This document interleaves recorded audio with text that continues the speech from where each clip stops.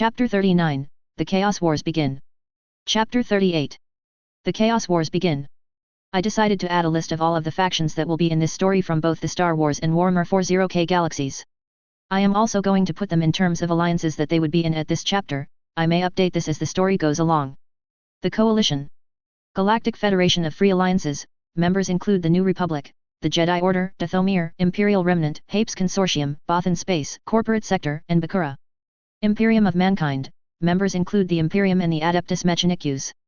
Forces of Chaos. Legions of the Dark Gods. Members include the World Eaters of Khurn, Emperor's Children of Slaanesh, Death Guard of Nurgle, Thousand Sons of Tsianch and the Night Lords of Shingai. Chaos Undivided. Other Chaos Legions including the Word Bearers, Iron Warriors, Black Legion, and the Alpha Legion. Independent Nations. Eldar Craft Worlds. Members include the known craft worlds of Alet-Ok, Altansar, Biltan, Il-Kaith, Lyndon, E-Bracel, Kalar, Lugganath, Siam Han, Ulthwi and MLOC. Possibly more. Chiss Ascendancy. Tau Empire. Mandalorian Sector. Orc Empires. Yuuzhan Vong Nation. Tyranid Hive Fleets. Alliance of Zonima Sekot, an alliance of Yuuzhan Vong and Fetorians on the living planet of Zonima Sekot. Necron. Hutt Space. Dark Eldar Raiders. Dissolved Empires. SSIRU v Imperium. Lord Inquisitor Silvermane stood on the command deck of the Imperium diplomatic cruiser, a lunar-class cruiser named the Emperor's Hand, watching the bluish swirls and movements of the wormhole as it continued its usual cycle. All around it was a mass of old platforms retrofitted with special equipment to keep the anomaly safe and stable. A little further out from the wormhole was a cluster of old freighters, guarded over by 3 Imperial-class star destroyers, ready to make their jump to his home galaxy with their precious cargo, hundreds of metric tons of Bacta. It took months to secure the trading agreements between the two empires, and Silvermane just hoped that the High Lords understood just how difficult it was. After 6 months of negotiating with the Galactic Senate, he came to the conclusion that the day he re-entered the mushroom-shaped Senate building again would be a day too soon. All they did was quarrel amongst themselves, 100,000 voices calling out at once to be heard within the maelstrom. Silvermane participated during the 13th Black Crusade. He had been in the thick of battle, gunfire had screamed past his ears, he had heard the near-deafening booms of artillery and orbital fire, and he could safely say that the Senate gave him a headache. They are on their way, my lord. Yes, Admiral, they are. Begin flashback. Honorable representatives of the Galactic Alliance, Silvermane boomed from his hover platform within the Great Chamber of the Alliance Senate. I come before you today as a representative from the Great Imperium of Mankind to give you a warning. The forces of chaos are on your doorstep. Even now they are gathering their armies and armadas for all-out war against your alliance. These murderers have been responsible for a number of unforgivable acts, from genocide to the destruction of entire worlds in our home galaxy. They cannot be reasoned with. As he spoke, he heard the senators begin to murmur amongst themselves. All had seen the evidence and knew exactly what the vile traitors were capable of, but I also come here today with an offer of help. We of the Imperium of Mankind have, Emperor willing, fought these monsters for over 10,000 years. We know how they fight, we know how they plan, and we know how to beat them. I come here today with an offer of alliance between our two galaxy-spanning empires, to that we can join forces and rid the universe of these monsters once and for all. A near-deafening round of applause sounded from the entire Senate. Every senator had risen from their chairs on their hover platforms and clapped their hands. Confident, the Lord Inquisitor sat back down on his chair and conversed with his fellow representatives. Along with him was the aging, half-mechanical form of Admiral Julius, Inquisitor Vallis, and the intimidating forms of 2 Space Marines from the dreaded Ultramarines, flanking them with their bolters held tightly against their chests. He looked out over the senators present and suppressed a shudder of revulsion. Many of the platforms were taken up by Xenos. Some, like the tail-headed Twi'lek and pink-skinned Zeltron representatives, were not so bad to look at, but others, like the Rodians and the Bith, made him feel physically sick. If he was in his home galaxy, he knew that his Marines would have raised their bolters and happily opened fire. Such actions would be suicidal in this situation, however, for both himself and the Imperium. He knew that even though they would probably win in a war of aggression, they would take almost crippling casualties. If I may step forward, Chief of State Omus. A soft, feminine yet firm voice echoed through the chamber, demanding the attention of all present, including the Imperium officials. The chair recognizes the representative from the sovereign nation of Nabo, Omus stated with a nod from his central podium. There was the snap of a clamp being released, and another platform hovered up into position alongside the Imperium's. Standing on the platform was the slender form of a woman, human, with long chocolate brown hair tied up in an elaborate hairstyle, dressed in flowing robes of purple.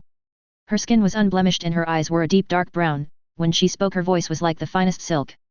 Lord Inquisitor, she said, locking her deep brown orbs with his, I have done extensive researching into the history of your Imperium and have to ask this simple question. Your empire has been known to be xenophobic, militaristic, highly religious, and has a reputation for being expansionist. How do we know that once this war with the forces of chaos is finished that you will not spin around and stab us in the back? There were sudden murmurs of agreement which echoed throughout the entire Senate chamber.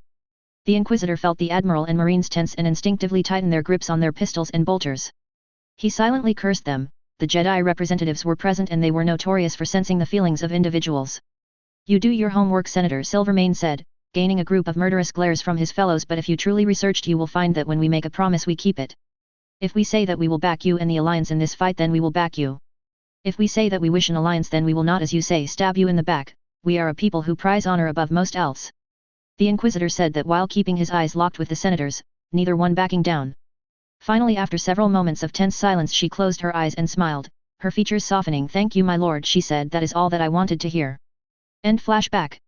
The rest of the session passed by with the Inquisitor answering the Senate's questions on how this trading and military alliance would affect them as a whole and in part. A month later the alliance was signed by the Chief of State, the High Lords, the GA Supreme Commander and an Imperium War Master. The name of this new alliance was known as the Coalition. As Lord Inquisitor Silvermane stood on the command deck of the Imperium diplomatic cruiser watching the cluster of freighters vanish into the wormhole, he found himself thinking about that young senator from Naboo and considering that if she had been born in the Imperium she would have become a fine Inquisitor. The reason? Not afraid to ask difficult questions. The Star Destroyer escorts came through the wormhole first. 3 Imperial Star Destroyers formed up in AV. They were followed by a cluster of freighters, each carrying a precious cargo of Bacta from one galaxy to the other. Meeting them at the other side were hundreds of warships and weapons platforms, their massive gun barrels and torpedo launchers aimed at the new arrivals.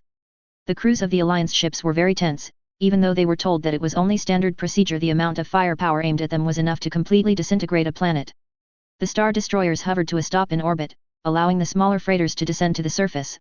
From orbit an honor flight of over 100 Thunderbolt starfighters launched from nearby space stations and fell into formation around the clumsy freighters, creating a protective blanket against any threat. The Imperium had worked on getting this cargo for far too long, they would not allow anyone to threaten it. As the freighters finally passed by the atmosphere they descended further, through the clouds and early morning mist towards their assigned landing point, a swath of towers and spires on the outskirts of the Imperial Palace with landing pads attached big enough for an Executor Star Dreadnought to comfortably land on. As the freighters landed their great rampways opened, allowing the teams of waiting tech priests and servitors to unload the precious cargo. Surrounding the landing pads was an entire Imperial Guard regiment and 2 companies of the Imperial Fist Space Marine chapter. The presence of so many soldiers made the Alliance crews nervous, but thankfully the exchange was made without any problems. 4 hours after they landed the freighters were unloaded and were making preparations to take to the air once more. Within the great Imperial Palace were the High Lord's meeting chamber, a massive room at least a mile long and a mile high. The walls were decorated with a great tapestry depicting events that took place during the Great Crusade. Statues of great warriors and imperial heroes stood against the walls once every 6 meters, their weapons held high in salute to the Imperium they fought and died for. In the center of the great meeting hall was the 12 High Lords of Terra, the leaders of the Imperium in the Emperor's absence, each one representing a major organization within the Imperium of humanity. The Alliance has stayed true to their word. The Lord of the Administratum, decked out in his green and black robes, said the Bacta has arrived and been exchanged without incident. If it wasn't for their pathetic bureaucracy it would have been done in half the time, the Master Inquisitor murmured, just loud enough for the others to hear. It cannot be helped, the Fabricator General replied, that is just the way they do things. Remember, Master Inquisitor, that the Alliance is not the Imperium. No, if they were the Imperium they wouldn't ally themselves with foul Xenos or use heretical AI. The Grand Provost Marshal shot, they are nothing but heretics and Xeno lovers. Why must we ally ourselves with them when we should be pounding them into the ground? Although the Alliance may look like nothing more than a bureaucracy, they are similar to us in that they control much of their own galaxy, their technology and military power is similar to ours, plus going to war against them would put a high strain on already thin resources. What heretical nonsense are you spattering? The Lord of the Astronomicon growled. We could crush them with a single crusade fleet. And where, my dear lord, would we find this crusade fleet? The Fabricator General shot back heatedly. In terms of territory and military power they are our equal, they do not have enemies on all sides, so their forces are not stretched thin like ours are. He speaks the truth, the Master Inquisitor added, if hesitantly. Do you truly believe that we can afford to make an enemy out of the Alliance in our current state? The Emperor is with us, the Astronomicon Lord replied. He will not allow us to be defeated.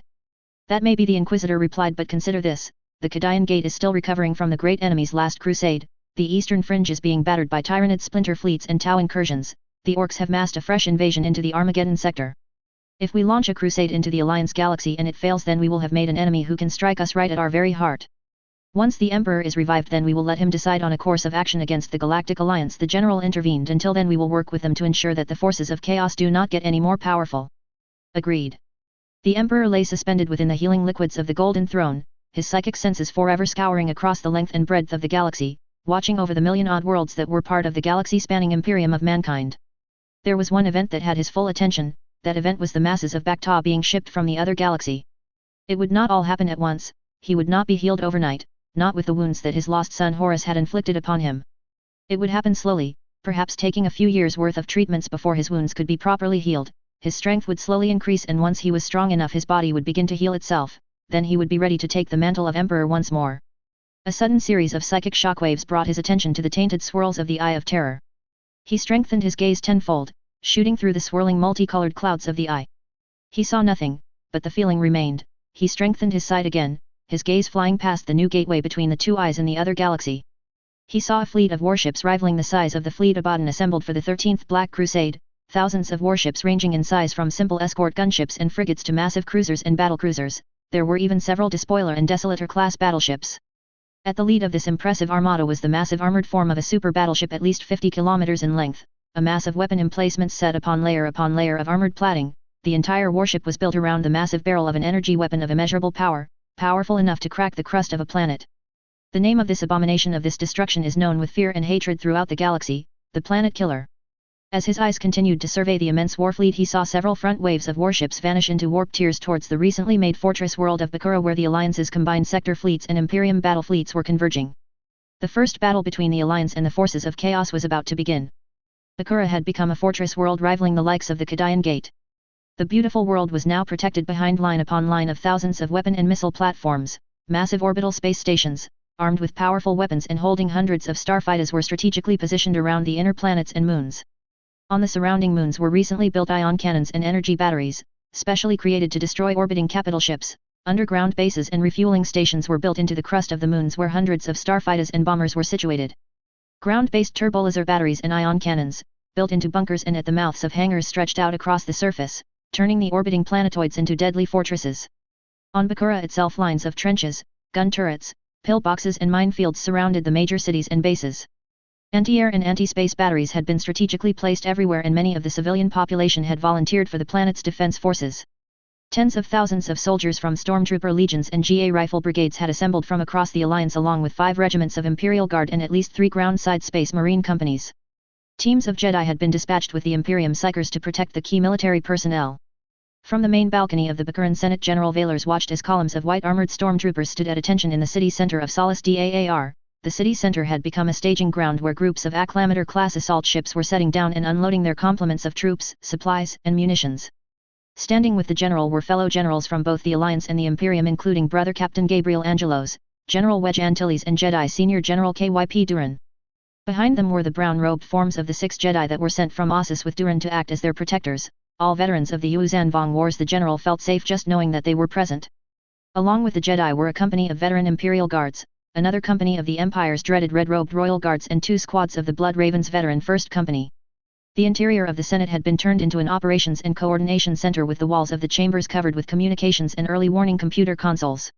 Along with normal operators and technicians were groups of Imperium astropaths, lounging in their chairs against ancient consoles.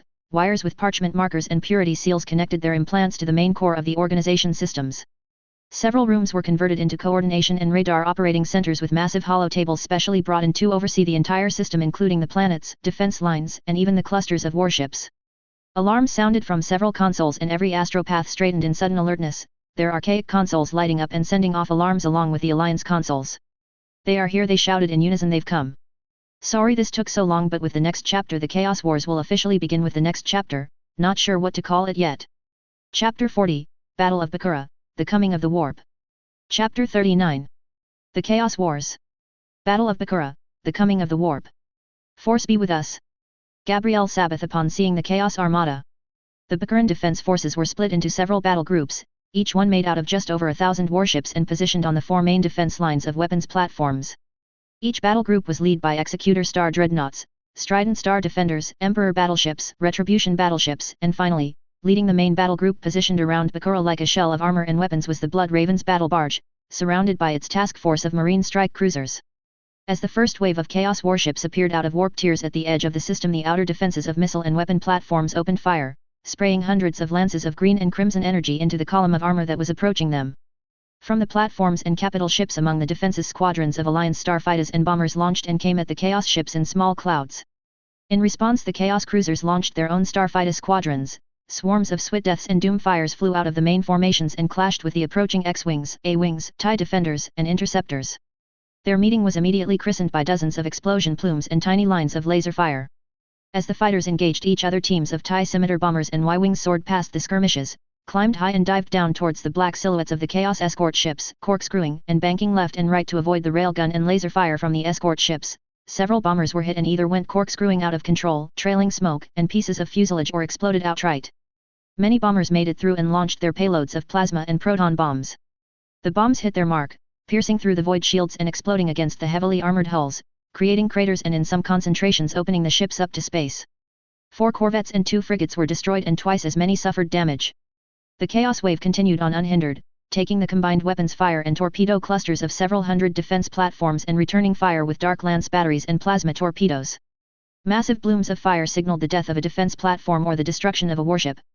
In the center of the outer defenses was a massive spire-shaped space station, armed to the teeth with 2 beam cannons, 50 heavy turbolaser batteries and over 100 smaller laser and ion cannons. On board the defense station, Commander Kollersk watched as his main crew of operators worked feverishly at their stations, speaking with the wing commanders and captains. The noise of the computer consoles, alarms, and people giving out orders was almost deafening. The Chaos task force is down to half strength. We've just lost platforms 10, 12, 15, 19, and 20 in the eastern flank. Launch the second starfighter wave. Bombers break for another run. Rear Admiral Tenets has reported the destruction of the Mothball and the Firefly. Commander, the second wave has arrived. I count at least 500 vessels ranging from gunships to battlecruisers. Kollersk turned to his holotable, ignoring the small crowd of strategists around it, and hit several buttons on the console, zoomed the hologram towards the warp-torn area of space. A column of black silhouettes 3 times the size of the first wave were rapidly approaching his defensive line, spraying barrages of lance fire into the line of platforms, destroying several more and hitting the space station. The entire superstructure shook violently from the assault and the shields flickered blue. Alarms sounded throughout the battle station, signaling that the shields were reaching critical. The bombers continued their runs, but their numbers were beginning to dwindle against the pure firepower of the second wave. Many were shot down by showers of railgun and las fire. The turbolasers of the platforms and central battle station continued to fire, destroying several more escorts and clusters of starfighters. We're not going to hold, Kollersk said as he shook his head. Order the starfighters and capital ships to retreat to the second line. Another series of explosions rocked the battle station, shattering the shields and pocketing the armored hull. Entire sections became open to space. Masses of equipment and people were spilling through the breaches. The commander found himself mumbling a prayer for each one of them. A shrill scream made the commander spin around to see one of the operators lying on the floor, blood gushing out of a deep wound in her chest. Looming over her was a truly horrific creature, a mass of purple and pink muscle, blood-soaked claws attached to wiry arms and legs, and a pair of warped eyes staring mercilessly at the commander. He drew his blaster pistol and fired several shots at the creature, the blaster bolts tearing through its flesh. Instead of dying, the monster vanished in wisps of red mist. Keeping his pistol drawn, he ran towards the fallen operator just as the Negai female took her last gurgling breath and died. A stream of screams and the sounds of ripping flesh brought his attention to the main crew pit, where operators were being torn down by yet more horrific demons, their claws and teeth digging into the operators left and right. Stormtroopers and riflemen spilled into the chamber, pouring blaster bolts into the demons. They jumped with supernatural grace and started clawing across the transparent steel walls and ceiling of the chamber, diving towards the soldiers and digging into them. The commander didn't cower as one of the demons dived at him. He leveled his blaster just as it dived towards him and pulled the trigger, spraying the daemon with crimson bolts and turning it into wisps of red smoke. He turned and was met as a long claw dug into his abdomen. He coughed up blood and leveled his blaster at the ugly mother's face, smiling as the blood trickled down the sides of his mouth. "I'm taking you with me, you ugly Sith-spawning bastard," he said as he pulled the trigger. As the Chaos Vanguard pushed through the outer line of defenses, the main fleet appeared at the edge of the system. Appearing through several hundred warp tears, the black mass of vessels blocked out the stars with their great number. From the command deck of his dreaded planet killer, Abaddon the Despoiler watched with pride as his Vanguard fleet made their way past the tattered outer defenses, tearing a massive hole in the front line. The smaller mass of preemptive strike vessels were now fast approaching the second line of defenses, which seemed to be weaker than the first. All that his view screens could see was a shell of weapon and missile platforms with no larger spherical-shaped battle stations among their number and none of their triangular warships. The second line was going to be easily broken. As the Vanguard approached the second line, the platforms opened fire with a powerful barrage of turbolaser, ion, and torpedo fire, destroying several escort vessels. Swarms of starfighters had engaged the fleet and were now dogfighting with their opposites, the space surrounding and within the fleet thick with las fire and explosion plumes. Once or twice a Chaos ship would explode from a successful bombing run of an Alliance bomber wing, but the fleet carried on. As they came within range of the second line, they were immediately assaulted by a sudden increase in the second line's fire. An increase that should have been impossible. As the War Master strained his eyes to see past the light show, he noticed distortions within the defensive line. A moment later, and a few dozen spherical-shaped masses appeared and added their incredible fire with that of the platforms surrounding them. Chaos warships vanished in plumes of fire left and right from the 100-plus added turbolaser batteries. A cruiser received a direct hit to its bridge and started drifting out of the line, trailing smoke and debris. The Chaos War Master had seen similar methods used before when he fought the Imperium. A few of the Corpse Emperor's followers had used cloaking devices to hide a few of their warships, but it had never been done at the scale that it was being used here. From the command deck of the Alliance flagship, a mammoth executor dreadnought christened as the Desolator, newly made Alliance Grand Admiral Dala watched with pride as the Golan 3 defense platforms deactivated their cloaks and opened fire upon the Chaos Vanguard. Dozens of escort corvettes and frigates were incinerated. Larger capital ships were either exploding or drifting, crippled, and out of the fight. She stopped herself from joining her bridge crew in a cheer of triumph. The battle had barely begun. The main mass of Chaos warships was approaching, their star-blocking mass similar in appearance to a massive monster ready to swallow the entire star system whole. "Captain, signal the battle group," she ordered to her second-in-command. "We're going to war." Her battle group was one of 4 massive armadas of warships within the Bakura system, tasked to defend it against the forces of chaos. Her force included the Desolator, 2 Strident-class star defenders, 50 Gauntlet-class star cruisers, 200 Imperial-class star destroyers, 200 Liberty-class Monday Calamari star cruisers, and over 1,000 escort vessels including Providence carriers, Victory star destroyers, Venator star destroyers, Nebulan B frigates, Trident frigates, along with a mass of other frigates, carriers, and corvettes. "Captain, prepare torpedoes and fire." "Yes, milady." Dala waited as her battle group launched their torpedoes. Thousands of small pinpricks were launched towards the Chaos Armada, seen to both sides as clouds of pin-shaped silhouettes. As they closed in upon the Chaos fleet, several hundred were intercepted by railgun and las fire from the Chaos escorts, but enough got through to do their job successfully. Instead of exploding on impact with the enemy ships, they exploded several kilometers away, spilling out thousands of small probe droids, their sensors upgraded to make them look like starfighters. They flew straight into the mass of Chaos warships, and the gunners saw them as starfighters on their sensors. Within moments, the outer waves of Chaos warships were firing upon each other with railgun, laser and lance fire. Escorts were vaporized left and right by mistaken shots from their supposed allies before the Chaos Sorcerers of the Thousand Suns were able to get things under control. By then, Dala's battle group had made a microjump, vanishing from their assembly point and reappearing within the Chaos Armada, every weapon battery firing continuously the moment they came out of hyperspace. Several Alliance ships accidentally collided with Chaos warships as they returned to real space, ramming their counterparts and exploding in deadly hails of fire and debris, either taking their opponents with them or leaving them seriously damaged. Swarms of starfighters escaped the Alliance's hulls, providing support for the capital ships with strafing and bombing runs. Dozens of Chaos vessels were destroyed before they could return fire. From the command deck of the Blood Ravens battle barge adjacent, Fury Commander Draduz watched as Dala's fleet vanished and reappeared from hyperspace within the Chaos Armada. Her tactics and strategy was impressive, launching thousands of decoys into the Chaos lines and confusing them before launching a quick surprise attack deep within their fleet formations. Now the Alliance was side by side with their Chaos counterparts, pounding each other at point-blank range in an amazing large-scale firefight. A sudden beam of destructive light shot out from the Chaos lines, incinerating everything in and around its path before colliding with the central battle station, reducing it and the defense platforms around it to their basic components.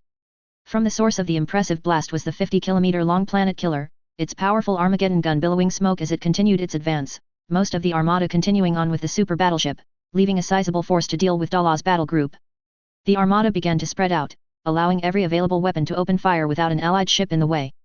Escort ships and defense platforms exploded under each other's barrage of weapons fire.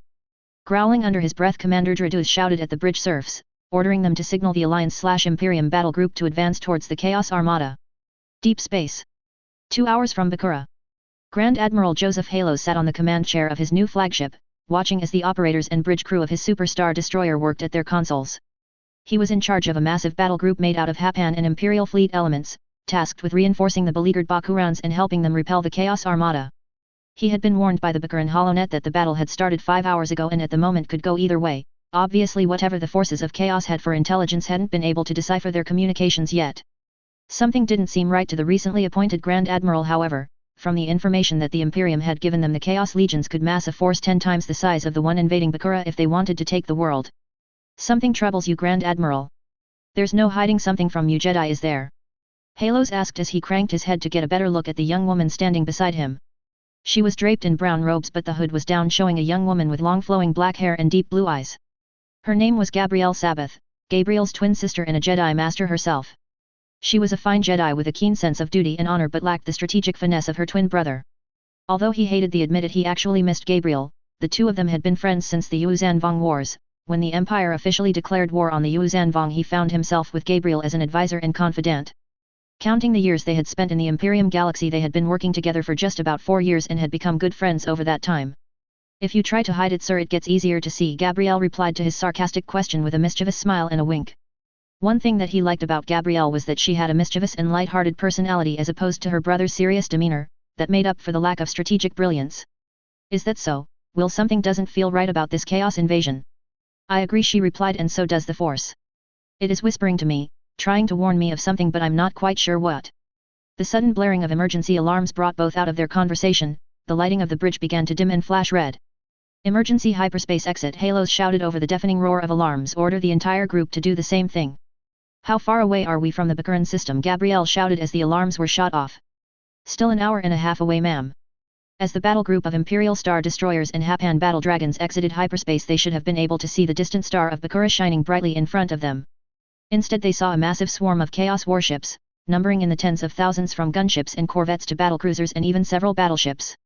"Force be with us," Gabrielle breathed as she stared in awe and terror at the array of destructive power arrayed against them.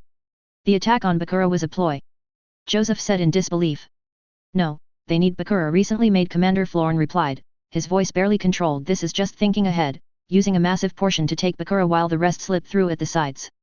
"All long-range turbolasers open fire," Halos bellowed. "Contact Baccara, tell them we won't make it to the party." "Yes, sir." "And contact Central HQ," Halos added. "We're going to need every fleet squadron they can muster to contain this." "We can't take on a fleet of that size," Gabrielle said, her voice barely a whisper. "I agree," Florin replied as the combined Hapan/Imperial battle group unleashed a powerful barrage of weapons and torpedo fire upon the surprised Chaos warships, incinerating several dozen escort vessels and cruisers. "With this force alone they can take every planet up to the Inner Rim before the Alliance could stop them." "Only if they pass our second line," Gabrielle replied, referring to a small line of 5 worlds located past Baccara. The positioning of the systems made them perfect to make an attempt at both containing the invasion if Baccara fell and counterattacking once the Alliance had regrouped. The small line of worlds included the systems of Benos, Giro, Catamasker, Gmalo, and Camia. Each world had been heavily fortified with both space and ground defenses in case Baccara did fall, and were designed to temporarily halt the Chaos advance until help from the coalition arrived. "Order the battle group to make a tactical withdrawal to Gmalo," Halos shouted as a portion of Chaos ships broke away from the almost sickeningly huge mass and advanced towards his battle group. "We'll regroup there and offer the second line our services." "Baccara, 11th hour." "My lord, the plan worked beautifully," Lord Sorcerer Gervinus said as he approached the War Master. He was a tall and lean individual. His ancient armor bore the colors and markings of the Thousand Suns, with blade-like spikes sticking out of his shoulders, kneecaps, and elbows. Curved blades were attached to his knuckles, specially designed to punch through armor and flesh. His staff was an ancient weapon looking like it was made out of twisted oak, with the 8-pointed star of chaos crafted at the top. From the eye visors of his bladed helmet was a pair of blood-red eyes which always seemed to shine with the ruinous powers. "Excellent, Gervinus," Zabadan said as he surveyed the immense battle taking place in front of him. The Chaos Armada had just broken through the third line of defenses and were making their way to the fourth, final, and most deadly line of orbital defenses surrounding the world known as Baccara. The battle was taking place everywhere, all over the system, with their own vessels were well mixed in with the defenders. Plumes of explosions and lances of weapons fire were everywhere. Starfighters swarmed around the thousands upon thousands of capital ships and escorts, either dogfighting with each other or strafing enemy ships. A Chaos cruiser cracked in two as it was hit by the firepower of 4 Imperial Star Destroyers. 2 Monday Calamari cruisers exploded within seconds of each other as they moved to try and intercept the planet killer, their strong shields no match for the 1,000-plus lance batteries dotting the immense hull of the monster. He saw massive Imperium battleships and similar-sized, sleeker Alliance dreadnoughts side by side with their Chaos counterparts, blasting each other with their impressive arsenals of port and starboard side weapon batteries. Defense platforms and battle stations continually firing their weapons and launching their missiles, destroying dozens of Chaos vessels and clusters of starfighters and bombers. The main bulk of the Armada was approaching the star system's asteroid field. Beyond that was the fourth line, and beyond that was the blue and green sphere of Baccara. The Chaos War Master smiled viciously, drawing his daemon sword and testing it with a few experimental swings. Now this is a battle. To a casual observer's eye, the asteroid field was empty, save for the thousands of asteroids that floated within it. It wasn't empty. Hidden within the asteroid field was the small silhouettes of missile frigates. Hundreds of the small ships lay hidden within the belt, their engines and running lights dark as to not draw attention.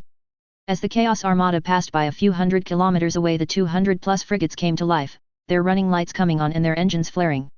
They rose out of the asteroid field and opened fire with their full arsenal of proton torpedoes, each frigate living up to its reputation and firing 1,000 each. The torpedo screen flew through the void and into the unsuspecting Chaos Armada, blasting over 100 escort and capital ship-sized vessels to pieces and damaging 3 times that number. As the Armada turned to engage the Imperium/Alliance battle group, led by the deadly form of the adjacent Fury, formed up into a dozen massive spears and plunged head-on into the Armada, allowing the missile frigates the chance to escape and rearm themselves at the few dozen orbiting rearming and refueling stations. Within a few moments the Armageddon gun fired again, destroying several dozen coalition warships before colliding with one of the main battle stations protecting Bakura, vaporizing it along with every orbital platform and warship around it. A large hole was created in the final line and a full squadron of 10 slaughter cruisers soared through it, taking the shots that the surrounding orbital defense platforms were throwing at them and launching their complements of assault ships and transports. Dozens of orbital strike pods were launched from torpedo tubes on the sides of the cruisers, their complements of Chaos Marines and elites screaming for death and destruction. The battle for Bakura had only just begun. Chapter 41, Raiders and Traitors. Chapter 40. The Chaos Wars. Raiders and Traitors. The Empire will hear of this. And they will send our fellow Stormtrooper legions to quell this rebellion. Stormtrooper Commander Jin. The main problem with the forces of Chaos is that they rarely use such a large force unless they are trying to hide an ulterior motive, Lord Admiral Halcyon said as he sat on a black throne-like chair looking over Supreme Commander Jalad Paulian of the GADF, High Jedi Master Corinhorn and Grand Admirals Garm Bel Ibli, Trieste Crayfay and Wedge Antilles. In this case I believe that small task forces will break away from their armada and start raiding lightly defended planets, hit and run. Attacks against major shipyards and ambushing supply convoys. So what you're saying, sir, is that they will also terrorize our territories through piracy and raiding, Antilles said. Yes, Grand Admiral, it is, Halcyon replied. They will also infiltrate your worlds and start up violent cults, slowly rotting your empire from the inside out through bloody rebellions and revolutions. It has been reported that entire armies have turned traitor and entire worlds went rogue far away from the actual offensive. So basically we might not be able to move reinforcements around to strengthen the defenses in the spur, Bel Ibli said simply. We may have to mobilize several reserve fleets into the Shiridiku spur. What about your clone legions? Halcyon asked, hesitating slightly before speaking their name. Are they ready yet? The Kamino facilities report that 100,000 clone units are completed and ready to go, with 1 million more ready within the next 3 months, Horn said. The Jedi had been recently tasked with preparing the clone legions for battle. Since before the war began the Jedi had been asked by the Chief of State to become officers once more. They had expected the Jedi to say no because of the Clone Wars, but instead they accepted and many volunteered to become generals and commanders. When can we expect your Crusade fleet to join the fight, Lord Admiral? Grand Admiral Ibli asked.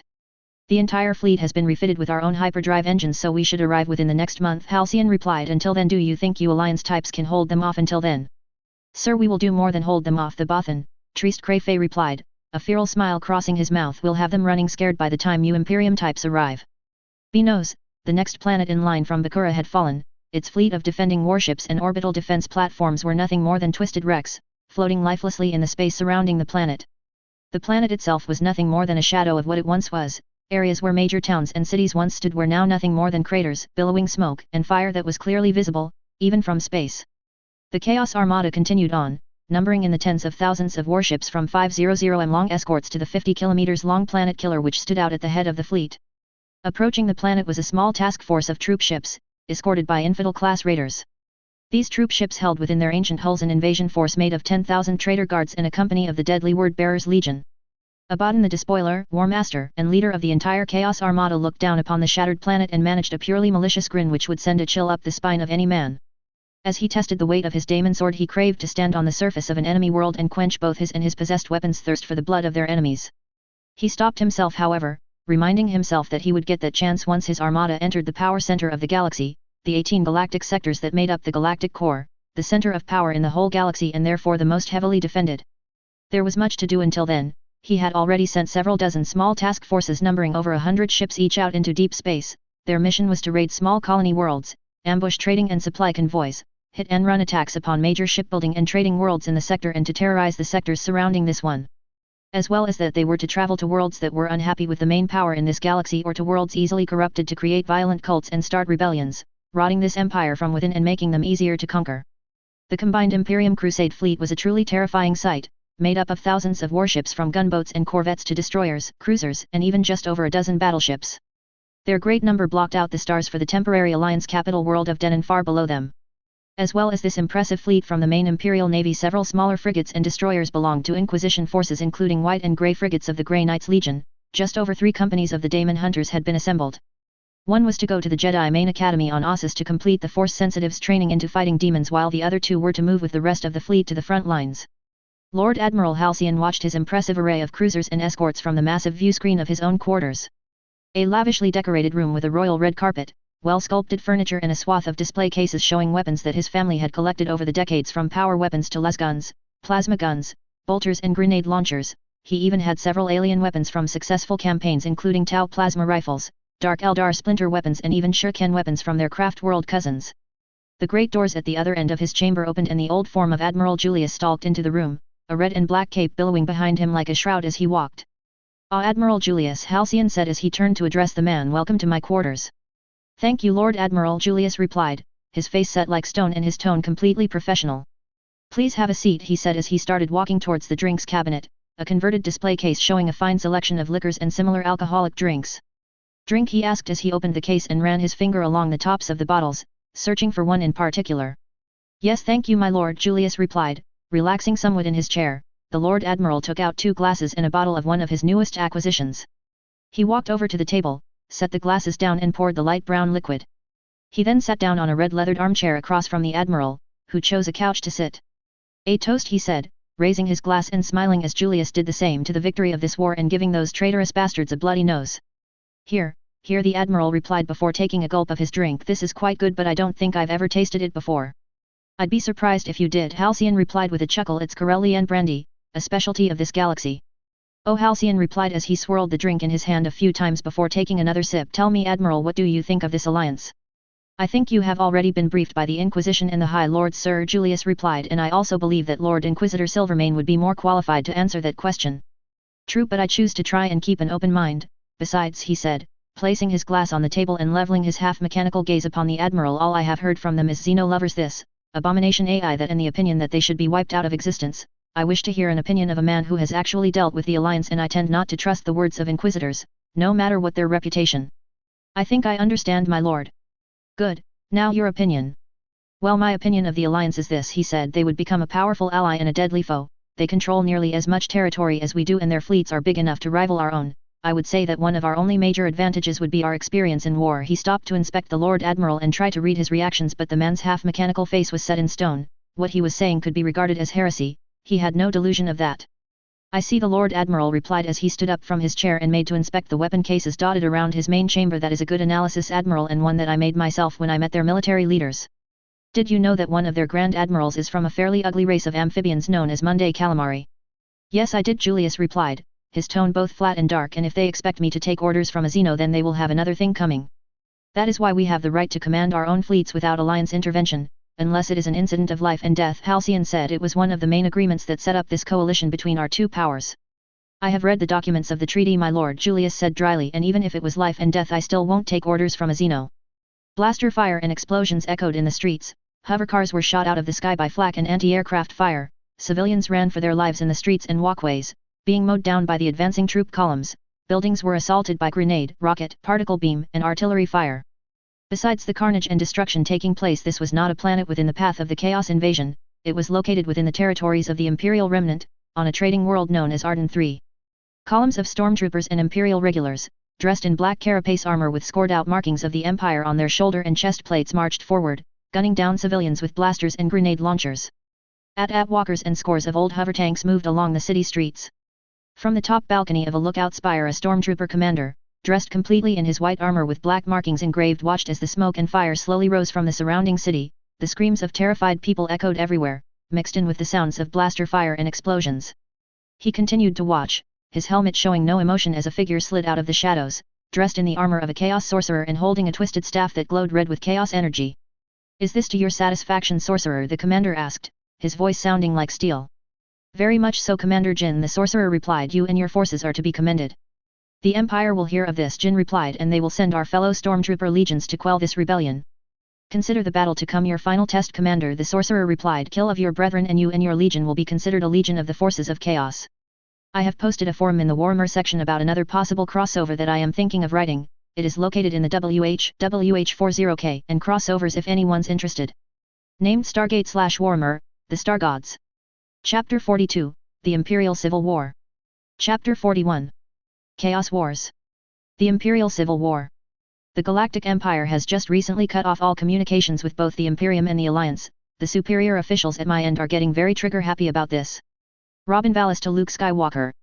The Jedi Temple of Ossus had changed since before the start of the Chaos Wars. Its surrounding courtyards and outer perimeter was dotted with dozens of flak cannons, air defense towers, ground-to-air turbolaser batteries and ion cannons. The entire region where the temple was located was safely protected by not just a planetary shield but a smaller deflector shield as well. A small flotilla of star destroyers and frigates defended the planet from any threats from space, and a full battalion of the Jedi's own newly reborn Antarian Rangers stood guard against any possible threats. A stream of countermeasures that many prominent Jedi Masters thought were unnecessary, but the Inquisition/Jedi Order representative, Inquisitor Robin Vallis, had insisted upon it and had also been the one to ask the Senate for a reincarnation of the Jedi Order's legendary Antarian Rangers, a small Jedi-backed army who were first commissioned during the Sith Wars and were known to exist up to the Clone Wars, where most of their number were lost in the battles of that time, to both fight beside the Jedi as well as acting as their bodyguards and defenders on the battlefield. Once they had been commissioned, thousands of applicants from both the civilian populations and the military signed up to protect and fight beside the guardians of the GA. As Inquisitor Vallis walked down the majestic corridors of the new Jedi Temple, exchanging salutes with Antarian Rangers and slight bows with passing by Jedi, she had realized that she had come to see this place as like a second home. The temple was as much similar to an academy as it was holy ground, with young Force-sensitive students and younglings numbering in the hundreds learning the ways of the Force from instructors and teachers including diplomacy, lightsaber training, healing, basic Force usage, galactic history, piloting and combat strategy. She was walking down the main learning wing now, looking for someone in particular, the founder of this order and the Grand Jedi Master, Luke Skywalker, whom she heard from a few Jedi that he was teaching a group of advanced students lightsaber forms. She found him in a large-scale classroom, walking among the children who ranged from human to several different xeno races, wearing large pilot helmets with tainted visors and wielding training lightsabers. Feel the Force flow through you, ignore all of the distractions and clear your mind, Luke said as he walked among their number, watching as they calmly and precisely intercepted stun bolts from hovering spherical training drones. That's good, you're all doing well. Master Skywalker. Come in. Inquisitor Luke beckoned to her psychically, his attention still on the practicing younglings. I don't mean to intrude. It's quite all right. Hesitantly the Inquisitor entered the room at a brisk walk, and coming up beside the towering, sandy-haired Grand Master began whispering the reason for her visit. My apologies for the intrusion, but I require your opinion about something. Such as? The Galactic Empire has just recently cut off all communications with both the Imperium and the Alliance. The superior officials at my end are getting very trigger happy about this, she said as she passed him a datapad, which was showing several streaming reports between Imperial commanders and admirals. I hacked into the Imperial communications system to see what is happening and I don't like it. I know, Luke replied before bringing his attention back to his class. May I have your attention for a moment, little ones? As the 20+ students within the classroom turned off their training sabers and moved to take off their helmets, some tucking them under their arms while others simply held them limply in their hands. The Inquisitor was both surprised and worried about the Grand Master's sudden address of the students in the middle of her explaining of such a volatile situation. Master Skywalker, she asked telepathically, her psychic voice straining to keep calm. What are you doing? Luke turned to her and flashed a lopsided grin before replying to her question, but not through any psychic form of communication. Teaching, he replied, drawing a stream of giggles and chuckles from the students. It was only then that the Inquisitor found that the children heard her psychic communication and quickly found her checks taking on a shade of red. It appears that we have a small problem that requires your sharp minds. Go on, Inquisitor, slot the data chip into the hollow table in the center.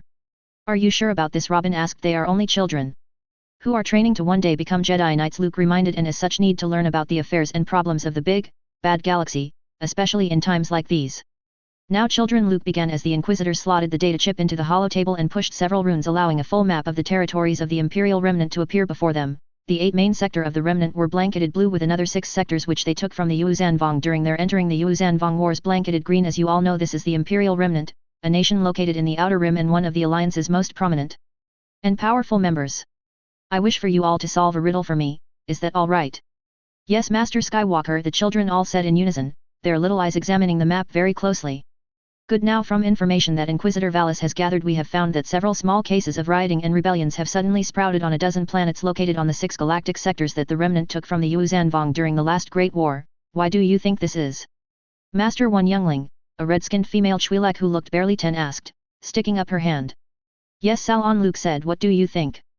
Could these cases of civil unrest be because of unhappy populations? She asked rather timidly. I mean, well, almost everyone knows of the tyranny the Empire put the galaxy through under the Sith Emperor. That is a good answer, Salon, Luke replied, much to the Inquisitor's surprise, and if it was during a time of peace then I would probably make the same assumption, but as you all know, a war has begun between the nations of the Coalition and the forces of chaos in the Shirai Toku Spur. And the Empire now is much different than the Empire then, Sally, another youngling added. So maybe these cases of civil unrest and rebellion could be put into motion under the Chaos Force's influence, a human boy ventured. Well said, Cloud. Then why doesn't the Empire ask for help instead of trying to keep it secret? A young Zeltron male asked. Because it would make them look weak to their allies, another, a human girl with long raven black hair, replied with a playful smirk. You can be so naive at times. Luke chuckled as the younglings continued to debate before silencing them with a raised palm. Very well done, now all of you back to your lightsaber practice, I'll be back in a moment. As the children returned to their practice, Luke and Robin exited through the door and stopped in the lead corridor. Sometimes in order to see through things you need the open-minded approach of a learning child, he explained before the Inquisitor could ask the question, and I feel that they are right on the matter. How Chaos agents have gotten that far away from the main battle in such a short span of time I have no idea. It has indeed been done quicker than previously thought, Valis replied. Should I contact the Coalition High Council? I sense that they already now, Luke said, and I also know that with the likes of the Moff Council and the Imperial Admiralty they will want to take care of this on their own. He pondered about this for a moment before turning back to the young woman. But tell them anyway, just to be on the safe side. The Moff Council, the ruling body of the Imperial Remnant without an emperor, had been quick to react to the sudden loss of the planet Arden III, and after consolidating with Supreme Commander Jalad Paulian sent a full superiority fleet, designated Night Squadron, to retake the trading hub. The squadron was made of 10 star destroyers of the Imperial II class, with a small cluster of Nebulan B frigates and Tartan-class gunboats, all protecting a small cluster of 3 Acclamator-class assault ships. Within the hulls of the assault ships was a small invasion force made of a full division of 5,000 Imperial regulars, a legion of stormtroopers and a small armored corps of assault and artillery walkers. As the fleet exited hyperspace they were immediately brought under fire by the 5 Imperial star destroyers of the Arden Defense Forces. The destroyers' once light grey hulls were now engraved with black swirling runes and markings. The ships of Night Squadron formed up into a wedge and charged the defending fleet, taking long-range turbolaser fire from the traitor ships and ramming through their lines. A Nebulan B took a direct hit to its central walkway, severing it and leaving the bridge and engine compartments floating in space. The front star destroyer took the brunt of the bombardment, but with the close proximity of its support ships adding their own shield power to their mothership, the shields held. Once through, the star destroyers and their escorts fired every available weapon battery upon the traitor vessels. Hundreds of lances of green and ice blue light sliced out from the cluster of warships and collided with the shields of the enemy warships. One by one the shields of the traitor destroyers shattered and their hulls began taking the brunt of the bombardment. One by one they either started to drift out of their tattered formation, trailing smoke and debris, or died outright, exploding in an amazing bloom of fire and debris. With the defensive fleet gone, the star destroyers of Night Squadron took up positions orbiting the planet, blockading it and not allowing anything in or out. From the hangars, teams of LAAT gunships descended down towards the planet under the protective orbital bombardment of the star destroyers. Their mission was to prepare the way for the main force, which would land by the kilometer-long troop ships. The gunships, each packed with a squad of specially trained stormtroopers and a dark trooper, dived into the upper atmosphere of the planet, looking to any ground-side surveyors like 100 small meteors breaking through the flaming atmosphere and punching holes through the clouds. Their target was a large military and aerial base located 20 kilometers away from the planet's capital city. Anti-air fire from AD towers and flak cannons flared, filling the skies with red streams of las fire and small clouds of destructive black smoke. Several LAAT gunships were hit and turned into flaming fireballs of spinning metal and debris. The survivors straightened out and started performing strafing runs on the air base, destroying TIE fighters before they could even get off the ground and silencing air defense batteries. They all turned, and while some continued their strafing runs, others landed in relatively clear areas, unloading their stormtroopers and dark troopers. The monolithic battle droids activated their jump packs and flew high into the sky before falling back down to Earth, their blast cannons firing continuous streams of blaster bolts, downing traitor stormtroopers and ex-Imperial regulars. This allowed the loyal stormtroopers to charge the bewildered and confused enemy, and before long the entire air base was being fought over with traitors and loyalists mixed in everywhere. The mission was to take the air base as intact as possible, making sure that the main hangars, runways, and command structures suffered minimum damage. Within 3 hours of the battles commencing, the base had been successfully wresting from the traitors' hands, and in the main landing zone over half a dozen assault ships were landing and releasing their contingents of stormtroopers and more numerous Imperial regulars. The perimeter to the base was heavily fortified with anti-infantry and vehicle gun turrets, pillboxes, and hastily put up barbed wire. The remnant had its beachhead. Luke knew that something was wrong the second he walked into his quarters.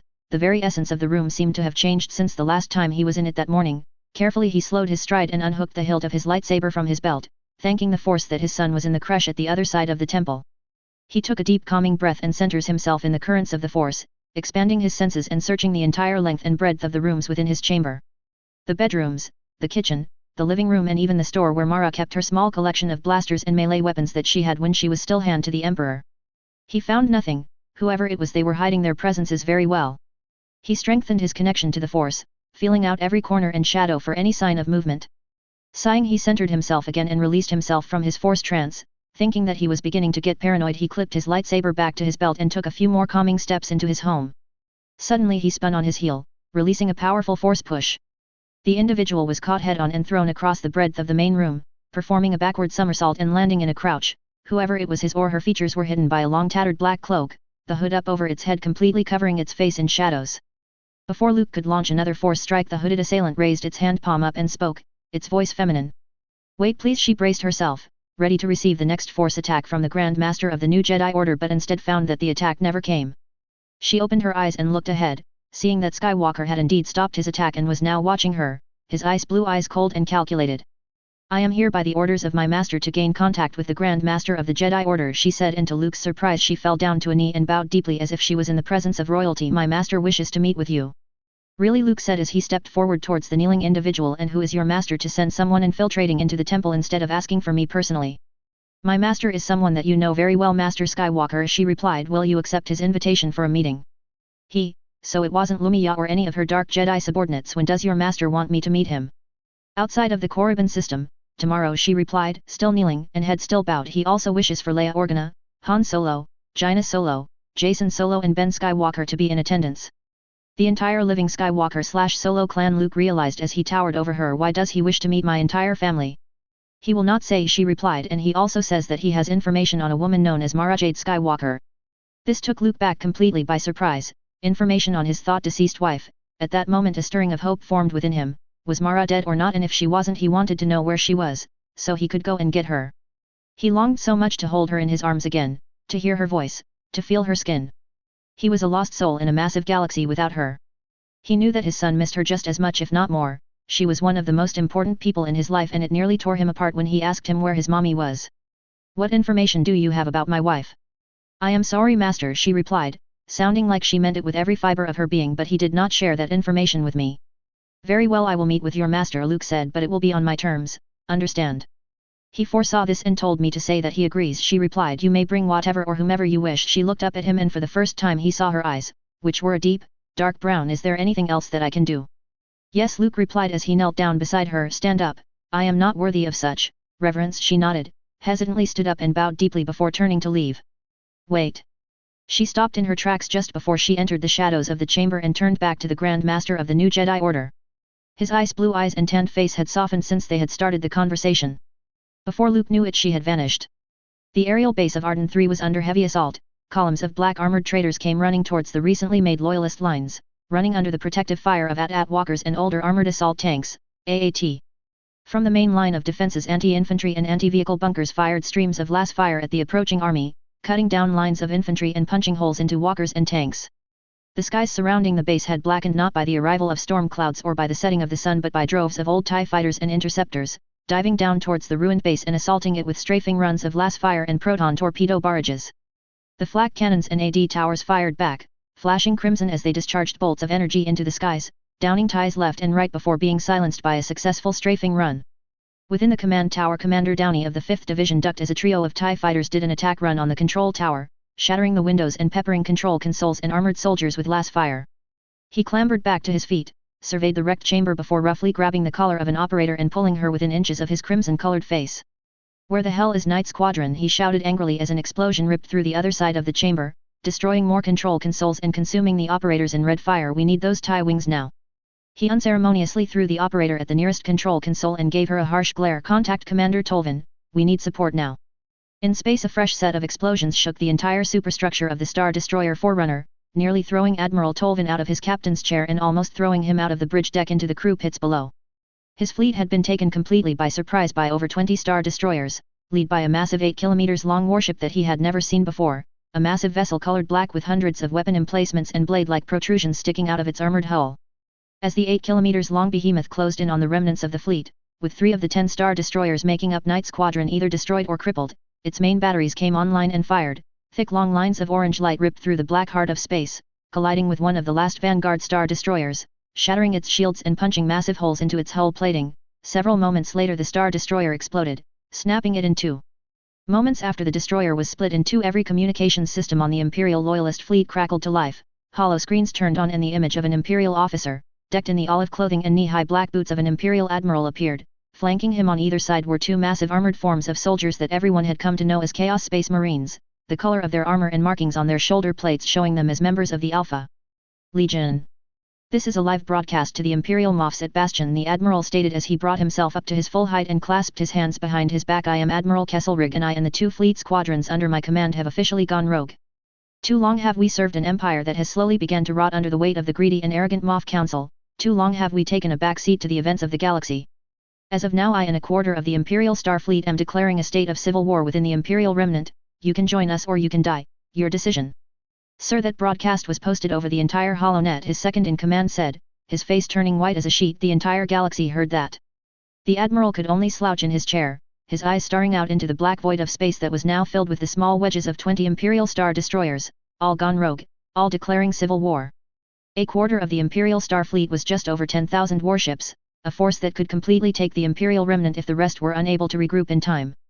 "Order the troops on the surface to evacuate immediately," the Admiral finally said. "We'll hold this position for as long as we can." On the ground the order was given to evacuate, and evacuate the Loyalist forces did, initiating tactical withdrawals. The front line was first to retreat, being offered cover fire by the second line, who then withdrew under the cover of the third. Before long every soldier of the 5th Division was retreating through the ruined structures of the air base with traitors hot on their heels, shooting dozens in the back with blaster fire. TIE squadrons came down in droves, peppering the air base's alleyways, killing dozens in continuous, endless attack waves. Out of the 5,000 soldiers making up the Loyalist division, only an even 1,000 made it to the assault ships, who were taking a beating from continuous strafing runs, their shields held firm against the barrages. However, the Imperials ran up the runways, leaving vital vehicles and equipment behind before the Acclamators took to the skies, their anti-air laser turrets and turbolaser batteries firing furiously at the harassing TIE fighters. The scene in orbit was not much better. Night Squadron had lost another 2 Star Destroyers since the order was given, including the forerunner to a successful barrage of lance fire from the Chaos Grand Cruiser leading the traitor fleet. As the troop ships broke orbit, one was caught between 3 traitor Star Destroyers, its shields fractured and its hull armor melting under the assault, turning it into a burning comet, plunging back down towards the planet's surface. The tattered remnants of Night Squadron began their retreat from the planet's orbit and jumped to hyperspace, but not without losing another Star Destroyer to combined turbolaser fire from the traitors. The first battle of the Imperial Civil War had officially ended and a victory went to the Chaos-backed rebels. The Moffs, who were outraged by this betrayal, recalled every loyal fleet squadron from the Imperial and Outer Rim territories. The fresh battle group set to be transferred to the Chaos-besieged Shirai Toku Spur had been rerouted to Bastion along with several of the newly built Imperial 3-class Star Destroyer fleet squadrons. Until this civil war was ended, the Imperial Remnant was temporarily out of the war. Similar rebellions had cropped up all over the galaxy, mostly in the Outer Rim and colony regions, but also further to the heart of the galaxy. Smaller rebellions had been reported in the corporate sector, the Mid-Rim, even in the Hapes cluster. These were far less organized by the standards of the Imperial Codetta and were easily brought under control, but not without rerouting fleets and troops to these trouble spots and slowing down the reinforcements to the spur, which was what the forces of chaos wanted. Now was the time to strike with everything that the War Master had. Now was the time to push the GADF and their Corpse Emperor allies all the way back to the core worlds and take the expanse for their own. He ordered that an armada of 5,000 warships be gathered at Benos and prepare to take Kamia. Little did the War Master know was that the Imperium Crusade fleet would reach the planet much sooner than previously thought. Thanks to the Alliance hyperdrives that were installed, they would arrive 2 days before the Chaos Armada, thus evening the odds.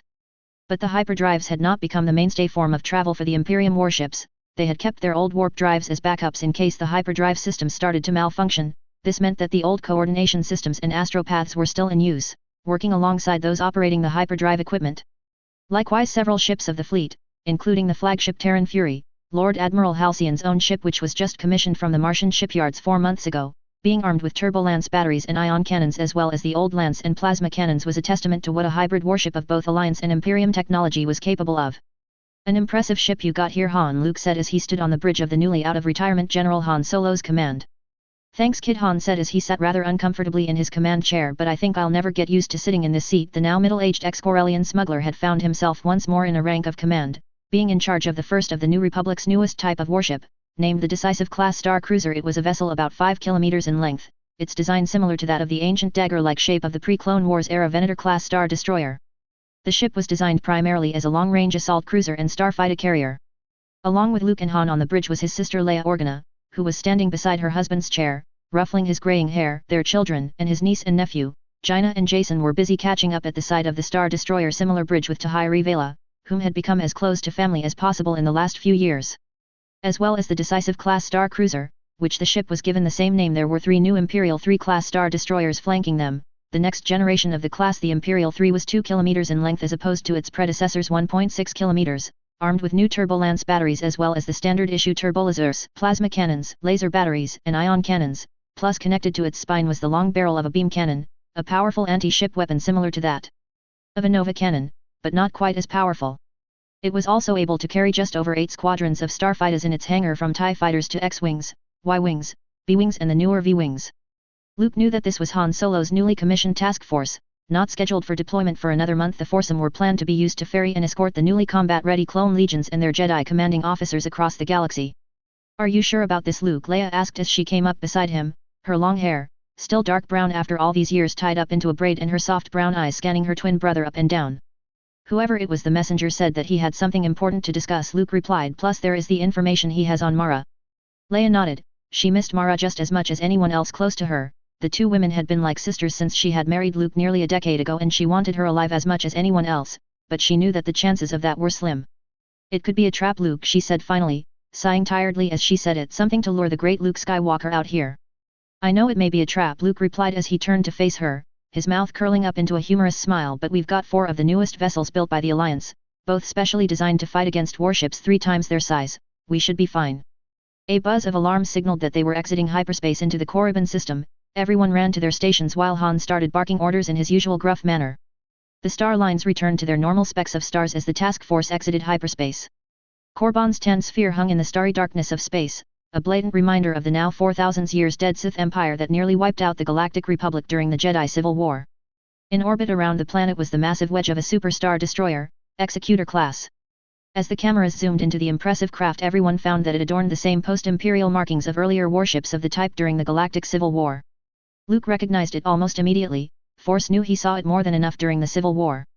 It was the Executor, or at least a star dreadnought that looked like it. The COMM units came to life with the crackle of static, and a holographic form of an individual dressed in black robes which covered his or her entire body appeared before the group. She looked up, illuminating the shadows of her hood, only for Luke to see that it was the same Twi'lek force sensitive who had given the message to him just yesterday. "My master will arrive to meet with you personally," she said before vanishing. From the hangar bay of the Star Dreadnought came a Lambda-class shuttle, flanked by a cluster of 4 ARC-170 starfighters.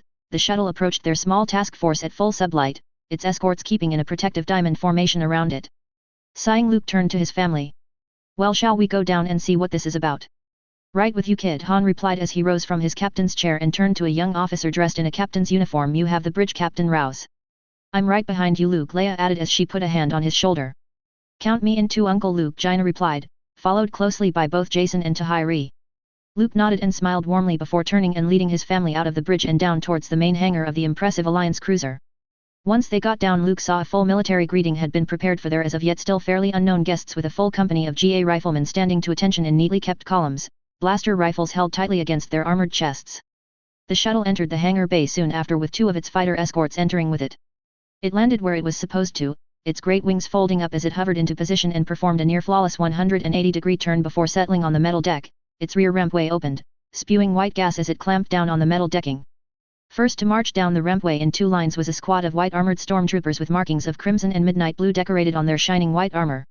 Next were 2 beings dressed in midnight blue robes, shadowing both their forms and their faces. They too stepped to the side. Then there was the sound of heavy, mechanical breathing, and the entire room felt like it chilled by several degrees. The riflemen fidgeted nervously in their column, and Luke felt everyone involuntarily reaching for the triggers and activation switches of weapons. He put a stop to that by beginning to walk forward, not breaking his stride as a figure, dressed in familiar black armor with a long black cape draped around his shoulders, descended the rampway, the clank of metallic boots making several of the less experienced soldiers in the welcoming columns jump. He heard gasps of surprise and fear resound through the hangar. Everyone from soldiers to officers to pilots had stopped what they were doing to look upon the man who had entered the hangar bay. His own family, Leia in particular, looked to be in a state of shock as he stopped a couple of feet away from the armored form of Darth Vader, the 2 black-robed force-sensitive beings coming in and flanking him. "Father," Luke greeted, trying not letting his surprise and shock show and failing miserably. "Luke Anakin Skywalker," replied, his mask completely unreadable. "You've grown." Chapter 43, Return of the Chosen. Chapter 42. The Chaos Wars. Return of the Chosen. "And yet I'm sitting right here in front of you. Besides, with all the other things like other dimensions and demons becoming more than mere myth, why not just add in the revival of the dead?" Anakin Skywalker to Leia Organa. The briefing room of the Decisive was a large octagonal chamber with its walls made out of dark grey transparent steel and its floors made out of black marble. A large viewport was situated on the far wall showing Korriban and the Star Dreadnought resting in its orbit. Within the chamber was an octagon-shaped briefing table with the small tip of a hollow projector nestled in its center. Sitting in the 8 chairs were Luke Skywalker, Leia Organa, Han Solo, Jaina Solo, Jason Solo, Tahiri Vela, and finally the black armored form of Anakin Skywalker. So then Leia said, her face set in stone, "How exactly are you alive?" "We're not sure," Anakin replied as he took off his helmet, gaining several gasps from those in the room who had never met him before. Luke sat there stunned. Instead of the badly burned face that he remembered on the second Death Star, there was a man who looked around his age with a ruggedly handsome face, tan skin, and intelligent ice blue eyes. His curly hair reached down to his shoulders and was a dirty blonde, but I believe that it had something to do with the birth of the second Eye of Terror. "What do you mean?" "Well, you all know about the galaxy-wide effects that took place after the thing came into being, right?" he asked, gaining a collection of nods from everyone around the chamber, including Luke, who nodded with a slight grimace. It was the same time that Mara had vanished. How known after effects included a massive increase in wormholes, demons appearing across the galaxy, and a mass of shockwaves that made every psyker, both of the Force and of the Warp, feel its effects. "Of course," Leia replied, her face still set in stone but her emotions boiling over like a volcano. "Well, it appears that another result was that the lines between the living and the dead has been shattered," Anakin replied. "The dead are returning to life." "You can't be telling the truth," Leia replied, speechless but defiant. "That's impossible." "And yet I'm sitting right here in front of you," Anakin pointed out. "Besides, with all the supposedly impossible phenomena like other dimensions and demons becoming more than mere myth, why not just add in the revival of the dead? Anyway, the netherworld is under threat from this second eye just as much as the living galaxy," Anakin continued. "It's infested the chaos region of the Force like a cancer." "Chaos region?" Jaina repeated. "Isn't that a region in the afterlife where all of the evil beings go when they die?" "Exactly," Anakin replied. "Sith Lords, Dark Jedi and others of the like reside there after death." "Which means that the forces of chaos now have a foothold in the chaos region," Luke said, grimacing at the thought, "and a pool of dark side talent to draw from." "Well said, Luke," the elder Skywalker replied, "and the arrival of an unknown entity has upset the balance of the Force. I am here for 2 reasons, to help you to stem the tide of the chaos invasion and to look for my fellows." "Your fellows?" Leia asked with a raised eyebrow. "People have been vanishing from the netherworld without a trace." "Just vanishing," Anakin replied, his tone both grave and worried. "Many of whom were friends of mine in life. I have betrayed them already in my lifetime. I will not betray them again." "Luke, how many of you are there?" Han found himself asking. "At the moment there are 200 of us," he replied, along with a number of soldiers and naval personnel. "We control a strike force made out of 30 old Venator Star Destroyers, another 30 Providence Carriers, 3 Eclipse Star Dreadnoughts and finally the Executor." "Eclipses?" Luke asked in disbelief, remembering the 17 kilometers long black painted behemoths that smashed through the New Republic fleets during the latter stages of the Galactic Civil War. One thing that he remembered the most was the super lasers built into their spines. "How did you get your hands on those?" "The Emperor kept several worlds and shipyards in the unknown regions," Anakin explained. "These facilities were kept secret to the extent that only myself, Palpatine and the Grand Admiralty knew of their locations. He kept these stores just in case the Yuuzhan Vong managed to break through the combined Imperial Starfleet and spearhead into the Galactic Core." "You got these ships and weapons from these shipyards?" Leia asked.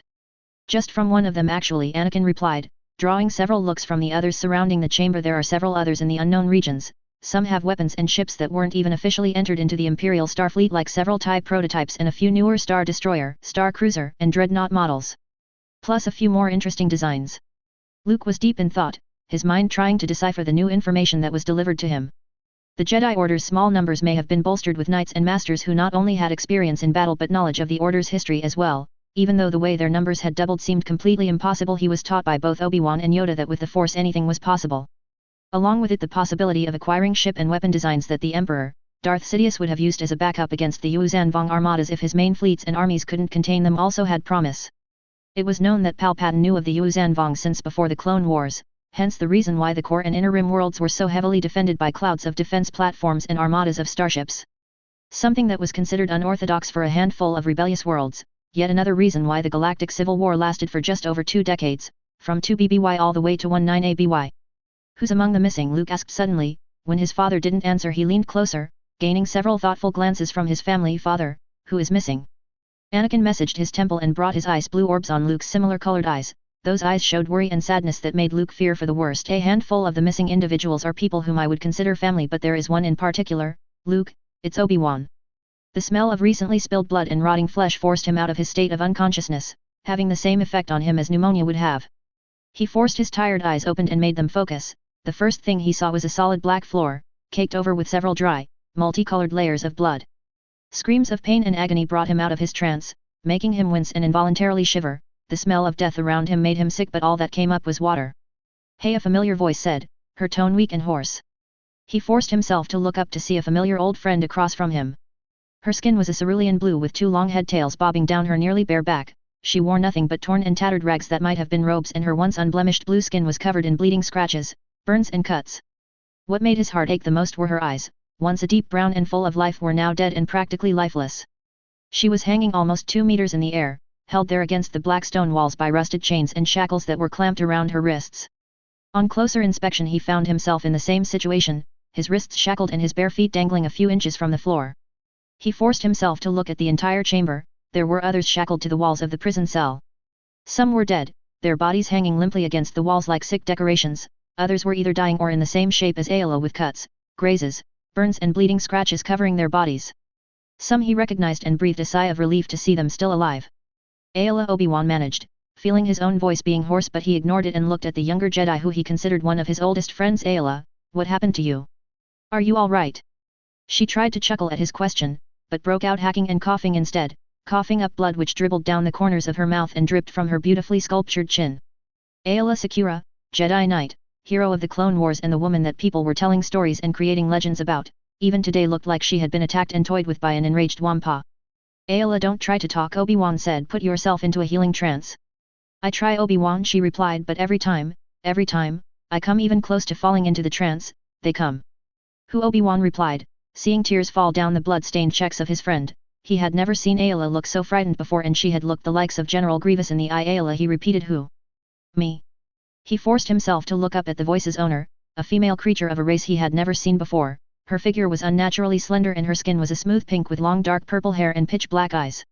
Wearing skimpy leathers that wouldn't even be considered a bikini, the coiled-up form of a black, bladed whip hanging to her waist and a pair of ragged featherless wings wrapped around her that reminded the Jedi Master of a pair of wings from mythical creatures like dragons.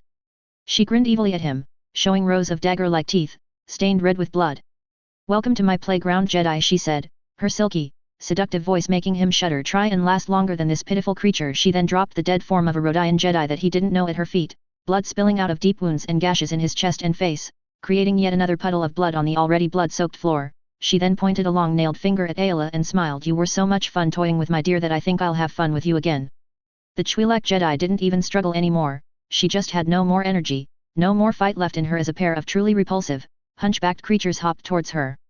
Obi-Wan closed his eyes and searched for the Force, found it, reveled in its warmth and comfort before channeling it through him and unleashed it upon the demons heading towards his friend. The Force blast hit the closest one head-on, sending it flying across the chamber and slamming against the far wall at bone-shattering speed. As it slumped to the floor, he unleashed another blast of energy at the second demon, sending it to meet the same fate as its comrade. Breathing raggedly, he regarded the feminine demon at the other end of the chamber with a steady stare. She was surprised for a moment before smiling wickedly. He took that chance to speak. "Stop picking on those who can no longer defend themselves. You want someone to toy with? Try me." Her truly evil grin seemed to get even more evil. "All right, Mr. Jedi. I guess I can have my fun with one of my favorite toys later," she sneered as a pair of heavily armored warriors passed by her and moved towards Obi-Wan. He shivered involuntarily. The smell of blood and death was worse from these two Marines than from the very chamber itself. "Ayla." "Yes. I'll draw her fire for a little while. You put yourself into a healing trance." He strengthened his psychic voice, so that all of the Force sensitives in the cell could hear him as the warriors roughly undid his shackles and dragged him out of the chamber. "All of you, put yourselves into healing trances. If we're going to escape, we need everyone able to at least move." Jedi, the female whispered into his ear as he was dragged to her. "You have courage, let's see how long that will last." "My name is Ra and I am known as a Daemon Princess," she hissed on the S, flicking a snake-like tongue into his ear which made him shudder. Force, what had he gotten himself into this time? "Short, I know and sorry, but it's just a prelude to the next chapter. Pulling away from the war at large for a little while and concentrating on the Jedi, the next chapter will be called, Into the Black Eye. Just wondering, did I get the scene for a Chaos Stronghold right, or was I off? Was it evil enough?" and so on? Chapter 44, Into the Black Eye. Chapter 43. The Chaos Wars. Into the Black Eye. "Now that I have your attention, I think I know what will break you. Obviously you don't care what happens to you as long as those close to you don't suffer." Daemon Princess Ra to Obi-Wan Kenobi. P-39-234 was a star system located between Bakura and the cluster that once housed the SS Iruv Imperium and now the Eye of Terror. Considered unexplored by the main powers of the galaxy, the forces of chaos had scoured through star systems around their newly born eye, searching for possible worlds to act as strongholds. Star System P39-234, renamed Blight by Chaos, had one such planet, a small world named Black Eye, orbited by two small pocketed moons. The landscape of the planet was covered with desert and small mountain ranges. Its orbital defenses included several massive blade-shaped battle stations, armed with nova cannons and dark lance batteries, and a few dozen orbital defense platforms. The moons themselves were also fortresses with a mass of lance and plasma batteries dotted on their surfaces and the closed openings of hangars spread out along the landscape. On the main mountain range of the desert world was a palace, dug into the tanned rock. It was made of black stone with a mass of spires and towers reaching up at least a kilometer into the air. The main building was in the center, a massive, dome-roofed structure that was covered with balconies and turrets. The balconies, tower tops, and turrets of the palace held railgun and heavy bolter installations. Anti-air missile launchers and flak guns dotted the ground around the impressive structure, ready to bring death to anyone who decided to come in uninvited. The palace itself was mostly built underground with a labyrinth of corridors and chambers reaching down at least a kilometer deep. Within the upper structure was a mass of great chambers made out of black stone with massive, thick pillars keeping up the high ceiling. Several were hangars for starships to land and take off, with a small string of armories, war rooms, and living quarters for the palace's contingent of defenders, including 1,000 traitor guardsmen and a company of Chaos Space Marines. Below the surface of the palace was another story. Many of the floors were set aside for a prison complex, already full of captured prisoners from both the Alliance and the Imperium, including civilians, soldiers, pilots and force-sensitive beings. Further down still was a massive group of chambers, its setup similar to that of the magnificent chambers in the above complex, but were instead used for the purpose of torture and death. Obi-Wan Kenobi gritted his teeth, suppressing the need to scream in agony as the Daemon Princess lashed him again with her bladed whip, laughing maniacally as she did so. He had taken her torture methods for 3 hours straight, hoping that she would eventually tire of him, but she was still as excited as when she started. If she wasn't having him freeze to death in freezer units, she was throwing him into pools of molten hot coal. If she wasn't cutting him with her whip and her bladed fingers, then she was using a supply of pain-inducing drugs. But the most painful torture she used was assaulting him with warp attacks, including arc lightning, warp fire, and mind attacks that pushed him to the very limits of his sanity. "I must admit, Jedi," she said breathlessly as she coiled up her whip and clipped it to her belt, "you have an impressive pain barrier. I have not had such fun since the time when I had the pleasure of a space marine within these walls." She walked up to him and roughly grabbing his chin forced him to look into her pitch black eyes. "Now then, I can't break you by doing something to you, so why don't I try a different method?" She grinned evilly as painfully bright lights snapped to life, illuminating the entire length, breadth, and height of the torture chamber. She forced him to look up, and he was truly horrified by what he saw. A dozen Jedi were shackled to the walls, their feet dangling at least 10 meters from the hard rock floor with nothing to stand on. He recognized all of them as people who were both his friends and his family. Ayla hanged there, her partially naked form so badly beaten that he felt her losing and regaining consciousness constantly. His love Siri Tachi, covered in cuts, burns, and bruises all over her skin, was in no better condition. Luminara Unduli, her former apprentice Barisifi, Quinlan Voss, and even the mighty Kit Fisto looked like they were so close to becoming one with the Force once again that it brought an ache to Obi-Wan's heart. An ache that turned into uncontrollable rage. No longer caring for the consequences, Obi-Wan Kenobi channeled the Force through him so quickly that when he unleashed it, it took the form of Force lightning, which slammed into the Daemon Princess head-on. She was consumed by its raw power, but instead of screaming in pain as the Jedi Master had thought, she began to gasp and laugh in ecstasy. "So this is Force lightning," she laughed as a bubble formed around her, slowly pushing the burning blue bolts away from her form, and with the sudden spreading of her dragon wings the attack dispersed. "Not bad, but it requires a lot more power before it can even hope to burn me." She smirked, and with a snap of her fingers the shackles keeping Obi-Wan on the table opened. A wave of her hand and Obi-Wan was telekinetically pulled forward to his feet to within mere centimeters of her face. She grinned at him, before sending him careening across the chamber with a well-placed uppercut. Obi-Wan landed on his back, feeling pain erupt in his spine and head as he hit the ground. Grunting in pain, he started to crawl in an attempt to try and get a hold of the weapons strewn across the walls and cases. She followed him, moving slowly and deliberately like an ambush predator, her whip once again uncoiled and seemingly writhing as if it had a life of its own. "Go on, Kenobi," she whispered seductively as she snapped her whip. "Grab a weapon, any weapon." She then swung her whip and lashed him across the back. The small blades adorning the almost unnaturally flexible leather dug into his back and with a pull left several deep gashes. He gritted his teeth as raw pain almost consumed his nerve endings. She hit him with the whip several more times before psychically forcing him to his feet and seemed to just push him, but instead of staggering back he was thrown off of his feet and crashed through a display case, the shattered glass leaving more cuts along his back and shoulders. The Daemon Princess approached him slowly, slightly hunched over, her face set into a sneer of ecstasy. Obi-Wan started fumbling around for something to use against this monster, a stake of wood, a piece of glass, anything. Finally his searching right hand felt something, hard like a rock. He looked at it to find a stone similar in appearance to a gem, a cloudy gold in color. He grasped it and using the Force pushed himself to his feet before spinning on his heel, aiming the rock for her head only to be psychically thrown back several feet, dropping the weapon and landing hard on his back and head. He felt blood pour down from the back of his head and his vision beginning to blacken. As he began to lose consciousness, he thought of his friends, still hanging from the walls of the torture chamber, and sent them one final message before the darkness took him. "I'm sorry." For 25,000 years he had been imprisoned within this small gem, imprisoned and forced to watch as time continued to pass him by. He had been forced to watch as the Daemon Princess who had imprisoned him continued her demonic practices of torture and pain on her victims in the form of hundreds of tortures, from burning them alive to freezing them alive, from sexual violation to all kinds of humiliation, through tortures using weapons like blades and whips to psychic attacks by her warp abilities. She knew he was watching and reveled in an eternal audience, besides the masses of poor souls who had been chained to the walls of her torture chambers, forced to witness the horrific acts she had committed and were forced to face the realization that their own time would eventually come. His only real comfort was that his own children, the Force-sensitive beings from his home galaxy, were far away from this demonic sorceress and her fellow warp-minded royals. Now even that comfort was stripped from him when races from his own home galaxy were dragged into the chamber and put through those same tortures. Humans, Twi'leks, Bothans, Zelrons, Rodians, even his own people were dragged into the chamber and broken through those same demonic tortures. When a number of those people were Force-sensitive, then he started to struggle against his chains, but to no avail. After months of being forced to watch these tortures, he had felt something that gave him a little bit of hope. A Force-sensitive being had been released from his chains for her to have a little bit of extra fun. He tried to fight but was continuously torn down by powerful psychic attacks. Eventually he was thrown through the display case where his prison stone was kept. He saw his chance and took it. He sent suggestions into this human, this Jedi's mind, edging him to touch his prison, and he did so. After 25,000 years of imprisonment, he heard and felt the strangely comforting sound of a crack appear on the gem imprisoning him. He needed to work fast. The Daemon Princess approached the fallen form of the defiant Jedi Knight, a sneer of contempt on her face, showing her dagger-like teeth. In her right hand her Daemon whip, Trafalgar writhed and flexed in anticipation to taste his blood one more time, letting its wielder know of his impatience with psychic whispers and taunts. She raised her head and let out a hiss, silencing her impatient weapon. She then flicked her wrist and the whip's bladed leather morphed and formed into the long blade of an ancient sword. The blade itself covered in black runes of an ancient and extinct order. Only the daemon within the blade, and a wielder that it felt was worthy, knew what it meant, and Ra had proven her worth hundreds of years ago. In a quick move that the mortal's eyes could not follow, she surged forward and thrust her newly formed blade, slicing into the Jedi's left shoulder, straight through. The human let out a strangled, short cry before gritting his teeth against the pain. She grinned again, almost innocently if it wasn't for her sharp teeth. "Now that I have your attention," she said, "I think I know what will break you.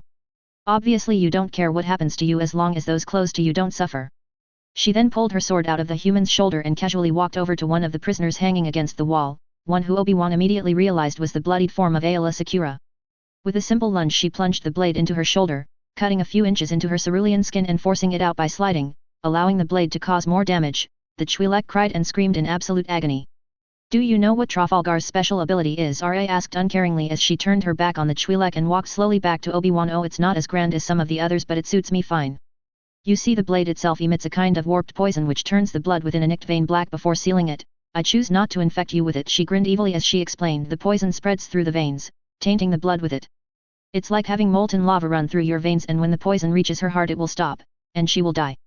As if to symbolize her meaning, Obi-Wan saw the wound that the princess inflicted on Aayla seal up with extraordinary precision, and before long the snaking lines of black veins became visible on her skin, starting off as just an dot and slowly beginning to spread out.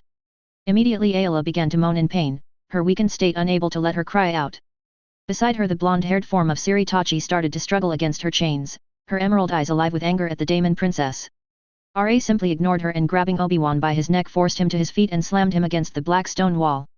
A flick of her wrist and her weapon returned to its original whip form. "I will make you and all those present watch," she whispered seductively into his ear, "and if this one's death doesn't break you, then I will choose another and another until you finally do succumb." A flash of orange light blinded everyone in the chamber, and Ra was suddenly raised and thrown across the chamber with such force that it drove her through the meter-thick black stone wall at the far side. An orange fog had appeared in the center of the chamber, the force coming and going at new levels more powerful than anything that Obi-Wan and his fellows had ever felt. "After 25,000 years I live again," a voice roared from the dissipating fog. "Ra, I have a very large bone to pick with you." As if on cue, Ra jumped out of the massive hole she had made in the black stone and fell on all fours, claws on her hands and feet retracting, her long bladed tail whipping to and fro, mirroring her sudden anger and ferocity. She growled, her pitch-black eyes narrowing and her mouth set in a feral snarl, showing her dagger-like teeth and forked tongue. "What's the matter?" the being still hidden in the fog asked. "No smart remarks, no witty comeback, I was actually looking forward to that. I should have known that little crystal couldn't hold you forever." She then rose to her feet, her daemon sword flying through the air and catching it with her bladed claws, Her forked tongue licked her lips, wiping away the trickle of blood dripping from the sides of her mouth. No matter, I'll just do what I should have done at Tython, slice the great immortal, the Watcher from head to toe. The smoke finally cleared, showing the slender form of a near-human with tan skin and short white hair, wearing the long brown robes of the ancient Jedi Order. A staff, about 1.5 meters in length and seemingly made out of wood with no markings on it, was leaning against his right shoulder, and the hilt of a lightsaber clipped to a black belt. Obi-Wan immediately recognized the man as an Arcanian, a race of near-humans who resided on Arcania, an important trading planet in the colonies. I am the Watcher, the Arcanian said, his voice a ghostly whisper. I am one of the first Jedi in history in Ra. I will be your death. He surged forward, his long staff swinging in his hands as he ran and brought it down upon the Daemon princess with almost unnatural speed. The Daemon was just able to bring her sword up to bat the seemingly fragile staff, only to find that it did not snap on contact with the Daemon sword. Ah, so you managed to save your own possessed weapon. Ra smirked as she vanished and reappeared behind him, only to have it blocked. What was it you called it? Nexus. Yes, that is his name, the Watcher stated before vanishing in a blur of motion, reappearing above the princess and assaulting her with a flurry of strikes with the tip of his staff. She either dodged them or deflected them with her own possessed sword, and with a flick of her wrist turned it into a whip, swinging it and wrapping the leather around the head of the staff. She then unleashed a blast of warp fire upon the Jedi Immortal. Obi-Wan Kenobi leaned against the side of a black stone wall, watching the impressive fight taking place in front of him. He had to use the Force to keep up with their quick movements. The Daemon princess kept coming with her demonic sword, attacking the Jedi Immortal with flurries of plunges and strikes that were so fast that they were basically a blur to his eyes, even when they were strengthened by the Force. The Watcher, as he was called, not only deflected and dodged the attacks but returned them in kind with equally quick swings, jabs, and strikes with his staff, which seemed to simply take the punishment from the Daemon sword and not even suffer a chip. Suddenly feeling adrenaline pump into his body, he pushed his bruised and battered body to its feet and willed it to work as he ran towards the chained-up forms of Ayla and Ciri. The Twi'leks infection had begun to spread, with several black veins stretching out from her left shoulder. She was moaning and groaning in pain. First he put a sleep suggestion on her to shelter her from the pain before using the Force to open her shackles. She caught her as she fell and slowly placed her leaning against the black stone wall before moving to free Ciri. Tachi. Can you move, Ciri? He asked as he used the Force to open her shackles and helped her to a stand. Before she could answer, the monolithic doors that connected the torture chamber to the outside swung open, and a trio of mutated beings, dressed in dark red carapace armor and hefting lasguns, aimed for the Arcanian. Without thinking, both Obi-Wan and Ciri released a duo of powerful Force pushes that sent the 3 traitor guards flying through the air and smashing against the wall at bone-crunching speeds. Immediately they reached out through the Force and called a handful of displayed weapons to them. The targeted weapons flew off of the walls and ended up in their outstretched hands. Obi-Wan gained a duo of curved swords while Ciri caught the long barrel of a dark Eldar splinter rifle. The two immediately jumped into action as another 6 traitor guards ran into the chamber. Obi-Wan Force jumped at them, stabbing one of them in the chest and spinning around him, decapitating a second and, pulling the blade out of the first, somersaulted over the second and brought the 2 blades in from the left and right, cutting the third soldier into 3 pieces. By then Ciri had found out how to work the splinter rifle, and the blonde-haired Jedi squeezed the trigger, unleashing a volley of minuscule white shards upon the remaining 3, mowing them down with incredible speed and precision. The whole conflict took about 4 seconds from start to finish. Meanwhile the Watcher got a shot at the Daemon princess with his staff, jabbing her right in the stomach and making her stagger backwards. Her guard lulled, he began assaulting her with a flurry of jabs, all hitting their marks on her stomach, chest, and shoulders before finishing off with a swing aimed for the side of her head. The wooden staff hit her, making her spin in midair and land in a heap. She jumped back to her feet, roaring in anger and attacking with her Daemon sword set in its whip form, attacking with swings and swipes, the bladed leather tearing gashes in the close by wall and stone floor in an attempt to hit the nimble Jedi Immortal.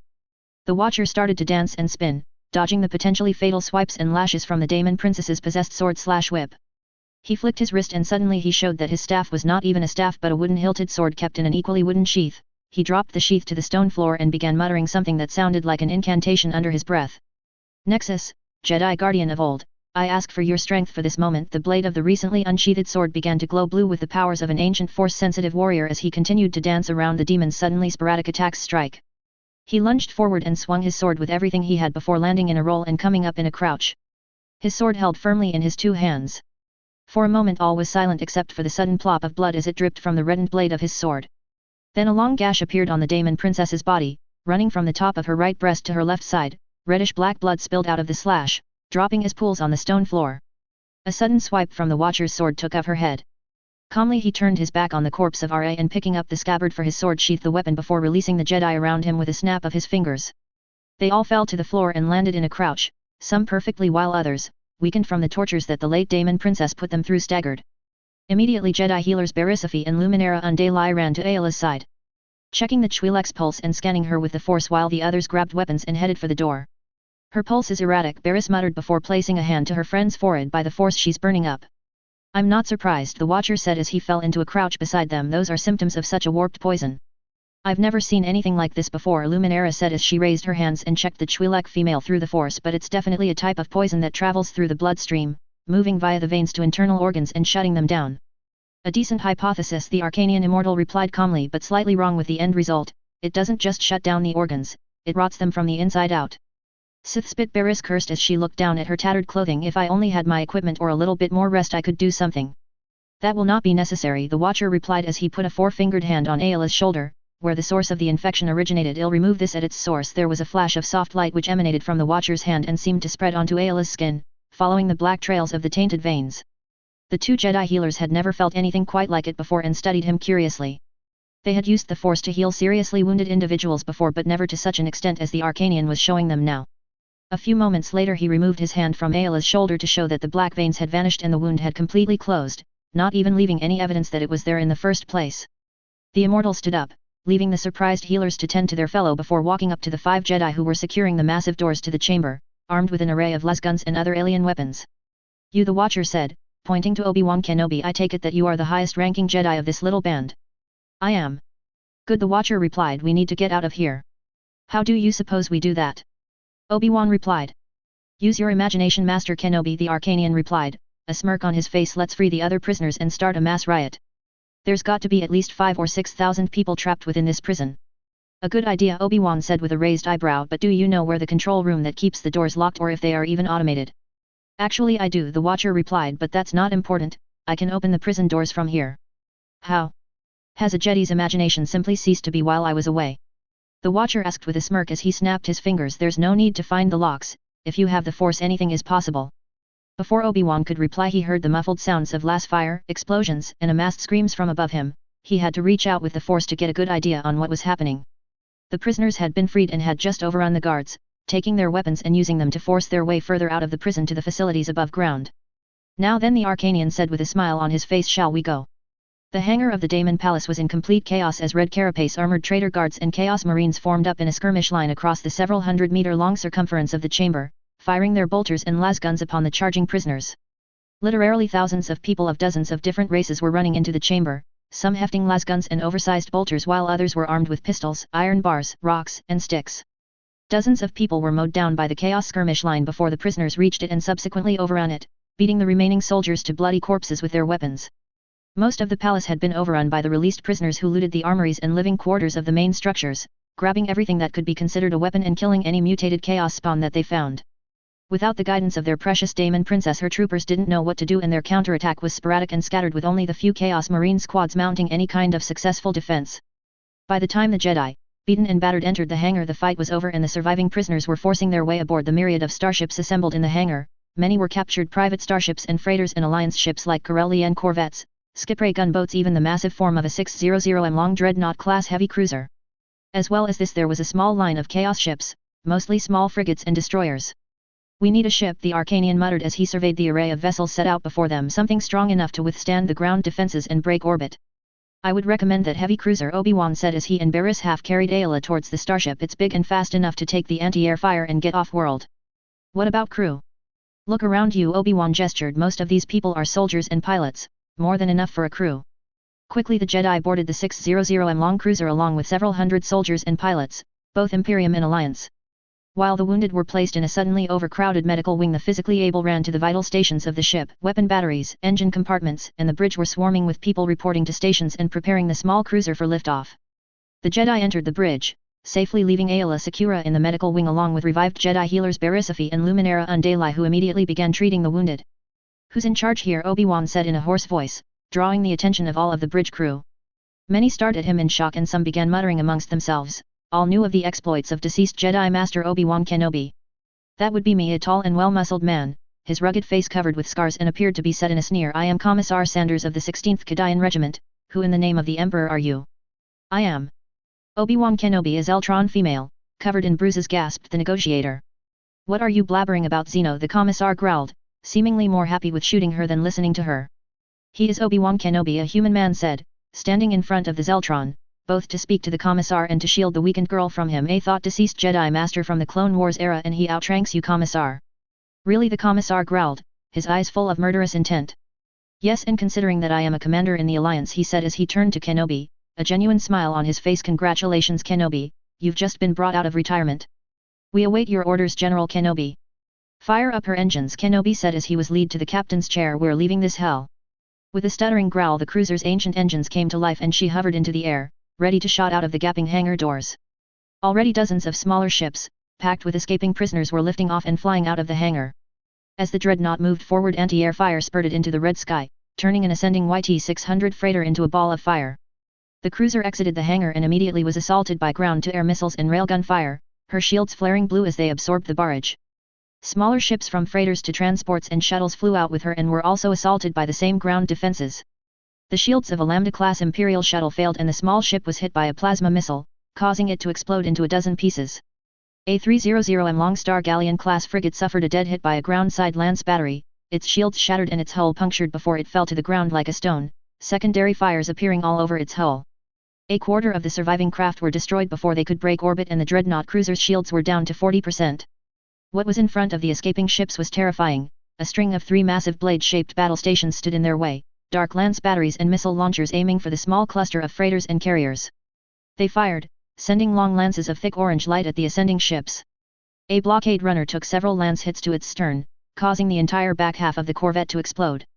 A YT-1300 freighter took a direct lance hit, causing the small disc-shaped craft to vanish in a blaze of orange light. Frontal turbolasers fire at will, Obi-Wan shouted as the entire superstructure shook violently. Consoles began to short-circuit and explode as they overloaded, sending those crew members manning them falling backwards with burns and electrocutions. Shields are down to 20%, a Rodian crewman shouted. They're not going to hold. Obi-Wan slumped into his chair, the activity and controlled chaos taking place around him seemingly moving in slow motion. The Watcher, Siri Tachi, and Quinlan Vos were standing in the center of the medium-sized bridge, their hands outstretched, trying to divert several lance beams away from the ship, sweat dripping from their brows as they poured all of their will into the force.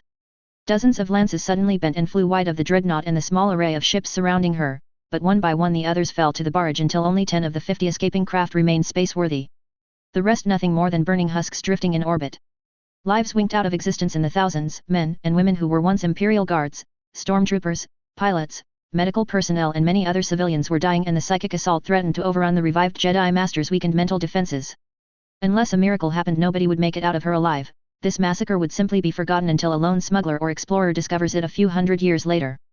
That miracle took form as a trio of long, thin green lances struck the 3 space stations, puncturing straight through them and causing a series of explosions which slowly overran their armored hulls like a blanket of fire.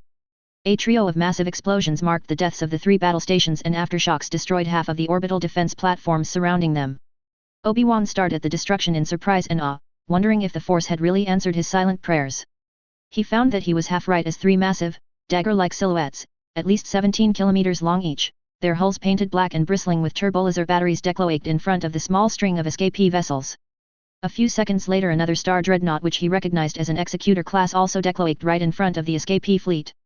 The COMM. Units of the dreadnought cruiser crackled to life, and a hologram showing a man which he considered his brother appeared before him, dressed in the armor of his Sith alter ego except for the helmet which showed his rugged features, dirty blonde hair and ice blue eyes. Obi-Wan Anakin chided playfully, "Why do I always have to save you?" Chapter 45, The Beginning. Chapter 44. The Chaos War. The Beginning. The Imperial Palace was a truly magnificent sight. It was hybrid in design, having aspects of both a cathedral and a palace, with the main structures reaching up at least 2 kilometers into the sky. It was at least 10 kilometers in diameter and surrounded with spires and towers which, believe it or not, ranged from reaching up a simple 100 meters to the very tip of the planet's atmosphere. At the tops of these towers were weapon platforms ranging from simple railguns and plasma turrets to lance batteries and nova cannons. The Imperial Palace was the centerpiece of the Imperium of Man. It was where the High Lords of Terror resided, where the Emperor's most trusted guardians, the Custodes, lived, and finally where the Emperor himself was situated. In the very heart of the massive palace was a smaller fortress. Its main entrance was a set of double doors, made of thick stone and heavily inscribed with ancient runes and hieroglyphs. The doors reached a kilometer up, to the point where a mere mortal would not be able to see its top. The walls were made out of thick adamantium, giving them a silver shine which never seemed to dull. Stone gargoyles were situated on precipices and turrets, their cruel, bottomless eyes and mouths seemingly looking down upon the space below. These statues were not just there for show. Automatically controlled stubber machine guns were hidden within their pit-like eyes and mouths, ready to spew out death to whoever approached uninvited. Within this small fortress was the Emperor's own golden throne, a life support machine created for the sole purpose of keeping the God Emperor of humanity alive and able to continue his watch over the Imperium that he had created. Surrounding the throne room were massive, impressive chambers. The walls were made out of solid grey stone with thick stone pillars keeping up the kilometer-high ceiling. A mass of paintings, tapestries, and sculptures decorated the walls, showing people who were considered the greatest of heroes during the time of the Great Crusade and great battles which had been burned into the minds of those who looked upon them. The Primarchs, both loyal and traitor, stood, decked in their magnificent power armors and holding their weapons in salute, which included power swords, axes, staffs, modified bolters and so on.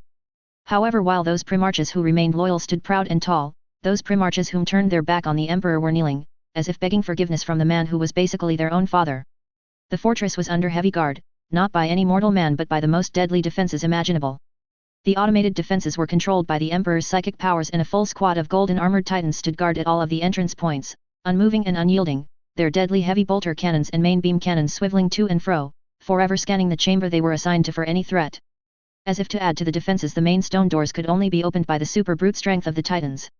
The Emperor's powers were growing in strength. Sections of this central fortress which had been dark for centuries were beginning to come back to life once again, lights flickered to existence and weapon batteries suddenly whirring to life.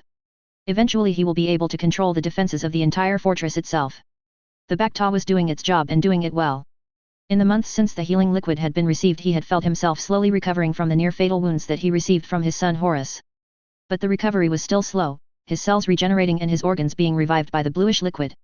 It would still be possibly years, maybe even decades, before he could walk on his own again. Then there were the problems that he would have to address once he was physically able again. There would be religious fanatics and extremists who would not believe that the immortal emperor would just suddenly walk out of the golden throne after 10,000 years of near death. He needed people to suddenly shout out that the emperor lives again. The people needed to know that he would return so as not to cause the mass panic and hysteria that he knew would probably occur if he suddenly got up and walked out of the imperial palace. He needed agents to spread the word. He would call upon the High Lords for such a task, but many of them had become so complacent and corrupt in their places of power that they would much rather keep him where he was. The Fabricator General sat in his throne room, deep beneath the massive imperial palace. The walls of his private chamber were the color of rust with sums and numbers etched into their structure, pillars kept up the high ceiling, and a mass of computer consoles and monitors were scattered everywhere. Cables lined the stone floor, leading to consoles and plugs in the walls, sparking and sputtering in some places where they threatened to overload. The Lord of the Adeptus Mechanicus sat on his rust-colored throne, his beard-like cables attached to a mass of plugs on consoles surrounding his throne. The mechanical forms of at least 10 tech guard were scattered across the chamber, standing watch over their lord. The Fabricator was going over an insane amount of information, all of the latest reports concerning his order's strongholds across the galaxy, all of the Forge worlds and Mechanicus fortress planets scattered across the Imperium were flashing before his eyes, coming and going at the blink of an eye. For any normal human being it would be nearly impossible to read all of the chunks of information streaming across the general's eyes, but to him it was just an average day's worth of reading. His Forge worlds were progressing as expected. Their manufacturing lines were working at full potential, creating thousands of weapons and hundreds of warships, from gunships to corvettes, frigates, destroyers, cruisers, and battlecruisers, as well as mass-producing arms and ammunition. At the chief Forge world of Mars, 3 new Emperor-class battleships were under construction, and his finest tech priests were looking over the new Alliance technologies, finding new and innovative ways for them to be used. A basic galactic holo communications system was being created from the Alliance's HoloNet technology, specially designed by his tech priests and magi to be able to allow communications across the entire Imperium. The new faster-than-light travel was being installed as a primary within several new battlecruisers, being used as a primary with the old warp drive kept as a backup. Eventually it would only be a matter of time before the Imperium regained the advantage against her enemies. Finally the last of the reports was read, and the Fabricator General detached his beard-like tentacles from the plugs, and his goggle-like, augmented eyes flickered to life, scanning every inch of the central chamber of the Fabricator General's throne room. With a rustle of his robes he stood up and stalked down the chamber towards the great rusty red-colored double doors. There was a flash of white light, and the Fabricator General found himself no longer standing within the rust-colored chambers of his own private sanctum. He looked behind himself to see his tech guard were no longer behind him. Instead of rust-colored walls there was walls made of pure grey stone. Detailed tapestries hung from the walls, and statues stood either tall and proud or kneeling and seeking forgiveness. To his surprise he found that these statues were the sculptures of the Primarchs. Both loyal and traitor, and a score of others from the era of the Great Crusade, the ones who remained loyal during that time stood tall and proud, their weapons held high, while the traitors kneeled as if in penance, begging for forgiveness. The sudden sound of whirring mechanics made the Fabricator spin around. What he saw both terrified and awed him. Towering at least 30 meters above him was the incredible, humanoid form of a Titan, its armor a pristine gold with a mass of silver hieroglyphs and runes etched into the shining armor. The behemoth looked down at him and the pitch-black eyes suddenly lit up with blue light, scanning the massive corridor in front of it for any threat. The fabricator felt fear as he watched the incredible product of Imperium engineering scan the chamber with its powerful motion and infrared sensors, the massive beam cannons built into its arms whirring, chambering a shell that could tear the gun turret off of a rune blade supertank with a single shot, which had proven at Lorne V that it could completely destroy a Necron monolith with a single round. Even the impressive Alliance AT-AT walkers would be humbled by this monster of human mechanics. Finally its incredible sensors fell upon him, blinding even his highly modified augmented vision with blue light. At that moment he felt that he was going to join the side of the machine god and the Holy Emperor and began muttering prayers of purity to both, tracing the sign of an aquila across his armored chest. The Titan kept its optical sensors upon him for a moment before raising its incredible hand, but not to aim at the High Lord. Instead it turned towards the door and placing its monolithic hands against the double doors pushed, forcing the great, kilometer-tall stone entrance open. Dust seemed to explode from the tops of the ancient doors as the Titan pushed, fluttering down to the stone floor below as if it were grey snow. As the Titan finished it turned around and continued its eternal vigil, completed ignoring the armor-robed figure standing in front of him. The fabricator simply stood there, frozen in place, fascinated by the massive, golden-armored Titan. His augmented eyes recording the impressive, perfect specimen of what his ancestors of the Martian Forge world used to be able to mass-produce. "Enter Fabricator," a voice whispered softly into his mind. "You will get the opportunity to study this guardian soon enough." "Who's there?" the general said, his hands drifting to the pistol attached to his belt as he passed the monolithic Titan and entered the chamber he was just granted access to. His eyes settled on a massive machine made out of gold armor plating. A mass of cables and tubes were attached to the machine's armored shell, pumping blue fluid into its center. A massive view screen was at its center showing that the tank was full of bluish liquid, and within this machine with a mass of tubes attached to his arms and legs and a breath mask over his face was what looked like a man. He opened his eyes, which shone with incredible power which would humble even a plus apex level psyker. "I have many names, Fabricator, but you know me best as the Emperor." "My lord," the Fabricator said as he fell to his knees, augmented eyes downcast and his right hand immediately tracing the sign of an aquila across his chest. He muttered ancient passages from the Emperor's holy books, his internal hard drives bringing them up in his mind. "Rise, Fabricator," the Emperor's psychic voice whispered into his ear, soft yet carrying with it the power that was beyond even the general's imagination. "It appears that this alliance Bacta is doing what they promised it would do. Already I can feel my wounds begin to heal and my power begin to return." "My lord, this is excellent news," the general proclaimed. "Yes, it is, Fabricator," the Emperor replied. "However, I have awakened to find that the Imperium that I had built on my own and humanity's blood and tears has become the very thing that I did not want it to become. In the 10,000 years since I have been imprisoned in this throne, the Imperium has become a dictatorship the likes of which this galaxy has never seen before. Xenophobia, dictatorship, mass genocide, arrogance, greed, lust for power and unprecedented destruction." "My apologies, my lord Omniscia," the Fabricator replied, bringing his head further down into an even deeper bow. "Rise, Fabricator, you are not to be blamed for your predecessor's acts," the Emperor repeated, and this time the High Lord rose to his feet. "There is much work that needs to be done before I show myself to the rest of the Imperium. People will need to be informed of my return so as not to cause mass panic." "Yes, my lord," the High Lord replied. "What is thy bidding?" "I will inform the Master Inquisitor of my return and have him begin preparations as such," the Emperor began. "While the Inquisition has become a complete opposite of what I had originally planned for it, it may still be of some use before I return and begin reforms. Until then, Fabricator, I wish you to spread the word of my return wherever you can. The news will spread and people will begin to believe that I will return." "Of course, my lord Omniscia," the general replied humbly. "Now go," the Emperor said. The first solid words he had uttered since their meeting. Before the High Lord of the Adeptus Mechanicus knew it, he was standing within the vast chambers of his own domain once again. Deep beneath the surfaces of the red deserts of Mars were ancient storage chambers. These chambers held within their old, rusted and cobwebbed walls a mass of secrets and treasures. These halls held ancient and powerful weapons and technologies. It was this reason, along with the fact that Mars was the capital of the Adeptus Mechanicus, which made it such a holy world to them. One such chamber, however, was different from the others. Its walls were as black as night with a mass of runes and hieroglyphs, glowing with a soft green light covering them. In the very center of this chamber, whose floor was made of black stone, stood a coffin, made of a strange metal which gleamed in the darkness. Black runes and hieroglyphs covered it, their meaning lost to any humans who gazed upon them. The large double doors, made from the same shining metal as the coffin itself, opened with a loud creak, and a group of 12 tech priests, dressed in their armor and wearing cloaks of silver, stalked into the chamber, holding their staffs in their hands, their augmented eyes shining red in the low light. They were here for a simple reason: the Emperor was awakening from his 10,000-year slumber and they could not allow his reign to begin again. If it did, it would be the end of the Imperium as they know it, the end of the Adeptus Mechanicus as they know it. The Emperor was reviving, he was awakening, and with it his strength was growing. He was getting stronger each and every day. The psychers from those under the Inquisition and the Imperial Guard to the chaplains and librarians of the Space Marine chapters felt him get stronger and stronger through the warp and were already preaching and prophesying of their Lord's return. They needed to act. They didn't have any other choice. With each day they wait, the Emperor grows in strength and power. Soon he would be able to leave the Golden Throne altogether and a new age would dawn on the Imperium as a whole. An age where they would be found and weeded out, where the faction of the machine cult would be uncovered and destroyed. In order for them to survive, their lord had to be awakened. They stood in a circle around the rune-encrusted coffin, their staffs tapping against the stone floor, the bangs echoing across the chamber. Their augmented eyes shining red and their augmented mouths muttering ancient incantations and spells in the machine language, they continued to chant, their voices slowly rising in volume until it was a steady noise, rising above the constant bangs of their staffs hitting against the ground. The runes of the coffin began to slowly glow brighter and brighter. In a final act, the tech priests took a unified step forward and lowering their staffs forced their tips into plugs located on the coffin's sides before turning them in their places. Slowly the top of the casket began to creak open and a pair of eerie green eyes shinned out of the darkness. The machine god has awakened.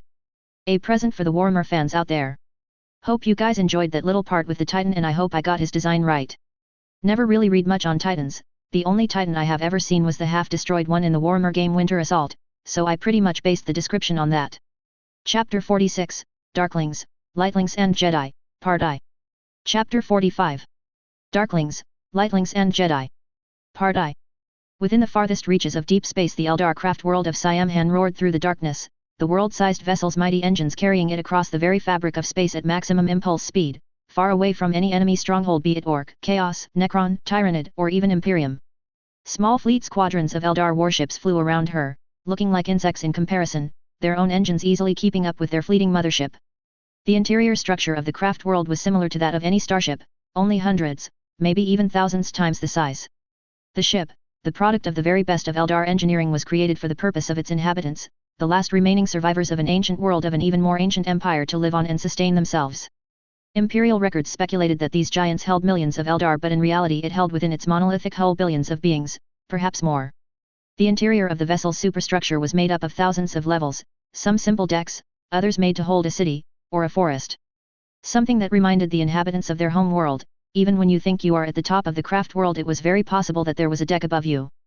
The craft world's basic design was similar to that of a planet, a massive spherical-shaped vessel, whose hull was made from a bewitching, almost magical material called wraith bone. Several key settlements, mainly cities and forests, were situated within massive domes upon the craft world's otherwise pristine and flat red and white surface. It had been 9 months since the outbreak of the Chaos Wars upon the Beta Galaxy. After the Imperium and the Alliance made contact with each other, they agreed upon names for their own galaxies. The Imperials was known as Alpha while the Alliances were known as Beta. Or so Mara Jade Skywalker thought. She lay on what she thought was a hospital bed, lying on her side looking at the tiny sleeping form of her daughter and smiling weakly to herself. She did not know how long she was doing this, could be minutes or even hours. She didn't know and she didn't care, all that mattered at this moment was her daughter, the tiny little baby who just a few hours ago had been nestled pretty comfortably in her womb. Since that meeting with Farsalita Stormwind 9 months ago, she had been through some ordeals, both welcome and trying. 5 minutes after they had first met, she had known that Mara was pregnant. 2 seconds later she had decided that she should stay in the Farsor's palace until she found a way home. A decision that was not agreed upon by both the Seer Council and the Exarchs of the Sacred Temples. Even the Warp Spider Exarch, Psychosis, had been unsure of this decision. But here the Farsor's decision was law and had to be obeyed, so, begrudgingly they had agreed to this, but had watched Mara ever since, trying to look for the slightest excuse. Mara, to her credit, didn't give them one. She had remained inside the Farsor's palace, under constant watch by a squad of elite guardians wherever she went. She remained silent and cooperative the whole 9 months of her stay so far, with the only real trouble happening when her water broke. The Eldar healers had never dealt with a human pregnancy before and so were complete amateurs to the practice, but were happy to find that a Monday Key pregnancy was not that much different from one of their own, so the conception had gone smoothly. And no, here she was, the Eldar healers ordering her to take it easy for a few weeks until she had recovered her strength. "I have never seen a human newborn before," a soft voice said from beside her bed. Mara rolled over to see the slender form of Farsar Stormwind. Sitting in a chair in her traditional seer robes, her long black hair stretched down her back to make a pool of black upon the pristine white floor. "Very cute." "Yes, she is," Mara replied with a blissful, yet weak smile curling her lips. "Have you thought of a name yet?" "Eliza Jade Skywalker," Mara said, "a name that I and my husband agreed upon if it was a girl." Olita replied as she scanned the sleeping baby with her ruby red eyes. "A good name, Mara. The Seer Council wishes to meet with you when you have recovered." "Why do they want to meet with me?" No, Mara asked, her face turning serious as she slowly sat up. Whatever happened to them, never allowing a Monday Key to sully their domain? Maybe your good behavior has changed their minds, Lita replied sarcastically, something that she had gained from her constant visits to Jedi Master Mara Jade Skywalker, or perhaps they're looking for the reason as to how you got here in the first place. I thought I already explained it to them a half-dozen times, Mara replied, and they didn't believe me, so why would they suddenly change their minds now? The sudden sound of low sobbing brought the two women's attention to little Elisa, whom had awoken and started to cry softly. Mara picked up her daughter and cradled her in her arms. Within a few moments the baby had quietened down and fallen asleep again. Well, they did explain that nobody has ever survived a warp tier before, Lita pointed out. Yet you believe me. I felt that you weren't lying, Lita conceded, but the others did not. Do not forget that out of the entire Seer Council I am the only one who is force sensitive, and I am only so advanced in part to your help and lessons. The others only know the warp, and it is nowhere near as subtle as the force when sensing emotions. Agreed. So when do they wish to see me? Mara asked. Whenever you have fully recovered, Lita answered, which was a decision I made them accept. The craft world continued to travel across the galaxy through the webway gates, its massive armored structure shining blue against the walls of rippling blue light of the webway portal. Small fleet squadrons of Eldar vessels followed her, from Hemlock and Nightshade-class destroyers to Eclipse and Shadow-class cruisers. There was even a duo of Void Striker-class heavy cruisers taking the lead. Little did the inhabitants of the craft world know that they would be put through some of their greatest trials since their ancestors first took to the spaceways many millennia ago. Two trials which could mean either the Siam Han's future or destruction. The first trial was a large fleet of 500 Dark Eldar Corsairs following them at a distance, just outside of the monolithic craft's motion detectors. The second trial was a wormhole, straight in the craft world's path, completely invisible to its sensors and early warning systems. However, this passageway to another place was completely unknown to both the craft world and the Dark Eldar raiders who were following her. At the head of the raiders was Archon Blackblade, on board his flagship, the Darkness-class battleship Crimson Agony. The very bridge was dark save for the small flashes and lowlights of the control consoles and sensors. It stank of death and dried blood, with 3 heads stuck on pikes just above the command deck, one of a human commander, another of an orc warboss, and a third of a Tau commander, their expressions precisely the same as they were when they died, in horror and agony. Alert all commands, the Archon muttered as he lounged in his black command chair, watching the craft world on the long-range view screens accelerate to maximum attack speed and fire on my mark. He felt the sudden increase in G-force as the Crimson Agony accelerated to her maximum speed, the entire structure groaning as if it were a beast preparing to charge. The Archon smiled, reveling in the rush of adrenaline that came before a major battle. His leader, Lady Lilith, had wished for seers. Why she wanted the accursed lightlings he did not know, but he knew never to question the lady's orders. The last one who did was laid out in display before her chambers, his head stuck on a steel pike for all to see. Defenses. 4 fleet squadrons, my lord. His tactical officer, mostly destroyers and frigates, but also a few void strikers and shadows among them. He knew that this would be a costly battle. A Dark Eldar raiding fleet had not engaged a craft world head-on for as long as he could remember. The only real records of war on a lightling craft world was when Lilith's own forces had infiltrated Ulthwi almost 100 years ago. He already had a small army infiltrated in the craft world, hiding in the shadows of the monolithic vessel's depths, where they wouldn't be found until they struck. The Dark Eldar ships had caught up on their lightling cousins by now, the massive craft world easily dwarfing his vessel's starboard view screens, his own battleship now shadowing a shadow cruiser, safely hidden away within the protective blanket of its shadow fields. Target the bridge, he ordered, and watched as the order was relayed before turning his attention back to the dorsal section of the enemy ship, his eyes alight with feral passion and ecstasy as he gave the order fire. The Crimson Agony decloaked and opened fire on its surprised prey, its first dark lance salvo hitting the unshielded bridge and turning it into a smoldering wreck. The shadow was sent into an out-of-control spin, exploding against the webway portal walls. Similarly, the other cruisers and corsairs of his fleet decloaked and opened fire upon the Eldar warships, destroying many escorts and pickets before the defenses of the craft world and the surviving escorts realized what was happening. Hundreds of lance batteries and other weapons dotting the craft world's magnificent hull aimed and fired upon the swarming black mass of Darkling raiders, aiming for the big darkness battleships and torture cruisers. The Darkling vessels began executing sharp and near impossible twists, corkscrews and turns. Even the battleships moved like they were fleeting gunships, dodging much of the defensive fire and diving down towards the now shielded hull, peppering it with weapon salvos from their point weapon systems. The great hangar doors of the monolithic craft opened and a swarm of Phantom-class starfighters and a small cluster of capital ships flew out at near impossible speeds, executing the same starfighter-like maneuvers as their darker kin. The reinforcements were mostly made up of the sleek, dragon-like forms of Solaris-class cruisers and Wraith-class battlecruisers, all led by a trio of Void Strikers. Several dozen corsairs and cruisers broke off from their harassment of the craft world and engaged the reinforcements, corkscrewing, diving and passing by each other in mass dances of death and destruction. Performing incredible feats of maneuverability and unleashing point salvos of lance and dark lance fire upon each other. Like a blur of motion, the Crimson Agony and a small unit of corsairs made a run for the already closing hangar bay doors. Dodging the cannon and main weapons fire as best they can, the defensive fire was just too thick though, and corsairs began exploding left and right. By the end of it only the battleship managed to break into the hangar. Firing its thrusters to slow it down, it unleashed a concentrated salvo of splinter fire upon the Eldar warriors assembling in the hangar, mowing down dozens of guardians and aspect warriors before coming to a stop and setting down on the charred wraithbone floor. The large hatch opened with a hiss, kicking up white steam, and through the mist came hundreds of dark Eldar warriors, dressed in their bladed and slender armor which was colored in purples and blacks. Wielding an array of splinter weapons and blades, they charged the recovering Eldar guardians. The red and white armored guardians aimed their shuriken catapults and fired, spraying the approaching dark Eldar with little white shards of energy. From the hatches came squads of ravagers, taking to the skies with their black feathered wings. They were followed by Hellions, dark Eldar elite warriors riding on hoverboards and wielding double-edged blades in their hands. Archon Blackblade then ran down the ramp of his battleship, Punisher blade in one hand, Splinter pistol in the other, and a murderous grin tugging at his lips. A unit of elite incubi and mandrakes followed him, their own eyes alight with ravenous and feral passion. He threw his Punisher, embedding the blade into the abdomen of a lightling guardian and downing another with his pistol as he ran. He grabbed the hilt of his sword as he passed, yanking it out of its victim with a sickening slice and a spurt of light red blood. Today was going to be a day that would run with the blood of the lightlings.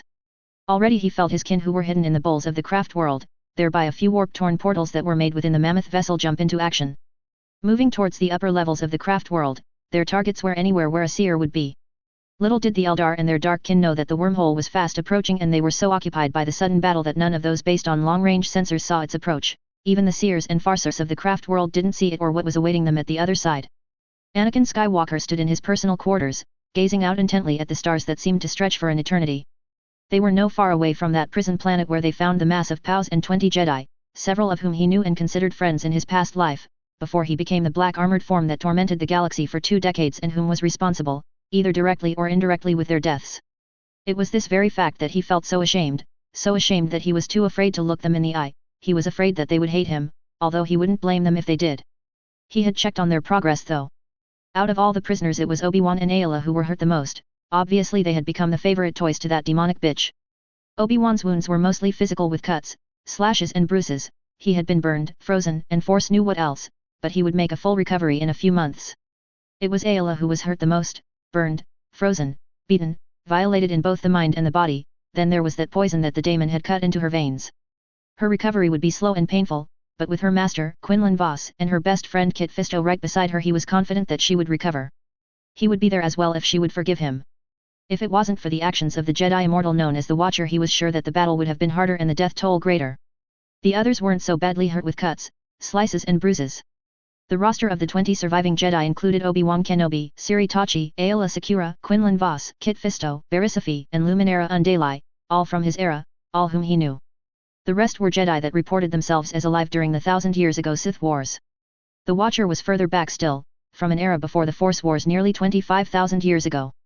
His power was on par with Anakin's, and he also had a lot more experience and knowledge of the galaxy, knowledge and experience that could be put to good use in the war against the forces of chaos. The door to his quarters hissed open and a being walked into the chamber. Anakin didn't turn to see who it was. He already knew, and he also knew that this conversation would have come up sooner or later. His daughter, Leia Organa, stood defiantly at the other side of the room.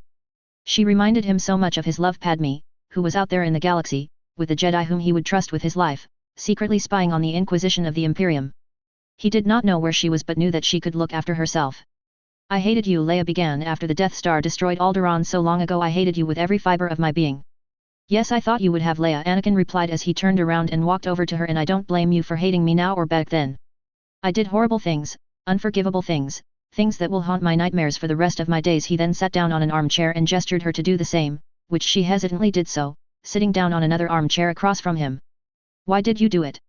she asked almost desperately. "Because like you I didn't know that you were my daughter or that Luke was my son," Anakin replied. "I was a broken man, Leia, a man with nothing to lose, a man whose only remaining ties to the real world was a monster and a tyrant." She didn't answer him, so he continued, "I was in love, Leia, and I was so afraid to lose her that I would have walked to the lowest of the 9 hells and back just to get a glimpse of her angelic face again. Palpatine knew of this and used it against me, twisting a beautiful thing through implanted nightmares of me losing both her and you at childbirth. He used that to make me turn on those I called brothers and sisters, butchering them with the false hope that I could save her." Leia saw the sadness in her father's eyes and knew that he was telling her the absolute truth. She should hate him with everything she had. Here was the man who was present when Alderaan was torched, a man who mercilessly hunted the rebellion and murdered many of her fellows. Here was the man responsible for cutting of her twin brother's hand, the man who stole Han from her and imprisoned him in carbonite. She found then that the man whom she hated was not Anakin Skywalker but Darth Vader, a Sith Lord who had been dead for nearly 30 years. But she couldn't forgive him yet, that would take time. I ended up causing her death instead of stopping it. Anakin continued. She died not of any physical wounds but of a broken heart. She had lost her will to live when she saw me and found what I had done.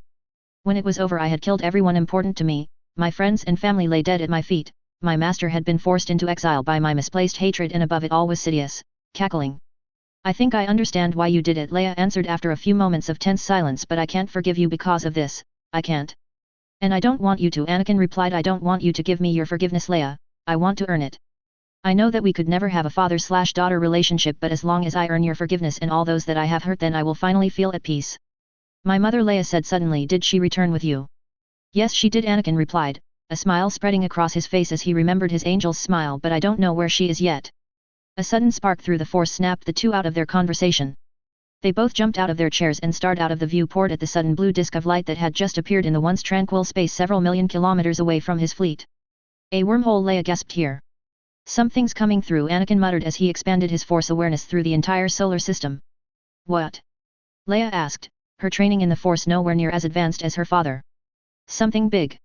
As if on cue, a massive vessel, dwarfing anything that Anakin had ever seen before, rippled through the wormhole. This thing dwarfed Centerpoint, dwarfed the Death Star, and even dwarfed most life-sustaining planets. The spherical-shaped craft was massive, covered with crevices, holding bubble-shaped domes with large towers representing cities or forests within. The white and red armored hull dotted with weapon batteries which were even now spewing death and destruction. The areas of space surrounding the world-sized craft were a flurry of blast fire and explosions. A major battle was taking place around her and the fighting was fierce. As the sudden battle progressed, Anakin and Leia had made their way to the Executor's Bridge where Luke, Han, the twins, and Tahiri were already. The main view screens of the SSD had zoomed in as far as they could possibly go, showing vessels ranging from 200m to 4 km in length firing upon each other and pulling of maneuvers that were impossible for any similar-sized ship within their own arsenal to do. Fighters darted among them, moving even faster and maneuvering quicker than their own could even hope to copy. Eldar, Luke muttered. I've heard of them from Grand Admiral Halo's reports, including detailed sketches of the few ship designs that he saw. His eyes suddenly widened as if he had just seen a ghost in the depths of space. Mara's on that ship. Are you sure, Luke? Anakin asked as he stepped beside his son. I am positive, Father, Luke replied. Can't you feel her presence through the Force? Anakin closed his eyes and reached out with the Force, using his brief knowledge of Mara Jade's Force signature to look for her. Eventually he located her signature, but it was different from what he remembered, far older, wiser and more mature than he could have ever guessed. Try to contact that craft world, Anakin shouted. Tell them who we are and if they require assistance. Mara's eyes suddenly flickered open. Something was wrong here. The Force, which was usually so quiet within the craft, was now giving her firm whispers of warning. She was slightly confused by this. It was only as she summoned the Force to revitalize her and wiped the gum from her eyes that she made a startling discovery. The entire wing of the palace was dead silent, and she saw that the usually bewitching and pristine wraithbone walls of her room and the corridors beyond, which were once fluorescent light colors, had now darkened, as if an unwelcome entity had entered. She sat up and got out of her hospital bed, her emerald eyes carefully surveying the dark room. When she was happy nothing was there, she went to a small control pad in the wall and inputted a password into the alien runes. A small section of the wall opened up and a drawer slid silently out, holding a pair of pants, a tunic, her old Jedi cloak, a pair of black high-heeled boots and her lightsaber. She put them on and, checking to see if her daughter was sleeping peacefully, walked over to the door. Even after 9 months of causing next to no trouble whatsoever, the Seer Council had seen in their wisdom to keep her away from any of the local population. Placing her in a room where the door, several inches of thick wraith bone, was sealed by a 5-digit password. Luckily enough, Mara had seen the door opened plenty of times and knew the password to it. She inputted the password, and in the blink of an eye the thick door slid up out of sight, revealing a corridor that should have been bright with alien fluorescent lights. Instead it was dim and dark. She stepped out of the room and, turning back, inputted another 5-digit password into the pad, closing the door and sealing the room which held her child, protecting little Eliza from any threat from the outside. She began creeping through the unnaturally dark corridors of the palace, her presence cloaked and her senses on high alert. Eventually she entered a corridor and the stench of blood filled her nostrils, making her feel queasy. The light was so low here that it was nearly impossible to see, even with her eyes imbued with the Force. She raised her hand and snapped her fingers, bringing an orange flame to life. Mara Jade had lived through 2 major galaxy-spanning wars and had seen her fair share of carnage, but this dwarfed even that. Light red blood was slick on the walls and floor of the corridor. Bodies of Eldar lay dead, either lying on the floor, cut to pieces, or hanging off the walls, crucified and left to die. This was monstrous, this was barbaric, this was a type of insanity and cruelty that not even the Yuuzhan Vong or even the Sith would dare go. Words, written from blood, were etched onto the walls. She couldn't read them, but their meaning was clear, most likely taunts, warnings or threats. Gulping down the bile forming in her throat, Mara forced herself onward, eventually dousing the flame hovering above her hand and trusting in the force to warn her of any obstacles. She heard a weak cough and immediately reignited the flame. Hanging from the far wall, with twisted daggers plunged through her hands, was an Eldar nurse. Her once long black hair tinged red with the blood of herself and her fellows, blood flowed from cuts on her entire body, especially a long cut across her abdomen, making a pool of blood on the floor and staining her white tunic-like clothing red. Immediately Mara ran over to her, quickly pulling out the daggers, keeping her crucified and laying her to rest against the wall. She gasped in agony, her unnaturally green eyes glazed over. "Who did this?"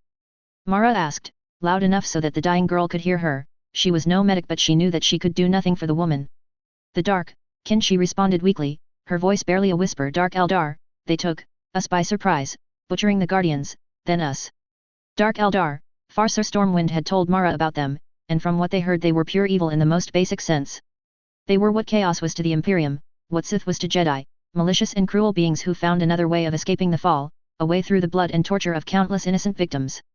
"Seers," the woman muttered. "They wanted seers," they laughed, "about acquiring seers for some mass sacrifice, to appease some new chaos god." The Farser Mara realized, if the Dark Eldar had taken such a huge risk of attacking the stronghold of their craft world cousins, then they would take the strongest they could possibly find. The Eldar female grabbed Mara's collar and pulled her down to face her eyes, now aflame with passion. "Protect her, don't let them take her." With that her grip loosened, her eyes went dead and she was no more. Mara reached out with her hand and closed the dead nurse's eyes. She then searched the dead woman for her soul stone, found it, tore it from around her neck and put it in one of her satchels. She would give it to a seer once this fight was done. Force knew what the Dark Eldar would do if they found a soul stone. With that she stood, let the flame burning a few centimeters above her hand die and cloaked her presence once again. Her memory of the palace's layout was nowhere near absolute, but she did know the central block well enough. That was where the seers would most likely be. The only problem was getting there. "We've just been given permission to engage, my lord," the middle-aged admiral said. "Thank you, Admiral Piet," Anakin replied. Jedi were not the only beings who were brought back to life by the Force.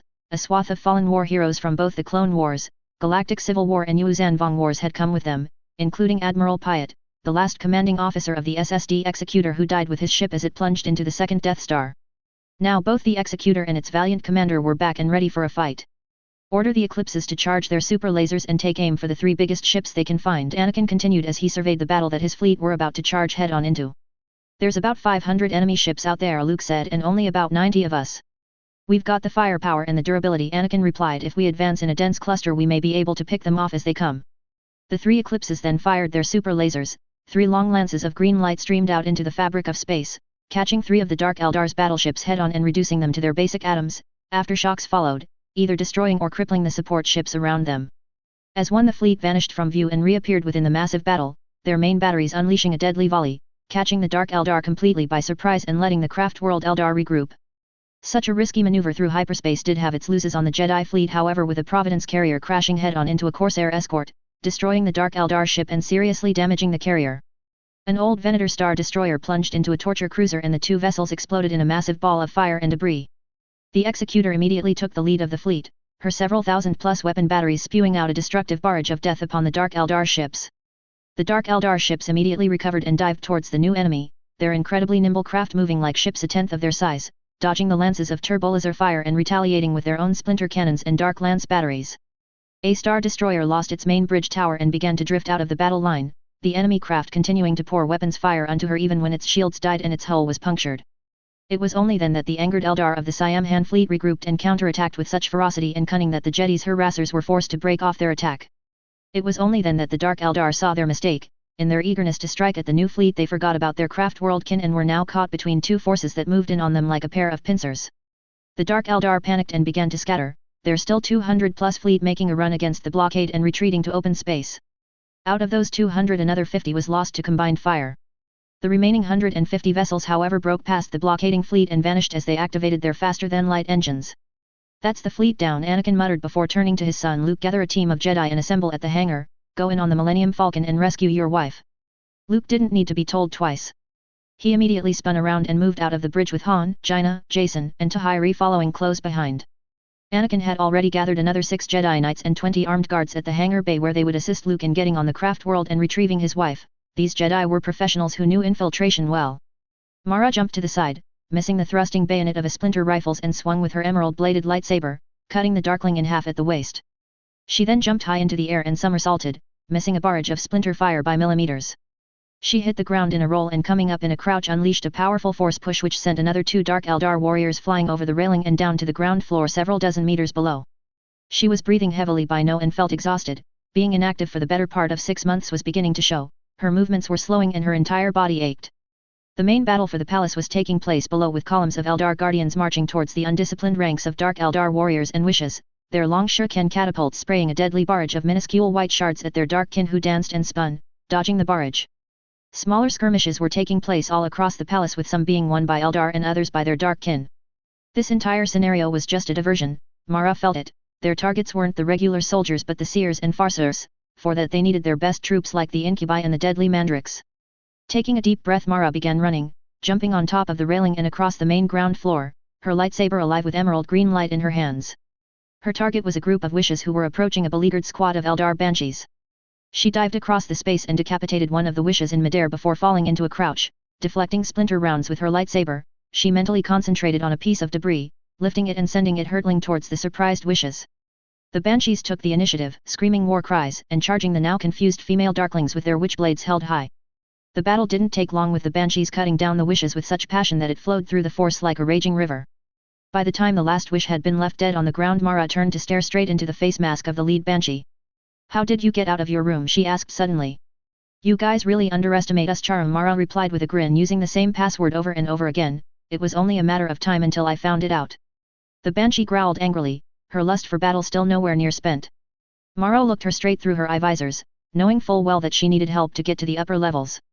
"You're wasting your time," Charum Mara said firmly. "The Darkling's main target is not any normal soldier or civilian.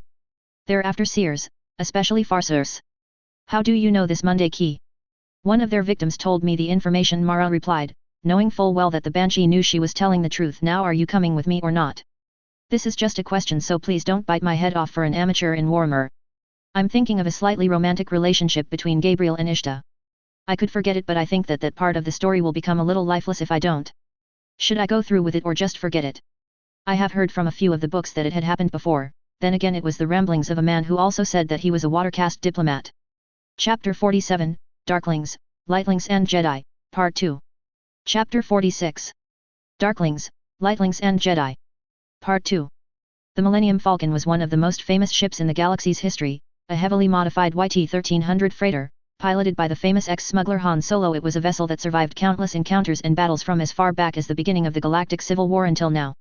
A major reason why the Falcon had survived for so long was because of its heavy, illegal modifications, giving the freighter enough firepower to go toe-to-toe with a frigate and make it as nimble as a starfighter. Such modifications included a pair of proton torpedo tubes, 2 concussion missile launchers, frontal laser cannons, dorsal and belly quad laser turrets, military-grade shielding, sensors, hyperdrive engines and just recently the most recent cloaking technology. Luke didn't know how Han acquired the cloak, and quite frankly he didn't care. He was just happy that it was active, shielding the vessel and allowing it to slip quietly through the Eldar fleet squadrons which were now mobilizing against his father's forces. To add to the infiltration, the 10 Jedi Knights within the freighter had expanded their awareness and cloaked it from psychers as well as ship's sensors. Luke sat in the co-pilot's seat of the Falcon's cockpit. His best friend and brother-in-law Han Solo sitting in the pilot's seat beside him, his eyes fixed on the massive intimidating form of the craft world which completely engulfed the main view screen, his hands on the control yoke of the piloting console, making minor adjustments to the freighter's trajectory towards the gaping hangar bay doors of the craft world. "They see us, kid?" Han asked, his eyes not leaving his goal.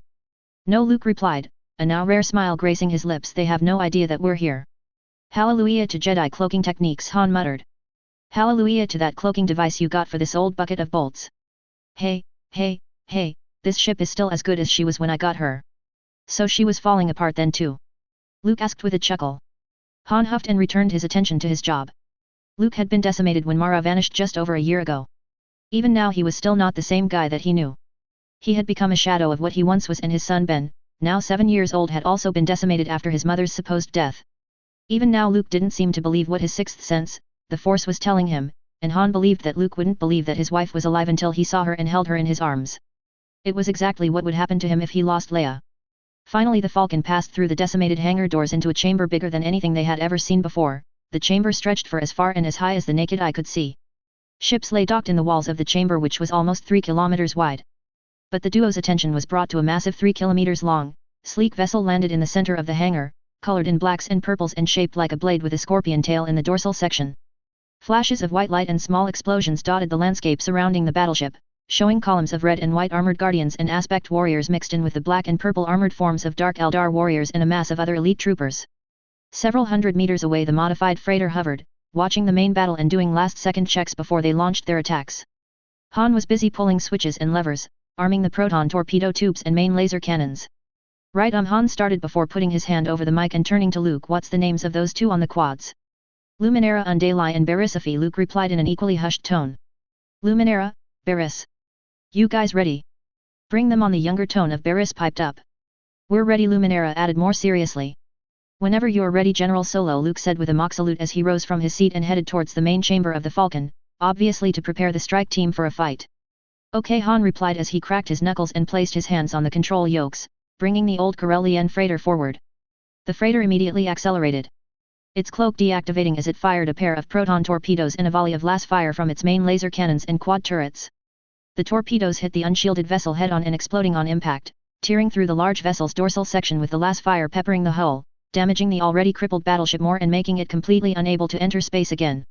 The freighter flew past, surprising the scores of Eldar and their dark kin who were fighting on the floor and turning around for another attack run, this time firing a volley of concussion missiles along with another bombardment of last fire. The rampway opened in midair and a group of 8 Jedi led by Luke Skywalker dived out towards the battle taking place below them, their lightsabers active before they landed and killed a dark Eldar warrior each. 20 clone jump troopers followed, activating their jump packs as they fell, which stopped them about half a meter above the floor. They then turned them off and landed in crouches, their specialized E-17 blaster rifles already firing upon the scores of dark Eldar charging towards the Jedi strike team. Mara followed the Eldar Banshees as they took off down a small labyrinth of side corridors, away from the main skirmish taking place in the palace and taking the long way towards the Farseer's chambers. They continued running up the corridors with almost supernatural speed and grace, so fast in fact that the red-haired Jedi Master had to call upon the Force to keep up with the fleeting elites.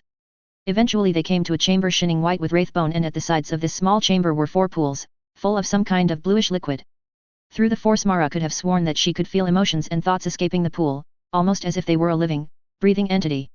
Without a hint of hesitation, the Banshees dived into the far pool, vanishing in the blue liquid. The Jedi Master entered the chamber more carefully than the Banshees and slowly approached the pool they vanished into.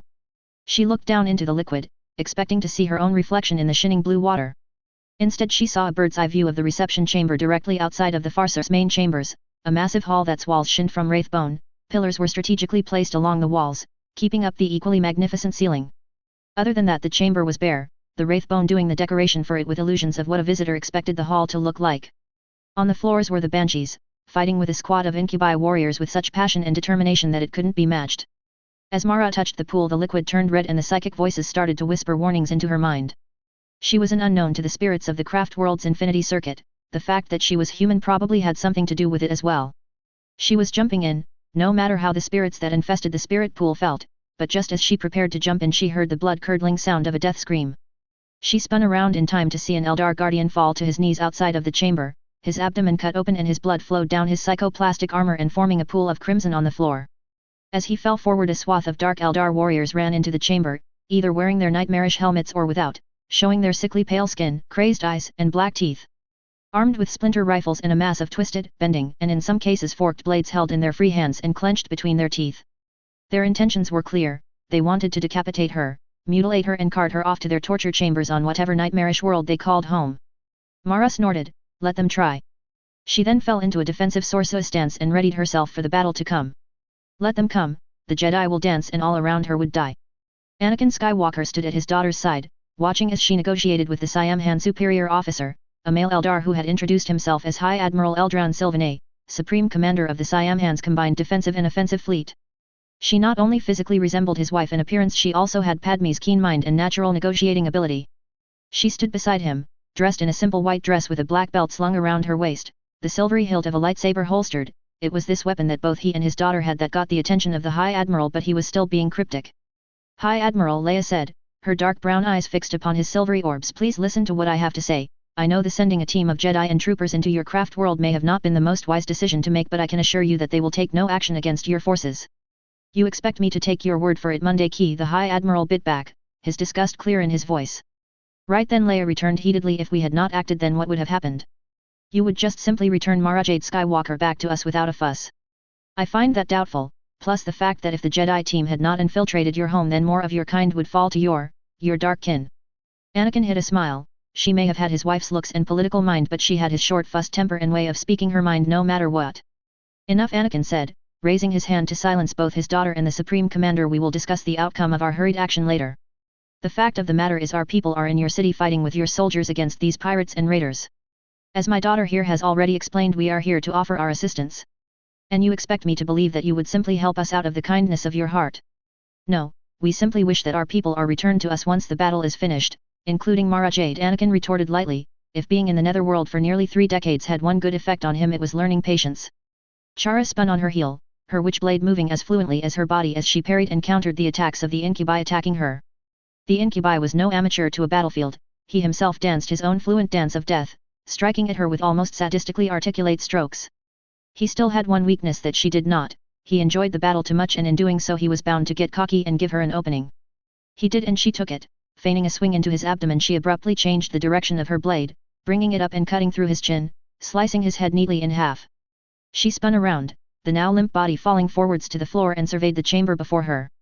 Her banshees were fighting and fighting well, but they were outnumbered at least 2 to 1 by the incubi warriors. Another incubi warrior charged towards her, his face set in a snarl and his blades held firmly in his hands. She spun as he charged, spinning around her new opponent and digging the already bloodied blade of her sword into the now stumbling Eldar's back, exiting through his chest with a spatter of blood. She wrenched her witchblade free and gazed at the continuing battle with bloodshot eyes. She was a warrior of the Howling Banshees, a servant of Karn, the bloody-handed god. Combat was her path, and she craved it.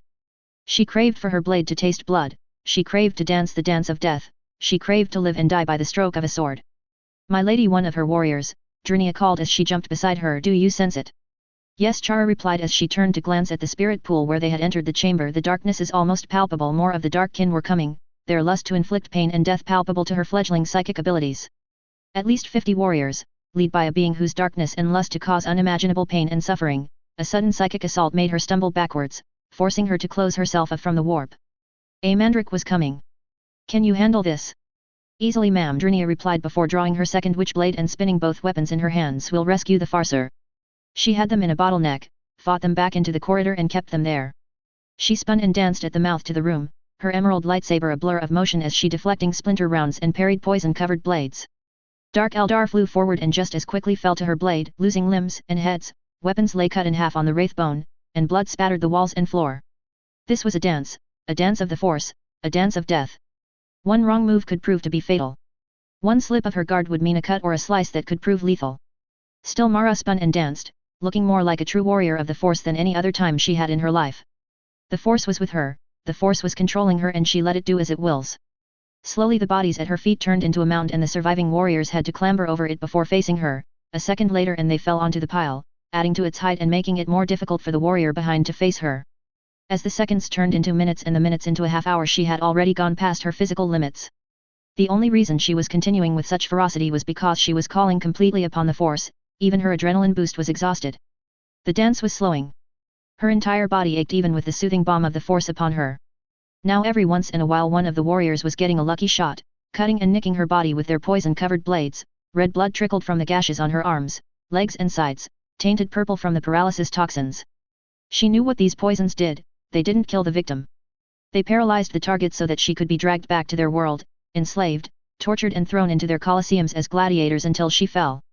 As Chara jumped out of the spirit pool, expecting to find a small force of at least 20 warriors and 1 Mandric, instead found the Monday Key, Mara Jade standing on a pile of black and purple armored dead Dark Eldar warriors. Panting heavily, her eyes were alive with her Force abilities. Her arms and legs were covered with cuts and gashes with blood staining her white and brown sleeveless tunic and pants, her life fluid dripping onto the dead at her feet, tainted purple by the paralysis toxins that were now in her bloodstreams. Mara, Chara called, saying her name for the first time. Can you hear me? Are you all right? Her eyes suddenly came back to life with a gasp, and she slowly turned her head to see the Banshee. A smile crossed her lips. Kicked their ass, she muttered before her eyes became dilated and she fell, rolling down the small mound of dead she had made and landing flat on her back. Chara moved over to her and scanned her suddenly glazed over emerald eyes. Those weren't the eyes of a dying woman, and the color of the poison told her that it was a paralysis. The Dark Kin were better known for using that than any deadly venom. I have heard rumors about the Jedi, a voice rasped from behind the body mound. Chara spun, her witchblades unsheathed in time to hear the sound of firm footfalls as the Mandrake scaled the mound and made it to the top. His skin was a pale and sickly grey and his head was shaved bald. Wearing slender black and purple carapace armor with satchels and belts tied around it, showing a number of blades, needles and a pair of swords across his back. Impressive, she and you would undoubtedly make a fine duo for her slave pits, if we didn't overdose her with the toxins that is. Chara was frozen in place. She could handle warriors and elites like incubi easily, but she couldn't take on a Mandrake. There was a reason why they were feared even by the most powerful of the Dark Eldar lords and archons. Their combat ability was second to none. One Mandrake was worth 10, maybe 20 normal warriors at the very least. A hand grabbed her armor and pulled her down to stare into Mara's emerald eyes. Obviously the human had sensed her sudden fear and panic through the Force. It was through those eyes that Chara decided she couldn't run. If she did, then her fellows and the Farsa herself would be in danger. Chara, hold him off. For a few more minutes, Mara gasped, gritting her teeth as the toxins ran through her blood vessels, felling like molten lava. Just a few minutes. I was planning on doing that anyway, Mundaki, Chara bit out, but why only for a few minutes? Because Luke is coming, Mara replied weakly before she closed her eyes and lost consciousness. Oh, is the little Mundaki Jedi out cold? The Mandrake taunted with a sadistic grin, his blades drawn and held firmly in his gauntlet hands. Then that just leaves you, little lightling. Chara sprung to her feet, her two witchblades held across her psychoplastic armored chest. She jumped high into the air and sliced downwards with her two witchblades only to have them keenly intercepted. The Mandrake smirked and batted the blades away with his sword, sending her flying into the air. The Banshee somersaulted backwards, landed feet first against the far wall in a crouch and lunged forward, propelling her back towards the Mandrake, her blades held straight in front of her. The Mandrake grumbled something inaudible and sidestepped the Banshee's attack, swinging with his sword as she flew past him and cut into her side. Blood spurted out of the slash wound and spattered across the corridor's floor as Chara landed on a heap, her every movement radiating shock. Is that it? The Mandrake asked as he approached the Banshee, who had dragged herself to her knees, her back facing him. I must admit I expected better from a howling Banshee, even if she is new blood. He licked his lips and in a move too fast for the eye to detect, he grabbed her masked face with his clawed hands and yanked her to her feet before throwing her against the wall. She hit the wall with a painful thud, her spine erupting in agony even as the mesh armor absorbed the worst of it. The clawed fingers of his gauntlets dug into her helmet, creating cracks across the otherwise immaculate armor. Chara growled angrily, her adrenaline finally starting to circulate around her system. She lashed out with her foot, catching the arrogant Mandrake in his groin.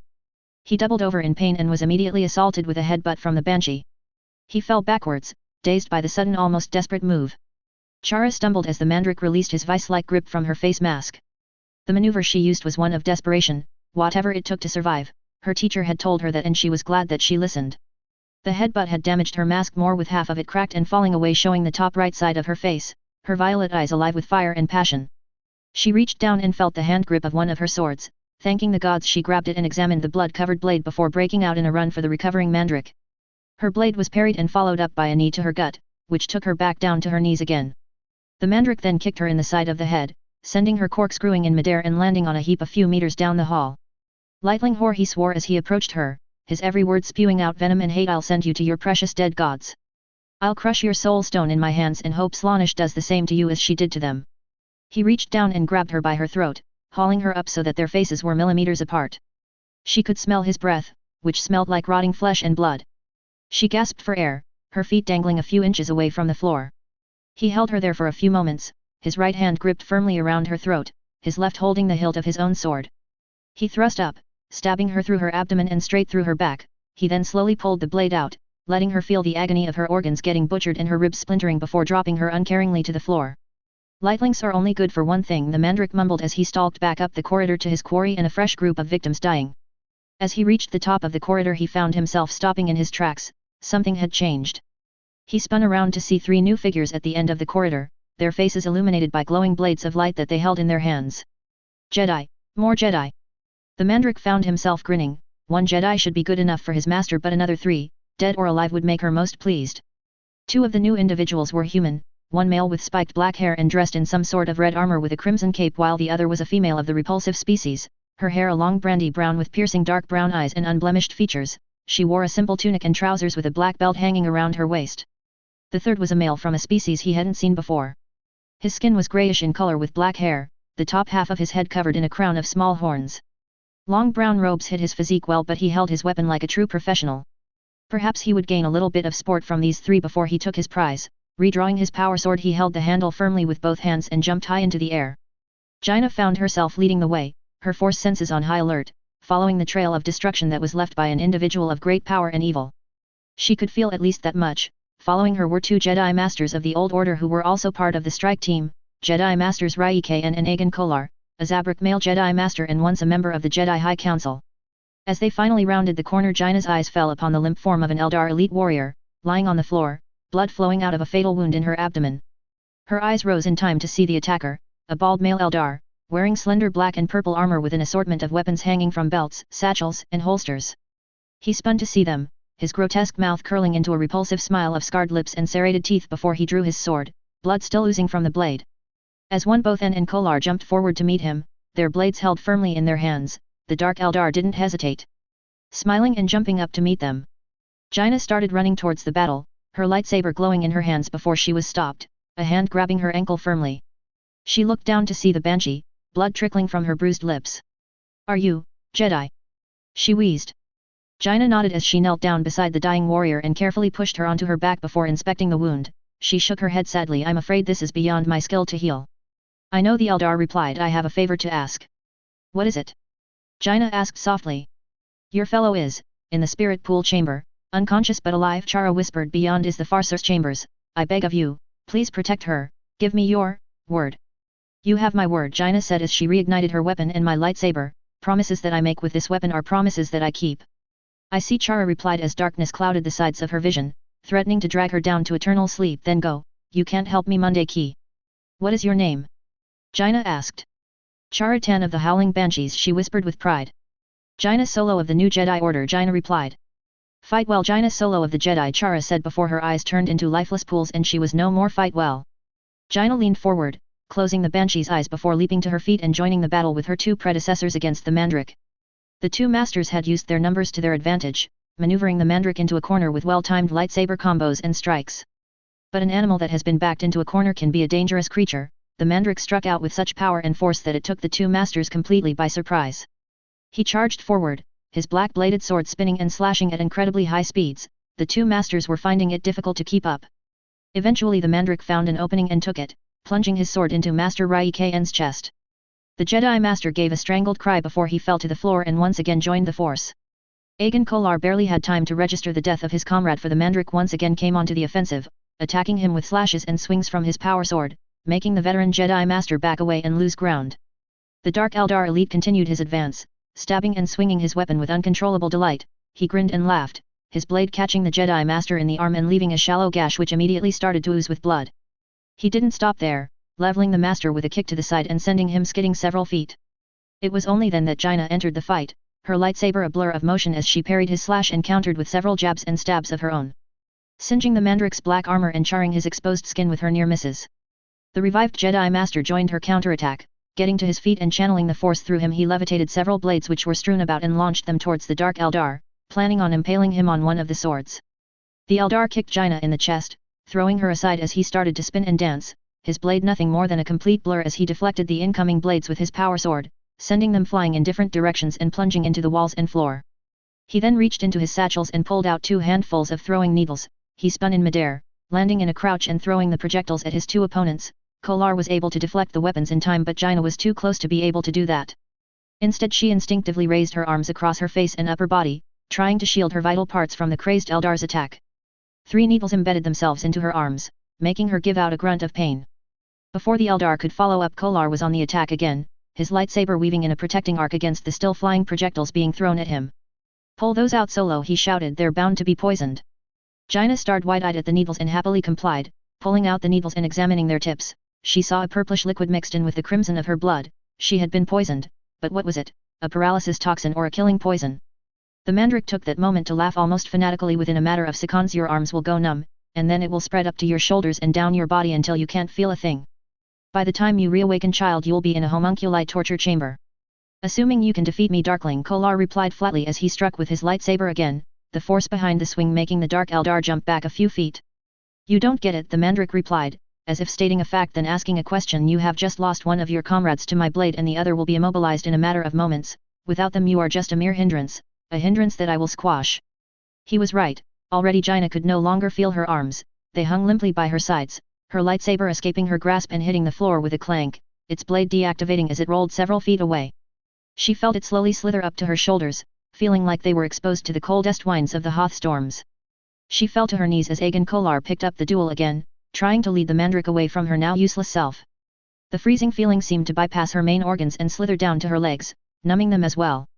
She fell sideways as her legs gave way, darkness threatening to overcome her vision, the cold making her wish for rest and sleep. Aegon Kolar felt the young new blood Jedi begin to flicker in and out of consciousness and mentally cursed. He had been charged as her protector by Skywalker, his exact words being, "Watch my grandchild master and make sure you all come out of this in one piece." He had already failed at that. Raike lay dead on the floor, joining the vile Dark Eldar and the brave Banshee as one of the dead. The Mandrake grinned as he continued his assault, his attacks seemingly getting faster and harder to predict.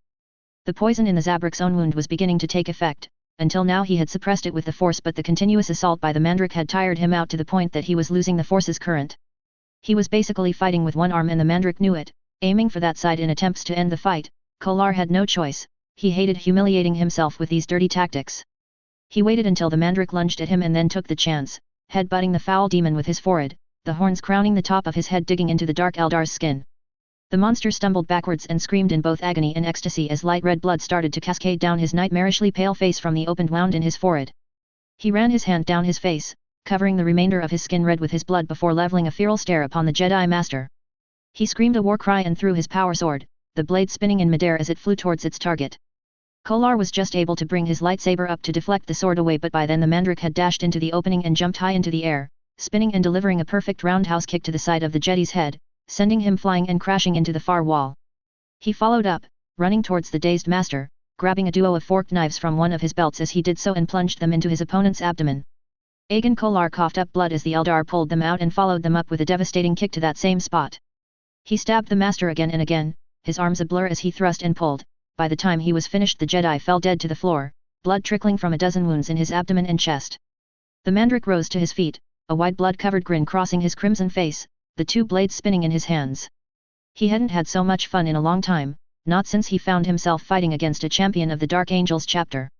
He threw his head back and laughed viciously, hoping that he will meet another of these upstarts soon. He didn't see the lightsaber until it stabbed through his back and through his chest, the green blade burning away his left lung and disintegrating his left ribcage. He slowly turned to see a flicker of golden red hair and a pair of glowing emerald green eyes, full of life and determination. Mara Jade had somehow beaten his paralysis and gotten back to her feet. He shivered and groaned, more in disappointment in himself than in anger before his eyes lost all life and he fell to the ground. As the Mandrake fell dead to the ground, Mara winced as another wave of pain flowed through her, her lightsaber slipping from her grasp and hitting off the floor. She stumbled backwards, feeling more than seeing the slashes and gashes lining along her entire body. Blood trickled from her wounds, staining her clothes crimson. She called upon the Force, clearing her vision and giving her extra strength. She was completely calling upon it to move. Her eyes fell upon the prone form of her niece and then widened in fear. Jaina simply wasn't moving, her blood trickled from several minuscule stab wounds in her arms. Mara stumbled over to her fallen niece and falling to her knees pushed Jaina over onto her back before pulling her away from the body-strewn battle and leaning her against a wall. "Jaina," Mara called weakly, wiping away a trickle of blood from her mouth while doing so. "Can you hear me?" The young woman's eye flickered open at the sound of her name, Aunt Mara. "I'm here, Jaina," Mara said as she put her arms around her niece in an embrace. "Good," Jaina replied in a weak whisper, a seemingly fragile smile curling her now blue lips. "You're alive, Luke will be so happy." "He'll be even happier when he sees the two of us," Mara replied. "I'm going to put us into a healing trance, okay? You just rest." Jaina nodded, her eyes suddenly looked drowsy before she closed them and entered a blissful sleep. Mara repositioned herself so that Jaina could lean against her, allowing the dual healing trance to continue on unhindered before she too started to close her eyes. A familiar and very welcoming Force presence brought her back out of the trance and she looked up to see a man with sandy blonde hair and piercing blue eyes kneeling beside her. "Hello, farm boy," she muttered sleepily and was rewarded with a soft kiss to her forehead. "Hello, my little firecracker," Luke replied with a real smile crossing his lips before he turned to a group of white-armored soldiers standing behind him. "Clone troopers, gentlemen, take care of my wife and niece for me." "Yes sir," one of the soldiers replied. Luke took out his lightsaber and walked steadily into the spirit chamber, Tahiri and Jason flanking him on the left and right. He felt Jason's worry for his sister through the Force but knew that he had a job to do. She was in safe hands. He sighed as the spirit pool changed from a tranquil blue to a raging red, but with a swift discharge of Force energy silenced them. "This farcer had better be worth the bother," Luke muttered before jumping into the pool, Tahiri and Jason following close behind. He stepped into a magnificent chamber, made of pure wraith bone which resounded with the psychic voices of thousands upon thousands of beings, In his mind's eye he felt the discomfort and plain old-fashioned will to fight. A massive set of double doors stood out at the other side of the chambers, blasted open by some unknown and powerful force. Bodies covered the floor, either the dark armored forms of Dark Eldar or the crimson psychoplastic armored forms of Siamhan Banshees. The battle was still progressing, but the craft world Eldar was now outnumbered 2-1. With a roar, Luke led the charge, releasing a concentrated series of force pushes, each one smashing into a black armored incubi warrior and sending them flying. Allowing the Banshees a chance to regroup, it was only then that the Jedi and the Banshees laid eyes upon each other. Both sides unsure of whether the other was friend or foe, they didn't get a chance as the warriors jumped back to their feet and surrounded the group. They began closing in, eyes aflame and weapons held firmly in their hands. The Banshees and Jedi ended up back to back, witchblades and lightsabers alive and ready for the battle to come. To be continued. Originally I was planning on making these 2 simple chapters, but because of how much I wrote I have decided to turn it into 3. So the main battle in the Farseer's chambers is about to begin. Hope you guys are enjoying the show. Chapter 48, Betrayal. Chapter 47. Betrayal. Next week I'm officially going to be a university student, looking forward to that, but I don't know much about whether my accommodation will have wireless, so updates may start to slow for a while. Just wanted to apologize ahead for that. 32 Abai, 2 years ago. You know who I am, the being said as she lounged in an extravagantly decorated armchair made of rich oak and black leather, and you know why you have found your way here. You are looking for knowledge, for wisdom, to try and completely understand the Force, to find a balance in a wounded galaxy.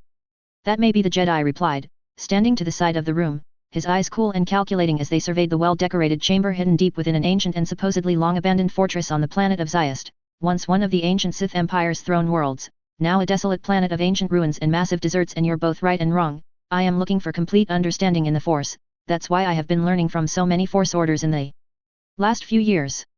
But if you think that I am going to join you in your order, then you are mistaken. Oh, the shrouded woman replied, is that so? Yes, the Jedi replied firmly, from what I have learned your kind has been responsible for many of the major wars in the galaxy. Under the rule of one of your own, the galaxy lived in fear and terror, forever looking to the skies for a sign of a massive sphere appearing in the orbit of their planet. There is a difference between us and Sidious, the woman replied. For one thing, we are not insane, we are not looking to destroy the galaxy or shape it into our own image, we are simply looking to bring balance to the Force. Through the blood of the Jedi and so many others, the Jedi responded, his voice carrying no disgust or emotion at the thought, simply stating fact. We are hoping to avoid that, she replied as she pushed herself off the chair to her feet. But you know the Jedi as well as you think you know us. They will never accept us or our ideas, you know this is true. The Jedi didn't respond, and the shrouded messenger felt his resolve begin to weaken. Hiding a smirk and cloaking her feeling of mirth, she reached out a gloved hand towards the Jedi, who hesitated. Let me show you what our plans are, Jason. You can choose to join us or not. It is completely up to you.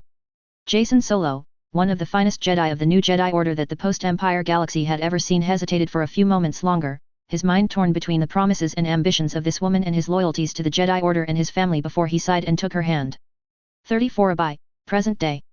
A squeeze of the trigger and the Dark Eldar warrior was peppered with minuscule white shards of shuriken fire, slicing through his dark mesh armor, his pale skin and right through the bones and organs underneath.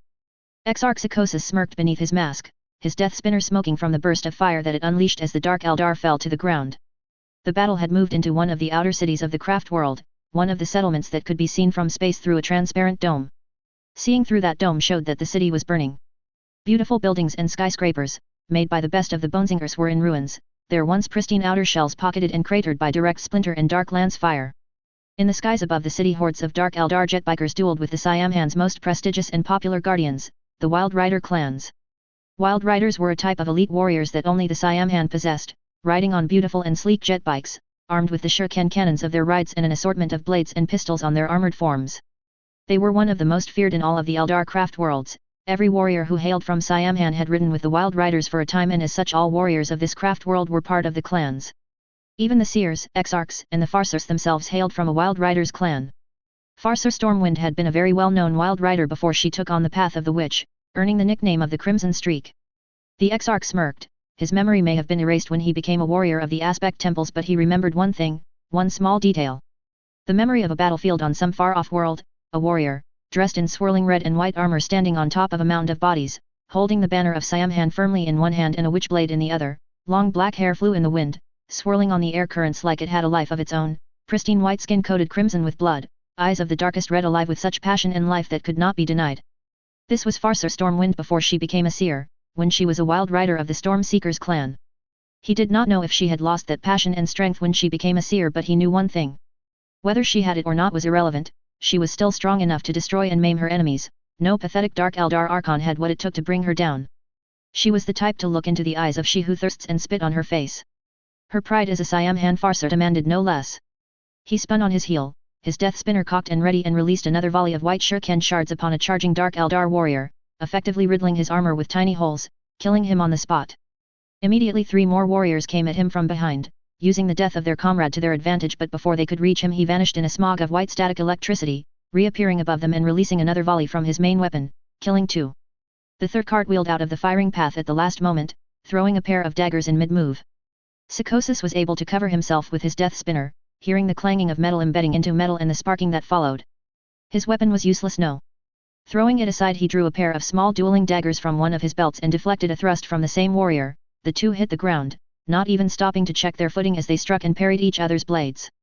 He spun around the warrior, using his own weight against him, and shoved one of his power daggers into his side, allowing fresh blood to flow from the wound. He then completed his spin and using his clean dagger slit his dark kin's throat from ear to ear. His instinct screamed at him to move, and he did, just barely missing a spray of splinter fire. He turned and clashed blades with another warrior, an incubi this time, and grunted as the sudden strike made him lose his grip on his last good dagger. The incubi then delivered a stiff kick to the Exarch's abdomen, sending him skidding backwards before striking with his blade, aiming for the Exarch's chest. Before he could complete the maneuver, a volley of crimson lass fire struck the incubi, peppering him with crimson bolts and throwing him sideways, dead by the time he hit the floor. A soldier wearing mud-caked white armor with a jetpack attached to his back, holding a pair of long-barreled blaster pistols in his hands, dived to the ground beside the Exarch, rolling to his feet as he hit the ground and aimed his blasters, peppering another warrior with blaster fire. He didn't know who this man was. He didn't have the feel, the look, the weaponry, or the smell of an Eldar. He smelled that this was a human. Questions started to flow through his mind. Why was another human on this craft world? How did he get onto the craft world? Those questions were muted, however, as a fresh group of Dark Eldar warriors finished off a squad of guardians and turned to challenge him and his new ally. The 2 warriors looked at each other, and understanding passed between them before they jumped into action, the white-armored soldier aiming his blasters and the Exarch drawing a pair of shuriken pistols. Luke Skywalker stood back to back with one of the Eldar Banshees, his lightsaber ignited and his mind fully focused on the possible battle to come. The Banshees were obviously weary of their guests, but they obviously recognized the lightsabers that Luke and his Jedi held firmly in their hands. 10 of us against 20 of you, Tahiri piped up. Doesn't quite sound fair. This drew a few mocking smiles from the dark kin who weren't wearing their bladed helmets, but Tahiri grinned playfully at the same time and placed a hand behind her back. Would it help if I fought with one hand? The Dark Eldar screamed angrily at them and charged, their blades held ready to strike.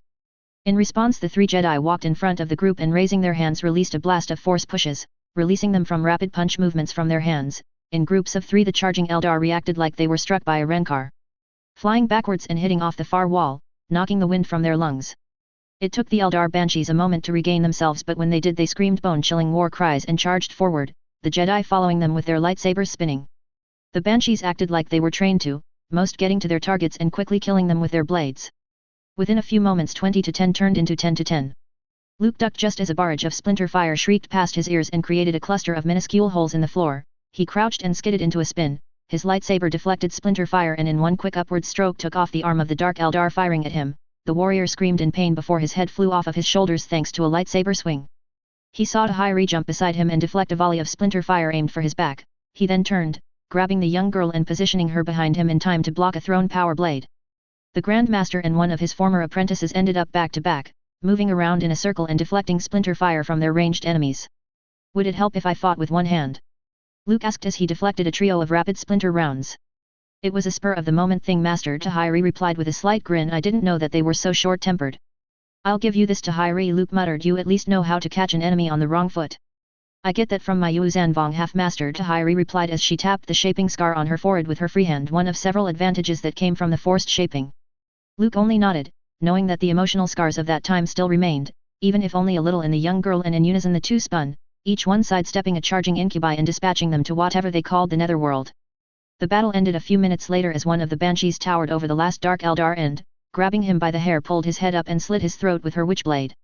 Luke and several of his Jedi, except Jason, winced at the act but said nothing. It was then that Luke felt it. Beyond those doors was a dark presence different to that of the Dark Eldar, a presence that he and his Jedi knew very well. There were Dark Force users beyond those destroyed double doors, Dark Jedi perhaps. Master Skywalker, Tahiri said a little urgently as she came towards him. I know, Luke replied, his voice tense and serious. I sense them too. What are you saying, Monday Key? One of the banshees asked a little pointedly.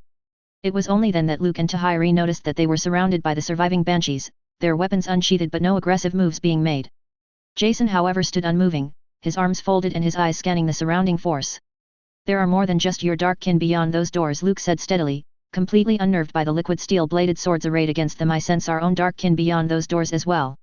Your Dark Eldar Lord has a contingent of dark Jedi with his revenue.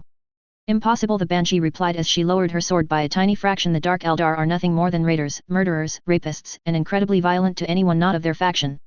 It is highly doubtful that they would make an agreement with an outside group, especially an outside order from a galaxy that they had just entered. Maybe, Jason said, the first time he had spoken since entering the craft world. Maybe not. Since the birth of the Second Eye there have been a lot of supernatural occurrences taking place in our galaxy. Goings-on including people simply vanishing into thin air, massive space storms and anomalies all over the outer, expansion and mid-rim regions, and the revival of proven dead beings.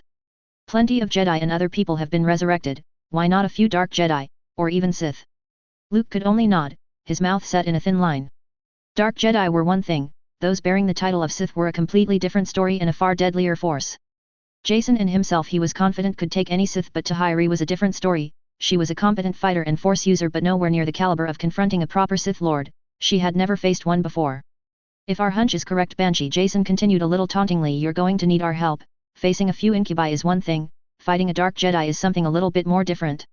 Her very eyes were shining red with warp energy, the ruby red orbs and whites behind them vanishing as she began mumbling ancient incantations laid down millennia ago by her ancient ancestors. The very oxygen surrounding them was catching fire, the flames swirling and bursting forth, an eerie red in color.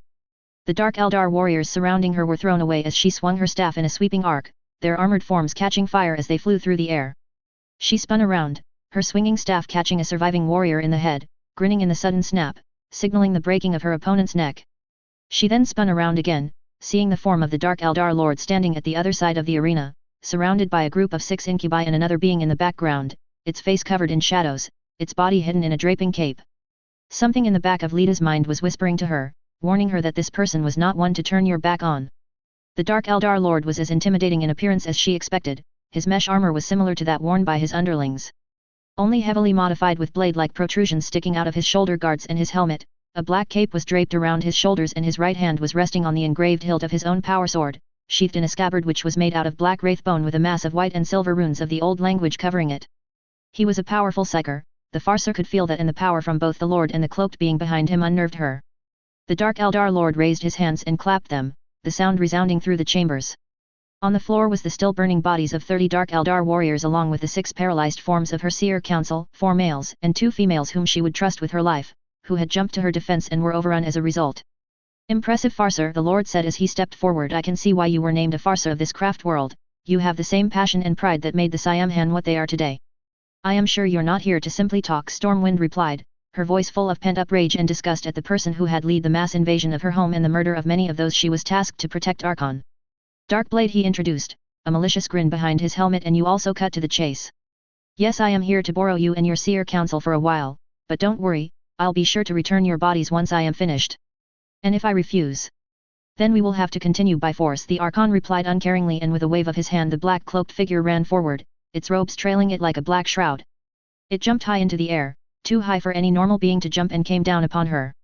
Before the Farser knew it, she heard the sound of a snap hiss and a 2-meter-long crimson blade of light appeared which flickered and bent like it had a life of its own.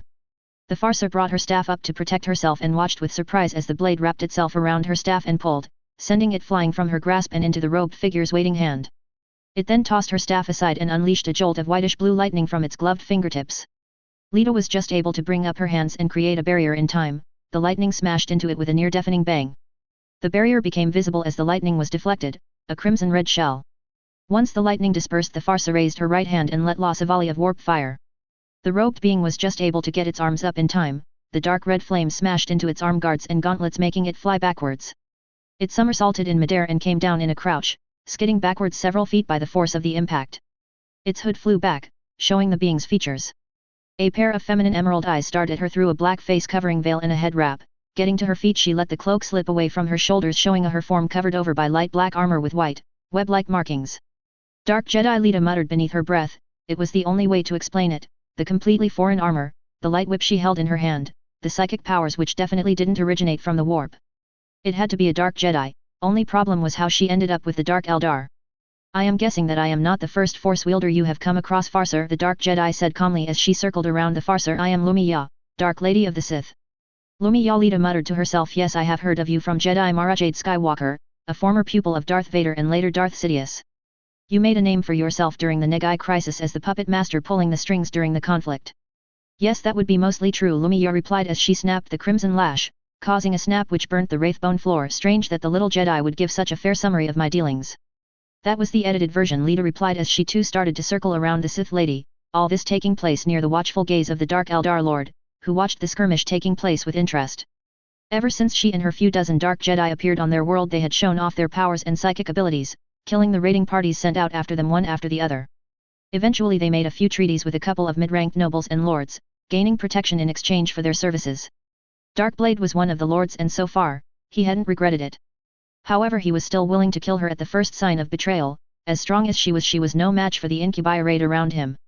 The Sith lady struck first, swinging with her ignited light whip, aiming to take the Farser's legs away from her with a precise swing. Lita dived forward, missing the lashing light blade by millimeters before landing in a roll and reaching out with her free hand psychically called her staff to her. The pole flew across the room and into her waiting hand just in time to block the whip, the crimson blade once again wrapping around the weapon. The Farser grinned and pulled with everything that her own personal strength and the warp could supply her. The Sith flew forward and met the pole, which was swung into her abdomen and sending her corkscrewing sideways across the room, before landing in a heap, skidding to a halt. What a disappointment, Darkblade muttered before motioning to his 6 incubi. They nodded and drawing their power swords ran forward. 2 Dark Jedi appeared behind him, essentially taking the place of his incubi as they charged towards the lightling Farser, who fell into a defensive stance as the Sith lady flipped back to her feet, snarled and started running towards her again, the crimson whip whirling and twisting above her head. As the first wave of 3 incubi jumped her, they were immediately assailed by a trio of force pushes which threw them several meters in the air, bouncing painfully of the ground and skidded to a halt. Lumiya and the 3 remaining incubi in turn skidded to a halt and turned to see 3 Jedi and 6 Banshees charge into the room, lightsabers and witchblades spinning in their hands as they ran. Besides the sudden situation, Lumiya found herself grinning behind her veil. Things were indeed going as planned. She was expecting her old flame and now hated foe Luke Skywalker to show up sooner or later. She spun to the Farser and swung her light whip, aiming to wrap it around her waist and cut her in half. Only problem was that she was no longer there. She was flying backwards into the waiting arms of Skywalker, who calmly caught her. Lumiya, Luke said flatly as he released the Farser. Skywalker, Lumiya snarled as she began to move forward, watching with interest as Luke mirrored her movements and began walking confidently towards her. The very chamber seemed to be brought under the incredible pressure of their 2 force presences as they collided, their wish to fight each other after so long clearly palpable in the air. In the blink of an eye, both participants vanished in blurs of motion and reappeared several meters above the ground, crimson red and ice blue blades colliding and sparking. As the 2 disengaged, they vanished again, reappearing on the ground several meters away, their 2 lightsaber blades colliding again in a hail of sparks. Quickly Lumiya disengaged her lightsaber, somersaulted backwards and raised her gloved hands, releasing several blasts of force lightning upon Luke, who weaved his lightsaber expertly, deflecting the lightning blasts into the walls and the floor, leaving charred black marks on the wraithbone.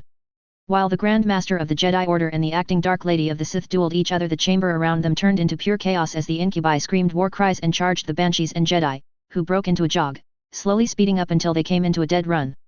Jason ignited his lightsaber, which shone green, while Tahiri pulled her belt from around her waist. She then flicked her wrists and the belt went rigid. It wasn't a belt, it was an amphi-staff. The Farser backed her charging warriors and allies, unleashing a series of warp fireballs into the air which changed direction and dived down towards the incubi. The elites of the Dark Eldar dived and somersaulted out of the fire's path, just missing the volley in time and right into the weapons of the Banshee/Jedi defenders. They growled and brought their own blades down to deflect and block the incoming blades. From the other side of the chamber, the Archon and the 2 Dark Jedi guards seemed to understand each other and drew their weapons. Lightsabers ignited and a Punisher blade came to life as the 3 warriors charged into the fray, the Archon running at inhuman speeds while the Dark Jedi jumped high into the air, defying the laws of gravity by running across the walls, bypassing the main skirmish and diving towards the Farser, their lightsabers alight with crimson light. Grinning behind her helmet, the Farser began to slowly dance and spin, holding the edge of her staff with one hand and tracing the tip into a circle around her. Bright red flames trailed the tip as she moved, and as the Dark Jedi fell upon her, she released a controlled burst of fire, encompassing them and setting them alight. One took the brunt and fell backwards to the ground, his entire front charred black, making him unrecognizable. The second fell into a roll, hitting the ground on his back and rolling to his feet. He quickly disposed of his smoking black cloak and swung his still ignited blade at Lita. The last surviving Dark Jedi was definitely a male, a near human of some description. His skin was a greenish-yellow in color with dark green freckle-like tattoos centered around the bridge of his angular nose, his feral eyes were a sickening shade of yellow and his dyed blue lips were set in a snarl of contempt. The crimson blade was quickly blocked by the Farser's staff. She then reached out with her free hand and called a singing spear to her hand. The ancient and holy weapon began to clank against its restraints, tearing itself free and spinning through the air and into her waiting hand. She then spun, batting away the lightsaber and swinging with the spear. The old weapon was blocked but the Farser continued to spin, her two weapons spinning in her hands. She was too fast for the Dark Jedi and pierced the tip of her spear through his chest, killing him on the spot. The Banshees had taken care of the incubi while she was busy battling the Dark Jedi, but their own numbers had fallen from 6 to 3, not by the now dead incubi but by the heavily armored form of the Dark Eldar Lord. The Archon stood surrounded by the surviving Banshees and the blonde-haired human, parrying strikes from blades and the strange living staff that the Jedi wielded with his own Punisher. Meanwhile the Jedi leader and the Sith Lord were still fighting their intense lightsaber battle, their forms nothing more than blurs as they parried and struck at each other, maneuvering around each other with somersaults and rolls. The battle was won. The Archon and his temporary Sith ally were all alone now, but something just didn't feel right. This entire scenario had the feel of a trap, or a diversion. Suddenly the Sith known as Lumiya disengaged from Luke Skywalker and somersaulted in midair, landing a full 20 meters away from the battle. "What are you doing, Monday Key?" Darkblade shouted angrily as he dodged a witchblade. "My apologies, Archon," Lumiya replied as Luke touched down on the floor, "but I must terminate our little agreement." Before the Archon could muster a reply he imploded.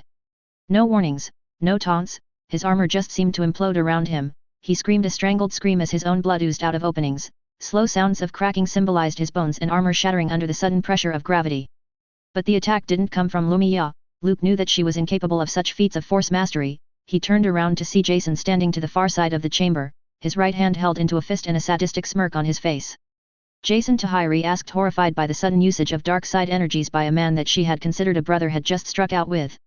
Jason simply turned and set a gaze of steel upon her before she suddenly flew through the air like a rag doll and collided with a pillar with such force that Luke heard her bones crack. The girl slumped to the ground, still alive but only just 33 by 1 year ago. Jason stood on the command deck of what looked like an Imperial-class Star Destroyer. Overlooking a mass of black armored warships that he recognized as Chaos Cruisers and Battlecruisers, all chasing after a small fleet of Alliance Star Destroyers and Cruisers, standing beside him was Lumiya, decked in her light armor battlesuit. "There is no need to worry, Jason," Lumiya said as she overlooked the losing battle. "This ship has full use of a cloaking device so we won't be seen, and I have about 20 Dark Jedi cloaking this vessel from any of their vile warp sorcerers." "Why have you brought me here?"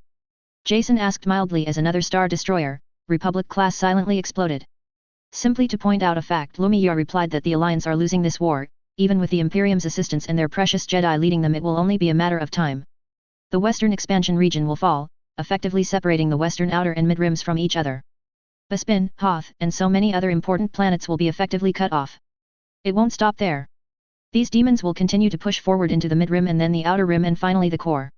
And you know the old saying, he who controls Coruscant controls the core and he who controls the core controls the galaxy." Jason replied with irritation, reciting an old military saying that strategists had used throughout history. "I know the old military styles. Once chaos breaks to the core, not if, when they break through," Lumiya pointed out, "they will have control of the galaxy, the rest will be a mopping up mission." "So you think that the Sith will have a better chance at defeating chaos?" "I know we will have a better chance at beating them, Jason," Lumiya replied. "For all of the Jedi's good traits, they do not have the ruthlessness to face chaos in the open. Their rules and the way they live by is what will get them killed. The Jedi defeated the Sith dozens of times, they survived the Yuuzhan Vong," Jason replied, even though Lumiya's statement did make sense. "Yet all of those times they just managed to pull victory from the jaws of defeat." Lumiya pointed out, "That will not work on an enemy like those that come from the galaxy where the Imperium hails from. Even if the Alliance repels the forces of chaos, there will be others. The Necron, Orcs, Tyranids, even the likes of the Eldar and the Tau could spin around and stab you in the back. If chaos doesn't destroy the Alliance, then the Imperium eventually will. Either way, under the government we are in now, this galaxy will soon be facing occupation, and innocent peoples and races, be they humans or aliens, will be massacred for either not accepting their rule or for simply being what they are. Can you live with that, Jason Solo?" Jason felt like replying, like mustering some sort of retaliatory response, but the words stuck in his throat. Deep down he felt that Lumiya was correct. But would the galaxy be any better off under the rule of the Sith? Lumiya seemed to catch on to his thoughts and sighed. "A number of wormholes have opened up between the two galaxies. I have been chosen by my master to be the leader of the exploration team." She put a hand on his shoulder. "You don't have to answer now, but I will be expecting an answer when we meet again."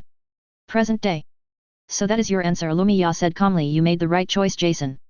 Jason, Luke asked in shock, his tone radiating sorrow and betrayal. "Why?"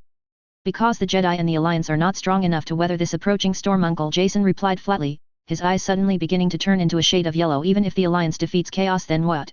Another enemy from the other galaxy will show itself, whether it will be orcs, Necron, Tyranids, or even the Imperium itself. He turned to face Luke, his eyes and face set in stone. I am sorry, Uncle, but as it stands, the only way to meet the enemies of the other galaxy, the only language that they will understand is that of aggression and destruction. Well said, Jason, Lumiya replied, and with that my mission has been completed. There is no longer a need to remain on this accursed vessel. You think we will let you go after all of the death and suffering you have helped bring? One of the Banshees asked vehemently. Why yes, Lumiya replied with her voice full of humor, but I tell you what, you and your sisters seem to still have a lot of pent-up aggression. You fought bravely against a handful of Incubi and Dark Jedi, so here is a parting gift. She snapped her fingers and 16 crimson-colored lightsabers snapped to life, the eerie light casting a crimson glow on the darkened roof. My parting gift, 16 Dark Jedi, although I must say I was saving these for the Archon and his Incubi dogs. Several things happened at that moment. The Dark Jedi fell from the ceiling, the Eldar and remaining Jedi braced themselves for the battle to come. Lumiya and her new apprentice turned their backs and started walking towards the exit, where a small honor guard of 3 black-robed Dark Jedi appeared. That fool! Father Leia asked worriedly as Anakin suddenly looked down at the polished black floor, his fists balling up so tightly that they were turning white. Across the channel the High Admiral also looked on, both intrigued and confused. Anakin ignored his daughter's question, the Eldar Admiral's inquiring glance, the sudden nervousness that seemed to descend upon the bridge like a blanket from its crew, both force-sensitive and force-blind alike. That stupid, gullible, idiotic, self-righteous, Sith-spawning fool, Anakin growled, his entire form beginning to glow with blue light so bright that it blinded all those who looked upon him. Before Leia could ask the question again, Anakin Skywalker had vanished from the bridge in a flash of bright light. At that moment Leia ignored the High Admiral's sudden bombardment of questions and channeled all of her psychic talent into the Force, checking on her family. Han and Luke were fine, Jaina, Mara and Tahiri were injured but not terribly. Jason was dark, he was covered with darkness like it was a slick liquid. She found herself gasping and falling to her knees, her last remaining Sun's Force signature causing tears to run down her face. One of the revived Jedi rushed to her side, asking her if she was alright, but the princess ignored the man's question. Jason Solo, her son, had turned to the dark side just like Anakin had so long ago. At that moment she understood the former Sith Lord's sudden anger. A flashing light appeared in the middle of the Wraithbone floor, blinding everyone that was within it.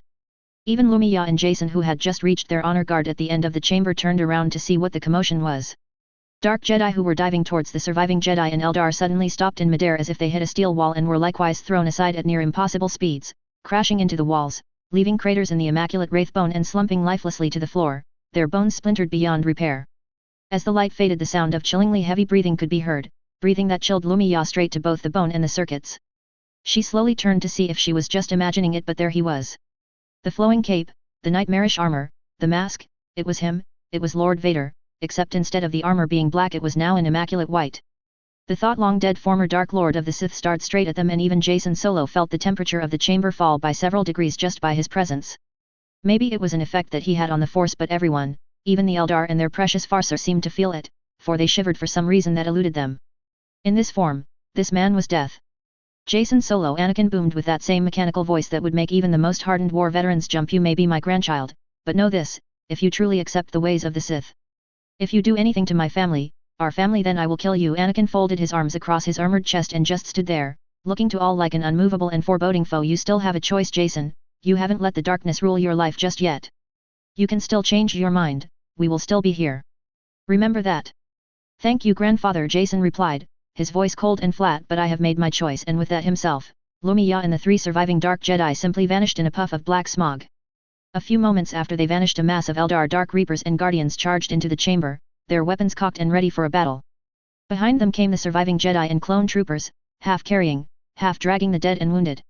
Jaina and Mara were among them, accepting the support from the clones. They too were surrounded by a crowd of Eldar Guardians, their shuriken catapults ready to kill them at the slightest sign. Lower your weapons, Lita commanded. Farsa, one of the Guardians, asked, slightly confused. I said lower them, she repeated sternly as she began to walk towards the columns of Eldar troops, the 3 surviving Banshees flanking her as she walked. Is that any way to treat our guests? As the Eldar soldiers lowered their weapons, they parted for her to approach the group of clones and Jedi, stopping in front of a barely conscious Mara Jade and putting a comforting hand on her shoulder. I don't think it would be wise to just kick you off our home with the amount of wounded you have, do you? There we go, finally I got it finished, and sorry it took so long, everybody. As for the comments on Jason, well, ever since I spoiled Sacrifice for myself, I've just wanted to rant at him for some time, and it felt great to do it. It appears that my little form is also really starting to kick off, about time. Chapter 49, Pieces of a Puzzle. Chapter 48. Pieces of a Puzzle. Writer's Note. Sorry for the waiting people, I've been partying at university for 3 days straight and just want to get some sleep. My halls are great, the people are friendly, the only 2 problems with this place is 1, the fire alarm which goes off at 3 am, 300 people at least drunk and pissed off, and secondly the fact that it don't have wireless. Here's a chapter I'm proud of, enjoy. Macridge was a world located within the eastern sectors of the Imperium territories, located within a sector known as the Ultima Segmentum. It was the home planet of both the infamous Ultramarines chapter and their legendary Primarch, Rubut Gilimon. The planet was a bleak, mountainous world with most of its 400 million inhabitants located in the more fertile lowland regions.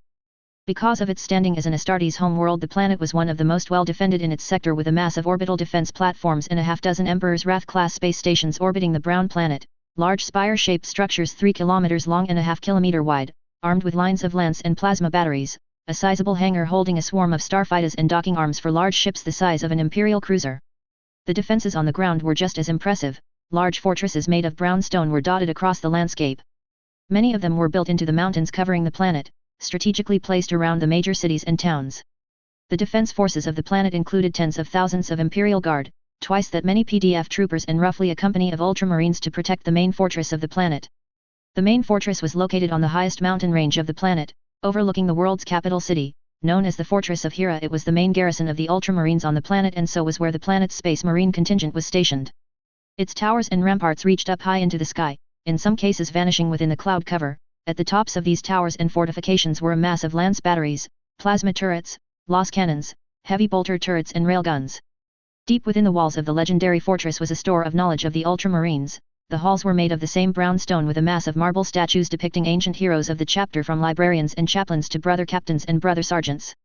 In the center of the fortress was a massive hall, made of the same brown stone with thick stone pillars keeping up the kilometer-high ceiling. Along the 200-meter-wide hall were the statues of past chapter masters and chief librarians, standing tall and proud with their legendary weapons held firmly in their hands, the statues depicting them made of solid marble. Beyond this grand chamber was another, known as the Temple of Correction. It was kept within a protective shell of adamantium steel and was where an ancient throne of marble resided. Sitting on this great throne was one of the most well-known and respected beings in the history of the Imperium, the Primarch of the Ultramarines, Rubut Gilimon, held within a stasis field at the very moment of his death, the same throat wound that the traitor Primarch Fulgrim had inflicted upon him still visible. He had been here for many more millennia than he wished to count, trapped within this stasis field, near death but not quite there. The wound in his throat where Fulgrim had cut him still much in evidence. He had used his psychic senses to keep a watchful eye on the planet and the entirety of the Ultramarine Empire, just like his father did, only on a smaller scale. For countless millennia he had watched as threat after threat came from the unknown sectors of the eastern fringe, from orcs and chaos pirates to the newly arrived Tau Empire and the Tyranid Hive fleets. He wished so much to exit this stasis field and join his brothers in battle once more, and cursed the galaxy and himself that he could not. He was about to lose hope of ever being released from this marble prison when he felt something at the edges of his psychic vision. A single flame appeared in the far distance, a flickering light that over the last few months began to increase in size and strength until he couldn't ignore it any longer. As the flame became stronger, a psychic voice whispered weakly in his mind. As the voice increased in strength, the Primarch began to feel his wounds start to tingle. Gilimon. It was the first time that the psychic voice that had been whispering within his mind had made any kind of sense. He recognized the voice almost immediately. It was the voice of the man that had created him and his fellow brothers. It was their father, it was the Emperor. Father. My son, it has been so long. Yes, yes it has. The time for your rebirth is at hand, my son. It will happen much sooner than you think. Father? My power is growing. Our alliances with another galactic empire have proved to be most beneficial. Within the next few years I will be able to walk among our people once again. That is great news, father. It is the Emperor confirmed. My powers have also increased to the point where I can heal life-threatening wounds, including yours. What does this mean, Father Gilimon asked. By tomorrow, my son, you will walk again. Located deep within the northern sectors of the Imperium, in the segmentum known as the Segmentum Obscurus, was the planet, or rather the ruins of the planet of Caliban. The first homeworld to the zealous and proud Dark Angels Legion. It was bombarded by a crusade fleet led by the Dark Angels' own Primarch, Lion L. Johnson, when he found that the planet's garrison of Dark Angel Space Marines, a full half of the ancient legion, had been seduced by the forces of chaos during the Horus Heresy. The battle ripped the original homeworld apart and turned it into a massive barren asteroid where no life could exist on its surface. At this the planet was renamed the Rock. While no life could survive on its charred and pulverized surface, under the surface was a different story. Deep within the bowls of the rock was the underground chapter monastery of the recovering Dark Angels Space Marine chapter. The fortress monastery of the founding chapter was similar to that of the other main fortresses of the other founders. The interior walls were made of grey stone with lines of ancient statues made of marble, depicting the ancient heroes of the chapter. Further within the underground fortress, past the living quarters, medical wings, armories, and chapter library was an ancient prison where the enemies of the Dark Angels were kept. These included the captured members of the Dark Angel Marines who had turned traitor or the Fallen as they were called. The list of prisoners also included numerous criminals from across the segmentum as well as alien prisoners who would be of better use alive than dead. These alien prisoners included an Ulfwi farser whom the Inquisition wanted. Deeper within the monastery was a chamber, defended by a shell of adamantium. It held within its reinforced walls the most precious treasure of the entire chapter. A treasure that many of the Marines except for the acting chapter master and chief librarian didn't know of. The Primarch of the chapter, Lionel Johnson, was within this chamber, in a state of hibernation within its walls, ready to awaken when he was needed again. That time was coming much sooner than the sleeping Primarch realized. In the Primarch's dream, or rather a nightmare, he was on his knees, his ankles and wrists chained to the black ground. He was watching a series of events that he had never forgiven himself for, the Emperor's last battle against his favorite son Horus. He wasn't able to make it in time to save his father and he blamed himself ever since. The sound of footsteps brought his attention away from his nightmare, to the familiar form of a man walking steadily towards him, dressed in armor made of pure gold and encrusted silver. He held a long-bladed power sword in his hand, no, a possessed blade which crackled with incredible power. "Father." "My son," the Emperor returned the greeting with a grin. "How is this possible?" Johnson asked as the chains holding him down suddenly began to disintegrate under his father's psychic pressure. Likewise the images of the 10,000 years past battle of Holy Terra also began to fade, leaving nothing but blackness in every direction. Only the Emperor remained visible, glowing with heavenly light. "The time is drawing near for us to rise again, my son," the Emperor said. "The time has come for the Imperium to rise to providence once again." "Father, I am unworthy to be at your side," Johnson said suddenly. "I failed you when you needed me the most, when you needed my strength, my sword, I was not there." "You are still blaming yourself after all this time," the Emperor said, shaking his head. He sighed and cast a steely gaze upon his guilt-ridden son. "Get a hold of yourself, you could not have helped me. Could you speed up your journey through the warp to Terra? Did you have the Alliance hyperdrive at that troubled time? No. Then stop acting like it was your fault." "Father. It was not your fault, it was mine," the Emperor all but shouted. "I should not have left the front lines, I should have sensed the presence of chaos manifesting itself and put a stop to it right there and then. If I did, then all this would have been avoided. It was my arrogance that was my downfall, my son. Not yours." Lionel Johnson diverted his eyes from the steely gaze of his father, suddenly finding something very interesting on the floor, if there was a floor. A few moments later his father, the Emperor, regained himself and put a comforting hand on his shoulder, forcing his son's eyes to focus on his once again. "Awaken, my son," he said simply. "Gather the Dark Angels chapter and go to Terra, they need your guidance more than ever. Even though after all these years they blame themselves for their brother's fall from grace. They should blame themselves no longer. Father. Awaken." Within the hibernation chamber, in the very core of the Dark Angels Monastery, Lionel Johnson, Primarch and chosen son of the Emperor of Humanity, opened his eyes for the first time in countless millennia. Within the royal palace of Holy Terra, the Emperor of Man stirred in his golden throne. At the moment that was the best he could do, his growing powers had awakened Lionel Johnson. His growing powers were healing Robot Gilliman. This was putting a strain on his own regeneration, but it had to be done. Out of the 20 Primarches, 9 had fallen to chaos either by their own will or by his own arrogance. They were sadly out of his reach. Another 2 had simply vanished during the heresy. He had no idea whether they were alive or dead. And 9 had remained strictly loyal to him. Out of those 9, 3 had perished in the fighting that had followed, 1 had been fatally wounded, another had gone into hibernation. That left 4 who remained loyal to him, but their locations remained unknown. Over time his powers would continue to grow, over time he would be able to find all of his loyal sons and not just those who were stationary. The Bacta was working, slowly but surely. Under normal circumstances, with the Imperium secure for the time being, he would have just relaxed in his life-supporting golden throne and waited for the healing liquids to do their job. Sadly he did not have the luxury. Something on Mars was also stirring, something that was evil in its purest form. An evil that he was having trouble pinpointing. Every time he searched the red planet with his warp abilities he would not be able to find it. There was something about this deity, something that made it immune to anything of the warp. The only reason he felt it was because of his most basic psychic abilities, and from those abilities he sensed that this creature would be awake long before he would be healed. He needed to speed up his rejuvenation, but how? He spent months pondering this very question, searching throughout both galaxies for a possible answer. Finally he heard whispers, rumors spreading throughout the 2 known galaxies. Rumors of a group of immortals awakening from a 25,000-year slumber. These immortals were not of the warp, they were not from another dimension but of the Force. that inner power which derived from all living things. He heard rumors of one who could do incredible miracles with healing, even going as far as raising the deceased. While he considered that unrealistic, he was intrigued by these rumors, sensing a shred of fact to them. As he dived further in, he began to learn more, searching through the warp and finding a fleet that owed its elegance to none of the powers of this galaxy or the other. The minds of most of these beings were well shielded and guarded from all outside, except of course from someone of his power. Carefully he bypassed all of the mind shields of the Force Psychers on board this small fleet of vessels. Names and images appeared in his mind's eye, showing him the leaders of this force. Names such as Ravan, Exile, and Sasha came to his mind's eye, organizations within the fleet known as the Jedi Knights. Further still to his surprise was a chapter of Space Marines, a small order of battle sisters and tech priests.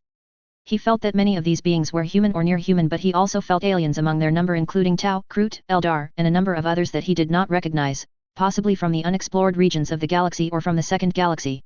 He was intrigued by these beings, especially by the fact that they had a full chapter of his own Space Marines as well as other Imperial organizations. He wouldn't be surprised that they probably had contacts and spies across his empire. He dived into the Space Marines' well-guarded minds and found that they were still fiercely loyal to him and the Imperium, but also had a warrior's bond with these Jedi and their higher masters as well. The Jedi themselves and the mass of other beings on board were similar in that they meant no harm to the Imperium or his followers. Smiling, he pushed the information aside, interesting but not why he was here. He continued searching through the vessels of the independent fleet, hoping to find some shred of evidence that this immortal healer existed or if she was simply myth. He found a strong presence, stronger than many of the others within these ships. It was a she and she was unaware of his presence. She was too far away from him to teleport, so instead he found the minds of the pilots of the fleet and subtly directed them to Terra, making subtle suggestions to many of the leaders as well to make sure that there would be no trouble. A few hours later and it was done, he released his hold on the warp, weakened by the mental exertion of powers he had not used in millennia. He would wait until the ships were within range and teleport the one he seeks to his throne, the others he would order to wait a safe distance. He did not wish their destruction and he sensed that they would be valuable allies in the future. The lights of 1,000 candles flickered in the darkness, their bright orange flames casting an eerie glow upon the large chamber they were in. Other than the flickering lights of the candles there was no other light in the room, and that was the way it was supposed to be. Ravan sat in the center of the chamber, his arms folded and his legs crossed in an old meditation style long forgotten to the Jedi of this era. In his mind he was sitting in darkness, nothing above, below or around him. His mind was clear and awaiting a flicker of life to reach out and brush his consciousness. He waited for some time before finally a presence brushed his mind and the slender figure of the exile appeared before him, her long blonde hair let loose and flowing down her back. "Let me guess," she said with a grin spreading across her delicate and beautiful features, "you've been summoned as well." "Pretty much," Ravan replied, "and it looks like we're not alone." Another being appeared behind Kira and started walking calmly and confidently towards them. Like Kira, this woman was human and had a slender build, but unlike her the newcomer had long brown hair tied up in a long ponytail. Her eyes were a deep brown and her features were pale but beautiful. She was dressed in a brownish-red jumpsuit with knee-high leather black boots. On her black belt was the hilt of a lightsaber and a curved gold sheath holding the blade of her own possessed sword, an ancient weapon that Ravan and Kira both also possessed. Both turned to regard her, but while the exile bowed respectfully, Ravan found himself grinning, his heart jumping at her presence which he had missed for so long. In the blink of an eye she had vanished and appeared before him, knelling and looking into his turquoise eyes, a smile of her own curving her lips. In another heartbeat they were kissing passionately, breaking away only when they couldn't hold their breaths any longer. "But still," Ravan said almost dreamily as she fell into his arms and rested her head against his chest, "I missed you." "I could tell," she replied breathlessly. "Oh man," Kira muttered as she turned her back on the happy couple, "get a room, why don't you?" Both Ravan and Bastilla were blushing just as another handful of individuals appeared, their sudden appearance bolstering their numbers from 3 to 19. All of them were beings whom had gained knowledge and passed through trials tougher than what a mere mortal could take, making them into beings stronger than that of any living or past Jedi or Sith master. Together they were the Sunan, immortal beings who had released their restrictions upon the Force and could use it to its full potential. "Well, it appears that he has some very important news," Ravan murmured, "to call all of yous together like this." "I should think so," his daughter said as she walked calmly towards her father. "It is dangerous to call us all together like this. Chaos has gotten stronger with the arrival of their new god, and cloaking ourselves individually in proving more difficult." "Where is Iten?" Kira asked suddenly, worry etched into her voice to find that her husband was not here. "He is too close to the Eye of Terror at this time," Boader replied apologetically. "It is too dangerous for him to join us in this link. The Forsaken would be upon him like moths to a flame." Kira bowed her head, her worry and sadness that Iten was not here carving its way through the Force's currents. Out of all present, she, Ravan and Sonia were the only beings safe from the warp because of being surrounded by so many Jedi. The others were taking a greater risk. 19 out of 20 ain't bad, a few, Ravan said with a small mischievous grin crossing her purple face, her leku slowly swinging from side to side as she tilted her head. "What's with you guys? You don't call, you don't write. If I didn't know any better I'd say you were all avoiding me. Now why would we do that? Shadowveo said sheepishly just after he snuck up on the older but still lavishly beautiful Twi'lek and made her jump by suddenly putting his hands on her shoulders. She spun around and lightly punched him on the shoulder. You miserable sneaky! The former Sith master turned Jedi started before she was caught in a sudden kiss, which she leaned into after her initial surprise. Her lover always had the ability to surprise her both inside and outside of the bedroom. The other 17 immortals hid smiles and turned around to give the two some privacy. Are you lot really son? A voice muttered playfully as a final figure appeared before them, his presence so strong that it dwarfed all of the others. In fact it was so strong that it shielded all of them from the dim yet still potent presence that chaos had as its power tried to find them, pushing it further and further away, making a surprise attack by force-hunting dream demons, known as Dream Eaters, impossible. Master Ravan said as he came down to a knee, his 18 fellow son in following suit. You have summoned us for a reason. Yes, the shadowed being said. Things are being set into motion very quickly. The destinies of the first immortals, Sunan, and the Jedi both under us and the Grand Master of the other galaxy will soon be intertwined with that of the Emperor, his sons, both Primarch and Senshi, the Imperium and the Alliance. The shadow stopped for a brief moment, as if gazing into the souls of each of them. You are my children, the sons and daughters of the first immortals, and we will protect you and the Jedi as we can. The healer will be called to the Emperor's fortress soon, and I want you, Ravan, Kira and a handful of your most trusted Jedi to go with her. I will make it so whether the Emperor likes it or not. I knew something didn't feel right, Ravan muttered as realization came to his face. I felt a strong, yet very well hidden presence. The Emperor appears to have become impatient. It is not a matter of impatience, the shadow replied flatly. Something is about to happen at Mars, something that will resound throughout the galaxy. A Necron star god known as the Dragon is awakened in the depths of the Red Planet. His power is sending shockwaves throughout the galaxy. Attacks on fringe worlds by Necron forces are becoming more frequent, and in some forgotten tomb worlds they are awakening. Mars Bastilla muttered quickly. In fact it is getting so strong that it is threatening to shatter my crystal prison. The figure spoke, his voice serious yet tinged with excitement. I wish to challenge him and see how powerful this star god is when compared to the first Force user in existence. His powers were growing. His grasp on the galaxy was tightening. His followers were awakening. Soon everything will be in place. And the galaxy will become lifeless once more. The dragon, one of the 4 star gods of the Necrons, lay asleep in his metallic coffin, feeling the constant life energies of the living across the very star system, the home of humanity. The life here was so dense that it should be impossible. He took in a breath of air, reveling in the tangy scent of metal as it entered his lungs. He was getting stronger. His bones had just been covered with a layer of grey scaly skin, his organs coming back one by one and starting up. A pair of wings were slowly emerging from the bones, dark grey in color and leathery with talons sharp enough to dice the strongest metals appearing. Slowly the scaly skin was covered with a layer of living armor which gleamed supernatural silver, engraved with ancient and forgotten black runes. His gauntlet fingers felt the hilt of his ancient sword, created within the depths of the Necrontier's ancient and terrible sun. A pair of eerie green eyes appeared in the shadows of his helmet, just recently covering half of his face, the rest appearing as fragments, furthering the armor's progression.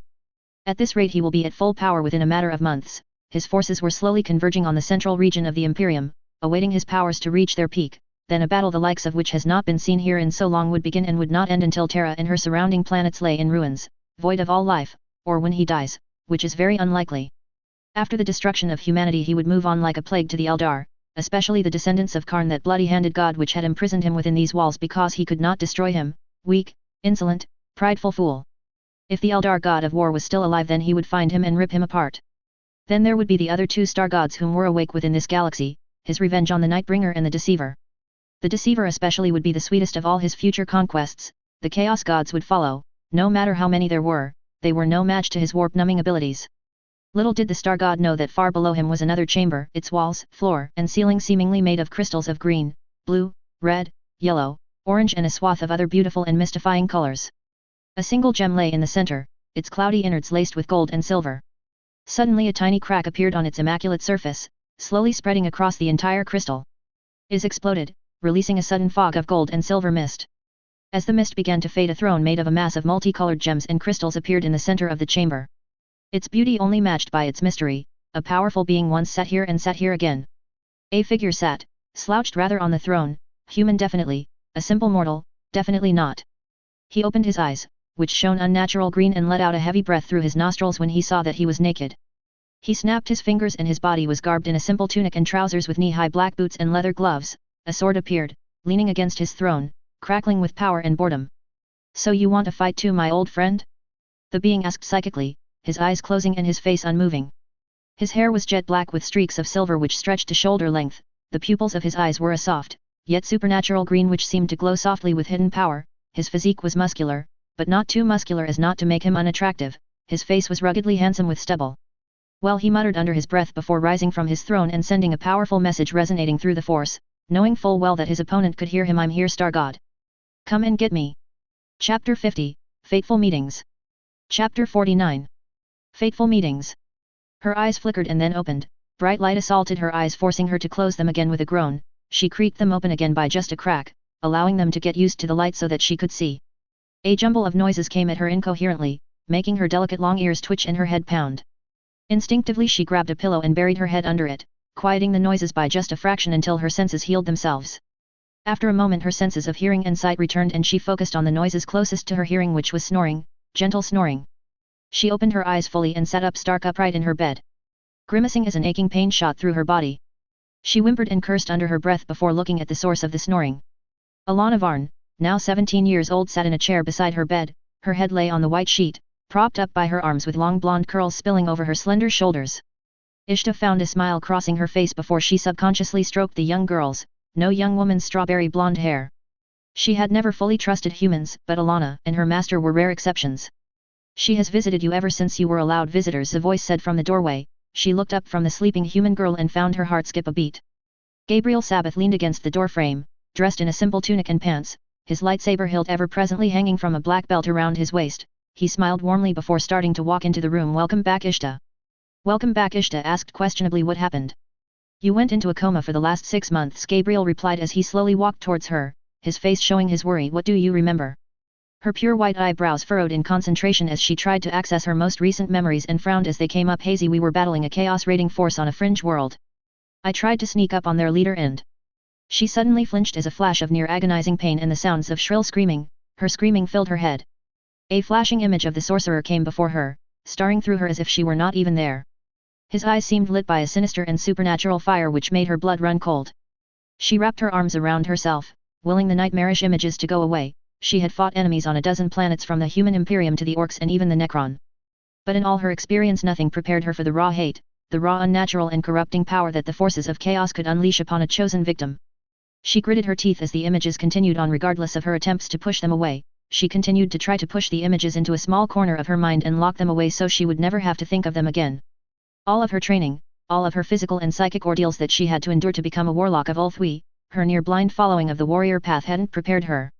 The sorcerer's voice, scratchy and rasping, bellowed through her skull, making her head thud with more vigor. An Eldar amongst us lowly humans, how interesting, and pathetic. He looked upon her as if she were transparent, but his words were biting, full of hatred and a maniacal glee at watching her suffer. Her forehead, where he had inflicted that wound upon her, started to throb painfully. An image flowed through her mind. The sorcerer, suddenly turning away from her and threw her like a rag doll to be impaled upon an exposed steel girder. At that moment she thought she was going to die. But something grabbed her away from that horrible fate. She suddenly remembered herself being held in a pair of strong arms, her senses falling in and out of reality. She softly and weakly called out a name that her subconscious mind had chosen for her. Gabriel. I'm here, Ishta, I'm here. She suddenly found herself being held in a pair of strong arms and opened her tear-filled eyes to see Gabriel wrapping her in an embrace that was both protective and compassionate. I'm here, Ishta, he whispered softly and reassuringly. I'm here. She could have pushed away. She could have listened to what her entire race had considered the humans for thousands of years and pulled away from him. Instead she found herself accepting his comfort, burrowing her head into his shoulder and letting her tears soak his tunic. A soothingly warm balm of force energy encompassed her and pushed the painful and traumatic memories away, throwing the images of the ruinous battle and the sorcerer who violated her mind into a black abyss, never to bother her again. As Gabriel eventually put her back to bed and pulled the covers over her, she felt him plant a gentle kiss against her forehead. She found herself smiling weakly at his affection. Suddenly the feelings that she had felt every time she had laid eyes on him became far clearer. He cared for her and she felt the same. Thank you, she whispered before she drifted off into a gentle sleep, a sleep completely free of nightmares of demons and death. Gabriel smiled, and turned to see Alana lounging in her chair, a mischievous grin on her face. Gabriel sighed inwardly and began to worry about the glint that his apprentice had in her eyes. Now long have you been awake? Since Ishta ruffled my hair, Alana replied as she jumped off the seat to her feet, that same grin still plastered onto her face. Don't grin like that, Alana, Gabriel replied with mock annoyance as he walked past her towards the outside corridors, ready to give Ishta the sleep she desperately needed. Your face may become stuck that way. The chamber was fairly dark, illuminated by the dim lights of glow orbs. This was where the small expeditionary force had been assembled, a force that Ravan had chosen personally for this mission. Standing to attention in the middle of the chamber was a line of Space Marines, their black and silver armor gleaming in the low light of the chamber. This was the elite squad of the Black Fists chapter, the first squad of the first company, the first on the battlefield and the last to leave. They were armed with an array of weapons from their standard bolter and combat knife to chain swords, power swords, and bolt pistols. To one side were the cloaked and foreboding figures of 4 Jedi Masters. These 4 were members of Ravan's Guard. Jedi Knights who had mastered many arts of the Force, from the mastery of all elements, psychic abilities, meditation techniques, and trances, even going as far as mastering immortality itself. Each of these 4 were 500 years old at least. Mainstay of this small force was 3 beings in particular, 2 of which were Sunin and the third was a member of the first. Ravan and Kira, the Grey and the Exile, were the 2 Sunin of the group, both dressed in robes of purest white. They seemed to be a pair of haloed figures in the eerie darkness of the chamber, as compared to the black armored Space Marines. The healer also stood out from the group, wearing a simple skin-tight black jumpsuit which did nothing to hide her slim yet ample curves, a cloak of midnight blue draped over her shoulders. Ravan couldn't help but smirk slightly within his hood. Twi'leks were always known to be more comfortable in clothes that showed them off, and it appears that an immortal like Sasha was no exception. Even the Marines couldn't help but take a quick glance in her direction. "Gentlemen, ladies," Ravan said casually, "you have all been briefed about this in detail and know what difficulties may lie ahead. The Emperor of Humanity is expecting the healer and the healer alone to appear within his central fortress. But for her safety the Master has decreed that we are to be transported along with her. We are not here to start a fight, we are simply here to act as guardians for one of the oldest founders of the Force orders, so behave yourselves." He then turned his gaze upon one of the Space Marines. "That includes you, Brother Drantis." "Sir, the last time was an accident." "Yes, destroying an entire outpost was indeed an accident," Ravan replied dryly. "Just keep your grenades in your satchels and Force preserve us. If you do use them, try not to fire them at a mountain of fuel barrels." "Yes, Sir," Drantis replied, sounding a little disappointed and drawing laughter from the other Marines as a result. It was another few hours of silence before the healer was engulfed in thick blue light. A few moments later the Marines and Force Psychers were also engulfed by flowing green light and also vanished. It was done. The Master opened his eyes and sighed inwardly. Such use of the Force had taxed him more than he thought it would, still very weak from his awakening.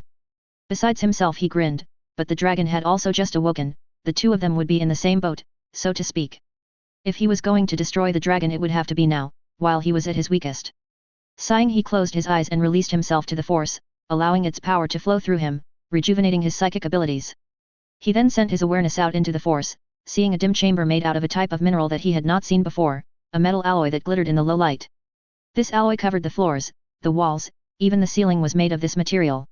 A coffin, made of the same material, lay in its center, at the top of a set of steps, its surface covered in hieroglyphs and ancient runes. He opened his eyes to find that he was there, in that very chamber that he had seen in his mind. Except that surrounding the coffin this time were 4 figures cloaked in robes of crimson. The armor that was showing was a gleaming silver and midnight blue.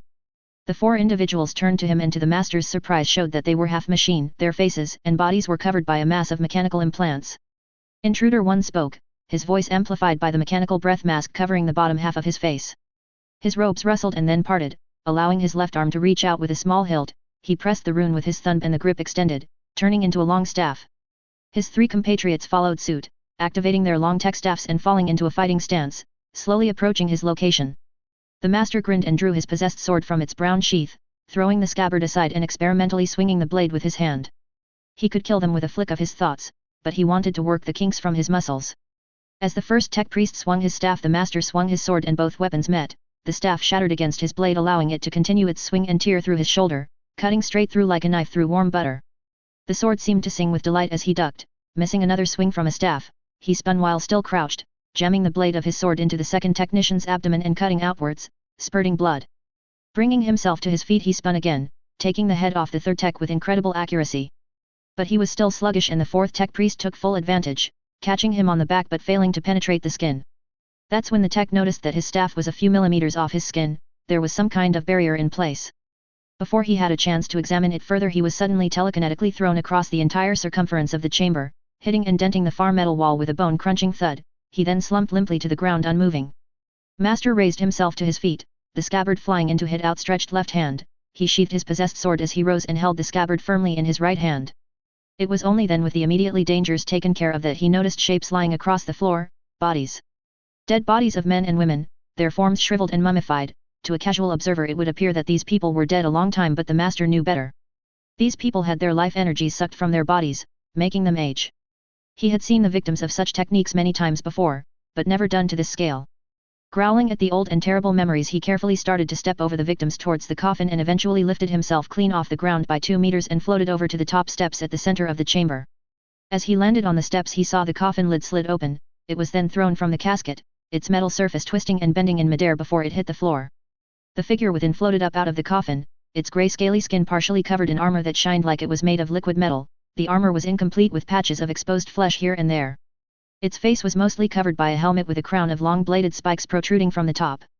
A pair of dragon-like wings shot out of his back, looking like they were 2, maybe 3 times longer than his body if they were fully stretched. The thin membranes of the wings were the same shade of dark grey as its exposed scales and ribbed with thin fingers of bone that extended from the wing's front edge, forming a line of several razor-sharp talons. An impressive display, the dragon muttered as his feet touched the floor, seemingly creating ripples on its shining liquid metal surface. His wings fluttered and stretched before wrapping themselves around his body, acting like a natural cape, defeating 4 tech priests within the blink of an eye. My apologies, but if you don't mind, can we just get to it? The master asked as he drew his sword and experimentally swung it around, testing its weight for the millionth time since he had earned it. He had this sword for thousands of years, and in all that time it was always the same weight. Its blade never dulled and the spirit within never faltered, always there to answer his call when he needed it. A piteous sword seemingly retracting from his outstretched, clawed hands, his hand gripped firmly around the black hilt. The wings spread out like a foreboding shadow, blacker than the darkness surrounding them. Perhaps getting rid of one of your power early would be best. It is a shame you would have been a worthwhile ally. Before the master could respond, he was thrown back with such force that when he hit the far wall he blasted straight through the liquid metal and crashed into the wall behind, leaving a deep crater in its thick stone. He groaned and sat up, seeing that he had been blasted into some kind of a storage house. Old hulks of tanks and walkers of many different designs lay in columns, many being rusted beyond repair. He slowly got to his feet, stumbling slightly as he rose to his full height. This star god was certainly one to be feared. His power was only a tenth of what it could be, yet he didn't even see the strike until it struck him. He grasped the hilt of his sword and walked forward just as the dragon floated through the recently created hole in the wall. You survived? The dragon asked mockingly as he once again settled on the ground. I managed, the master replied in a relaxed tone before raising his sword into the air and swung it downwards. As its tip struck the ground, a powerful wave of wind blew outward, catching the dragon and sending him careening back. He blew through the hole and smashed through the opposite end's wall, skidding across the floor of the chamber beyond and crashing into the armored side of an old tank. As the long-asleep star god stood up, the master was right in front of him, surprising the time-old dragon, and using the edge of the hilt smacked him in the jaw, sending him flying upwards and crashing through the ceiling. The master fell into a crouch and jumped up, following his opponent up the several floors he had just threw him through. When the healer opened her eyes, she found herself in a cavernous chamber made out of grey stone with a great many tapestries imprinted on the walls and statues standing to the sides. As she gazed at the spectacle in wonder, she heard the whirring of mechanical joints and turned in time to see a massive humanoid machine towering over her by dozens of meters. Impressive beam cannons were attached to its arms with a duo of anti-infantry heavy bolter turrets attached to the shoulders. It looked down upon her, making the 25,000-year-old immortal feel like a bug waiting to be squashed. She stepped back and flinched as a great light escaped the Titan's eyes and engulfed her. Sensors, she realized. As soon as the light passed her by, it died away. She looked up, expecting the monstrous war machine to level its great cannons at her and tear her to shreds. Sasha. She turned to the voice in time to see a mass of figures surround her. Snap hisses and the chambering of bolter shells told her that it was her guard of Jedi and Space Marines. Ravan was in front of her, his stance that of quick attack with his lightsaber held firmly in his hands. Are you all right, milady? Yes, Ravan, I am fine. Good, Ravan replied, not taking his eyes off the gold-armored machine standing before them. He cursed under his breath. I should have expected a Titan to be here. A great, ground-shaking rhythmic boom brought their attention to the other side of the chamber. Another gold-armored Titan had arrived at the scene, its armor gleaming in the light of the chamber. The sounds of multiple footsteps and the clanking of armor brought their attention to the sides of the chamber where lines of armored warriors were appearing, power swords and bolters held in their hands. They stopped in 2 lines and chambered bolter rounds into their weapons, raising them at the visitors, ready to mow them down when the order was given. A Titan in front, another behind, and the Emperor's custodians to their left and right. They were surrounded, and if it came down to a fight they would be slaughtered in a second. To his relief, the custodes suddenly lowered their weapons and the front Titan turned his back to them to open the great kilometer-high set of double doors behind him. The Xeno woman goes in alone, one of the custodes said gruffly, disgust in his tone as he spoke, the design of his armor and the power sword he held in his hands telling Ravan that he was a brother captain. The rest of you will remain here. Ravan felt like mustering some type of retort, knowing that the custodes would shoot her down on sight in any other situation. Before he could, however, a hand gently grasped his shoulder and gave it a squeeze. It was Sasha, and as Ravan turned to look at her he saw her head shake in a negative. No foolish actions, Ravan, she sent to him, her voice soft yet firm in his mind.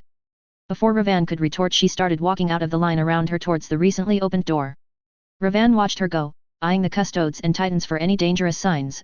To his relief there were none, and he let out a breath as she walked through the great doors, which closed behind her with a bang. As the great grey stone doors creaked shut behind her she could see nothing but pure darkness, then floodlights came to life, illuminating the entire chamber in a near blinding light. Her eyes hurt from the sudden change in light, but she quickly adapted to the change. "Welcome to Terra, daughter of the Force."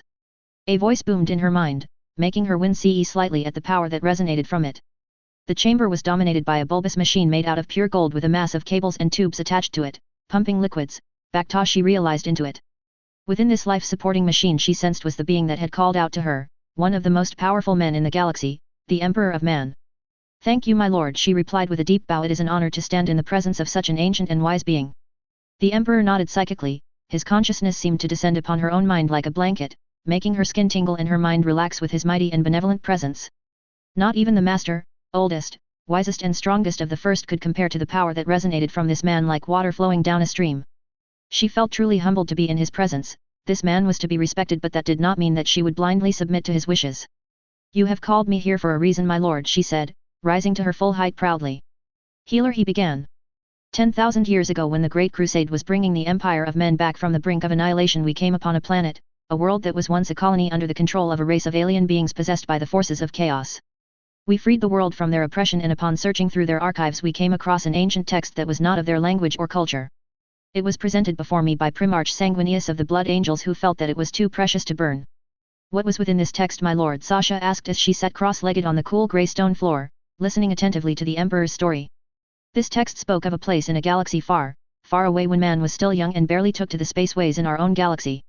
It spoke of an order of beings who could manipulate the elements around them to their will, of an energy field that they called the Force. This text described the immortals who had brought this order into being and the struggle they endured in holding it together. He paused for a moment, and Sasha found herself leaning forward slightly, too interested now to cast it aside. If what he was saying was true, then there was a surviving document on the founding of the Jedi Order. It went on to speak of a fierce war that was fought between themselves and a force of evil intergalactic invaders known as Chaos. This war ripped through their home planet, and by the time it was finished the immortals known as the First were all either dead or imprisoned. Sasha nodded. She remembered that time all too well, and it would be forever burned into her memory. Too many of her friends, her pupils, her children, her family had perished in that war. She remembered the faces of the fallen and felt a tear fall down her cheek, but quickly pushed it away, cursing her sudden showing of weakness. "I offer you this ancient record for the Jedi of the present," the Emperor continued. "And the promise that as long as I rule the Imperium the peoples of your home galaxy will not be invaded. Your home is in enough turmoil as it is without Crusade fleets spilling from the Terran wormhole. And in return you wish me to heal your wounds," she replied curtly and smiled. The movement seemed incredibly graceful. "My friends are not to be harmed." "Of course," the Emperor replied, his tone making it sound like it would not be done any other way. "When would you like to begin?" "When you are ready to." "Thanks for waiting, everyone. A lot of people are wondering when I'll bring the Yuuzhanvong back into the story, and the answer is quite a while yet. Once I finish the Chaos Wars and Revival story arcs." Changing the subject, how was the beginning with Gabriel and Ishta? Chapter 51, Dragon vs Master. Chapter 50. The Dragon vs the Master. With incredible finesse the Master flew through the last hole and landed on solid ground. He stood and surveyed his surroundings, finding himself in a massive cavernous chamber filled with line upon line of war machines.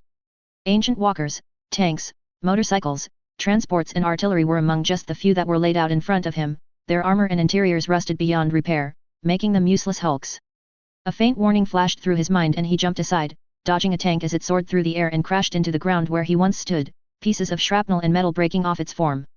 He landed on his feet and jumped again as a motorcycle came spinning towards him, hitting off the ground like a pebble on the water's surface, pieces of metal breaking off it as it bounced. The dragon stood several meters away from where he once stood, his eyes alight and angry, a snarl curling the exposed section of his mouth. He pointed towards an old two-legged battle walker and swung his arm. The machine suddenly skidded across the floor and flew into the air towards his falling form.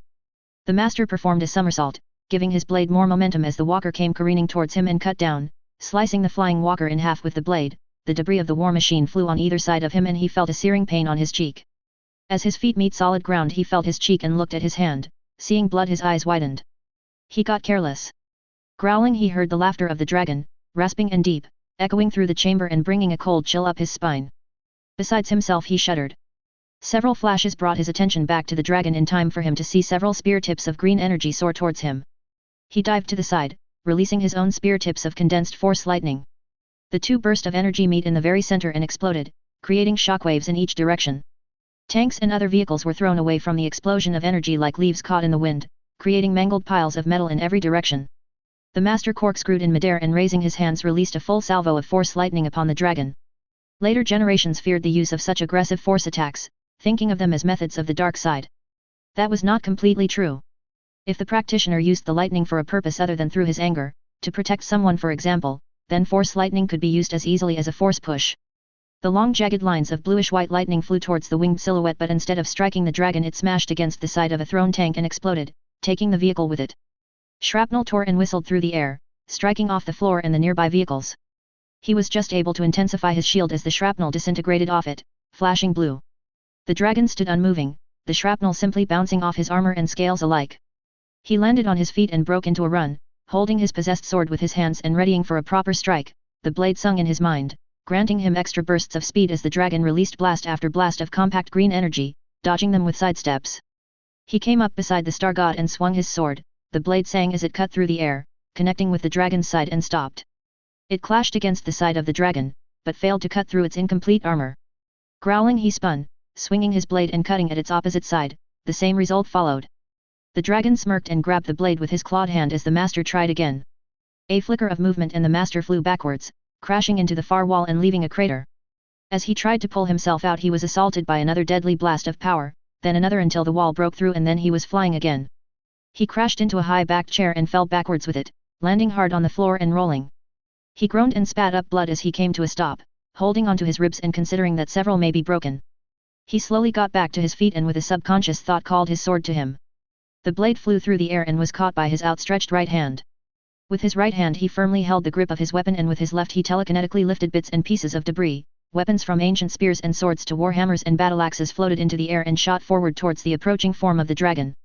He swept his hand and the weapons hit against an invisible wall and bounced harmlessly away, some of the rusted weapons bent and snapped under the strain. Undeterred he raised his hands above the dragon and concentrated on the force energy on the spot above him. Blades of pure blue light appeared and crashed downwards, aimed towards the dragon, they hit off the floor with a great series of near-blinding flashes, booming like thunder as they hit the ground and kicked up a cloud of dust. He lowered his hand, breathing heavily from the psychic exertion. He leaned against his body-spanning sword and waited for the dust to settle, hoping to gain at least a temporary respite. He didn't get the chance as a blurred shape shot from the dust cloud, grabbed him by the throat and held him several feet from the ground. That won't work, the dragon scoffed. I am immune to all warp powers. Psychers trembled before my power as theirs was rendered useless. The very Eldar gods shivered at the mere mention of my name. Really, the master asked, his voice rasping yet mocking, his mouth curling up into a smile, blood trickling from the corners. Then what that? He heard a section of his armor chip and looked at the source, his left arm had been torn from the elbow. For a moment the dragon simply stared at his stump, shocked that a psychic attack had struck him. His eyes widened with rage as he returned his murderous gaze upon the master and threw him against the far wall. What did you do? It's called Blade Storm, the master replied with a grin. I made it up myself. Really good for taking out clusters of enemies. Not that, he shouted angrily. How did you hit me? No warp attack can hit me. See, that's your first mistake, the master replied. You assumed that I was using this warp energy when I was using the force. The force, the dragon asked as he stretched out his stump. A new forelimb shot out from his wound, covered in a sticky green fluid. The dragon flexed the fingers of his new limb experimentally. I don't know what this force is, but it doesn't really matter. You are strong if you can cut me, but against a god you will fail. I guess so, the master replied as he got to his feet and stared right into the pitch black eyes of the monster. But then I guess I'm lucky because I'm not fighting a god. What, the dragon growled in barely controlled rage. You heard me, the master replied with a smug expression. You are no god. You are simply an immortal who has become powerful in your millions of years of life. I guess if I was as old as you then I would be similar to your strength. You insolent little bastard child, the dragon shouted in a fit of rage as he came forward, grabbing the master by his collar and hoisting him into the air. He then threw him across the full circumference of the room, through the wall and into the side of a tank, crumpling its armored side like paper as he hit it. You are nothing, a flickering light in the dark. I am eternal, I am a god. I will never die. Every time I rise the galaxy burns and runs with the blood of billions in a cleansing. Cleansing, the master asked between ragged fits of coughing and spitting out blood. Is that what you star gods call mass genocide? The dragon didn't reply as he approached him, instead he unsheathed his black sword from its scabbard and raised it over his head, a maniacal grin on the exposed part of his mouth. He was done talking. He brought down his sword and was surprised to see it clash with the master's. The immortal grinned and batted the black sword aside. Flipping to his feet and slashing upwards, cutting deep into the thin membrane of the dragon's right wing, black blood stained his sword's blade and the dragon screamed, staggering backwards from the sudden attack. He regained his footing and swung his own black-bladed sword, aiming for the human's face. It caught the bridge of his nose and left a shallow gash. This time the master staggered backwards, blood flowing from the cut down his face. He spun, aiming to cut the dragon in half and found that the star god's own blade blocked him. The two blades crackled with energy. A shockwave of raw power was released when the sword struck and left several gashed in the far wall. Where is this power coming from? The dragon growled through gritted teeth. Guess this is my adrenaline kicking in, the master replied, a little going away present for you, star god. You may kill me, but there are dozens of others. He batted the blade away and swung his sword, cutting deep into the dragon's shoulder. His blade sang as it quenched its thirst, spilling more of the star god's blood. Another shockwave was released and added another few gashes to the walls. The dragon staggered backwards, gripping his bloodied side before screaming in anger and striking at him with renewed power. As the master deflected the dragon's blade, he was hit by the star god's right fist into his cheek, sending him corkscrewing in midair. Somehow he landed on his feet and jumped, bringing his right foot around and smashing into the side of the dragon's armored head. He too started corkscrewing in midair, but stopped a few feet off the ground, floating back to his feet within the blink of an eye. He snarled and dropping his sword punched the master in the stomach. His feet left the ground for a few moments from the force of the blow and the master coughed up blood. He felt his ribs crack under the pressure and countered the blow, bringing his fists up and punched the dragon, first on his right and then on the left side of his face. His incomplete helm cracked under the power of his fists. The master then followed up with a lightning-quick kick to the dragon's still injured side, reopening the near-healed wound and causing the star god to release him. He landed on his feet, staggered and then jumped, swinging his right leg for a roundhouse kick. The dragon recovered quickly, blocked the kick by grabbing his leg and threw him to the ground with such power that the floor the master fell on imploded, leaving a crater. Stricken and in agony, the master rolled to his side and threw up blood, leaving a pool of crimson on the floor. He sat up only to be met by the dragon's armored foot to his chest, sending him skidding backwards and crashing into the far wall with a bone-cracking thud. By now he was falling in and out of consciousness.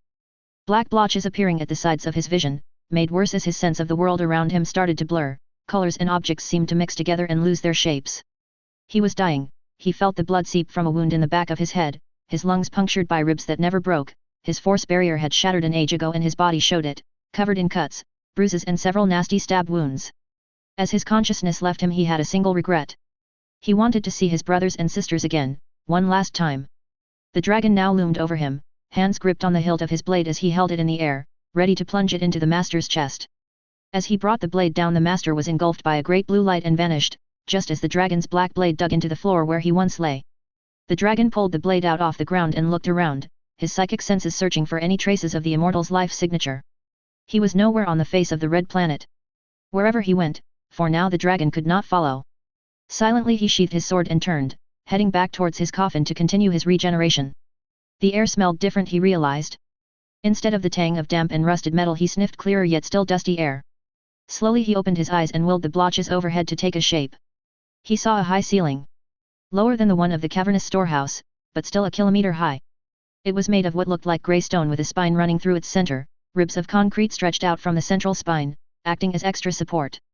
He then heard a voice, soft and gentle, call to him. A blotch of deep violet appeared in his vision, and as it cleared he began to make out features, a nose, deep worried eyes of pure purple, comb-like ears and a pair of head tails cascading past slender shoulders.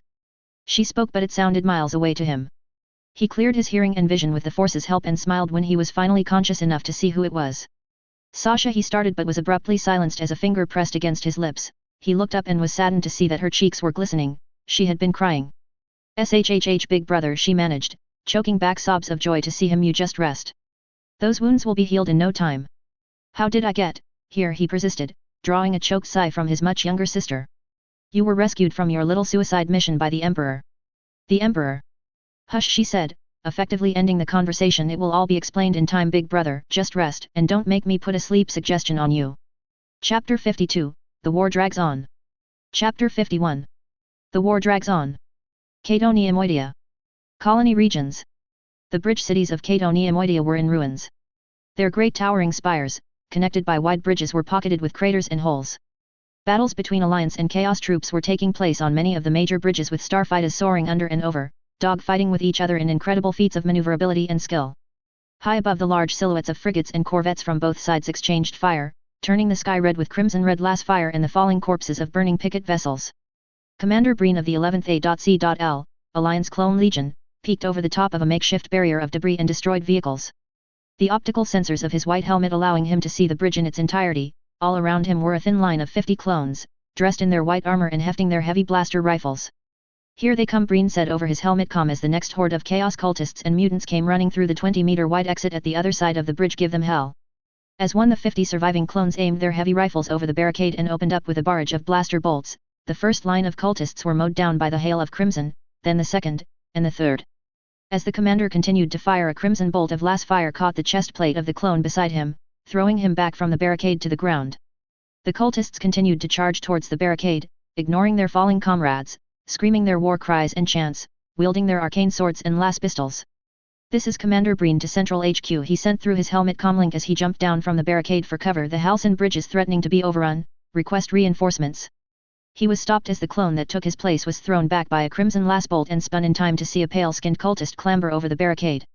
He quickly drew his blaster pistol and put a bolt through the deformed creature's face and jumping back up shot another cultist in the chest.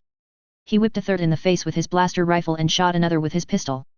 He stood there, pistol in one hand, rifle in the other, firing upon the climbing cultists as they appeared over the barrier. "Fall back," he shouted as the clones backed away from the wall, continuing to fire their rifles as the cultists clambered over the barricade. The corpses of several dozen cultists mixed in with the bodies of 8 of his brethren. "Fall back. Hold your positions," a voice shouted from several meters behind him. He turned to see a Jedi rush towards them, over 100 clone troopers and Neimoidian home legionnaires right behind him, blasters letting loose steady streams of crimson bolts. The Jedi general rushed past Breen, lightsaber ignited in his hands as he reached the first cultist and quickly took off his head with a quick swing. He spun, killing another 4 who were trying to encircle him. Breen watched in fascination. He had never seen a Jedi before, this being his first battle outside of the simulations. Over 100 blaster rifles were cocked, aimed, and fired, unleashing a devastating array of blaster fire. Cultists fell left and right and the survivors started to flee as their morale broke. As the broken and scattering Chaos Foot soldiers fled, the clones and Neimoidians retook their positions on the makeshift barrier, taking pot shots at the retreating backs of the cultists. As the last soldier vanished behind the exit, the Neimoidians let out whooping cheers while the clones remained silent. Breen let out a breath he wasn't even aware he was holding before turning to take a look at the Jedi beside him.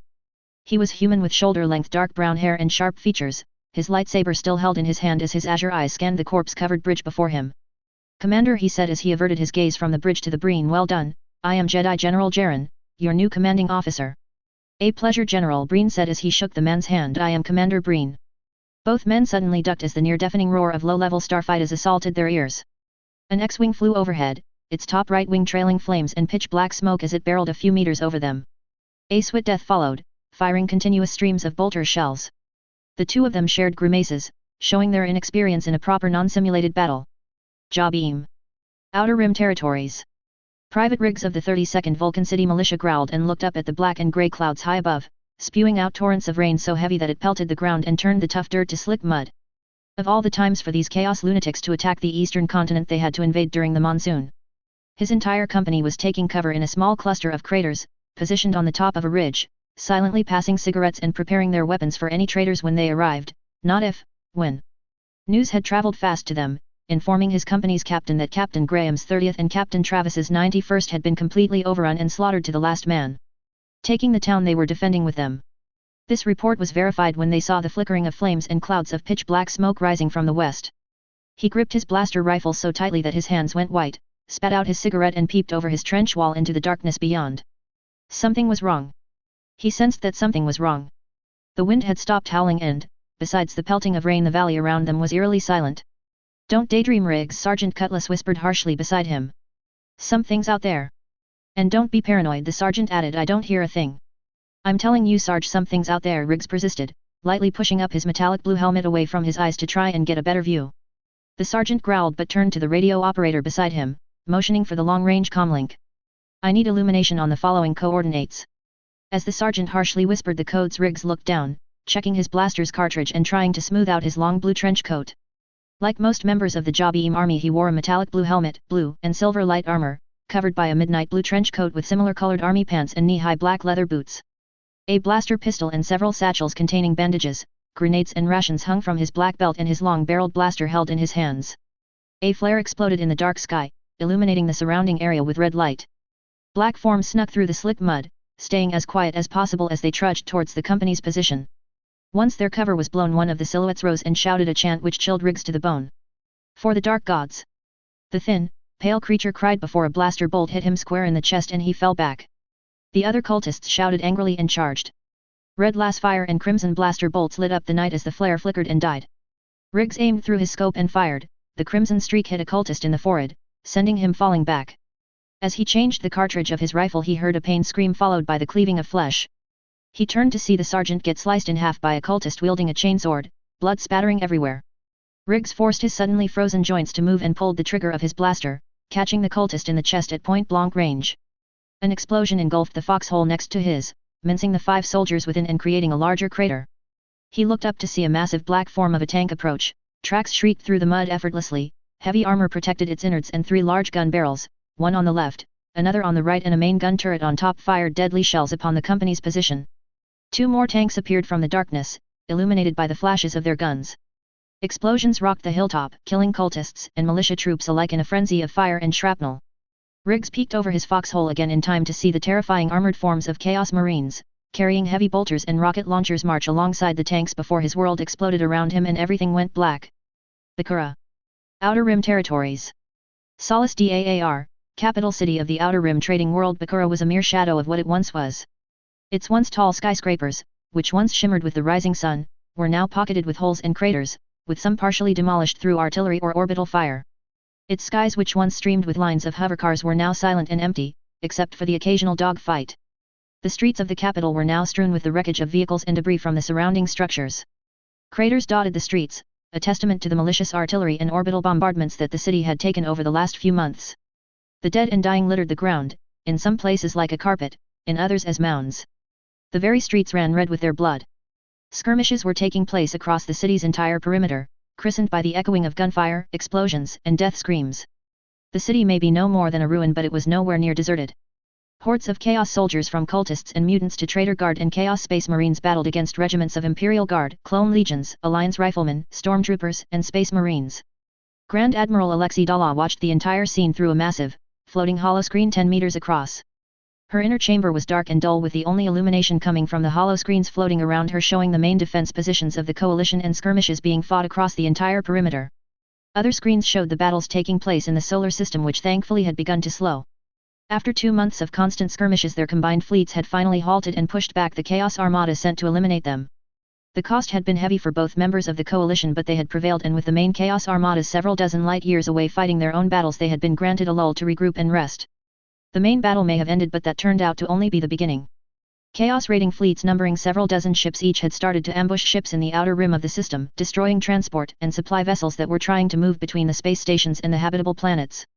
Worse still was that when they had finally ousted the Chaos Armada they had found that Bakura was cut off from the rest of the galaxy by a monstrous blockade, so supplies and reinforcements from the still free sections of the outer rim and colony territories could not get through. A beeping from the arm of her command chair brought her out of her reverie. Silently she inputted commands into the arm of her chair, calling up a holographic image of her second-in-command. "Yes, Captain," she inquired. "What is wrong?" "The Supreme Commander wishes to speak with you, ma'am." "Put him through," she replied. A moment later and the image flickered to the white uniformed form of Jalad Paulian.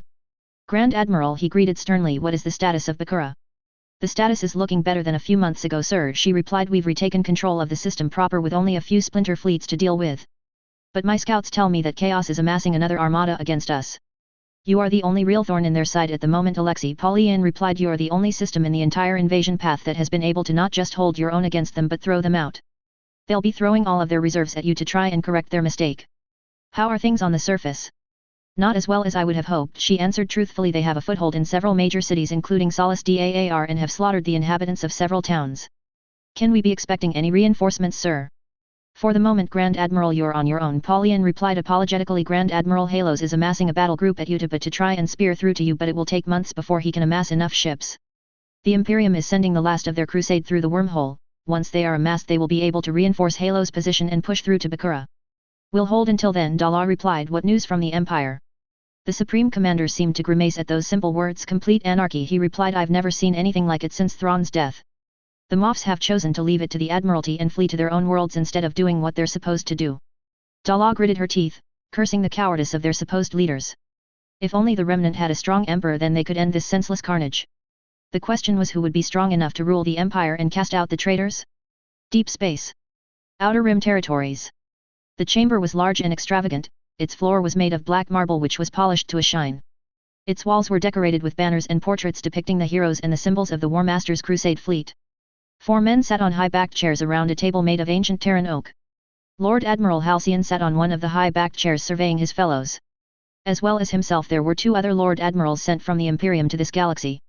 First was Lord Admiral Hunt, a tall lanky man who ascended to his rank by repelling Orkwaks in the southern territories. He was a hard man and fiercely loyal to the Imperium and the Emperor. Second was Lord Admiral Frostman, a man who led forces at Armageddon and Cadia. He was by far the oldest here and showed it with his weathered features and thinning white hair. He was also highly xenophobic. While Halcyon admired the man's accomplishments in the field, he questioned the High Lord's choice at sending him here. Finally, sitting at the head of the table, with a glass of blood-red wine held in his hand, was War Master Visnik. He was a cruel, harsh, and unpredictable individual who had risen to power during the last tyrannic war. He was also a shamed man, an outcast who had kept his position only because of his family's wealth. In short, he was corrupt to the core. Halcyon toyed with the idea that he and his fleet were sent here only because the High Lords wanted rid of him, as they couldn't just court-martial him. He had too much support for that. So now Lord Admiral Halcyon, War Master Visnik began as he twirled the glass of wine in his hand, his eyes gazing upon the swirling blood-red liquid. When do we meet the leaders of this alliance and your Xeno friends? I thought that it would be best that they not attend this first meeting, Halcyon began, sizing up his fellow officers and superior with a trained eye. Good, Visnik spat vehemently. I don't know if I could stand in the presence of one of their Xeno representatives and not shoot them where they stand. All Xenos are enemies of the Imperium and humanity as a whole. Perhaps in our galaxy, my lord, but here is a different story. He then opened a satchel in his belt and pulled out a datapad. If I may. The War Master nodded absently and waited as Halcyon slotted the pad into the table's hollow projector and pushed a few runes. A large screen appeared above the table showing a major battle which occurred during the Yuuzhan Vong War. It showed Monday Calamari, Chiss, Hapan, and Bothan fleets fighting side by side with human star destroyers against the ugly living vessels of the Yuuzhan Vong. It showed ground battles where human soldiers fought side by side and sometimes back to back with aliens of many different races. Heresy, Frostman growled as the screen vanished from view. Blasphemy and heresy. Living and fighting alongside such Xeno scum should be more than enough evidence for the High Lords to wipe this empire from the face of the universe and bring the Emperor's shining grace upon these heretics. Calm yourself, Frostman, Halcyon replied. I have personally met the Hapan Queen Mother. She is honorable and trustworthy. Her forces have fought valiantly against the forces of chaos, as has the Bothans, the Calamari, and other races associated with the alliance. He then set his gaze upon Hunt. Lord Admiral, you fought alongside the Eldar on occasion during your campaigns. That is true, Hunt conceded, but such fleeting truces only lasted until the battle's end and they would retreat beyond our guns before we had a chance to fire.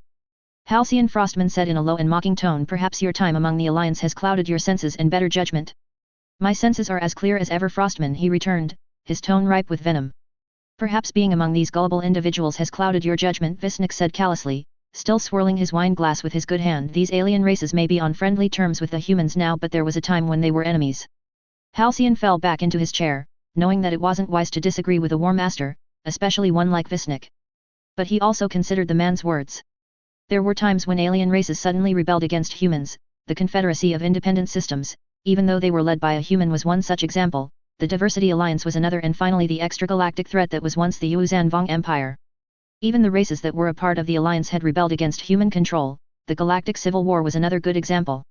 This alliance does practice freedom of religion, does it not? Visnik asked simply, almost uncaringly, as he brought his eyes up from his wine glass and looked into Halcyon's eyes. Yes, Halcyon answered.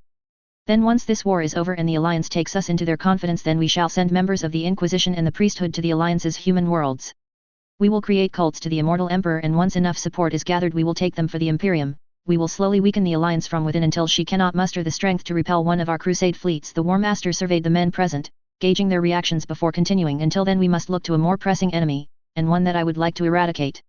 Chaos. The Lord Admirals nodded in agreement as Visnik inputted another datapad into the hollow projector. A map of the known galaxy appeared before them, showing all of the major powers in a myriad of different colors. The majority of the map was colored green to show the Alliance, with borders drawn out to represent the Imperial Remnant and the Hapes Consortium.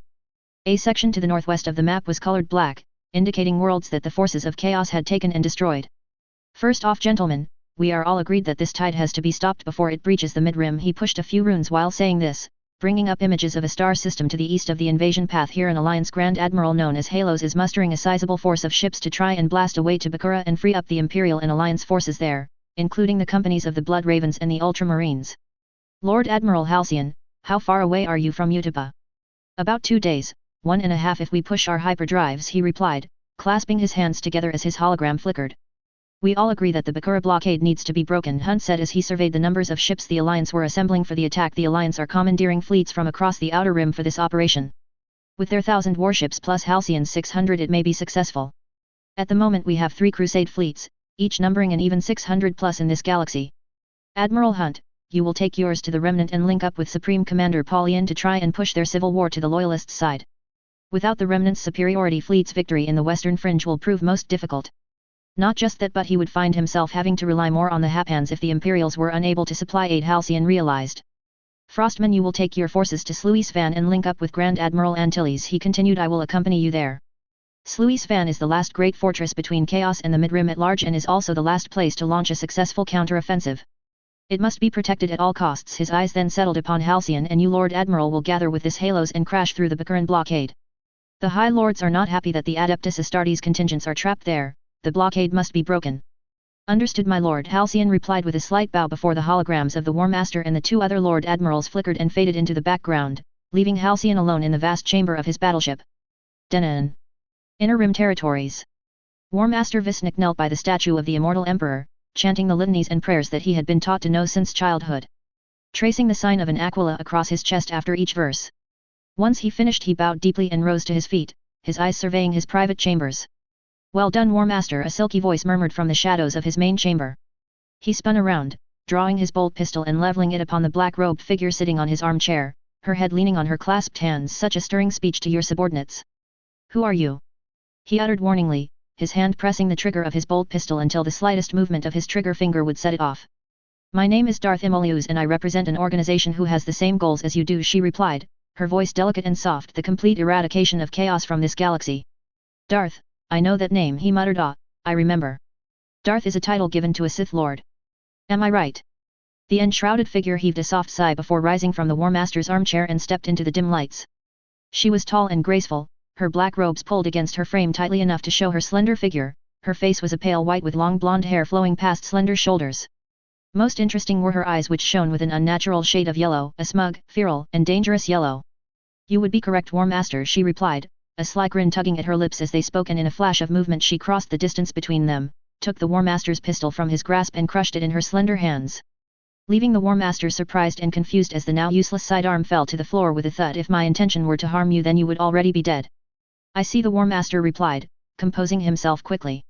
My master has a proposition for you, she began. We have in our possession an army of Dark Force users who hate chaos as much as the Imperium.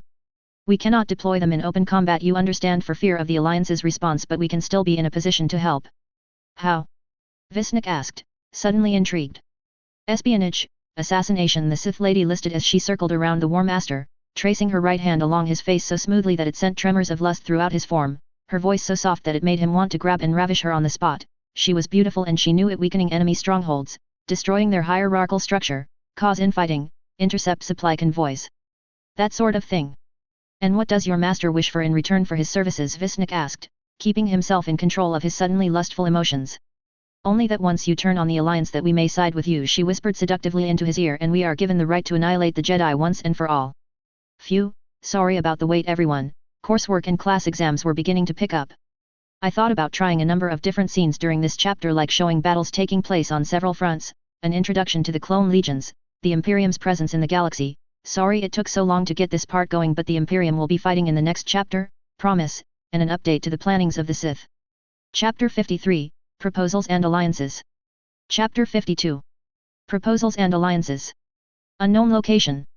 Craft World Siam Han. Anakin stood in a circular chamber which was considered completely alien to his senses. This was ironic since he had visited and grown accustomed to many alien societies in his past life, both when he was a Jedi Knight and later as a Sith Lord. The room, the entire world-like vessel, was made of a substance called wraithbone, a material which shimmered and rippled from a simple psychic touch, which could change color based on a person's emotion. For a moment Anakin stood there, transfixed on this material, until the wraithbone lit up like a torch above him, illuminating 6 chairs placed in a semicircle several meters above. Sitting on these chairs were the 6 Eldar of the Seer Council. Staring down upon him with harsh eyes, some were difficult to read, their emotions firmly hidden behind psychic shields, while others let their disgust radiate through the chamber as swirls and waves of dark color. Anakin didn't back down from them, instead he held his head high and returned their stares. Finally the Farseer seat illuminated itself with the beautiful form of Stormwind, dressed in a simple set of crimson and white seer robes. Their eyes locked and memories flooded through the two of them, showing each other's lives before this meeting. The Farseer sifted through Anakin's memories, how he was born as a slave on Tatooine, how he was found by the Jedi Order, the trials to his knighthood, the Clone Wars, his fall to darkness, his years spent hunting the remains of the Order down, the Galactic Civil War and finally his redemption and death at Endor. The Farseer's eyes widened once she reached his first death. She had never heard of a mortal, even one with the potential of Anakin returning from death. She schooled her expression and sifted through the last of his memories before closing their connection. She then relayed what she had learned to her advisory council of seers. Many were surprised, some frightened, others suspicious.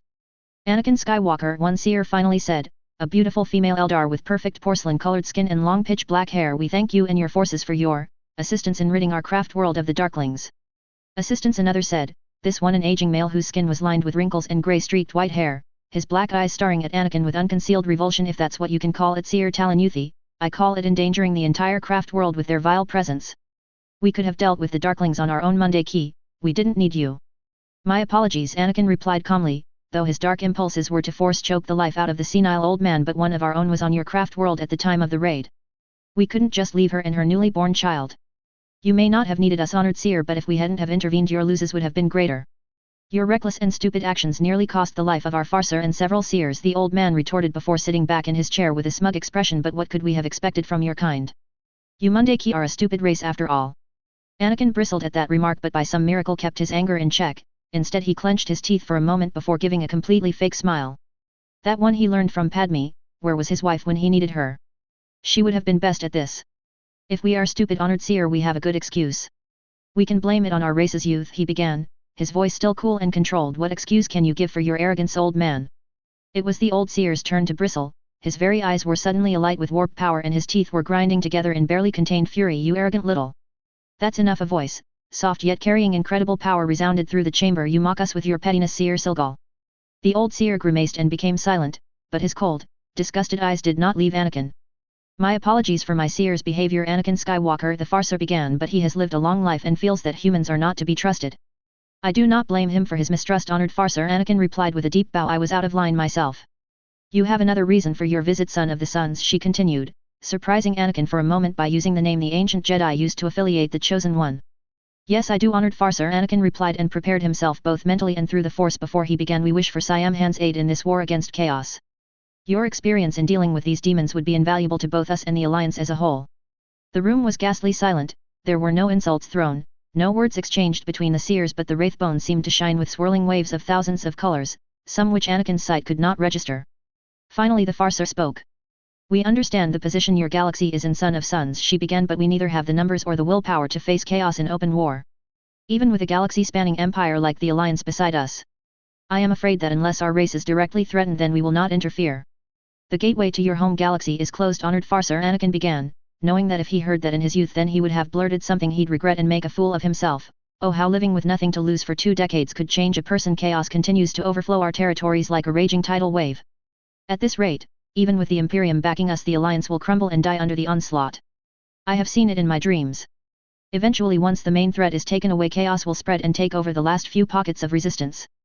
That includes Siam Han as well. Stormwind was completely silent, taking in the words from this Monday Key and measuring them in her mind. Her memories returned to the vision she had when Mara Jade appeared on her craft world nearly a year ago. Her home's fleets fighting alongside their vessels against an unknown and terrible foe. She had shared this vision with her council of seers. It was the main reason they had allowed Mara to stay. They had not forgotten her vision, for she felt some of her seers express their wavering thoughts to the rest of the council. I feel that we may need to debate over this, son of suns, she said finally. Do not take this as a good sign, for we may still not fight in your war. Thank you, Farseer, Anakin replied with a deep bow before continuing. My fleet is set to move out soon to a nation known as the Imperial Remnant to try and end a chaos-spawned civil war, but I will have several of my vessels stay behind with you and move your craft world to a safer location. Luke sat on the edge of the white hospital bed looking down upon the most beautiful woman in the galaxy. Mara lay under the opulent white blanket, her chest rising and falling with her rhythmic breathing. Their son Ben lay curled up against her stomach while little Eliza lay asleep in a makeshift crib beside her bed. He breathed out a sigh. After several hours of tearful and joyous reunion, everyone but him was asleep. Many of her wounds had been healed by the Eldar's advanced technology, the gashes had been resealed and the dark Eldar toxins had been removed from her body. Her recovery would be slow, but she would recover. On the bed to his wife's right and left lay Jaina, sleeping off the anti-venoms that the Eldar supplied her, and Tahiri, her leg and ribs tapped up with Bacta wrap, also blissfully unconscious. Jason had betrayed the Jedi and joined the Sith, and in the room adjacent to them lay the blanket-covered bodies of 2 Jedi Masters and 7 clones. Victory had come at a terrible cost, and Luke knew that it was just the beginning. At the moment though, that did not matter to him. As he saw his wife and 2 children together again after a year apart, he felt more at peace, more happy than he had in a long time. Mara was with him again, and the galaxy seemed a little brighter because of it. He would worry about the war in the Outer Rim, the Imperial Civil War, the Sith's rebirth and chaos later. As he felt himself finally seep to blissful darkness for a few hours, he was roused by a blunt object as it connected rather painfully with his knee. He jumped up with a yelp and scanned the entire medical wing, looking for anyone who would have thrown the object, a small jimmer stick which lay on the floor several feet away from him. As he knelt down to pick up the stick, he noticed a small set of green clawed feet under the other side of the bed. He stood and slowly walked around the bed, trying to see who the visitor was before the jimmer stick flew out of his hands and spun around the bed. The little green visitor grabbed it and started laughing before beginning to move, leaning heavily on his cane while he walked. "Sleep later you will," the little creature said as he rounded the corner of the bed and stared back up at an awestruck Luke with slightly teasing eyes. "Master Yoda," Luke gasped before clamping his jaw shut and falling into a small armchair beside his wife's bed, who by some miracle of the Force was still asleep with their 2 children. Yoda limped up toward the chair that Luke just fell into and after a moment of comical silence smacked his former pupil's left leg with his cane. The present Grand Master jumped out of his chair with another yelp, favoring his leg for the second time in the last 10 seconds of meeting his formerly deceased Jedi teacher. "Sleep later you will," Yoda repeated. "Needed on the bridge you are. Let your spouse and younglings rest you should." Before Luke could respond, the little master turned and started hobbling out of the medical wing. Shaking his head at what had just occurred, Luke jumped out of his chair and jogged out after the former Grand Master, letting his wife and children sleep peacefully beside his niece and his ward. "Master," Luke began with a stutter. "How did you? When did you?" Luke's sudden stuttering had Yoda croaking laughter, stopping and leaning on his little cane to stop himself from keeling over with mirth. Luke found himself smiling slightly at his own stammering. In 2 days he had been reunited with his wife and his newly born child, and now he runs into his former Jedi teacher, the man who had held the position of Grand Jedi Master before him. Finally, after the little troll regained control of himself, he explained. "Apologize to you I do, meet with you when you first arrived I should, but need for secrecy there was." Luke nodded. "Gone against the old code you have," Yoda said. "Given into your emotions you have, explain this to me you shall." "Yes, Master," Luke replied with a nod and, taking in a deep breath, started to say the words that he had been turning around in his mind since he founded the new Jedi Order. "I feel that the old code was flawed in many ways. One of the worst in that code is that the Jedi were not allowed to love. The old order was supposed to be peacekeepers, watching over the Republic, but how could you have watched over the masses when you kept yourselves confined to your ivory towers?" He gauged the ancient master, looking for any sign of emotion, but Yoda's face was set in stone. "You separated yourselves from everyone else. Your predecessor of untold centuries ago stopped your knights from feeling emotions, outlawing it and turning the Jedi into magicians who the people considered more to be feared than seen as defenders." Luke continued, pushing his point home. "I felt that in order for the Jedi to gain a fresh start we needed to abolish the old code, break the barriers, show that the Jedi are made out of normal people." Yoda was silent as Luke finished his explanation, weighing the argument in his mind down to the finest detail before looking up at his former pupil again. "You love her." "With every fiber of my being, Master," Luke replied, "and that love gives me more strength than anything else in the galaxy. Ask any one of my knights who are married or seeing someone, even those who are not, and you will hear the same answer.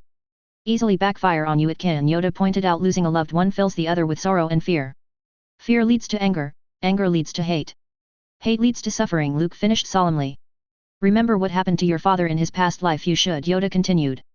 "He was alone with no one to converse his feelings to but a madman," Luke retorted flatly. "He was afraid of going to you for help because Jedi were not allowed to love according to the doctrine of the time. That was a major reason for his downfall, Master."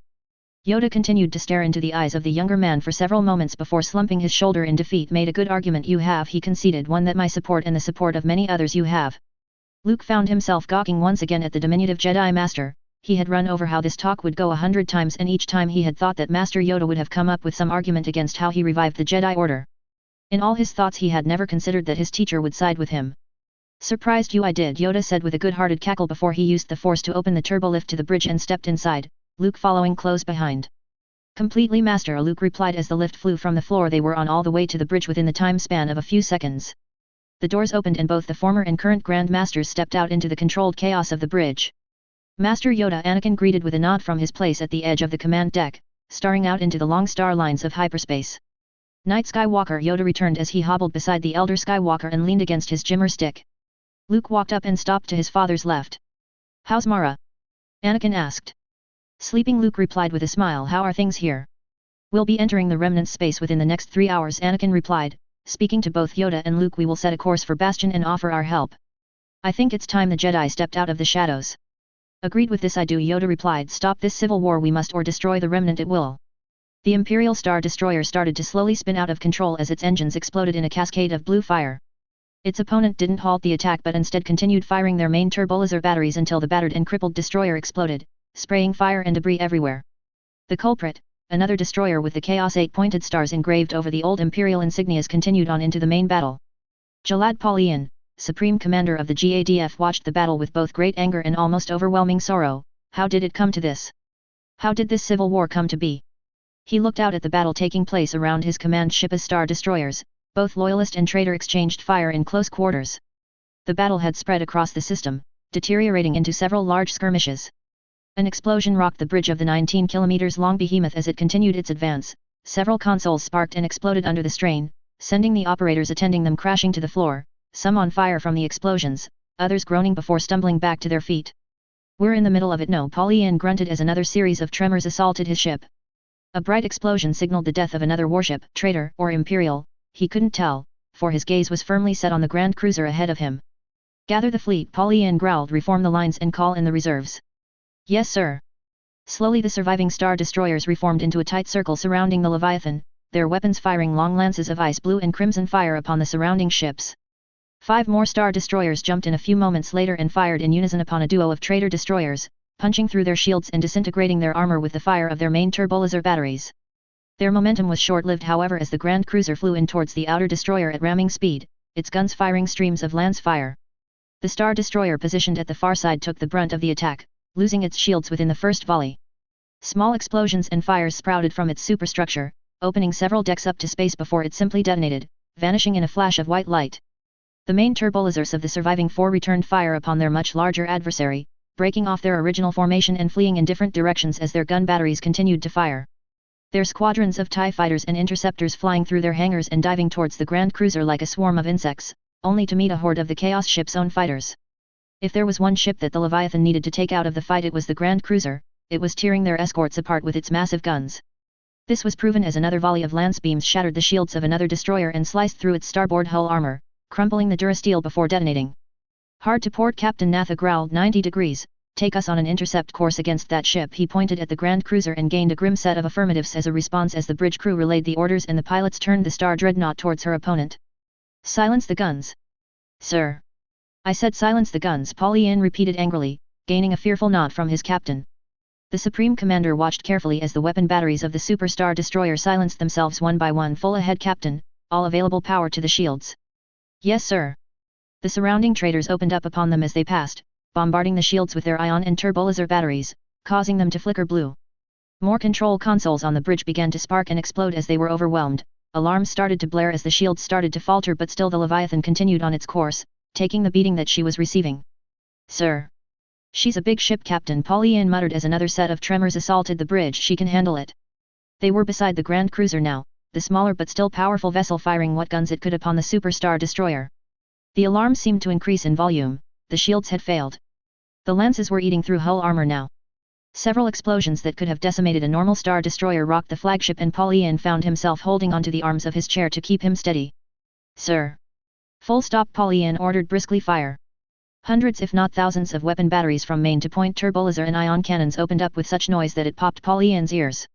With such a mass of crimson and sapphire flashes that it temporarily blinded him. Beam after beam of the Leviathan's weapon batteries collided with the enemy flagship's void shields, eventually shattering them with the intensity of the bombardment. The pure magnitude of the barrage then started to eat through the adamantium armored hull, sections were completely opened up to space, and explosions dotted the 8 km long Grand Cruiser until it could take no more. The enemy flagship suffered several catastrophic detonations across its entire superstructure, the size of the explosions covering the ship like a blanket from its engines all the way up to the tip of its shield-shaped nose before one final detonation erased its vile presence from the spaceways. Damage report, Natha boomed. The main front turbolaser batteries are down, shields are completely depleted, we have several decks open to space and we've lost all power to the engines. We may be able to maneuver, sir, but not much else. Evacuate the affected decks and seal them off. Get repair crews to the crippled weapon batteries and divert any unnecessary power to the shields, Natha shouted before surveying the damaged bridge. Over a quarter of the control consoles in the crew pits below him were sparking or on fire, with several officers and crew members lying on the floor, injured from nasty cuts and burns. Some weren't moving, others were screaming in pain. Get me medical teams to the bridge and all affected areas immediately. The sick bay's going to be overflowing. Another explosion rocked the ship and both the Supreme Commander and Captain looked out of the main ports to see a line of traitor star destroyers approaching them, firing continuously in a hope of silencing the Leviathan once and for all. But even as damaged as she was, the Super Star Destroyer was more than a worthy opponent. All of her still functioning point and main turbolaser batteries opened fire in return, destroying a Star Destroyer outright and crippling another. The 10 survivors continued to batter the pocketed hull armor of the command ship, creating more openings. Clouds of oxygen, equipment, and personnel billowed out of them to the deathly silence of open space. Just as defeat was certain, Paul Ian noticed a mass of white flashes in the distance. He quickly called up a hologram of the area of space, magnifying it to the point that he could see who the recent arrivals were. He finally found himself grinning at the wall of armor and weapons approaching them. The Imperium had arrived. Lord Admiral Hunt sat on his black command chair surveying the battle taking place before him with the aid of several hollow screens. The bridge of his flagship was dank and dark, with its only sources of light being glow lamps, consoles and other computing systems which were arrayed below him, the serfs inputting commands and the astropaths hooked up to their consoles by sockets in their necks and helmets, conversing with the machine spirit. Has the Crusade fleet arrived? All 657 vessels reporting in and ready for your orders, sir, the head astropath replied from the console beside him. The Emperor smiles on us today. Indeed, Hunt replied as he continued to gaze into the battle, taking in everything and nothing with his hollowed eyes. The battle for Yaga Minor was a widespread one, with skirmishes both large and small taking place across the system. The orbital shipyards had been properly shielded from the chaos-led traitor attacks, but it had cost the Imperials of this galaxy dearly. My lord, the Leviathan is failing. Where is it? An image appeared before the Lord Admiral showing the impressive Star Dreadnought floating in a mess of wreckage and debris. Its once proud white hull was scorched black and in some places covered with cracks and holes, opening her up to space. Half of her gun emplacements had gone silent, including almost all of the main cannons. The scars of a long and grueling battle were prominent on her, a battle which was further in evidence by the remains of a Grand Cruiser and 5 of their own destroyer-type vessels. My lord, the machine spirit is restless for a proper fight, Tech Priest Lather said from his own console, speaking with his battleship's machine spirit. Hunt closed his eyes. Yes, it had been a while since he and the crew of the Crying Saint had seen a proper battle. His crew was restless. The entire ship seemed so tense that it was palpable in the very recycled air that they breathed. Power up the weapons, he ordered sharply, and felt a sense of pride when he saw the crew move with the speed and precision of the professionals they were. The countless drills had done them a world of good. Raise shields, engines to full power. Take heed, men, for no matter where we are in the universe, the Emperor's blessing will forever be upon us. Let us continue his work to cleanse the wicked and show the vile heretics the errors of their ways. Let us show them with rivers of their own blood. A chorus of whooping cheers and chants almost drowned out all other noise as the men showed their support, fired up by his speech and ready to destroy the traitors until not one remained in the system. He hid a grin. Let us show the Alliance what the warriors of the Imperium were truly capable of. Forward lance batteries fire. The main batteries of the Crying Saint released their barrage of destructive beams, each one specially placed to clear a path between them and the struggling Leviathan. Traitor vessels that got in their way disintegrated under their bombardment as the battleship was joined by the guns of over 600 of her fellows. Eventually the Leviathan and the Saint were side by side, protected by a barrier of armor and weapons as their respective fleets joined forces, firing upon the traitor fleet squadrons even when they broke formations and fled to open space. The battle was won, but the Imperium had given into their bloodlust by now and didn't stop until the last surviving traitor vessel jumped away. By then the area of space where the battle waged was littered by the twisted wreckage of warships and starfighters, both loyalist and traitor alike. The Imperium had lost 3 frigates and a cruiser had suffered minor damage, but nothing that couldn't be repaired within a few hours. Hunt slumped back in his chair as the men surrounding him began to cheer, enjoying the sweet taste of the first battle and victory that they had fought for in this galaxy, but the Lord Admiral knew that this was only just the beginning. Tech Priest, he said calmly, get me Supreme Commander Paul Ian. Paul Ian winced as he regained consciousness and placed a hand on his forehead, feeling the warm flowing blood stream down his features, dyeing his white hair and mustache crimson. Slowly he sat up to survey the state of his flagship's bridge, feeling his joints and spine scream with the effort as he did so. The bridge was a mess of sparking and charred control and communications consoles, severed cables hung dangling from cracked and damaged bulkheads, their stumps sparking with electricity and exploding fuses. The dead and wounded were laid out across the floor with medical teams moving as fast as they could to tell who was dead and who was injured badly enough to be moved to a probably overcrowded medical wing. One medic, a young Zabrak woman with long raven black hair tied in a bun, revealing her small crown of horns on her forehead, bent down and gently tilted his head to get a better look at his cut. He made a move to resist her and tell her to move on, but she stayed doggedly with him. The cut is deep, sir, she said, her brow furrowed as she continued to sanitize the wound. You'll lose consciousness if it isn't dealt with. As she finished cleaning the cut and started pulling out several rolls of bandages, he was called back to his chair by the captain. The Lord Admiral wished to see him. Polly-Ann allowed the medic to support him as he limped to his command chair and started to push a few buttons on the arm, answering the Lord Admiral's hails. Hunt appeared before him, sitting stiffly upright in his command chair, his cool eyes falling on the medic. To her credit, she ignored him and continued to bandage her superior's forehead with Bacta wrap.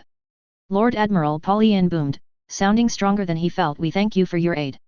"Glad we could be of service," Hunt said as his eyes left the medic and settled on him. His eyes were accusing and his jaw was clenched, but besides that he kept himself professionally. "What damage did you receive?" "Shields are down, hyperdrive offline, sublight damaged, all but the starboard main turbolaser batteries offline, and several decks are open to space." Polly-Ann listed off. "It will take the Yaga shipyards a month to fully repair her, and that would be the patch-up work." "How is the medical situation?" "I'll tell you when I get the report," Polly-Ann said before summoning Natha to him and asking the same question.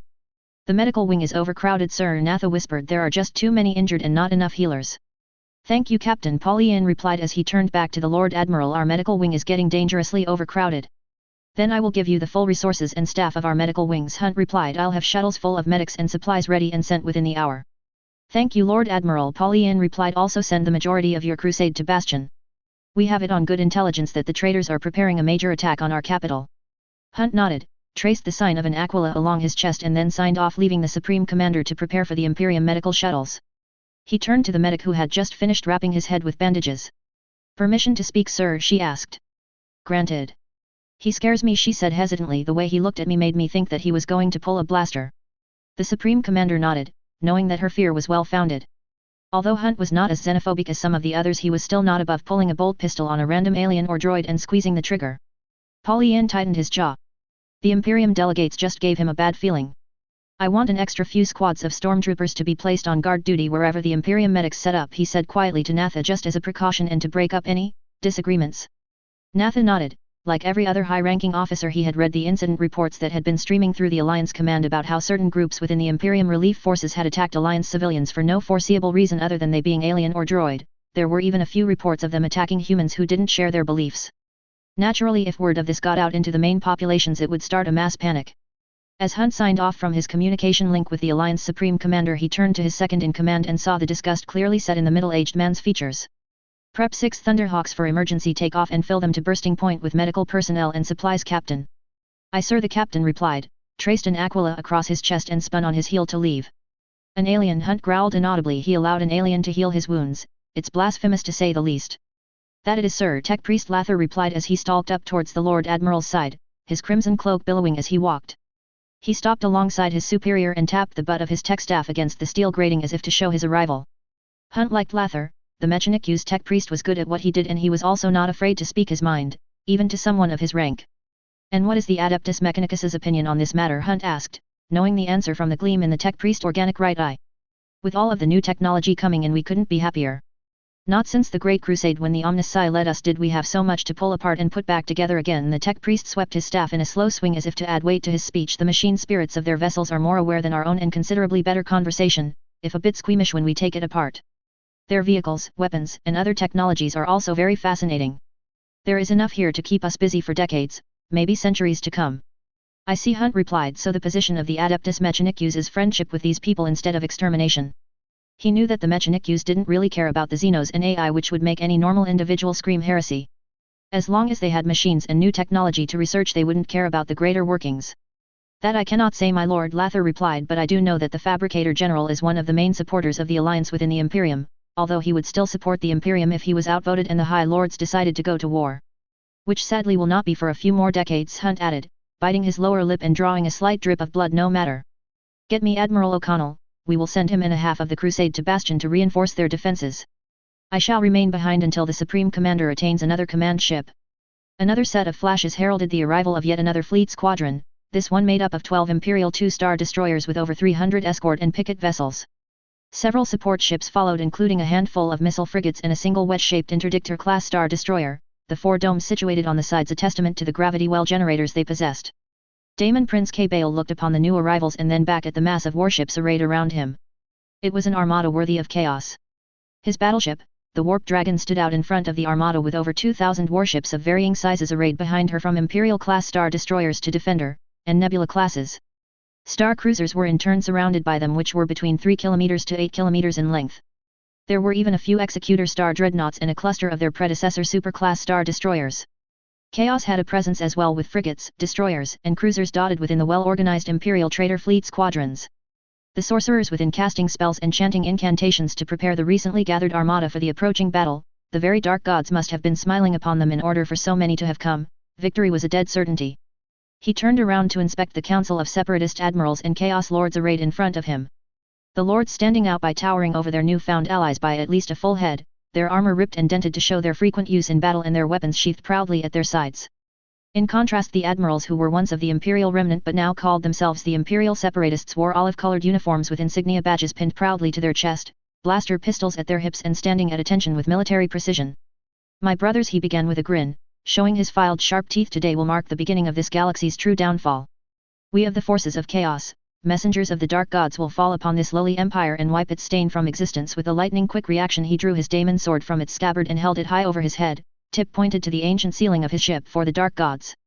The Chaos Lords drew their power swords and battle axes in return, raising them up over their heads and repeating the chant he had shouted with a fanatical reverence. The Daemon Prince grinned savagely, his pitch-black eyes gleaming with a fanatical need to cause suffering. "And to our Imperial brothers," K. Bale continued, "fight with us and the remains of this empire will be yours. You will be warlords holding full dominion over the territories that you conquer for the glory of the 5 gods of chaos." The 6 admirals inclined their heads in stiff nods, repeating the dark prayer with their heads held high for the dark gods. "Return to your vessels, my brothers," he ordered as he sheathed his daemon sword and spun around to view the assembling fleet once more. "Prepare your armies and assemble your fleets. We leave for Bastion and the Empire's fall in 2 hours. Little did the Daemon Prince know that far off in deep space floated a kilometer-long ship, its basic shape similar to the dagger-like designs of human star destroyers, yet different. Its command tower was not in full view but lower down to the main deck, half hidden by a ridge of thick armor. Alien weapon batteries dotted its hull and its engine nasals glowed with an eerie, alien green light. The alien vessel continued to wait, suspended in the starry darkness of deep space. There was a set of distortions several kilometers away and 3 tiny craft appeared. Their cockpits were similar to that of an Imperial TIE fighter, but instead of having solar panels they had 4 curved wings. Their basic design made the approaching fighters look like claws, hence their name. The 3 claw craft cut power to their engines as they approached the alien destroyer's hangar bay doors and activated minuscule thrusters dotting their cockpit and wings. They executed flawless 90-degree turns which would have been impossible for an X-wing or TIE and hovered into the hangar, the monolithic doors closing behind them. As the doors closed, the ship began to move, turning around faster than any normal ship of its size would, and started moving away from the armada. A few moments later and it vanished, jumping into hyperspace to wherever it came from.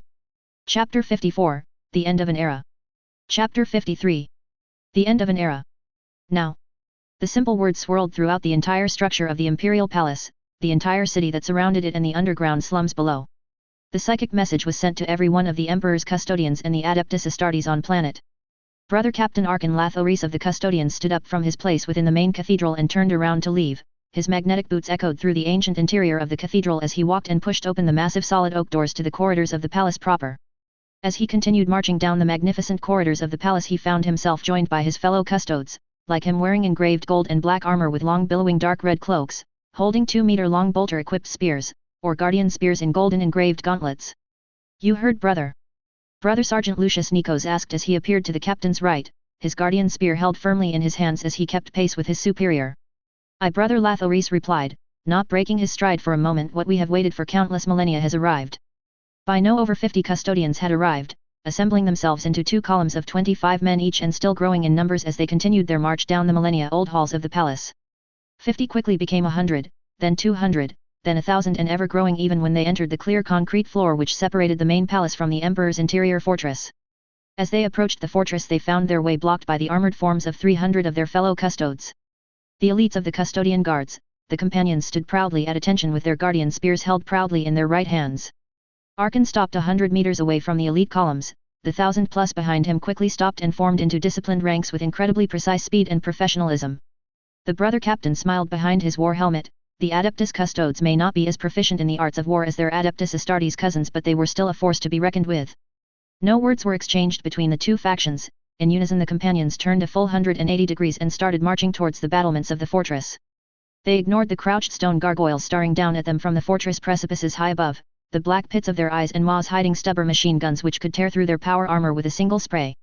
The companions didn't pay them any attention and continued to march proudly towards the fortress's great kilometer-high stone gates, the Eternity Gates. The recently arrived custodes fell into formation behind them, swelling their numbers to exactly 10,000 legionnaires. The great stone doors of the Eternity Gate opened for the first time with a great thundering creak, causing cascades of grey dust to fall from the top. The dust fell like snow as the near-endless column of custodes marched through the gates 10 abreast, the echoes of their steel boots and the taps of the butts of guardian spears almost deafening in the cavernous chamber.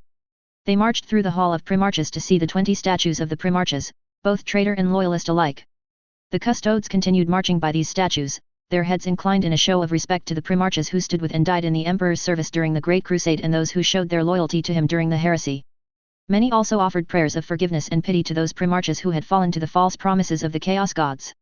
As they left the hall of Primarchs and into the last chamber which led to the Golden Throne, they found the 12 Warhound Titans who had stood guard over the Emperor for over 10,000 millennia. Standing in 2 lines of 6 each on opposite sides of the chamber like massive monolithic statues, their armor was a shining gold, gleaming in the light of the chamber. Finally they entered the Sanctum Imperialis, where the Golden Throne was situated. It was no longer there. The life support machine which had kept the Emperor of Man alive for 10 millennia was gone. In its place stood a magnificent throne made of solid gold with markings and insignias engraved on its surface. Sitting on this throne was a man who would dwarf any in attendance. This was impressive, for a custode was the same height as a space marine, standing a full head taller than a normal human. A Primarch was larger still, standing a head higher than a normal marine. The Emperor stood taller than any known Primarch, a true giant among men dressed in gold and silver armor with a long-bladed power sword and a stormbolter leaning against the gleaming throne. "My sons," he said, his voice holding such power that all in attendance couldn't help but look at him, "we have much work to do." High above the congregation, sitting on a ceiling rafter a kilometer above, was the healer and the master. The Twi'lek was so exhausted from her healing exertions that she was fast asleep, leaning against her much older brother's shoulder. The master sat there, watching the Emperor speak and finding himself entranced by the much older immortal. "Sasha," he whispered, nudging her to awaken her, "do you hear this?" She groaned in response and tiredly creaked open her eyes to look at him, then at the scene taking place below before closing them again. He nudged her again and she groaned in slight annoyance. "Bro. Stop it," she said, her voice coming as a soft whine, "I just want to sleep for a little while." He chuckled before turning his attention back to the Emperor and his 10,000 custodian guards below, allowing his younger sister of the Force to enter a blissful slumber. After a few moments he heard her soft rhythmic breathing, indicating that she had finally fallen asleep. His attention was caught as 3 squads of 10 custodians each stepped forward, kneeled before the Emperor and turned to exit. He probed minds to see where they were going and found a smile creep across his face. This was going to be very interesting. Primarch Rubut Gilliman of the Ultramarines put on his last piece of power armor before turning to leave the chamber which he had spent countless millennia within. He pushed open the stone doors which separated him from the rest of the fortress to find the Ultramarines' finest waiting for him. The Terminator armor gleamed in the light of the surrounding corridors, their weapons were polished to a shine and they stood tall and proud in a column of 20 by 5. These immortal warriors were further surrounded by Ultramarine honor guard. These warriors were armed with a bolter holstered to their waists, the dreaded power weapons known as the axes of Ultramar held in their hands. Their armor was blue with gold embroidering across their chest plates, helmets, and waists. A long blue cape fluttered around them like shrouds of sapphire cloud. At the head of this column of Ultramarine elites stood the proud forms of the present Chapter Master and Chief Librarian. Chapter Master Marnus Calgar stood out from all the others, a mammoth of a man wearing bulky power armor with cords and wires attached to his neck and the sides of his head. An eye implant covered his empty left eye socket. Chief Librarian Tigurius was a slightly smaller individual, but no less intimidating. A veteran of the Tyranids, he was specially trained to deal with the shadows the monsters cast which drove regular psychers insane. As Gilliman strolled out into the chambers he inspected the present leaders of his chapter and the elites at their back. They returned his stare for a moment before they all came down to a knee and bowed their heads in respect. "Hail Rubut Gilliman," they shouted in reverence, their voices echoing throughout the fortress. "Father and Primarch of the Ultramarines Legion." Besides himself the Primarch smiled at the reverence of his Marines. Even after so many millennia and so many past generations they still showed him more reverence than he thought himself worthy. He strolled forward towards the kneeling form of Calgar and placed a hand on the Chapter Master's shoulder. "Rise, Marnus Calgar, Chapter Master of the Ultramarines," he said proudly before turning his gaze to everyone else. "All of you rise. Chief Librarian, First Company, Honor Guards, all of you rise." "My brothers," he said as they slowly rose to their feet, "gather the Ultramarines, every company, every descendant chapter, every fleet to Makraj. My father, the Emperor, has ordered us to Terra to help usher in the beginning of a new age. Go, my brothers, and spread the word, the Emperor has returned." While the Ultramarines began gathering their forces from across their section of the Empire, the Dark Angels had already assembled. In orbit above the founding chapter's home world of the Rock, a massive fleet of hundreds of vessels had gathered, each one bearing the crests and marking of either the Dark Angels or their successor chapters. All of the successors had arrived with their own fleets of picket vessels, strike cruisers, and even battle barges. The Angels of Absolution, Angels of Redemption, Consecrators, disciples of Caliban and the Angels of Vengeance were just a few of the descendants that had gathered at the beckoning call of the Dark Angel's recently awakened Primarch, Lionel Johnson. Chapter Master Azrael gazed out of the bridge of the Dark Angel's own lead battle barge, surveying the clusters of warships from the many diverse descendants of the Dark Angels. He couldn't help but smile at the show of power. In his long life he had been a part of many conflicts for the Imperium and the Dark Angels. Some conquests and wars that he had fought were successful, others were not, but in that time he had never seen the forces of the Dark Angels and their younger counterparts amassed to such a number. It was a sight that he had never seen before, and one which he may never see again. Magnificent, he mumbled to himself. Indeed it is, Chapter Master. Azrael turned to see the massive armored form of his superior, towering over him by nearly a head. He instinctively fell down to one knee and bowed his head in admiration for his Primarch. Lionel Johnson looked even more intimidating and powerful in real life than he did in the stories and legends told of him. He was a monster of a man, just like any other Primarch, with armor of emerald green, engraved in gold and silver, a dark red cape hanged from his armored shoulders. His helmet stood out, emerald green and gold like the rest of his armor, but with a set of unfolding golden wings on either side, the same golden wings crafted to his chest plate. Sheathed to his scabbard was a massive power sword, its blade shone green and was 1.5 meters in length. The guard was crafted to look like outstretched wings with a red gem at its center. L. Johnson placed a hand on his kneeling subordinate's shoulder and beckoned him to rise. The two men then looked out of the main viewport, inspecting the grand vessels which made up the biggest fleet the Dark Angels had assembled in millennia. You gather this army for more than just welcoming back the Emperor, don't you, my lord? Azrael asked after nearly an eternity of silence. Yes, the Primarch replied, his blood-red eye visors shining with power. An old foe of the galaxy is stirring. That is the main reason why my father is calling us to him. And you mean for us to fight this foe? Yes. Then let them come. With the combined armadas of the Dark Angels, Ultramarines, Imperial Fists, Custodians, and the vast defense armies and fleets of the Segmentum Solar, we will crush them in a flurry of bolter shells and lance beams. I only wish that it were that easy, the Lion replied wistfully, but I feel that we do not fight such an easily beaten foe. One of the Citan is coming, Chapter Master, and he brings with him the full firepower of the Necron menace. Necron. The Emperor stood up from his throne. Eyes that radiated pure power scanned the chamber which just a few hours ago held the entire legion of his own custodes, now was empty and silent. Slowly he descended the stone steps which separated his golden throne from the rest of the hall, looking up to the rafters high above. A slight sound of weight hitting the stone floor brought his attention to the master, his fellow immortal. He had changed clothes, this time wearing a black pair of robes with long sleeves which encompassed his hands. The robe was tied by a white sash around his waist, and over the robes was a white sleeveless tunic with a black symbol of two lightsabers crossed together on the back. His sheathed sword and a lightsaber hilt he had just built were on his hip. My thanks to you, Master, the Emperor said as he turned to face the man, and to your sister for speeding up my recovery. It was our pleasure, the immortal replied with a slightly extravagant bow. It would be better for both galaxies with you to take on the mantle of Emperor of the Imperium. Your galaxy will have to wait, I'm afraid, the Emperor replied. That Citan you fought is gathering his forces for a direct attack on Terra herself. I am gathering forces from across the galaxy to try and put a good enough defense together. I can have Ravan gather his forces to stand by you, the Master stated. He has been defending Imperium fringe worlds for nearly 3,000 years. No, the Emperor said with a wave of his hand. Ravan's forces are set for something grander, another showdown. They must remain hidden, they must return to the eastern fringe. He walked up to the Master, towering over him by at least a meter. Take your sister and the group she came with. Hide yourselves in the fringe, just like before. We can stay, my lord, Master retorted calmly. We can fight. A few immortals by your side may tip the scales. That it may, the older immortal conceded, but consider this, me looking after those younger than me. Powerful you are. Your sister also has power.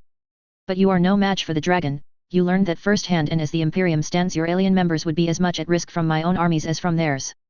The Master inclined his head in defeat, knowing the older immortal's words spoke true. As you wish. I shall take Ravan's forces back to the fringe.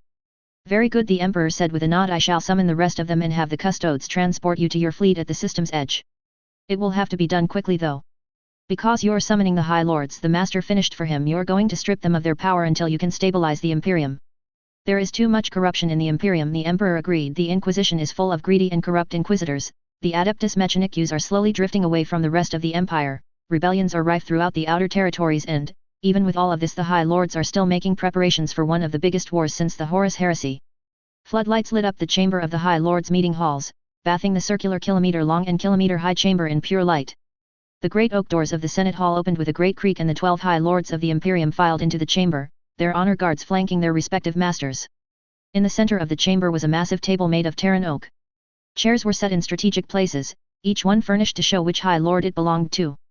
Slowly the 12 Lords took their seats, their honor guards taking positions behind them, hands on the pommels and grips of their weapons, ready to draw them at a moment's notice. Even in the meetings halls a High Lord was not safe. There were many instances when a Lord was assassinated by a rival in the Senate. "Gentlemen, the Lord of the Administratum," stated as the last Lord stood in front of his chair. "Please be seated." The Lord of the Administratum was the representative and leading authority of the Administratum, the administration and bureaucratic division of the Adeptus Terra, and the organization responsible for the everyday workings of the Empire, from the assembling of crusade fleets to the levying of taxes. It wasn't a surprise that the man representing this organization was considered the lead authority of the 12. He was a middle-aged man, dressed in an extravagant gold and emerald robe. "Now gentlemen," he started as he took his seat and skipped through several data pads, finally picking one off the table and scrolling through it. "Let us begin. We are gaining reports of raiding and piracy near our borders with the Tau Empire. Several convoys have vanished without a trace, and those who survived tell crazed stories about living ships which are fast and deadly. Obviously the Tau has made more advancement in their abominable technology," the Lord of the Ecclesiarchy stated confidently. He was an old man, distinguished by his leathery face, hollow eyes, and thinning white hair. Besides the advancements in life-lengthening drugs and surgery, he refused to take them, saying that the Emperor could see the age of any man. "Open your eyes, you old fool," the Master Inquisitor retorted. "The honored Lord of the Administratum said living vessels, the Tau have no such technologies."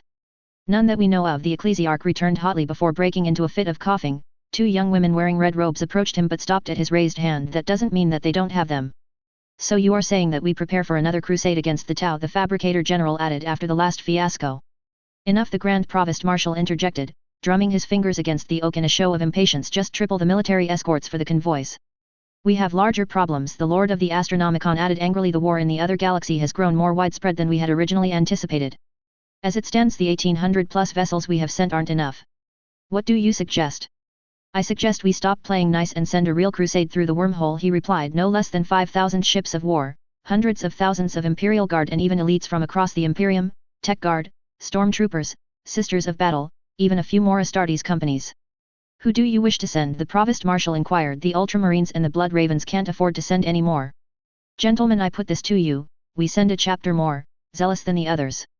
I am declaring we send the Black Templars." "The Black Templars," the Master Inquisitor repeated. "The most fanatical and zealous chapter in the galaxy." "Precisely," the Ecclesiarch said with a glint of a smile on his face. "It will throw back the Chaos Armadas and show the Alliance our true military might. I have studied the maps of their galaxy and have found that while their empire is large, it is only half the size of our own. We are not going to start this argument again," the Fabricator General stated. "War with the Alliance would not be in the Imperium's best interests. Smaller they may be, weak and easy to conquer they are not. Have you not read the wars they undertook in the past, my lord?" "I have learned that they are resilient," he agreed. "That is all. Besides, Fabricator, why do you defend the Alliance so? Is it because you are so blinded by their technological abilities that you fail to see reason?"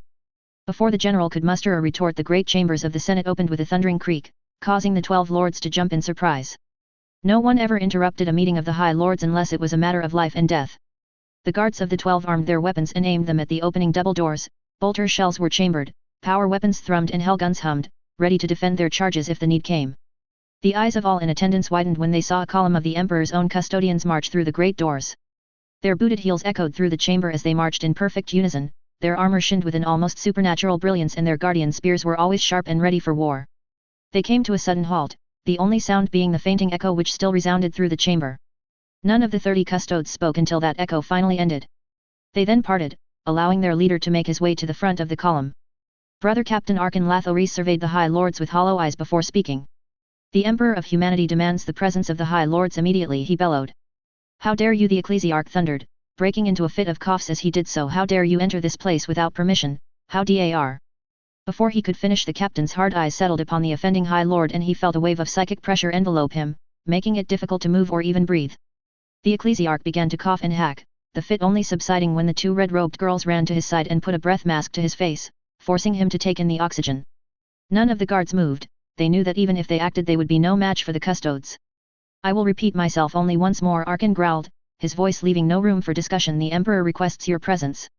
The 12 lords were escorted into the Sanctum Imperialis in single file, with the custodes sent to gather them, taking up positions in lines on either side. Their bodyguards had been left behind in the Senate halls until they would be called upon again. As they entered the last chamber before the Emperor's inner sanctum, they found the hall full with column upon column of the Emperor's custodian guard. The Emperor's personal guardians stood within the chamber in their thousands. In fact, it was possible that the entire legion was in attendance. The massive war titans stood guard against the walls like massive statues. The 12 lords of the Imperium brought themselves up to their full heights, their heads held high as they were escorted through the chamber into the Emperor's Sanctum Imperialis. Within the sanctum there were no custodians, no titans, no defenses of any kind. The only other man was in the center of the inner chamber, sitting upon a throne of pure gold. He rose from his seat, showing how tall he truly was, and descended the stone steps. The High Lord stood there for a moment, watching the man before them with fear and surprise. The Lord of Assassins moved first, coming down to one knee and lowering his head in a bow. The Fabricator General followed, then the Master Inquisitor. All of the lords came down to a knee by the time the Emperor of Mankind stepped onto the floor before them, his powerful gaze upon each of them before he spoke. "The Imperium is weakening," he muttered, catching all of the lords by surprise by his sudden words. "I created the High Lords of Terra so that you could govern the everyday workings of the Imperium under my guidance. But with the heresy things drastically changed. I could no longer guide you, and over the millennia the High Lords began to get more corrupt and power-hungry." "My lord," the Ecclesiarch began, but was silenced by one stern gaze from the Emperor. "Corruption is rife on every level of the Imperium," he continued. "Rebellions are spreading throughout the fringe worlds of the Imperium, inquisitors and religious leaders are abusing their powers to the fullest, technological advancements have grind to a halt, and instead of dealing with the major threats to our empire like the Tyranids, the Necron, the Orcs, and the great enemy, you choose instead to fight senseless wars against the Eldar, the Tau, and making preparations for invading an empire who would be better as a friend than an enemy. Until the Imperium has been stabilized, I am hereby stripping you of any major decisions regarding the Imperium as a whole, or any of the military forces," he continued, the look in his eyes muting any retorts on the High Lords' tongues. "You will still have power in your own factions, but they can be overridden by either me or any of my primarches, understand? I was originally planning on releasing this at the beginning of the next episode, but considering that you're all really impatient on seeing the Emperor revived, I pushed this forward and made some serious changes to my original storyline. Nothing drastic, just overlapping a few story arcs." Chapter 55, Counterattack. Chapter 54. Counterattacks. I decided to delete the idea of warp angels from this story. Perhaps I am turning this into a sci-fi pulp by adding something like that, and so goodbye. Preparing to exit hyperspace. Joseph Halos sat on his leather command throne, watching as the stars returned from the long lines of pure light to their normal pinpricks, signifying his ship's reversion to real space. Halos sighed, thinking that hyperspace had its beauty but could be just as dangerous as the warp. If a course wasn't plotted correctly, a ship could crash into a star or enter a black hole. It was also known that ships had vanished from the space lines while still in hyperspace, never to be seen again. He pressed a few runes on the arm of his command chair and waited, allowing a holographic three-dimensional image of the entire star system to appear, showing the planets, moons, asteroid belt, defensive lines and ship concentrations, particularly the black patches which represented Chaos ship concentrations, and the silver and gold which represented the ships of the Coalition. Outside of the blockading Chaos ship formations was a growing cluster of gold and silver icons, representing his fleet. He hit a few more runes, allowing the image to zoom into his fleet's location. His star dreadnought, the Lady of Fate, was set in the center of the formations with Lord Admiral Halcyon's battleship, the Lord Solaris, hovering a kilometer to his ship's port side. Spread out over a 100-kilometer area of space was the rest of the Coalition fleet, over 700 warships ranging in size from capital ships to escorts. All ships report ready and in position. Lord Admiral Halcyon reports his crusade is in position and awaiting instructions. Good, Halos said as his eyes continued to scan the clusters of Chaos capital ships and pickets surrounding the Bakura system. They were well positioned with clusters of 50 to 100 vessels each placed at key points, stopping anyone from within the system from escaping to open space, yet also positioned so that reinforcements could be moved from one place to another fairly quickly. There were so many clusters that the Grand Admiral thought that the enemy's number could be in the thousands. The commander of this blockade knew exactly what he was doing. "All ships, take up position Epsilon Beta Spearhead," he ordered, and watched as the vessels of the task force slowly formed up into a spear tip, ready to pierce a chosen enemy ship concentration. He had chosen his target and after a brief pause gave the order to strike. For a brief moment his ship entered hyperspace and exited again, bringing his dreadnought within firing distance of the nearest enemy ship, a Chaos frigate. The mighty main batteries opened up, spewing beams of destructive death upon the much smaller vessel. It didn't have a chance, exploding a few moments after the bulk of energy weapons hit their mark. By then the rest of the Coalition fleet had arrived and likewise opened fire with every weapon battery at their disposal. The numbers of the Chaos fleet were reduced quickly by the vastly superior numbers of the fleet under both Halos's and Halcyon's command. Halos briefly checked the main three-dimensional resolution before him, verifying the locations of other Chaos fleet groups. 3 clusters were closing in on their positions. As he watched the display he quickly barked out orders for certain fleet squadrons to move to interception positions and wait for the enemy to arrive. On board his battleship Halcyon was likewise barking out orders for his own forces to move into positions. The tech priests, servitors, and bridge crew of his battleship relayed his orders to the mass of men and women who kept the monstrous Leviathan moving. He felt the thrum as his battleship's mighty engines came to life, propelling it forward with the fleet towards the opening skirmishes. By the time the Chaos reinforcements had arrived, the fleet had properly positioned itself into two flanks, each one facing the direction where the incoming enemy fleets would be arriving. From his worn leather command throne, Halos watched as more clusters of Chaos fleets began to converge on the battle group's position. He grinned, seeing that they were taking the bait. From the inside of the system he saw the ragtag fleet groups of Bakura's defense force begin to muster on several key locations in an attempt to shatter the blockade in a two-pronged attack. All ships, he ordered crisply as the first wave of Chaos vessels returned to real space right in front of his formation, open fire. The adjacent Fury reports ready, Admiral, her communications officer reported, indicating the massive battle barge which dwarfed even her flagship. Grand Admiral Alexei Dala scanned the massive fortress of steel with a trained eye, glad that its complement of Space Marines was on her side. Surrounding both her Star Dreadnought and the battle barge was a small shell of Space Marine frigates and strike vessels from several different chapters, waiting impatiently for the chance to shatter the blockade and return to the war that they came here to fight. Surrounding the impressive shell of Space Marine starships was an even greater shell of vessels from both the Alliance and the Imperium, all battered and charred from continuous skirmishes against their Chaos harassers, but ready to repay the debt in spades. She tore her eyes from the space battle, settling upon the holographic forms of the Bakuran Defense Council, a group of military leaders including generals, admirals, and most impressive of all, the highest-ranking members of the Space Marine Puissance in the fleet. Captain Angelos, Dala asked, indicating the massive intimidating holographic form of the elected leader of the Space Marines in this conflict, are the Emperor's finest ready to take the fight to the enemy? We are ready, Angelos replied impassively, although Dala thought she saw a hint of excitement in his grey eyes. All right, Dala began, all ships, prepare for a short hyperspace jump, be ready to come out with all guns blazing. The other commanders nodded and shimmered away as they disengaged their holograms, and Dala sat back in her chair, exhaling a breath as the mass of ships in front of her vanished into hyperspace, followed by her own. The hyperspace jump only took a moment, and when they reverted to real space they found that the battle had started without them. Admiral, fleet squadrons all report in and ready.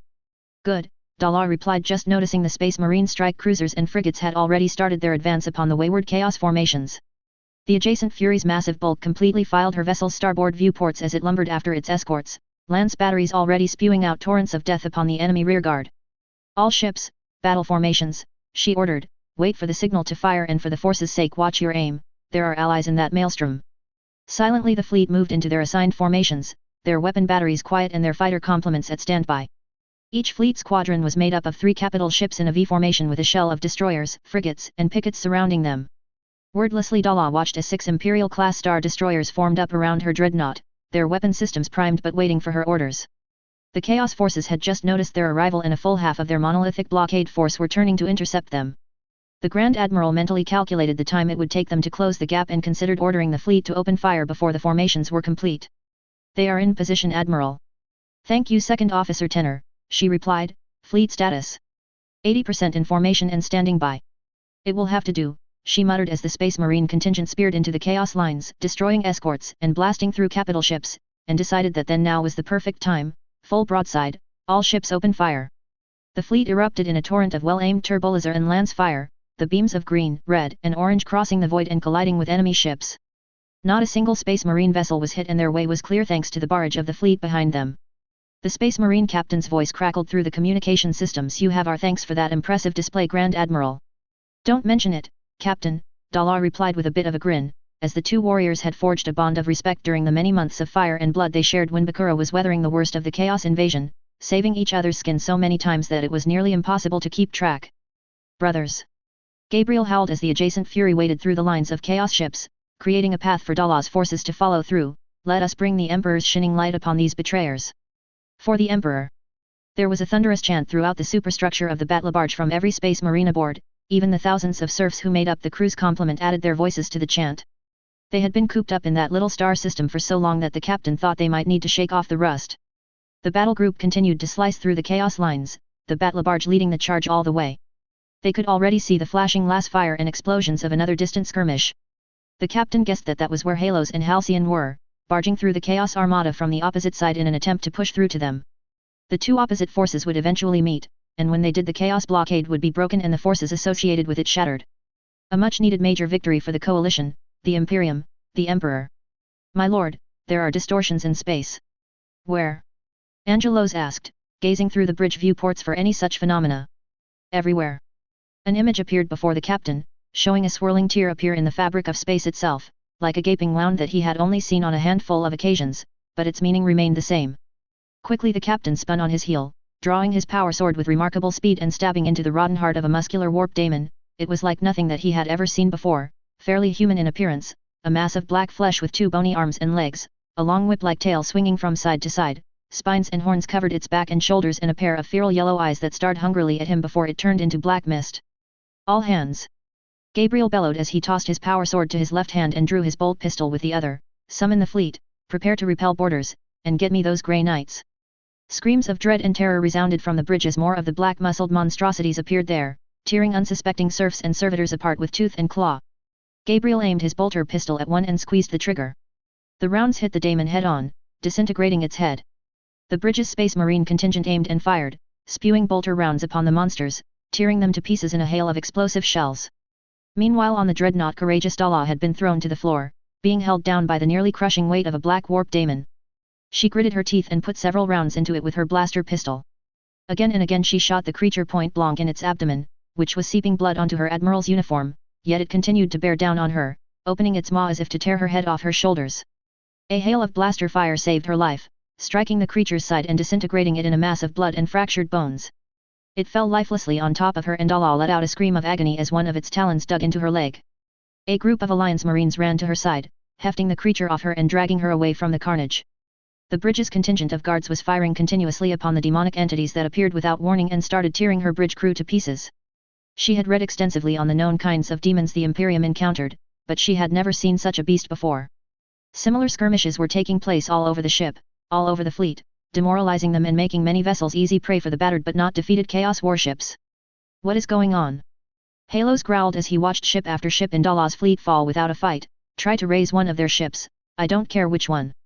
A fleet frequency came online, but when the hail was sent there were no responses, only the sounds of near head-pounding static.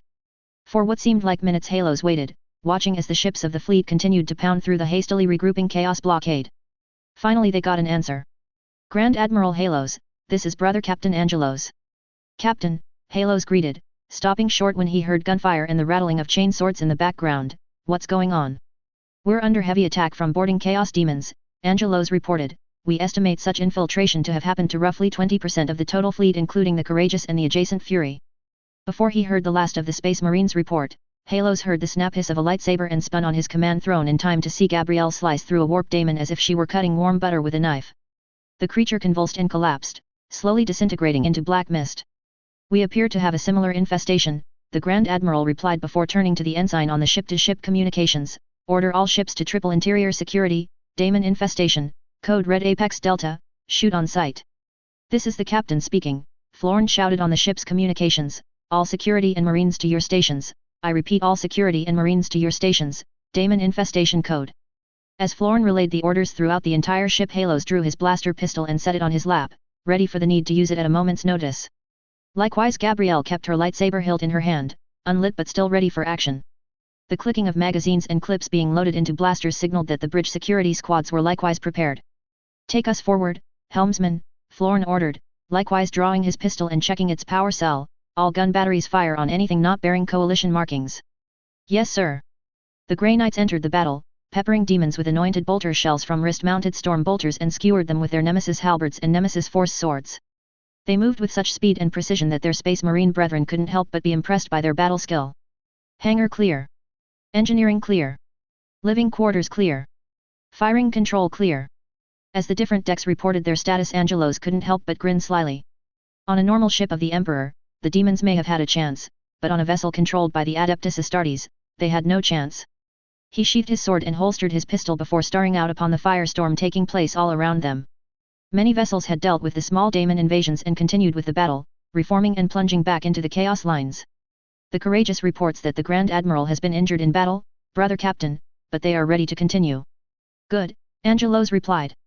Dala was not the type of warrior who would stop leading her people because of a flesh wound. It was one of the many attributes that he admired in her.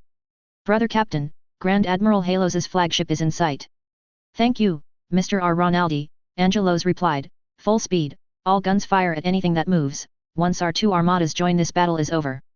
The battle barge trudged on, her shields flickering from the constant barrage of weapons fire she took, but she and her escorts were no longer alone. The lull had allowed much of the Bakaran battle group to rejoin them. Imperial Star destroyers and Firestorm light cruisers fought side by side, protecting their much bigger charges from the small swarms of enemy starfighters. Then it happened, the two battle groups joined, the raw firepower from their guns swatting the remaining chaos vessels out of the sky like flies. Dala fell into her chair, taking in a breath before exhaling it sharply. She looked down to see the medic had finished cleaning the wound and was now applying the Bacta wrap. All around her bridge medics and soldiers were carrying the dead and wounded away. She shook her head. War was a very ugly business. By the time Lord Admiral Hunt and Supreme Commander Paul Ian arrived at the Imperial capital, the battle was nearing the end of its first day. Clusters of warships battered each other with turbolaser and lance fire, starfighters battled with each other in swarms around capital ships, orbital defense platforms around space stations. One thing the Lord Admiral knew from this display of space battle was that the Remnant had failed to stop the Eparatists and their traitorous Chaos allies from gaining a foothold in the capital system. Battle stations! He shouted, watching for a moment as the bridge crew went to their tasks. Raise shields, power up weapons. Where is Admiral O'Connell? We can't locate his cruiser, my lord. Then locate it. Hunt growled, all ships fire at will. The 300 warships under his command and the 500 under the Alliance Supreme Commander opened up with a withering barrage of destructive beams and torpedoes. The shell of traitor vessels in front of them was ripped asunder by the opening salvo. Hunt turned his head slightly to see Pallion's new flagship, an old Civil War-era Executor-class Star Dreadnought, as it and the escort vessels surrounding her spewed out a torrent of death at the enemy formations. The battle group continued its push into the capital system of the Imperial Remnant, mowing down any of the scattered traitor fleets they came across. Eventually their numbers began to swell as more Remnant Star destroyers and cruisers joined their ranks. My Lord Admiral, I have located Admiral O'Connell. Then put him through. Instead of seeing Admiral O'Connell appear in front of him, Hunt viewed the destroyed husk of his cruiser, which was floating lifelessly in space, its heavily armored hull charred and pocked in several places. Equipment and the dead floated around the lifeless cruiser, their faces blue and their bodies bloated by decompression. Damn them! Hunt hissed, damn those traitorous scum, I'll continue to hunt them down until not a single one is left in this galaxy, as the Emperor is my witness. Your orders, sir. Arm the Nova Cannon. Hunt bellowed angrily, aim it for the biggest traitor vessel you can find and blow it from existence, and order all battlecruisers and battleships to do the same. Aye, sir. The captain replied with a malicious grin. A few moments later, over 20 Nova cannons were discharged, spewing their deadly anti-ship shells into space. Soon, space came alive with unimaginably bright flashes as the shells hit their mark. The Lord Admiral waited, drumming his fingers against the command chair's arm as hollow screen after hollow screen appeared, showing Separatist and Chaos warships exploding and breaking up from the deadly act of retaliation. Sir, we have more ships coming in. Hunt growled and started pressing runes on his chair's arm console, bringing up images of hundreds, maybe thousands of flashes. He hit a few more buttons and the image zoomed in, showing pitch-black Remnant ships and larger Chaos vessels. I read maybe 2,000 enemy ships, one of the serfs called. Most of them are Separatist vessels with over 150 Chaos craft within the formations. Emperor be with us. His captain murmured, tracing the Emperor's insignia across his chest. Get me the Supreme Commander. Gather the fleet groups around Bastion. Paul Ian barked from his command chair, we're going to need every ship to repel this one. Yes, sir. Sir, Lord Admiral Hunt is hailing. Put him on. The Lord Admiral appeared before him, his half-mechanical features furrowed in deep thought. You saw? Yes, Paul Ian replied, I am assembling all fleet squadrons around Bastion now. Its orbital and ground defenses should give us the firepower we need to repel these Separatist cowards. The Lord Admiral nodded in agreement. Since this is your home we are fighting for, I place the remnants of my fleet in your command. Thank you. As the Lord Admiral's image flickered and vanished, Paul Ian calculated the numerical difference in his mind. At that moment the remnants' loyal fleets were scattered across their territories searching for a traitor armada which was here, at the very heart of the Empire. They were outnumbered 2-1 in this, but the orbital and ground defenses were formidable enough to even the odds. If it came to a ground battle, the Supreme Commander knew that the 300,000 Imperial regulars and 5 legions of loyal stormtroopers could hold out against the traitor's army, but it was the civilian population of over 8 billion he was worried about, knowing what chaos did to the innocent. We can't allow this to become a ground battle, Paul Ian said. Agreed, sir, the captain replied with a nod. Do you have a plan? A risky one. Will it work? Possibly, Paul Ian said, then barked out an order to revive communications with the Lord Admiral, and as Hunt reappeared, looking as deep in thought as ever before, he asked, Tell me, my lord, how many of your ships are hyperdrive equipped? All of them, Hunt replied with a questioning frown. It was a mandatory refit before we came here. Then I have an idea, Paul Ian said before explaining his strategy. When he was finished the Lord Admiral looked at him as if he was insane, then a smile appeared on his face. You'd make a fine war master, Supreme Commander Jalad Paul Ian. Sir, we have arrived at the last designated point, Admiral Pyatt said with a crisp salute. Once the fleet is accounted for we will jump to Bastion. Anakin turned to face the Admiral, a slight smile on his face before nodding. "Thank you, Admiral, tell me when the fleet is ready." "Yes sir."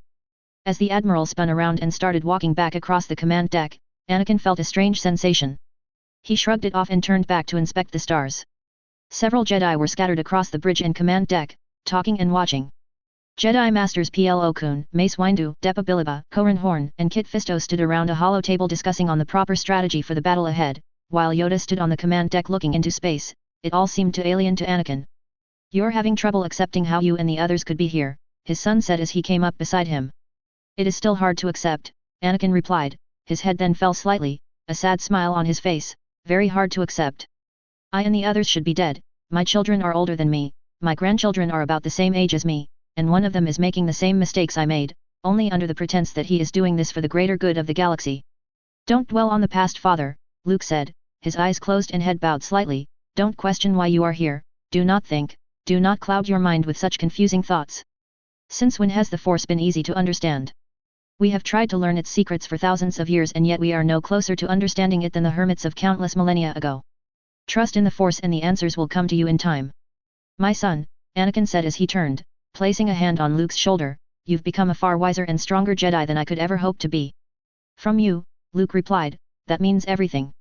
Anakin smiled, a smile that for the first time since he had returned was not forced or sad. He nodded to his son and turned back to further gaze upon the endless sea of stars before them. Suddenly he saw several hundred flashes light up the distance. He spun and barked orders to identify the intruders. "It can't be chaos, can it?" Fisto asked as he came up beside Anakin, further accompanied by Masters Billaba, Windu, Yoda, Horn, Duran, and Koon, or the Imperial Separatists. Anakin's head lowered. "We'll know soon enough." Images appeared showing sleek vessels of a completely alien design. They looked like star destroyers, yet their look was completely different from any that he had ever seen before. Ranging from 1 to 5 kilometers in length, they kept the same basic wedge shape that was common for the class, but the command tower had been lowered, partially hidden behind a crevice of hull armor. "Sir, the lead ship is calling us." "Put him through," Anakin replied and watched as a hollow screen appeared before them showing a tall humanoid wearing a white uniform with gold embroidering. His hair was jet black and cut in a military style, his skin was a cerulean blue, but what distinguished him were his eyes, which shined crimson red. The stern alien gazed upon the 9 masters arrayed before him before speaking. "I am Admiral Mac Shiro Lathori, or by my core name, Shiro," he said in heavily accented basic. "We represent the Empire you know as the Chiss Ascendancy." "Greetings, Admiral," Anakin said as he stepped forward. "I am Anakin Skywalker." "Yes, we know," Shiro replied. "I and the 1,000+ vessels of the 5th Phalanx Battle Group have been sent by our noble houses to assist you in the repelling of the Chaos Armadas from the galaxy. Why would you act now?" "We have already been attacked by a Chaos fleet sent into the unknown regions," Shiro explained. "We lost 3 colony worlds to them before they were stopped and driven back to the abyss. Over 500,000 lives were massacred. The Ascendancy will have vengeance for this unspeakable act." "Then, Admiral, join us you may," Yoda spoke up. "For fighting chaos, we will." "All systems check. Hyperdrive coordinates set. All weapons on standby. Lord Admiral Hunt reports his ships are ready. Admiral Curry reports all ships ready. Admiral Green reports all ships ready. Admiral Bradley reports ready." "Very good," Paul Ian said, before staring at the 2,000+ separatist and chaos warships arrayed against them. They were coming in slowly, strategically, preparing themselves for a long blockade of the Imperial capital. The Supreme Commander grinned before sitting forward in his command chair. "Now." The stars turned into lines for just a moment, just a moment. Yet within that moment the battle group had crossed a full half of the solar system. Within that moment the 1,000 Imperial and Imperium ships of war had moved from Bastion to within the traitor fleet itself. As the stars returned to normal and the black masses surrounded them, Paulian started barking orders. "Raise shields, choose your targets, fire." Immediately the stars came alive with turbolaser and lance fire as the battle group, now scattered within the enemy armada, cut loose with every weapon at their disposal. Separatist star destroyers and chaos picket ships began exploding and disintegrating under the force of the battle group's guns. Dozens, maybe hundreds of enemy ships were either destroyed or suffered damage before the enemy regained their senses and fired back. From his command chair on board the battleship Crying Saint, Lord Admiral Hunt laughed as his ship's countless weapons opened fire, destroying or crippling all ships around her. The Supreme Commander had made a dangerous and potentially disastrous move, but it had paid off. Hunt felt his respect for the old man rise greatly. He wasn't afraid to take risks, the sign of a true military leader. The enemy ships regained their sanity and returned fire, and Hunt watched as several allied star destroyers and his own escorts began to fall one by one. There were just far too many of them, the Supreme Commander's trick may have given them the chance to strike, but the numbers were just too staggering. "My lord," his captain said, his eyes wide, "Chaos cruisers." "Where?" "Everywhere." Swearing, he saw that 4 Chaos battlecruisers had surrounded the battleship, one on each side of the Titanic vessel's hull. Lance fire was exchanged continuously between them, but the battlecruisers had the Saint in the middle of a kill zone. Slowly the mighty void shields flickered and finally died, allowing lance after lance to strike the thick adamantium armor plating. "It was a pleasure serving you, my lord." Hunt fell back in his chair as a fresh wave of explosions shook the very superstructure of the battleship. If this kept up, then not even a ship of the Saint's caliber could survive. "No, Captain," Hunt replied, "the pleasure of having you and the crew of this ship as my subordinates is all mine." Suddenly 2 beams of bright green light cascaded from high above, each one piercing through the heavily armored hull of the 2 battlecruisers with perfect accuracy and turning them to atoms. The Lord Admiral looked up to see 3 massive pitch-black warships descend upon the battle, and by the Emperor they were massive, each at least 17 kilometers long. The 3 super battleships were not alone. A mass of warships was arrayed around them, from archaic star destroyers to alien ships he had never seen in the archives of this galaxy before. They entered the battle, punching holes through the enemy lines with their weapon batteries. The 3 super battleships firing so many turbolaser batteries that it was like they were surrounded by green, blue, and red light. Smaller alien star destroyers flew past them at 3 times their supposed speed, cutting into the mass of enemy ships and tearing their formations apart. As the Lord Admiral watched, a large view screen came to life, showing a being wearing strange white armor, a long white cape draped around his shoulders and a lightsaber hilt at his hip. His breathing was deep and chilling. He spoke, his words bringing an even greater chill up the Lord Admiral's spine. "I am Darth Vader," the being spoke with power, "and with my return the Empire will be strong again. All of you who turn against the Empire for false promises of power have no place in the new order I will forge. You will flee or you will die." As if to add to his statement, another bright lance of destructive green light fired from the Central Star Dreadnought, soaring through space and colliding with a Separatist star cruiser, shearing straight through its hull from the tip of its nose all the way back to the engine nozzles. For a moment it just hung there, like time had suddenly stopped, then it sparked and exploded. For a moment nothing happened, then he began to see the Separatist fleet squadrons break formation and turn, making a run for open space. Slowly the Imperial traders scattered and fled one by one until only a few hundred Separatist vessels remained with the 100 Chaos ships. It took another hour to win the battle, but by its end Hunt had many unanswered questions, and a need to have them answered. Special thanks to Dungams, who did a great job of putting this chapter through a beta for me. Chapter 56, Battle of Sluisvan, Chaos Cometh. Chapter 57. Battle of Sluisvan. Chaos Cometh. Sorry about deleting those other 2 chapters, but I was having serious second thoughts about introducing another faction into the story. So I deleted that part and decided to continue on with the finale of the episode. So here is my official apology, hope you guys enjoy it. The screeches of demons and warp apparitions resounded throughout the planet killer's unnaturally built hull, adding their eerie chorus to the groans of the Chaos flagship's superstructure. The walls of the vast chambers and long corridors seemed to pulse like the insides of some massive creature, as if they were all veins connected to a beating heart in the flagship's center. To Abaddon the Despoiler, War Master, and Gods chosen of the forces of chaos, the screams of the warp apparitions and of the groans of the ship's hull were all like a symphony of beautiful music to his ears. His bridge crew of traitor serfs all sat at their stations, a mass of cables attached to the backs of their heads as they conversed with the planet killer directly, working at a speed which would drive the regular serfs of the Corpse Emperor insane. "All ships report ready, my lord," one of the serfs mumbled. Abaddon watched from his throne of skulls as the 10,000 warships of his armada moved into positions. Massive battleships and battlecruisers surrounded his flagship, acting in a way like small frigates and destroyers would protect a cruiser. Battlecruisers, heavy cruisers, battle carriers, and cruisers were spread across an area of space of over 5,000 kilometers. Small squadrons of escort vessels each surrounded a capital ship from 3 to 9 vessels. Small packs of iconoclast destroyers and infidel raiders skittered around the perimeter, scanners and eyes peeled for any surprise attack. "Is the first wave ready?" "Yes, my lord." "Then order them to advance," Abaddon ordered sharply. He knew that this was his final chance to remedy the situation. Sluisvan must fall or the armada was finished. Sluisvan. An hour later. "They are within range." "Long-range turbolances fire," Grand Admiral Antilles ordered. He sat forward in his command throne and watched as the new hybrid weapon systems opened fire upon the Advance's Chaos War fleet, peppering the leading vessel with long lances of gold light. A split second later and the rest of the fleet opened up with their own long-range turbolance batteries. "Launch fighters from carrier squadrons 1, 2, and 3, he ordered to his communications officer. A few moments later and the first waves of fighters, bombers, and gunships launched from the starfighter carriers. A horde of X-Wings, A-Wings, V-Wings, K-Wings and Y-Wings joined the Imperial Thunderbolts and Marauders as they slipped past the still bombarding capital ships and began making attack runs on the Chaos warships. At the head of the swarm was Rogue Squadron, the most elite starfighter squadron in the Alliance Starfighter Corps, under the command of Commander Gavin Darklighter.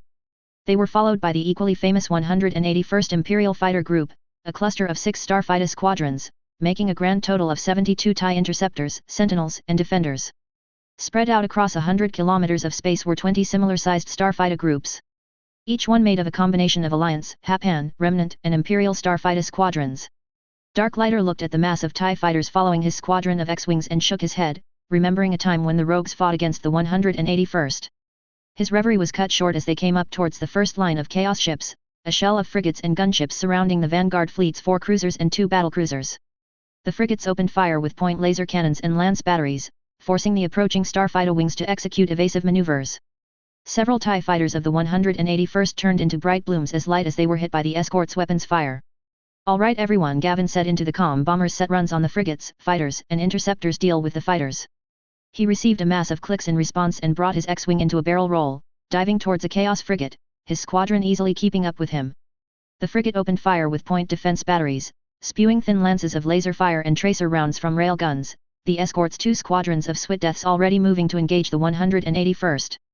"Prep proton torpedoes for launch," Gavin ordered and immediately started hitting the activation switches. He continued to perform evasive turns and rolls as he approached the frigate, and when he was within 50 meters he gave the order. The squadron released their proton torpedoes, appearing as orbs of red light as they collided with the trader vessel's heavily armored hull. A dozen flashes of blinding light christened their contact with the picket. Explosions replaced the bright light, causing the frigate to visibly shake. A series of secondary explosions broke the vessel apart. "Nicely done, Rogues," Gavin whooped. "Now on to the next one." Across the skirmishes, Commander Derek Sullivan, leader of the Imperial Navy's own elite squadrons. A group of 100 Thunderbolts known as the Avenger Wing, made of the most veteran pilots of the War Master's Crusade who survived no less than 100 engagements with the enemies of the Emperor. Sullivan was the best of the 100, surviving 125 skirmishes and racking up over 200 enemy kills. He brought his Thunderbolt into a sharp barrel roll, bringing it up behind an enemy Switdeath, and after a few moments of jinking and junking pulled the trigger. The twin laser cannons located on the nose of his fighter spilled tracer rounds of crimson las fire, catching the Switdeath in its canopy. It exploded a few moments later, bits and pieces of metal clashing with the small starfighter's void shields. He brought his fighter into a dive towards an enemy gunship, jinking and junking to escape its 6 laser cannons. He locked on and fired a flurry of missiles. His 2 wingmates released their own salvo of missiles. He then banked away as the missiles struck the gunship, erupting its left side in a series of explosions which tore the small picket apart. Grinning from ear to ear, he turned his small fighter right, taking her away from the dying gunship and towards the relative safety of open space, ordering his squadron to reform at that location and plunge back into the fight. Once he reached the sector, he looked to his right and the grin was instantly removed from his face. The main body of Chaos warships had arrived, a massive wall of black shadows which blocked out the stars behind them. The commander imagined the millions of weapon batteries preparing to open fire, the millions of traitors, mutants, and Chaos Space Marines waiting to land on the planet behind him and begin their ground war. At the head of the armada was the massive behemoth known as the Planet Killer. The terrible Leviathan who was the deciding factor in all the major skirmishes between the Chaos Armada and the allied forces of the coalition, the super battleship which even now was preparing its planet-annihilating Armageddon gun for a first shot against the lumbering capital ships and equally massive space stations defending the mid-rim world of Sluisvan. I read over 3,000 enemy vessels surrounding the sector capital. War Master, one of the serfs, reported surrounding 500 defense platforms and 7 space stations. Enemy fighter wings are harassing the Vanguard fleet, casualties heavy. Then launch our new pet, Sabaddon replied with a smug smirk. It had taken some time, but they had finally salvaged the technology of the Xeno SSI Ruvi, creating several working models of their soul extraction machines. As a mass of black shadows detached from the hull of his flagship and took to the spaceways, he found himself grinning. The coalition wouldn't know what hit them. "We have new contacts incoming from the main Chaos Armada." Commander Sullivan looked at the location of the main fleet, seeing massive black clouds of fighters being released from the enemy warships. He couldn't believe it. Instead of being released from the hangars like normal craft, these fighters were launching from across the hulls of a handful of the first wave, looking like the cruisers and battlecruisers were shedding a layer of their hull armor. The new fighters, numbering in their thousands, dived into the battle. Alliance and Imperium fighters alike were overwhelmed by the sudden increase in numbers. Fighter after fighter fell and exploded in bright blooms of orange flame. Panicked voices shouted over the comm systems, only to be silenced one by one when their fighters exploded. "They're everywhere. To your left, Red 2, to your left. They don't have cockpits. What about the pilot? Don't see one. What is going on?" "Rogue leader to all flights," Gavin Darklighter's voice erupted through the panicked comm. "Fall back to the fleet, all fighter groups fall back. You heard him, gentlemen, Sullivan said to his squadron. Initiate a full withdrawal. As one, his squadron began executing sharp turns towards the defensive fleets around Sluisvan, but not before he saw one of his own get hit in the wing by a hail of las fire and spin out of control into the depths of space. What in the name of the God Emperor are those things? I don't know, Cag, Sullivan replied to his wingmate. I don't know. I want a screen of the skirmish, Wedge Antilles ordered briskly from his command throne. I want a visual of one of the new fighters. Yes, Grand Admiral. A holographic image shimmered to life, showing a small crescent-shaped starfighter.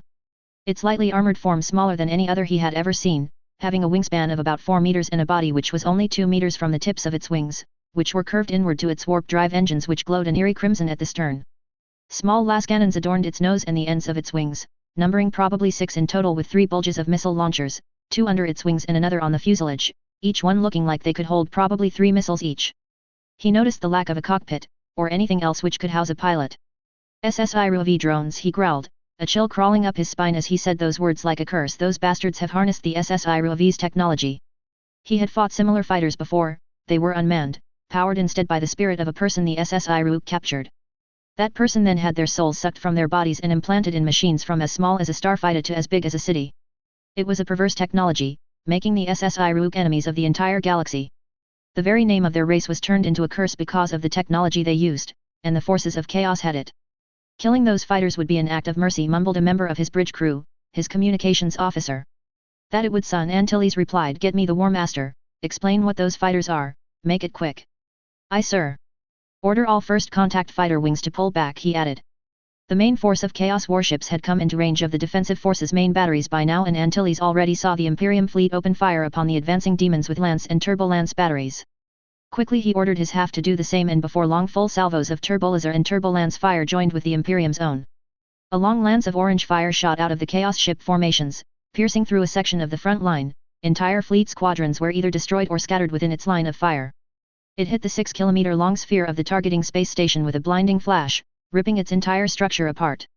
A shockwave of raw power flared up in every direction from the doomed space station, throwing small fighters into out-of-control spins, some crashing into each other or the capital ships they were defending, which were also being pushed back by the ruinous wave of power. Wedge gritted his teeth as the planet killer surged forward slightly ahead of the armada. Its long-range lance batteries firing a devastating barrage of death and destruction upon the scattered and confused coalition fleet. Ship after ship fell to the destructive barrage, annihilating escort and capital ship alike.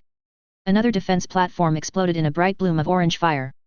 An Imperial 3-star destroyer began spinning out of control, trailing fire and debris from several direct lance battery hits. An Imperium Exorcist-class cruiser's entire frontal section went up in flames and smoke. The Grand Admiral fell into his command chair and looked helplessly out at the destruction wrought by one blast from the Armageddon gun. One blast. No vessel in either navy could stand up to the planet killer, well, not to his knowledge. He slumped into his throne, and nodded his consent to the communications officer, who began issuing secondary protocols. The fleet was to initiate a tactical withdrawal behind the planetary shields. Perhaps they could give them a few hours. As the fleet began withdrawing by squadron, he looked at his wrist chrono. The Hapans would be here within 10 hours, and the united fleet of Imperium, Alliance, Remnant and Chiss would be arriving within 29 hours. They needed to hold off the Chaos Armada and survive long enough for them to arrive. If not, then the reinforcements would be jumping into an entirely hostile war zone, and get slaughtered. Imperial Battle Group. 29 hours from Sluisvan. It was the largest crusade seen in this galaxy thus far, freshly arrived from the Terra/Denon wormhole and now flying through the spaceways towards Sluisvan. At the center of the crusade was the Retribution-class battleship Imperial Titan, commanded by Admiral Northland. 3,000 ships of the line were stretched out over an area of 1,000 kilometers, each one positioning themselves within their assigned fleet squadrons. The multicolored hulls of Adeptus Astartes strike cruisers and fast attack frigates located among the thousands of battle-scarred cruisers and escorts, their colors and emblems showing their chapter proudly. Standing out from the rest, however, was the flagship of the Adeptus Astartes, the strike cruiser Emperor Eternal, from the infamous Black Templar Legion. Other frigates and strike vessels, representing other chapters, were forming up flawlessly around her, their markings identifying them as from the Imperial Fists, Salamanders, Blood Angels among others. Admiral Northland sat slouched on his command throne, his mind alert as the warp stretched out before him. Unlike the 1,800 vessels which made up the advanced guard, they didn't have the time or the resources to install hyperdrive engines. It had to be done the old-fashioned way, by traversing the warp. At the moment he was more worried about daemon infestations than of the battle which was to come. Every few hours he would check with the astropaths and shielding officers, making sure that the Geller fields were firmly in place and they were still on course. No daemon infestation had ever been reported since he had been raised to the rank of Admiral, but he knew that it could happen at any given moment. Admiral. Northland brought himself out of his trance by the voice of Captain Hull from the Black Templars, highest-ranking member of the Astartes contingent and commander of the Emperor Eternal. Standing next to the captain was Sergeant Pierce of the Crimson Fists, second in command and commander of the chapter's ship, a Gladius-class frigate known as the Crimson Blade. Standing to the captain's left was General Damien Theo, commanding officer of the Imperial Guard regiments, Cardinal Bozic of the Ecclesiarch and Inquisitor Munculus of the Inquisition. Sorry Captain, my mind was elsewhere. Please continue. The Hapans will be ahead of us by 19 hours and the rest of the Alliance will be behind us by 2 hours, he continued. The 1,000+ ships that the Consortium have sent should be enough to hold chaos off until we and the Alliance arrive. There will be one major obstacle. The planet killer, Northland stated flatly. Hull nodded. It must be taken out of the picture if we are to have a chance to win this battle. I propose we send in as many fighter wings as we can and take out her engines and main weapon emplacements. Then land boarding parties of Space Marines and Imperial Guard, along with crack teams of Stormtroopers, Alliance Marines, ARC Troopers, and Jedi. That ship is an abomination of the war, Bozic shouted in disbelief, and you wish to capture it. This is heresy, this is madness. The Cardinal was silenced by a murderous glare from the much larger Space Marine. That ship cannot be destroyed from the exterior, Hull growled. We land boarding parties, fight our way to key positions and plant explosives. Destroy it from the inside. It is a costly endeavor, Captain, Northland said, and I doubt the Jedi will be able to amount the sufficient number of their Force Psycheers to the specs that you need. The Jedi are amassing with the Remnant's forces, Admiral Pierce said. Did you not hear? Apparently a powerful Jedi warlord known as Anakin Skywalker has been seemingly brought back from the dead, along with thousands of his own Force kin. Brought back from the dead, Bozic said in astonishment. You cannot be serious, that is impossible, it must be a hoax. Hoax or not, he has 3 Eclipse Star Dreadnoughts armed with super lasers, Hull returned hotly. This could be the edge we need to take on the planet killer. 3 planet-destroying weapons against 1. Order all carrier squadrons to launch fighters immediately, Lord Admiral Frostman ordered briskly before returning his gaze to the battle. Hordes of drones plunged into the coalition fleet, assaulting the shields of the bigger vessels with missile and las fire, causing the deflector shields to flash blue under the onslaught. Tracer rounds and lines of weapons fire escaped the warships, targeting the swarms as they encompassed entire sections of the fleet. Blooms of orange fire and debris were everywhere, signaling that a drone had met its demise and the soul trapped within it was free. Masses of starfighters escaped the hangars of any vessel big enough to carry them and met the drones head-on, their meeting christened by volleys of las fire and even more explosions. All the while the Chaos Armada continued to approach them, swarms of normal Swit Deaths and Doom Fires being released from their hangars and hurrying to join the fight. Point defenses, concentrate on those drones, he ordered. Main weapon batteries, keep firing upon the approaching fleet. Don't let up no matter what. The Eternal Empire has lost her shields, sir. Order them to fall back to the reserve line, Frostman shouted before turning to his ordnance officer, Mr. Jameson. Prepare the starboard lance batteries for a salvo on that cruiser. He pointed towards an approaching slaughter cruiser. Wait for my orders. Yes sir, Jameson replied and began relaying the order to the gunnery crews. Mr. Phyllis, he said, turning to his shielding officer, I want as much power as you can on our starboard shields. Yes sir. Helmsman Vermount, he continued, hard to port. Aye sir, the helmsman replied and pulled on the large levers in front of him, turning the ship to port so that her starboard weapons batteries were facing the front of the approaching enemy cruiser. Not yet, not yet, not yet, now. Now Mr. Jameson. All starboard batteries open fire, Jameson ordered briskly. There was a moment of silence, and then the main batteries opened up in all their terrible glory. A blinding barrage of orange light escaped the 20 main starboard lance batteries. Out of the 20 blasts only 5 found their mark. The first 3 smashed against the void shields, overloading them and allowing the last 2 to hit the front, causing several explosions strong enough to level entire cities. The cruiser's frontal section was blown to pieces, but it continued to move forward, its main batteries unfazed by the destruction wrought to its front. Hit them again, Frostman growled and watched as the lance batteries released yet another salvo upon the cruiser, which was even now turning to bring its broadside to bear. It fired, releasing a steady salvo of deadly dark lance beams towards the Crimson Lady's heavily armored hull. Brace for impact, Captain Lithia, his second-in-command shouted before grabbing the arms of his own command chair. Several lances struck the bow void shields, causing near-blinding flashes of sapphire as the beams hit off the shields. The entire battlecruiser shook violently as the full force of the lance beams took their toll. Shields have been halved.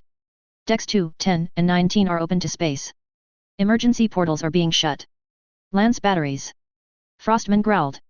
Reloaded and ready on your orders, sir, Jameson replied, blood pouring from a deep cut on the left side of his face. Aim, fire. The starboard lance batteries of the massive battlecruiser opened fire in unison, pouring lances of superheated energy shells towards the enemy ship. 10 of the 20 struck the port side of the cruiser, tearing through the thick armor. One of the lances landed a successful hit on its warp core, causing it to detonate, taking the rest of the warship with it. A cheer emanated from the bridge crew but was quickly silenced by the Lord Admiral's harsh voice. He stared outside of the bridge viewports, seeing a pierced hole of burning wrecks and debris through the main defense line.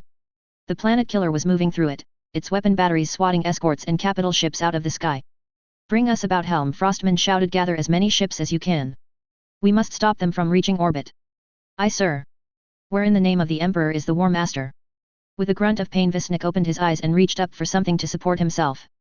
He dragged himself into a sitting position and leaned against a railing, waiting a few moments for his vision to return. The last salvo of Dark Lance fire had struck and overwhelmed the void shields of his battleship, peppering the portside and burning the armored layers away. The shock of the attack had left his bridge in utter chaos. Several consoles had exploded in hails of sparks, either killing or wounding several members of his crew. He was helped to his feet by Captain Malleus, second in command of the Infinitus Imperialis. "Are you all right, sir?" Visnik waved the man off and dragged himself back towards his command throne, falling into the worn leather and beginning to hit runes on the arm. Several holograms appeared around him showing damage reports from across the battleship. "Damage report!" he roared. "Several sections of the portside hull have been burned through. Decks 3, 4, 6, 8, 10, 12, and 18 are open to space. Main lance batteries 2, 5, and 7 are out of commission. Shields on our portside are down to 20%, the captain replied, his voice and gesture grim. "Close off the sections open to space," Visnik began. "Divert all non-essential power to the port shields. War Master, the enemy battleship is coming around." Visnik glared out of the main viewports at the despoiler battleship responsible for causing the damage to his ship. The enemy capital ship had come up right beside them and released a full barrage of Dark Lance fire from their 50-something main lance batteries. At such a close range the void shields had been overwhelmed within the first few strikes. "Ordnance," he shouted angrily. "Situation with starboard main batteries. Loaded and ready, War Master." "Wait for my signal." Visnik spat and sat back in his command throne, his eyes watching and waiting as the enemy battleship continued its turn. Bringing its portside guns to bear on his battleship, ready to finish them off once and for all, he waited as it approached his position. "It's right on us." Malleus all but screamed. "Fire!" Visnik said boomingly, his eyes hardened in menace. As one the main lance batteries of the Imperialis opened up in all their terrible glory, the force of the release causing the battleship to rock sharply from the discharge. The beams crashed into the enemy battleship before she could return fire.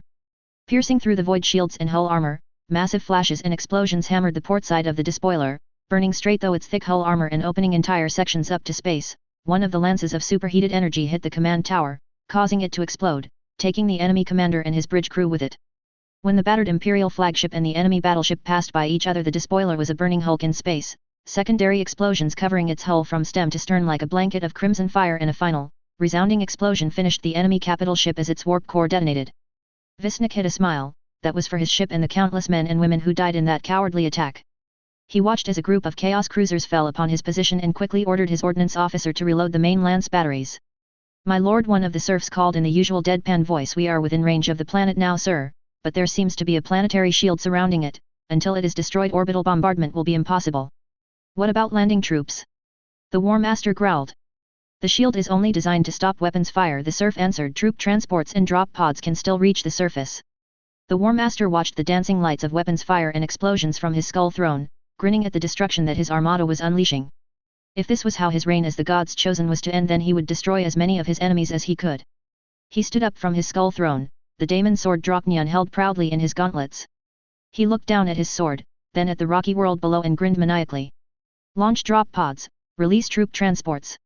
Let this world burn," the War Master ordered, not even sparing a second glance at the planet where the fate of his crusade would be decided. "Order all main guns to open fire on the planetary shield, frontal lances only. Have all others annihilate any enemy ships that even dare getting close."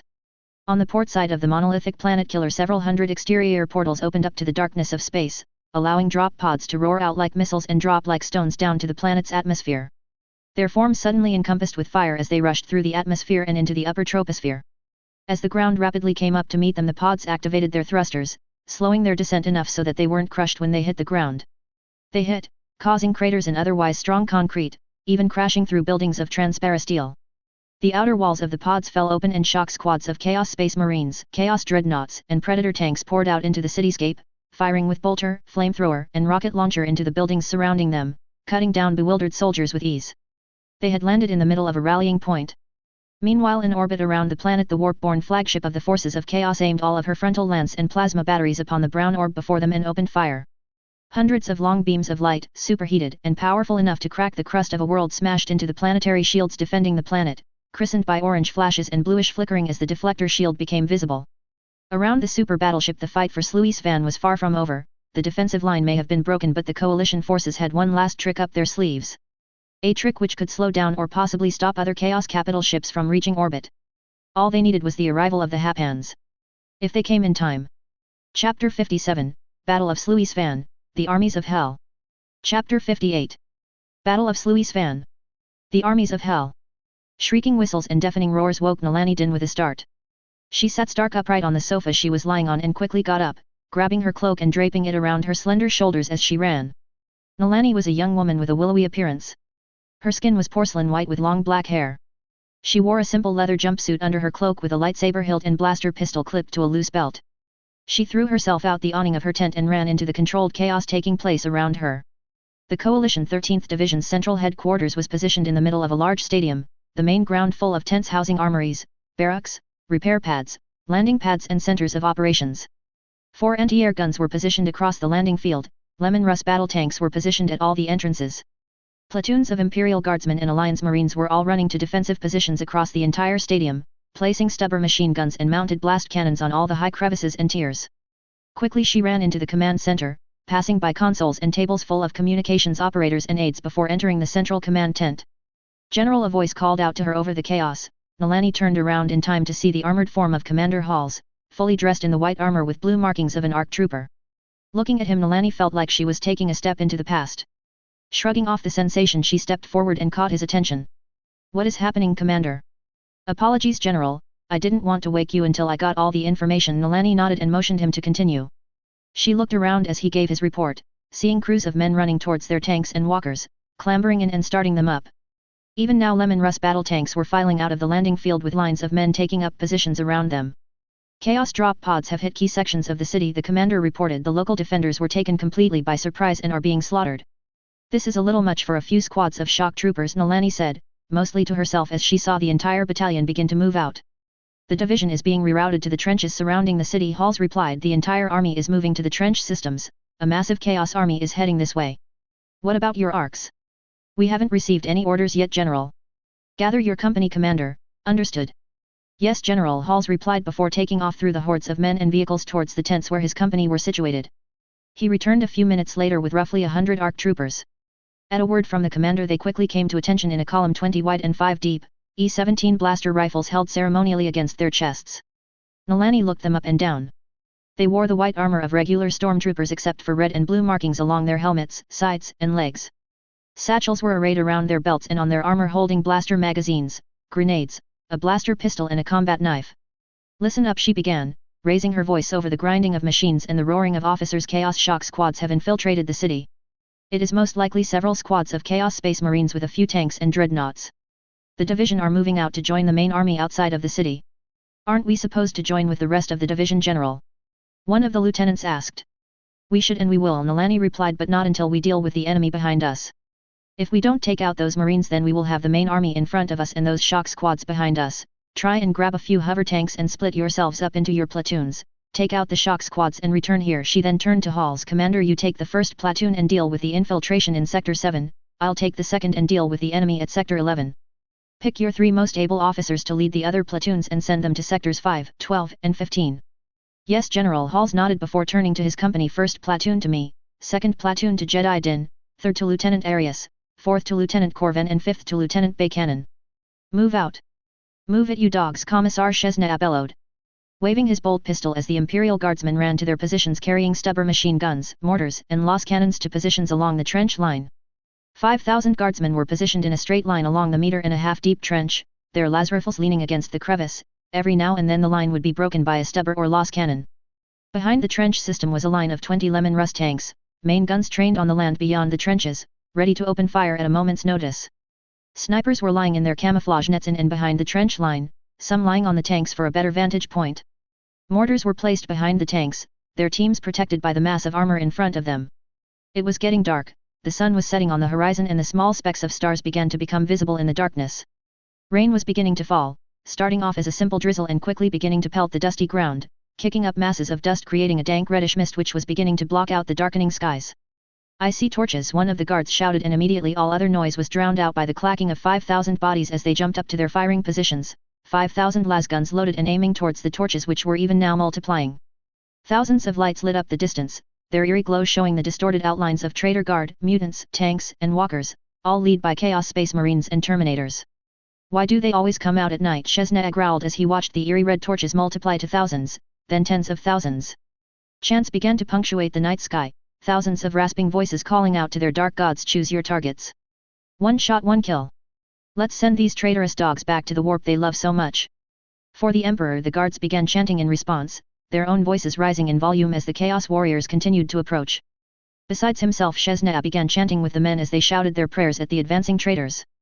Chants like, "We are Kadians, we are your worst nightmare," and "For the Primarchs," and the Emperor began to mix in with the original mantra. Then the first shot was fired, and the area of land between the two armies was lit up by the discharges of thousands of las rifles, blasters, and bolters.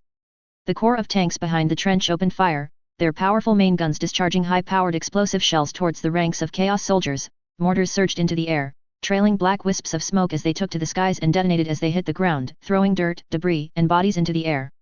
A black lemon rust tank took a direct hit from a mortar shell, taking off its main gun. It continued moving for a few feet before a shell from one of the opposing tanks, exploding its front section and sending pieces of armored metal and body parts flying. Entire rows of men were taken out by mortar, artillery, and machine gun fire. Shesnea continued firing rounds from his bolt pistol, tearing holes into the chests and heads of approaching enemy soldiers. He stopped shooting when he heard the sounds of massive feet smashing off the rocky ground. He strained his vision into the misty darkness but saw nothing. "Lieutenant," he shouted to a recently promoted 20-something-year-old man, "I need a few flares." The lieutenant nodded and called over a communications officer. A few minutes passed before several flares were loaded in the mortars and fired. They must have shot 100 feet into the air before exploding with a dim bang, illuminating the area 200 meters around them in faint light. What the commissar saw lumbering across the field made his heart sink. Massive walkers, their armored forms able to handle tank shells and superheated plasma, their boxy heads armed with laser cannons and missile launchers and their large mechanical limbs holding them up, making them 8 meters tall. 6 AT-AT walkers, their thick armor smeared with blood and corpses, chaos insignias etched into their sides, lumbered towards them, several dozen predator tanks screaming along at their feet. "AT-ATs," one of the lieutenants screamed. "How the hell did they get their hands on those?" The AT-AT walkers immediately opened fire upon the trench line, its main laser cannons mounted on its boxy head spewing out torrents of las fire. The beams of crimson light smashed into the ground, bombarding the trenches and forces the soldiers to take cover. A few lances hit the trenches, sending men and debris flying in different directions. Their devastating barrage was met by the tanks at their feet, who fired their own salvo of superheated shells upon the trenches and the tanks positioned behind them. A lemon rust exploded under the barrage, and then another. "Hold your positions, you cowardly dogs!" Shesnea screamed over the explosions and screams. His bolt pistol held threateningly like he was going to shoot someone at a moment's notice. One of the guards dropped his lasgun and began clambering out of the other side of the trench, only to be shot in the back by the commissar's bolt pistol. His lifeless body falling back into the trench. As the other guardsmen turned to see the corpse, the commissar fixed them all with a murderous glare, sending them all back to their posts. No one ran from a battle until he gave them the order to. They would die for the Emperor today. They would die in a state of grace. Or they would die as traitors and be banished to the warp, then to the Emperor's right hand. Another set of crimson lances flew over his position, nearly deafening him from the ear-popping screeches they made. The AT-AT walkers continued their advance, the barrage from mortar squads and tanks exploding almost harmlessly off their thick armor. From the backs of the towering AT-AT walkers stood Remius Hesbatos, Raptor champion of the Emperor's Children Legion. He looked down upon the trench lines of the corpse Emperor and their naive allies. His magnetic boots keeping him firmly in place as the walker he stood on rocked from side to side. Behind him stood a full squad of Chaos Raptors, fully dressed in their armor of purple, black, and gold, armed with chain swords, power swords and bolt pistols, as well as the massive bulky jet packs attached to the back of their armor. "Rarak, brother," Sav growled. "When do we attack?" "Soon, brother, soon," Remius muttered, his eyes not leaving the chaos taking place below him. A stray lance of blaster fire struck his shoulder plate, making him take a step backwards. He looked down at his shoulder plate, seeing that the armor was slightly charred. He revved his chainsword, his nostrils taking in the smell of the toxic fumes that escaped with its discharge. Tremors of pleasure ran through his body with the promise of spilling blood for Slaanesh. "Brothers," he called, raising his chainsword into the smog-filled sky and pulling the trigger on its handle, allowing it to rev to life. His fellow brothers all raised their swords and bolt pistols into the air and screamed war cries. With a grin, the champion activated his jetpack and took off from the Chaos AT-AT, his pack trailing fire and deep black smog in his wake. His marines took off after him, adding more trails of black smoke to his own. They landed in the very center of the trench line and immediately set to work, swinging their power and chain swords like madmen. The guardsmen near them didn't stand a chance, being cut into pieces by the mad traitor marines. Similar squads of raptors took off from the backs of the other walkers and landed in different sections of the trench, beginning their own paths of death and spilt blood. Remius laughed sadistically as he revved his chainsword and ripped through the abdomen of a sergeant. The chainsaw blade spilled blood, splintered bone, and obliterated organs. He quickly put a bolter round through the head of another guard, turning it into a wisp of red mist. He then put another 2 rounds into the one behind the first, leaving 2 gaping holes in his chest and abdomen. The trench was about 10 meters wide, which gave the marines plenty of room to maneuver. The guardsmen surrounding them were so confused by the sudden surprise attack that they couldn't rally against the rampaging raptors. But it was just a matter of time before they did. 4 guards formed up in a line, aimed their las guns and fired. Most of the shots bounced off their armor, but one shot was lucky, catching a marine in a weakened section of his armor and searing through his neck. The raptor screamed and fell, but not before he spun, swinging his chainsword in a sweeping arc and cutting 3 guards in 2 at the abdomen. The other Chaos Marines acted immediately to the death of their comrade, activating their jump packs for a short burst and landing on top of the 4 guards, cutting them to pieces with their weapons. Commissar Chesnay ran at them, drawing his power sword and stabbing the blade into the chest of one of the raptors. The traitor marine looked down at the old man, eyes alive with red energy. The commissar ducked a fist which could have imploded his skull and rolled away, drawing his bolt pistol in mid-roll and coming up in a kneeling position, aiming at the raptor. The towering immortal had pulled the power sword out of his chest and threw it away. Growling angrily, the commissar raised his pistol and put several rounds into the marine's chest as he approached. Finally he brought the towering giant to his knees. The commissar walked over to the marine, who looked up at him and moved to grab his power sword. The commissar quickly raised his pistol and put a round through his head. Fast, heavy footfalls and revving metal made the commissar spin around to see another Chaos Marine running towards him, chainsword revving with screeching metal and belching black smoke.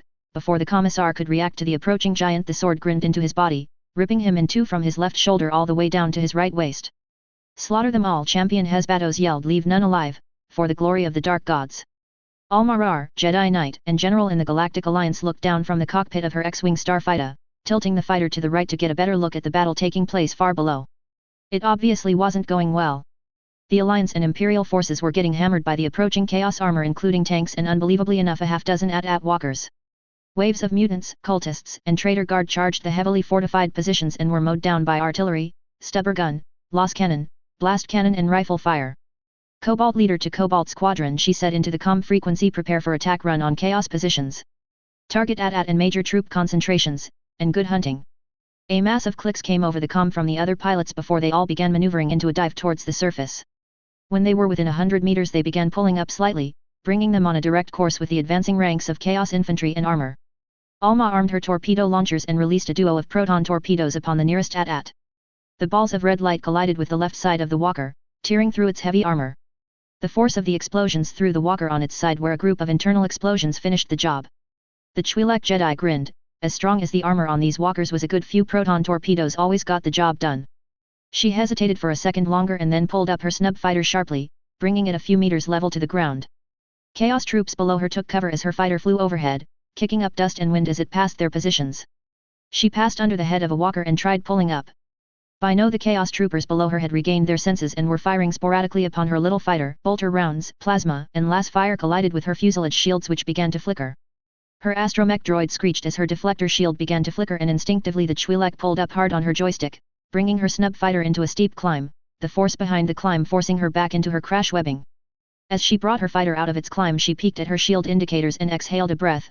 Another barrage would have punctured her shields and sliced into her fuselage. "Cobalt leader to Cobalt Squadron, form up around me." The bridge of the Executor was a site of controlled chaos as operators and ensigns worked feverishly at their stations, their superior officers watching their every move carefully to make sure everyone was doing their assigned tasks to the letter. On the walkways above the chaotic crew pits it was fairly quieter. Soldiers were at their guard posts at the entrances and key points along the bridge, ever alert and ready to move at a moment's notice. At the head of the main walkway, overlooking the frontal viewport and the long lines of hyperspace, was Anakin Skywalker, Jedi Masters Yoda, Mace Windu, and Plo Koon standing at his side. A little further behind them was a group of 7 Jedi Knights and Masters, dressed in simple Jedi attire with their lightsaber hilts hooked to their belts.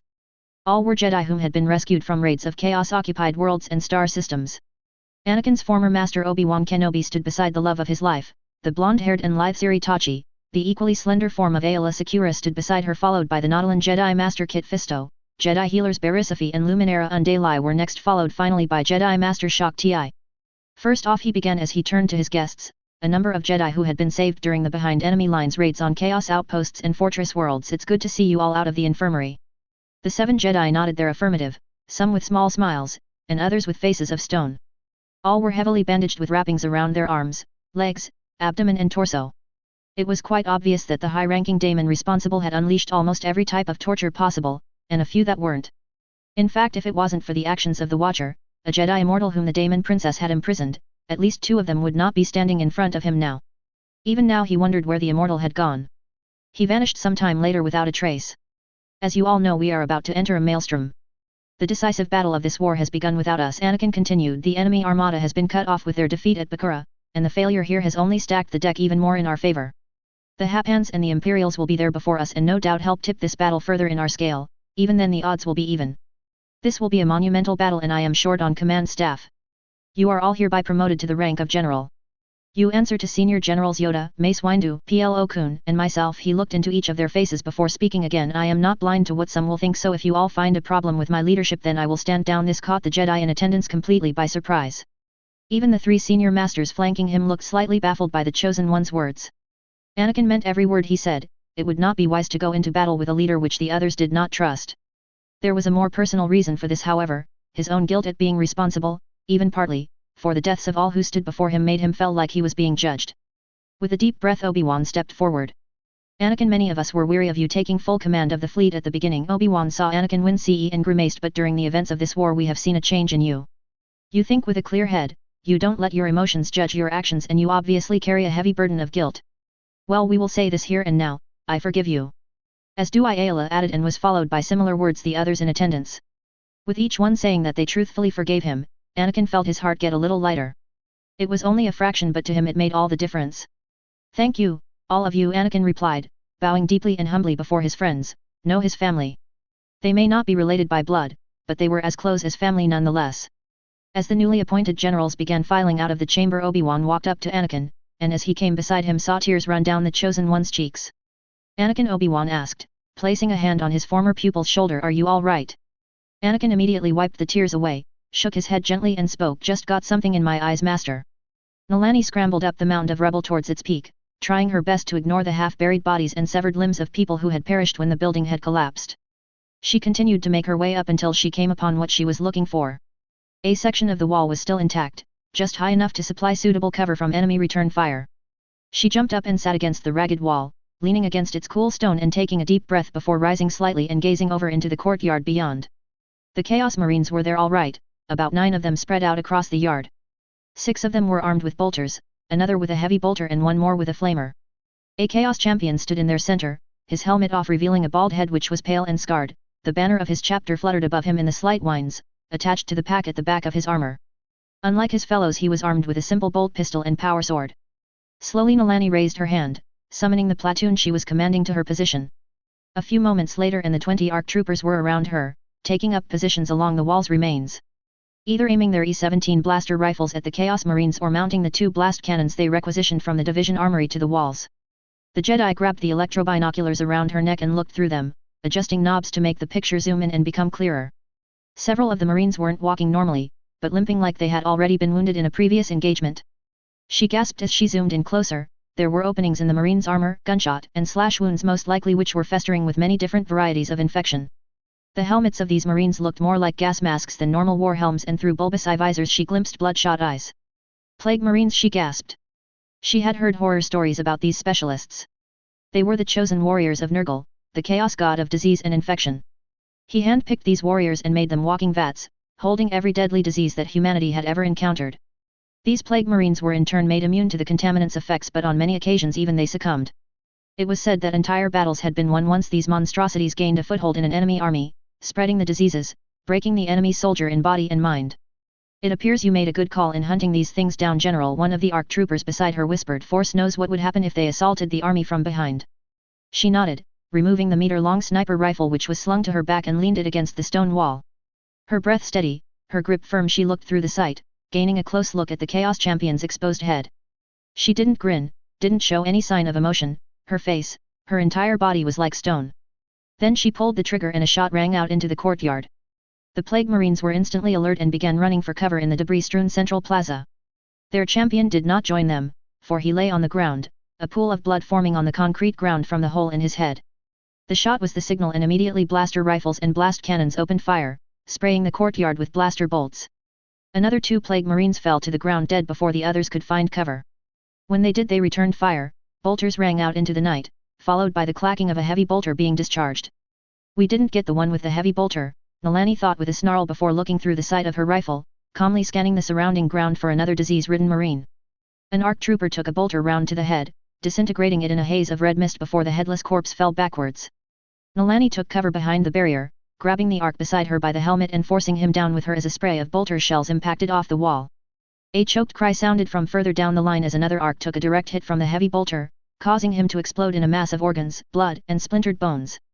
Sithmi Nalani growled before peeking over the fortifications and firing off a well-aimed shot at the Plague Marine holding the heavy bolter.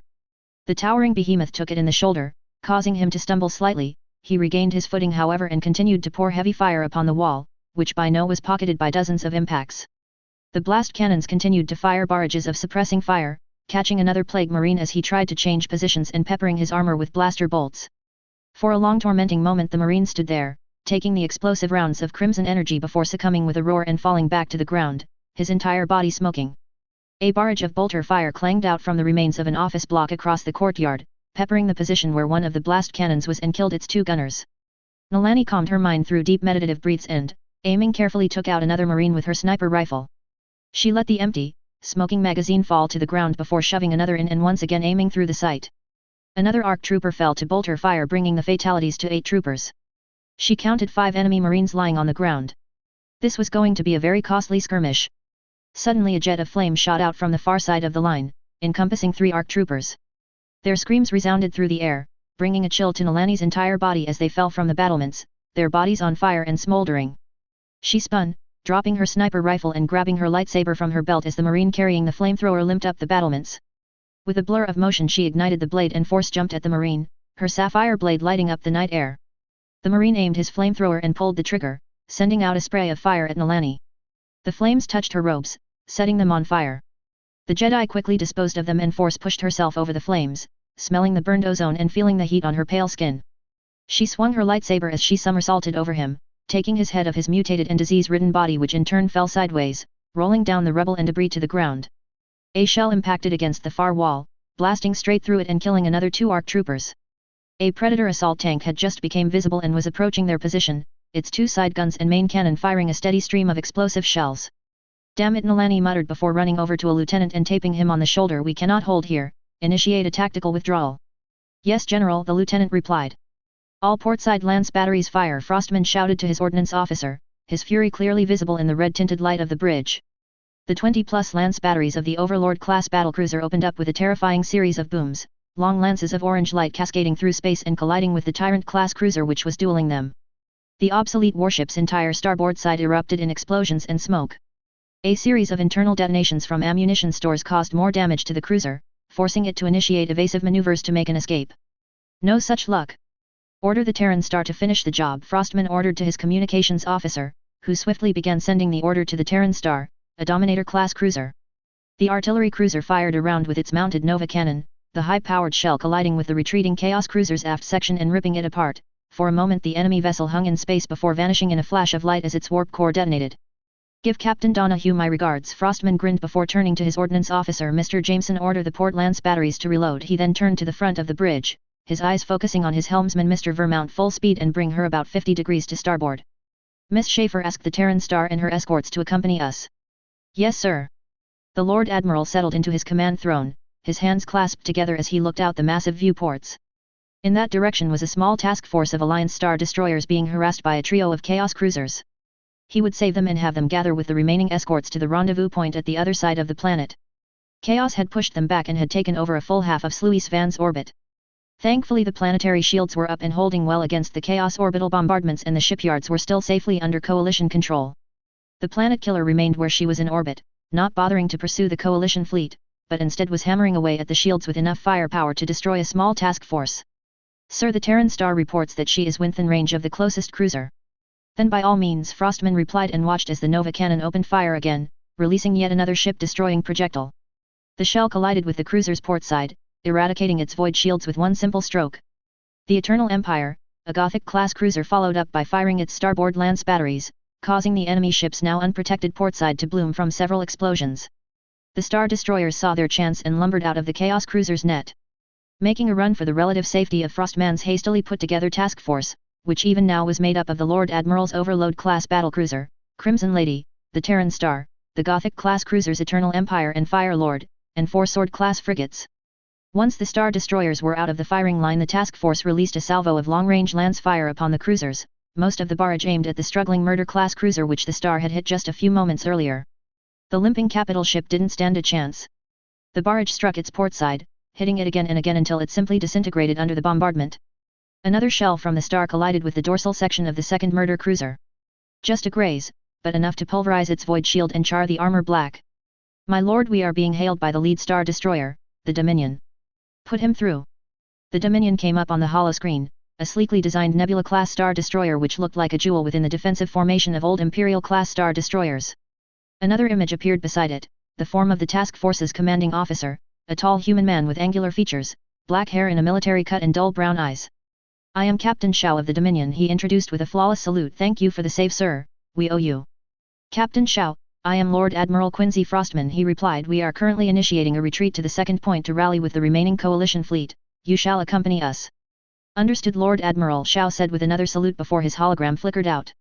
Frostman leaned back into the worn leather of his command throne and ordered the task force to continue onward to the safe zone, exchanging long-range fire with enemy capital ships as they approached the coalition-controlled zones. In the distance the Lord Admiral could make out turbolaser, turbolance, and lance fire between the opposing factions, coupled with blooms of explosions from dying capital ships and destroyed fighters. Coalition forces being overrun in sectors 3, 5, 9, 10, 12, 13, 14, and 15. The servitor reported from his station. Sections 4, 6, 7 and 11 have been overrun by chaotic forces. Alliance Grand Admiral has authorized a withdrawal to the second-line sectors. "Order our forces to follow suit," Visnik ordered. He had not sat in his throne since they had withdrawn to the night side of Sluis Van. Instead he was pacing across the bridge like a caged animal, shouting orders and threats to not just his bridge crew, but his commanders as well. The port lance batteries of his battleship fired another combined salvo of fire upon the approaching chaos ships, causing his vessel to rock wildly from the discharge like an old era sea ship caught in a storm, while hundreds of smaller plasma, laser, and railguns fired continuous streams of projectiles into the surrounding kill zone, trying to hit the small swarms of enemy fighters which were strafing his command ship.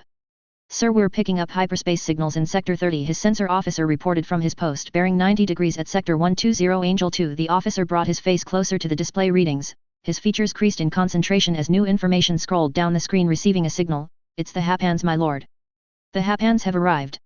Over 20,000 kilometers out from the planet the battle group of the Hapan Navy arrived. 30 battle dragons lead the fleet into the system, they in turn surrounded by hundreds of 400-meter-long Nova-class battlecruisers and several dozen modified Imperial-class Star Destroyers.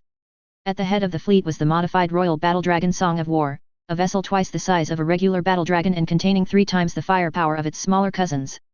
Standing on the bridge of the Song of War was Tenel Ka, Jedi Knight and current Queen Mother of the Hapan Consortium. She, like the rest of her race, was incredibly beautiful with angular features, long rusty brown hair and piercing grey eyes. Her body was slim and physically fit, despite the emerald and gold royal robes she wore which covered her form. A lightsaber hilt was clipped to a belt at her waist, a sign of her pride at being a Jedi. "My Queen," Dukelstadt said as he approached her, dressed in the silver and crimson uniform of a fleet admiral. "The Chaos Armada has advanced further than anticipated and is even now in control of a full half of the planet's orbit." "What news on coalition forces?" "They have successfully withdrawn to the night side of the planet," my Lady Ilstadt answered. "Skirmishes on all fronts from advancing chaotic task forces, but the majority have positioned themselves around the flagship." "I see. Very well," she said as she drew the royal blade from its scabbard at her waist, holding it firmly in front of her before pointing the blade towards the raging battle beyond. Despite the gravity of the situation, her face was set as stone, not showing any emotion, even though her heart was in turmoil, wondering if she should devote a full half of the Hapan fleet to this battle. "Order the advance, Dukelstadt, let's give our allies a hand." "Yes, my lady," was the Duke's answer. Sergeant Chevron of the Crimson Fists aimed his bolter and fired a spray at the incoming chaos hordes, killing several before ordering a tactical withdrawal to the edge of the city.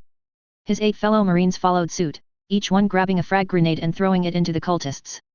They ducked into their foxholes and waited for the grenades to explode before jumping out and running back to the outer buildings.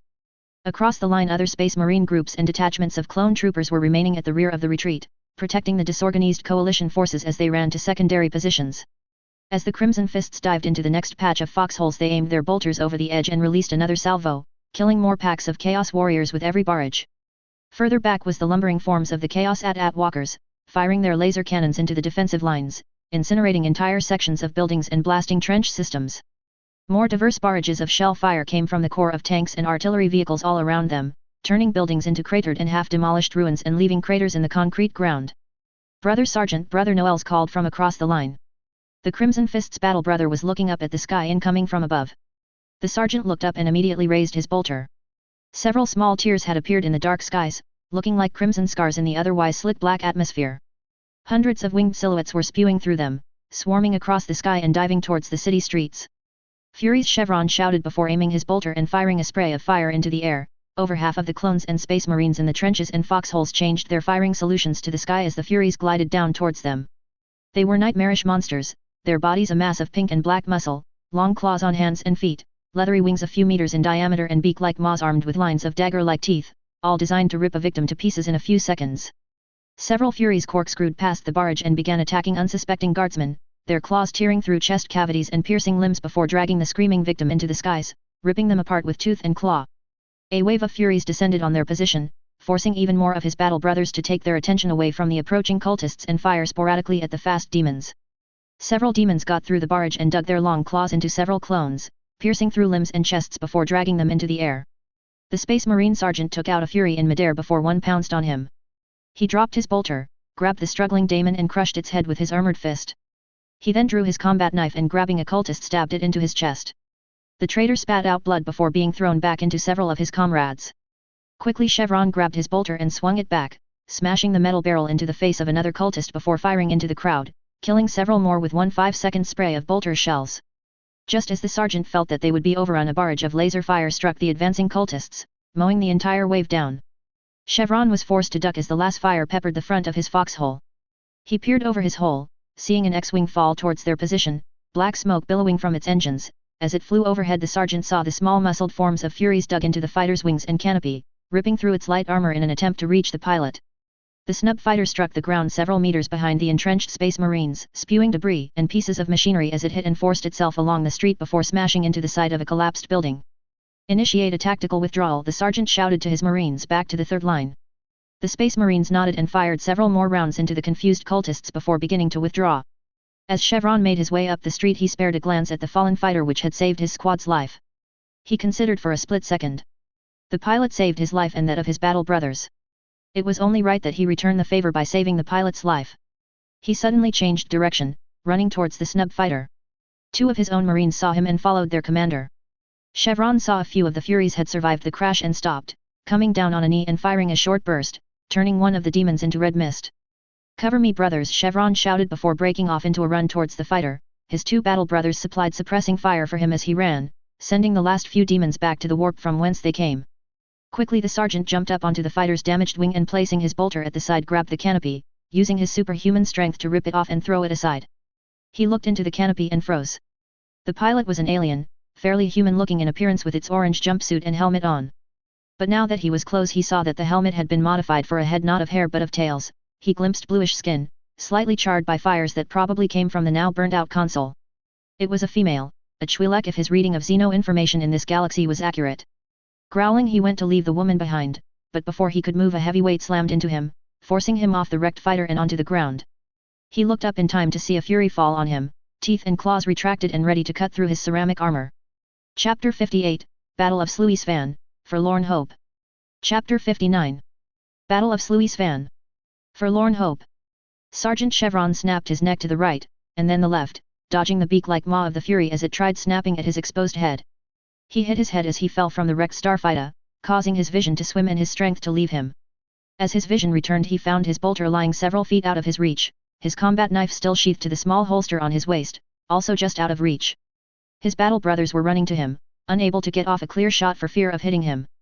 They weren't going to make it in time, his brothers knew it and he knew it. There was a snap and a blade of light cut through the demon's back, piercing straight through where a human's heart would be. The beast shivered before vanishing to crimson mist. With a wave of nausea the fist slowly sat up and watched as the ice blue blade which he just recognized as a lightsaber shot past him and into the waiting hand of the alien pilot, who was leaning heavily against the area where the canopy once was. She looked at him as she slipped the lightsaber hilt into a holster on her side and managed a weak smile before losing consciousness. The Crimson Fist snarled, once he could write off his luck, but she had saved him twice now.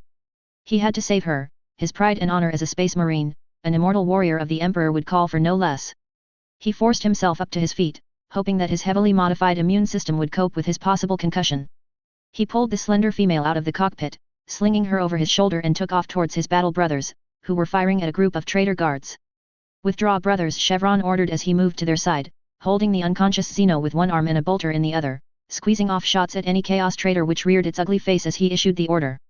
His brothers nodded and began pulling back, firing off rounds as they went. Finally they reached the second line of defense. A makeshift barrier of turned-over cars and dug-up concrete. Imperial Guardsmen, Alliance Marines, Stormtroopers, and Space Marines had retreated behind the wall of debris.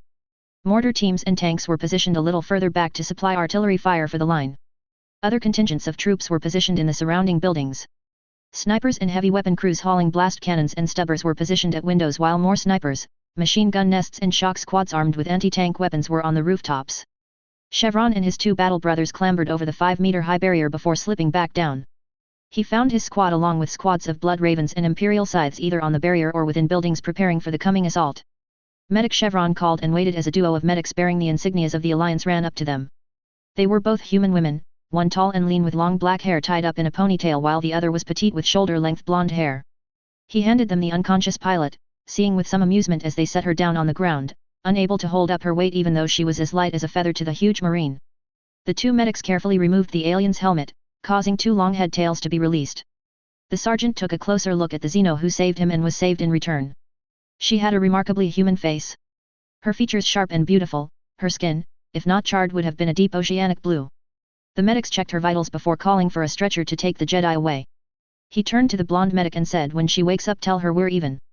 The petite medic, obviously nervous of the massive bioengineered super soldier, nodded timidly before turning to help her fellows carry the unconscious Jedi away.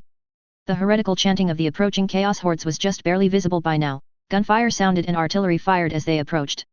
Pushing his thoughts away from his mind, Sergeant Chevron of the Crimson Fists reloaded his bolter, pushing an engraved rune to let the empty magazine fall to the ground before slamming a new one in and running to his squad, who were positioning themselves on the barrier. There was a battle which still needed to be fought.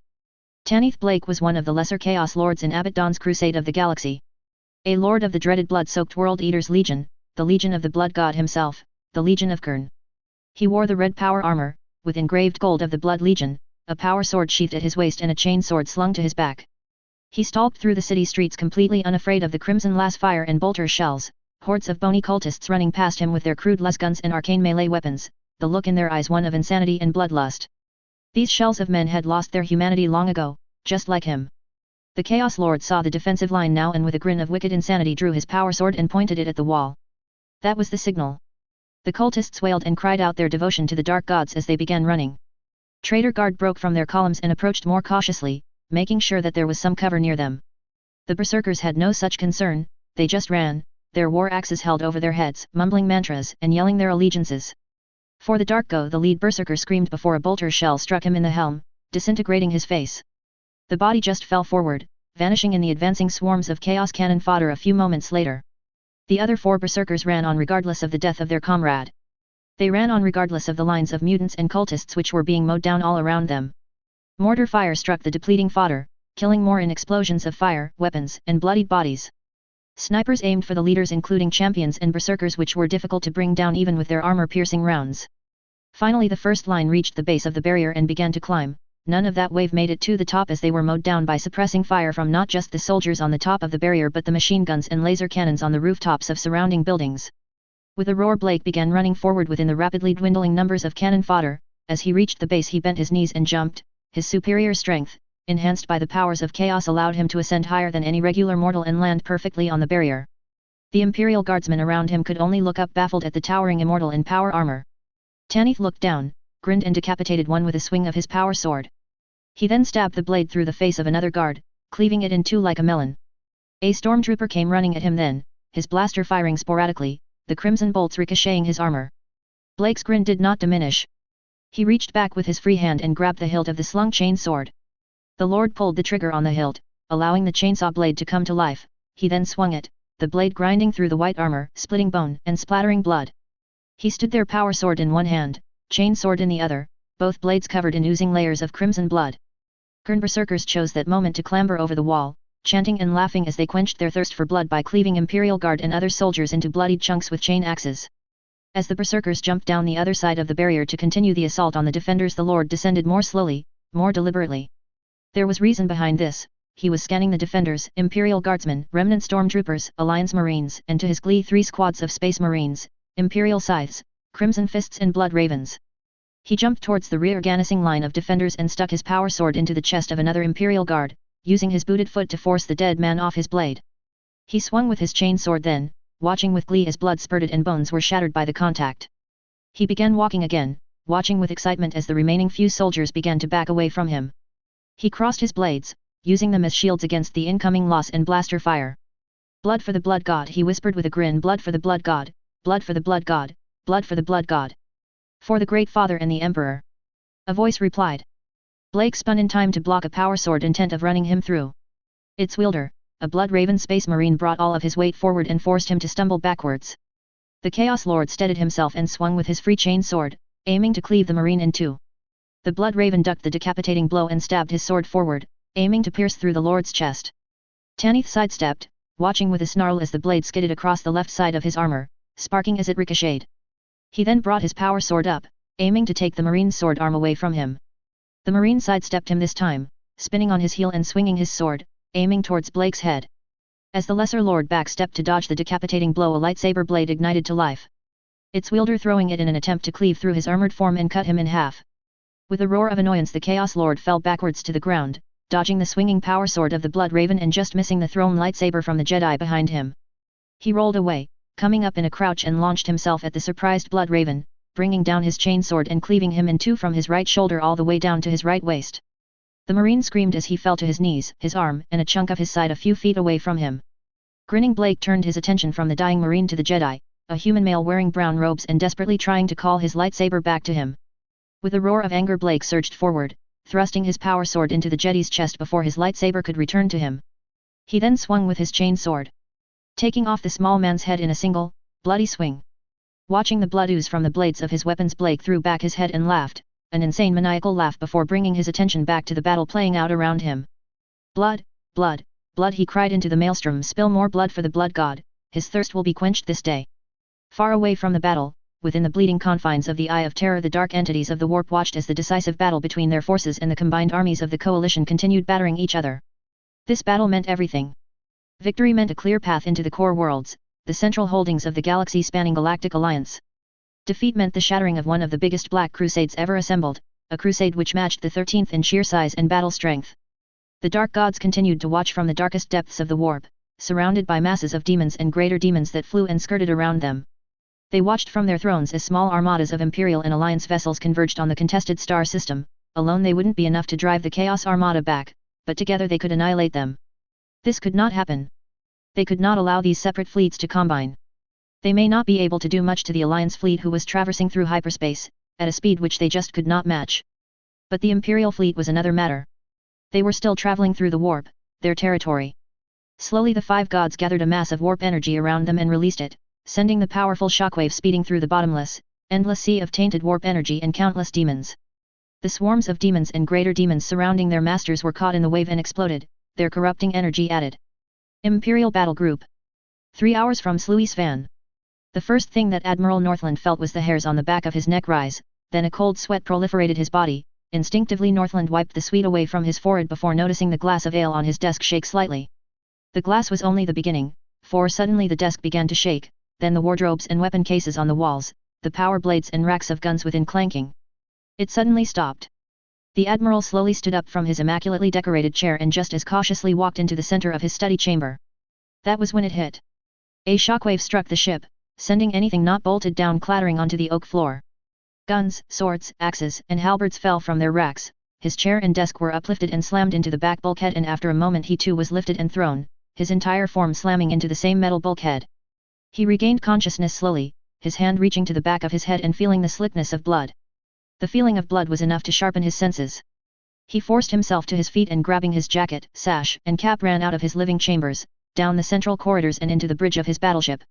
Several consoles had exploded during his absence, their operators lying unmoving on the deck. Thankfully all of the main systems, ordnance, fleet communications, and helm were all still active. Status report, he shouted as he stalked onto his command deck and fell into the worn leather of his command chair before looking out to the main viewports of the bridge, which had been closed by 20-inch thick adamantium shutters. Massive energy outburst from the warp, milord, his sensory officer reported from his station. Geller fields holding steady at 70%, outer armor holding steady, no warp apparitions within ship. Open the shutters, Northland ordered, gaining several fearful looks from his bridge crew. Even the armsmen standing at the exits with their bulky shotguns looked at each other with fear in their eyes. The admiral silenced them all with a murder-ridden glare. Intensify Geller fields with power from the secondary systems and open the shutters. Finally the shielding officer complied and intensified the daemon-repelling fields surrounding the command ship. Then the helmsman hit several runes on a side console, causing the monolithic shutters covering the viewports to open with a shriek. Warp space stretched out before them, an endless sea of thousands of colors and shapes too numerous for a mortal's eye to comprehend. Many of the shapes were writhing and moving. But the long blade of energy which stretched from one side of the main viewport to the other was what caught the admiral's attention. It was getting bigger. What in the name of the God Emperor is that? Northland growled before jumping out of his command throne and taking several shaky steps forward. It was a wave of warp energy, a big one. Helm, down 70 degrees, full throttle. Down 70 degrees, the helmsman repeated as he pulled up on the large levers, bringing the gargantuan titan of the spaceways into a steep dive. They weren't going to make it, the wave was approaching too fast, and the admiral knew it. Sensors, what is that? Targeting the servitor manning the sensor station said emotionlessly. As he waited, the admiral saw the massive sensor nodes on the vessel's hull rotating into scanning position for the incoming wave of power. Suddenly the sensory console sparked and exploded, throwing the cyborg from his place in several pieces. By the Emperor! Divert all non-essential power to the Geller fields, Northland shouted to his shielding officer. Every scrape, navigator, prepare for emergency exit. But sir, we don't know where we'll be when we return to real, his helm retorted before being silenced by a glare. If we don't resurface, the entire crusade will be destroyed by that thing. Northland nearly screamed. Take us out of the warp now. Northland was suddenly thrown back against his command chair, his hands gripping the leather arms so tightly that his knuckles turned bone white. The ship went into a set of tremors as it went to exit the warp. Those tremors slowly began to increase in intensity until it felt like the battleship was a living thing going into convulsions. Slowly it started to rise up from the warp's depths towards the surface, the other warships following his flagship's lead. Smaller waves of warp energy assaulted the Geller fields, the strain causing them to flicker. 100 kilometers to port, the frigate Ascension exploded as a small wave of warp energy pierced its Geller field. Another ship of the line, the heavy cruiser Lady McIntyre, followed the escort vessel as another slice of warp energy pierced her Geller field, cutting through the capital ship's hull and tearing it into two separate pieces. Finally the tip of the Infinitus Imperialis pierced the layer of energy separating warp space and real space, sending a massive set of ripples echoing across the sheet of energy separating the two dimensions. Over 2/3 of the Imperial Crusade escaped the shockwave of warp energy. The others weren't nearly as lucky. The convulsions died down, only to be replaced by the deafening claxons of proximity alarms. Quickly the admiral stared out of the portside viewports, noticing a soft orange glow. A gas giant filled up the screens, and it was a little too close for comfort. Immediately he began barking orders to the bridge crew, ordering them to bank the flagship hard to starboard. The battleship swung around, its mighty engines at maximum thrust in an attempt to clear the monolithic planet's orbit. Cruisers, battlecruisers, and their escorts, who were likewise dangerously close to the gas giant, also began pulling away. Status on the fleet, Northland ordered sharply, waiting impatiently for the shipmasters, the leaders of the numerous fleet squadrons which made up the crusade, to report in. Masters reporting in, the communications officer stated from his station, his hands dancing across the keyboards and his eyes reflecting the light of the computer screens in the dim red light of the bridge. Over 2,285 ships of war have reported in, they're spread across the system, my lord. Some are reporting major damage to their main systems. We're getting distress calls from fleet squadron leaders Galactic Light, Imperial Might and the Lady Osiris.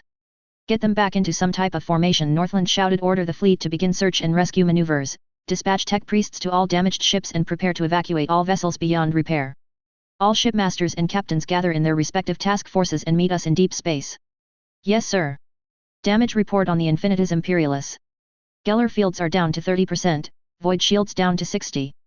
Main engine number 3 and side engines 2, 4, 9, and 11 have shut down. Hull armor is still intact, no hull breaches reported. Can we still make the jump back into the warp?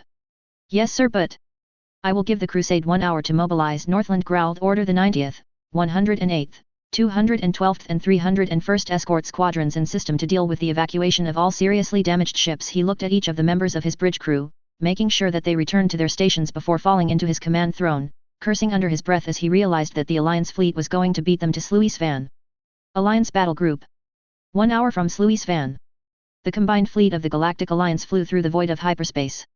An armada whose ships numbered in the thousands, massive lumbering star dreadnoughts lead the armada, followed closely by star cruisers, star carriers, and star destroyers of many different types and sizes. Swarms of smaller escort craft were among them, each capital ship being protected by an escort squadron of at least 3 vessels and at most 9. Forefront of the armada was 4 vessels in particular, 3 matte black Eclipse-class star dreadnoughts, dwarfing the smaller executors by at least 5 kilometers. Their sleek hull covered in strategic positions by gun ports and main weapon batteries, including the long barrels of super lasers. Leading them was a smaller executor, but a star dreadnought which was one of the most well-known and legendary vessels in the galaxy, the vessel which the entire class was named after, Darth Vader's command ship, the Executor. Within this old vessel a meeting was taking place. The meeting chamber was a large cylindrical hall at least 30 meters from one grey durasteel wall to the other. A round meeting table was positioned at its center, its high-backed chairs all taken by high-ranking Grand Admirals, Admirals, and Generals. Sitting on one of these chairs was Anakin Skywalker, fully dressed in the armor of his alter ego. His son Luke and several other high-ranking Jedi including Obi-Wan and Mace Windu stood behind him. The other chairs were taken by holographic projections of the other high-ranking individuals in the fleet. Han Solo, who is a recently commissioned general, sat on one of these chairs, although he was really sitting on the command throne of his own vessel, one of the new decisive-class star cruisers. His wife Leia sat on the chair to his left. Others included the Supreme Commander Jalad Paulian as well as Grand Admirals Joseph Halos and Garm Bel Abli, Admiral Shiro of the Chiss as well as Lord Admiral Hunt and Inquisitors Robin Vallis and William Silvermane. At the moment the room was filled with shouting and cursing. It reminded Anakin of the old Republic Senate. Many wanted an explanation as to why Jedi who were supposed to have died well over 50 years ago were suddenly up and walking around. Even the Inquisitors, who were no strangers to such phenomenon, demons and all that, were demanding answers. With a sigh of annoyance Anakin slammed his gauntlet right fist into the table, the resulting clash loud enough to make all present jump in surprise. He slowly stood up from his chair, his hands pressed on the cool surface and his eyes staring solemnly at each man and woman in turn. "We do not know how we got here," Anakin bellowed angrily, "and I quite frankly don't give a flying bantha. I do know why we are here, and that is to rid the galaxy of these traitors and tainted beings that represent the forces of chaos. You can all debate and judge us after this is over, but for right now we have a war to win. And how do you suppose we break the back of this monolithic force?" A Bothan general whose name Anakin did not know spoke up heatedly. "The defense forces will be on the edge of defeat by then, if they are not already." The planet killer Luke spoke up, drawing the attention of all in the room. "It is more than just a flagship, it is a symbol of their war master. It gives them courage and belief that their dark god will not fail them. Destroy that, or better yet capture it, and the rest of their armada will scatter and flee." "And how do we destroy one of the biggest vessels in 2 galaxies?" Lord Inquisitor Silvermane retorted. "We have tried to destroy that monster for nearly 10,000 years. It has annihilated every fleet arrayed against it, whether Alliance or Imperial. By the Golden Throne, not even a Necron tomb ship can stand against it." "You never had 3 star dreadnoughts armed with planet-destroying super weapons," Anakin pointed out. "That vessel didn't survive for so long just because of conventional armaments and mass." Hunt snapped. "Its Armageddon gun has been known to decimate entire fleets. The Alliance saw it at work during Bakura. Nothing has been known to survive an attack by a super laser." Halos growled. "Check the records, Lord Admiral. Every target that has utilized a super laser has been completely destroyed. Heck, it has destroyed worlds. What's a 50 kilometers long warship?" "The difference, Grand Admiral, is that this vessel was built in the warp," Hunt replied dryly, "and to date it is impregnable and undefeated in ship-to-ship combat." Sluisvan. Orbit. The planetary shields were finally buckling to the planet killer's steady barrage, its rippling blue surface flickering and sparking as the lance batteries and plasma cannons of the super battleship continued to rain fire and death upon it. From his command throne Abaddon grinned as the shield which had kept his force from landing a full-scale invasion finally succumbed and died. Several lance beams shattered through the disintegrating force field and hit the rocky surface with the power to level entire cities. Huge explosions racked the surface, kicking up dust clouds which were slowly forming into the shapes of giant mushrooms, completely annihilating everything at their impact zones and sending out shockwaves of fire and death in all directions, killing everything within a few dozen kilometers. The planet's last major defense gone, the despoiler gave the signal and clusters of troop transports 700M long began making runs for the surface, punching through the atmosphere in bright displays of fire. Surviving ground defenses opened up on the transports only to be silenced by a monumental barrage from the Armada's gun batteries. Within minutes the last few surface turbolaser batteries had been destroyed. "I want all resistance squashed," Abaddon bellowed. "I want every enemy soldier dead and put on display. I want every warship turned into lifeless husks and burning debris. I want this planet cleansed of Xeno, alien lover, and corpse emperor filth for the glory of chaos, for the glory of the dark gods." He then looked towards the distant las fire and blooms which symbolized the last few pockets of coalition resistance. A few thousand warships who had clustered around the planet's shipyards and were even now defending it to the last. He grinned and turning to the helmsman ordered them to change his flagship's course. It was time to finish the last space hindrance once and for all. Grand Admiral, the planet killer has changed course. What Wedge said in disbelief before hitting a few runes on his command throne, bringing up holograph screens of the Chaos flagship's location. It was turning, bringing its massive guns to bear, the most noticeable one being the long-barreled Armageddon gun evasive action. Order all ships to take evasive measures immediately, Visnik shouted from his command throne. Get away from the shipyards now. That's got to be their target. The bridge crew carried out the War Master's orders with professional speed and precision, the helmsman pulling on the monolithic steering levers, bringing the battleship into a steep climb away from the doomed shipyards, the fleets of Hapan, Imperial, and Alliance vessels scattering as it did. The War Master continued to watch the massive warp-spawned monstrosity as its Armageddon gun began to glow. Grand Admiral Antilles' Star Cruiser was performing a steep banking to port, a formation of Hapan battle dragons and Alliance Star destroyers following suit. The Hapan flagship, the Song of War, was quickly banking to port to try and catch up with the Grand Admiral. All across the shipyards, warships and escorts were breaking away. Many wouldn't be able to get away in time. Little did the coalition know that the planet killer's target wasn't the shipyards at all. The Armageddon gun fired its fleet-destroying, planet-annihilating beam of energy, the entire barrel discharging violently from the incredible force utilized to fire. The beam soared through space, destroying several fleet squadrons of Chaos ships who were unlucky enough to get in the way. Its target wasn't the shipyards. Its target was the Tempestus Solaria, which vanished as the planet-destroying beam flew through it. War Master Visnik didn't even have time to register what had happened before he and his entire crew were compassed in fire. The battleship exploded, as did the squadrons of capital ships and escorts that tried to flee with her. Their deaths catalogued as a mass of flaming blossoms in the distance. The beam continued on as if unhindered by the several dozen ships it had just destroyed and passed by the shipyards, just a graze, but enough to destroy several dry and builder docks. On the bridge of the Crimson Lady, Frostman fell into his command throne, his eyes refusing to leave the hollow screens which were showing the aftermath. The ships caught in the Armageddon gun's path were nothing more than unrecognizable clumps of debris.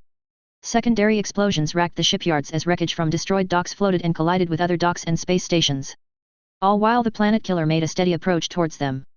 On the Song of War, the Queen Mother of the Hapan Consortium looked out at the destruction, her usually stone-like features broken in sadness and disbelief. As the explosions of the Armageddon gun's shot died away, a Hapan battle dragon dived like a bird towards the massive girth of an approaching light cruiser, its form shaped like two discs welded together with a box of engine nacelles at its back. Turbolaser batteries were strategically placed along the edges of the discs, which rotated as one of the guns opened up, allowing another to be moved into position. Small at only 600 meters long, the Hapan vessels were fast and packed a great deal of firepower for their size. Diving with the battle dragon was a small squad of 3 Nova-class battlecruisers. Shaped like long-necked birds in full flight, they were smaller at 400 meters in length, but like their larger brethren packed a surprising punch.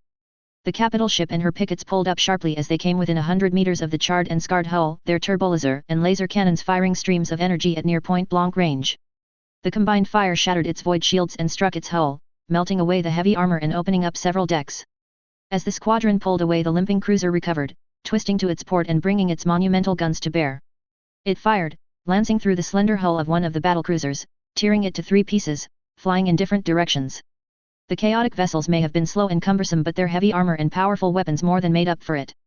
The Hapans were hardy fighters, their vessels may be swift and surprising, but they were taking heavy losses. The Queen Mother knew it well. She watched from the throne of her own personal warships as it led a force of hastily regrouped battle dragons and star destroyers to the fray. She had witnessed the horrific effects of the Armageddon gun, and even though her face was still set in stone, it had paled. She had felt the deaths of millions through the force, both on the ground and just recently like a spear in the gut with the discharge of the Armageddon gun. She felt sick and nauseous. Tinelka continued to watch the battle, her eyes not leaving the mass of black shadows which represented the Chaos Armada. For every vessel destroyed, whether it be frigate, destroyer, cruiser, battlecruiser, or even battleship, another 5 would come from the blackness to take their place on the line. In orbit across from her scattered Allied positions, she saw dozens of charred and battle-scarred troop transports ranging from small haulers at 200 meters to 700-meter-long giants carrying entire regiments of traitors to the front. Much smaller bullet-shaped assault pods swarmed past them, each one carrying small squads of Chaos Space Marines, Predator tanks, and dreadnoughts to the lands below. She could only imagine the hell that the coalition armies on the ground were being put through. On the ground, the forces of Chaos were pushing their way through the capital city. Tank brigades and corps of stolen or salvaged ex-Alliance battle walkers grinned their way through the defenses of the coalition. Hordes of traitors and mutants crowded the city streets, throwing themselves at barriers lined with Imperial Guard and Alliance soldiers, in many cases climbing over mountains of their own dead to reach the line. In the northern section of the city, at the steps of an ancient museum, a squad of ultramarines stood their ground against an incoming horde, firing continuously with bolters. A swath of empty magazine clips and expended bolter shells littering the steps at their feet. 50 meters away stood a warband of over 100 cultists, led by the intimidating form of one of their fallen brethren. The ground between the two forces littered with the bodies of 50 cultists and 2 crumpled forms of their fallen brothers. 3 blocks away, a host of regrouping Imperial Guard from a decimated regiment and 3 squads of crack stormtroopers took cover from an approaching airstrike from Chaos air fighters. Running and diving into craters and behind wrecked vehicles, a few fired sporadically at the incoming aircraft, but it was futile. They dropped their bombs, creating a blanket of fire below and killing all of the opposing forces. A single guardsman clambered out from his trench, disoriented. He was shot in the face from a Chaos sniper. A trio of Lemon Rust tanks took up positions at a crossroad, aiming and firing their cannons at approaching forces when they were able. A Basilisk artillery tank was positioned behind them, constantly rotating and firing one of its highly explosive shells into the oncoming ranks. 2 platoons of Imperial Guard took up positions around them, armed with lasguns, plasma guns, las cannons, and grenade launchers.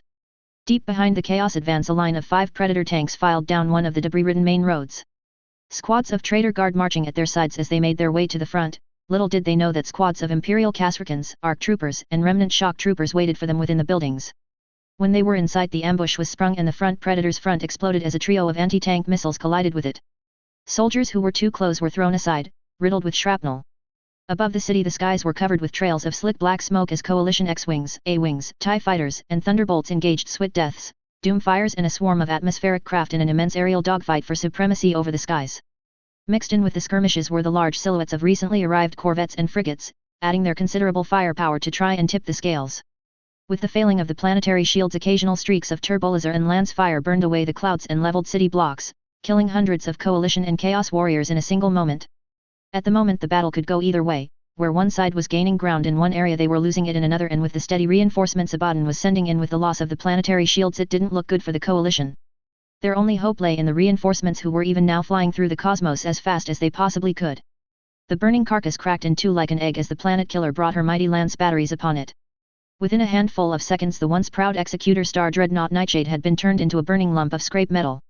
Her escort star destroyers and cruisers tried to initiate a tactical withdrawal but were quickly obliterated by the thousands of armaments the warp-borne battleship possessed. From his skull throne, Abaddon laughed with barely contained glee. The battle was going well for them. The loss of the Corpse Emperor's flagship had demoralized the Imperial forces, leaving the Galactic Alliance to temporarily fend for themselves. Their Star Dreadnoughts were indeed powerful craft, an equal for most battleships, but against the planet killer they fell like all the others. By now the Chaos Armada had properly amassed to deal with the last of the Coalition fleet. Squadrons of cruisers lumbered into the fight, surrounded by escort clusters of frigates and destroyers. They continued to pound the Coalition again and again. More and more of the Alliance's sleek vessels and the Imperium's mighty warships succumbed to the unstoppable advance, the endless sea of Chaos warships. But something was wrong, he could feel it, something was coming. War Master, one of the serfs, called in the usual deadpan voice, "Incoming ships. Identify." Several old view screens, suspended by black chains, lowered into position around his throne. They flickered to life, the 10-meter wide and 5-meter high screens showing static before clearing, showing an impressive view of open space. A moment passed. Hundreds, maybe thousands of sleek ships of war flashed into existence, a few dozen at first, but quickly more flashes symbolized the arrival of yet more ships. Finally 4 large vessels flashed into existence at the front of the recently arrived armada. One was an Executor-class Star Dreadnought.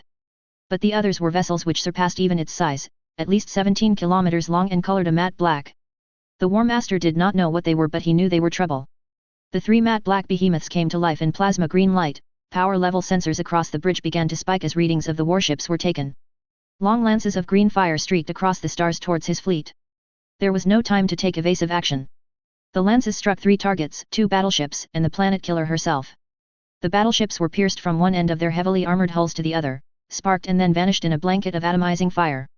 Then the 3rd lance hit its target and the entire superstructure of his flagship began to shake uncontrollably. At the very edge of the star system, just outside of sensor range, a fleet of sleek warships hovered in the darkness, waiting to see if they would be needed in the raging battle for control of the galaxy. The Mundakig appeared to be handling the situation. In their usual barbaric way, yes. Perhaps we were not needed in this monumental bloodbath after. The battle is not over yet. We will see. Well, how was that? Hope ya all enjoyed that little bloodbath. Next chapter, all the factions in this war come in, surprise nations arrive and a few last monumental characters from both galaxies return to the maelstrom. Guess who? Come on, guess. Chapter 59, Battle of Sluisvan, War Between Gods. Chapter 58. Battle of Sluisvan. War Between Gods.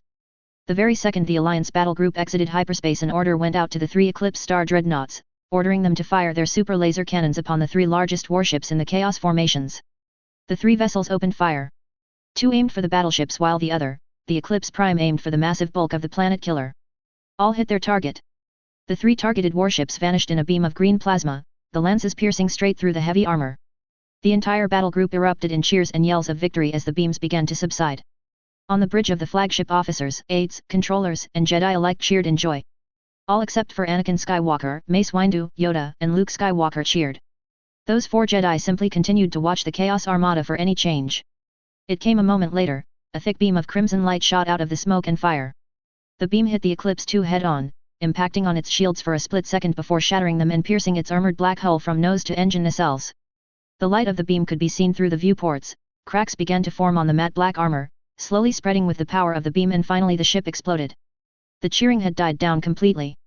Everyone only looked out the viewports in shock of what they had just witnessed. An Eclipse, one of the most deadly warships in the history of the galaxy, had been annihilated in a single shot. In the distance a massive bulk pierced through the smog, the planet killer, badly scarred by the firepower arrayed against it. A single large hole pierced straight through its side. By the Force, Mace muttered, "That's just impossible." "Order the fleet to spread out," Anakin ordered sharply, causing the suddenly fatigued-looking crew back to their stations. "Begin advance. Let the Eclipses deal with the planet killer. All others are to regroup with the remnants of the defense fleet and engage." The fleet began to spread out over a 3,000-kilometer area of space, long-range weapon systems opening fire on the advancing swarm of Chaos warships. Many of them were demoralized by the loss of 2 of their battleships, allowing the fleet to make a steady advance. They came within range and opened up with main turbolaser batteries. Squadrons of starfighters launched from hangars of any vessel able to carry them, swarming to meet the approaching SS Irovi drones and Chaos starfighters. Anakin's eyes refused to leave the planet killer. He felt a massive shadow of corrupt energy resonate from its hull, tendrils of dark whispers and false promises writhing around her, promising power, more power, join us and gain all the power you could dream of. He gathered the force around him and sent a response to the shadow. Abaddon growled as he unsteadily got back to his feet, blood streaming down a cut right above his left brow. He drew Drachnian from its sheath and plunged its blade into the black stone floor, using it as a crutch to help him to his feet. He watched the decks below. Many of the consoles were burning and sparking, some had exploded, throwing the serfs and psychics manning them sprawling across the floor. "Status!" he shouted angrily, sending the astropaths on his deck back to work. "Several high-powered beams have struck us," one muttered in response. "Heavy damage. Decks 15 to 50 all open to space, hull armor breached. Battleships Dreadlord and Eternal Damnation have been completely destroyed. We returned fire with the Armageddon gun and have destroyed one of the opposing capital ships. Recharge the Armageddon gun," Ezekiel Abaddon ordered sharply. "Arm all ordnance for long-range fire. Gather all remaining battleships and battlecruisers for a full assault on that fleet. Continue pushing until none remain." "Aye, my lord." The despoiler sheathed Drachnian and sat back in his skull throne, ignoring the blood flowing down his face, and trusting his heavily modified immune system to repair the damage. Sure enough, a few minutes later the wound above his eye closed up, leaving just the thinnest line of a scar. Eventually even that would disappear. He felt the tug to his mind suddenly. A powerful psychic mind was trying to gain his attention. All messages left a trail, and the War Master curtly used his own considerable psychic power to find its source. The source was on the lead star dreadnought of the Alliance battle group. Grinning, he sent a strong wave of warp energy to the bearer. The death of this psychic should serve as an ample warning to any others. He was surprised to find that the opposing mind did not only block his attack but sent it back at him. With a growl of surprise, the War Master raised his mind shields as far as they could possibly go. The wave of redirected energy struck his shields with such power that he had to concentrate more. Perspiration suddenly appeared on his bald face, mixing in with the drying blood. "My lord," a rasping voice asked. The War Master turned his head to see the towering forms of his 4 lieutenants. They each came from one of the legions who worshipped a single chaos god. 4 massive men decked in Terminator armor, their helms shielding their facial features. It was the World Eater lieutenant who spoke. "We are at your command." His grin returning to his face, the despoiler rose from his skull throne, drew Drachnian, and pointed it towards the opposing fleet. "Begin the advance." The 2 fleets met and their union was christened by masses of lance and turbolaser fire. Capital ships from as small as destroyers to as large as star dreadnoughts and battleships dueled, hammering each other at long, medium, and close range with flurries of weapons fire. Starfighters dueled around them in large-scale skirmishes and dogfights. The planet killer fired its Armageddon gun again, striking the star dreadnought Reaper, destroying her and her entire escort contingent of 6 star destroyers and 2 star cruisers. The 2 Eclipse star dreadnoughts Eclipse Prime and Eclipse 1 retaliated with their super lasers, atomizing 2 battlecruisers in quick succession. Anakin watched the entire battle from the bridge of the Executor, who was even now mercilessly pounding a despoiler-class battleship with her impressive turbolaser banks.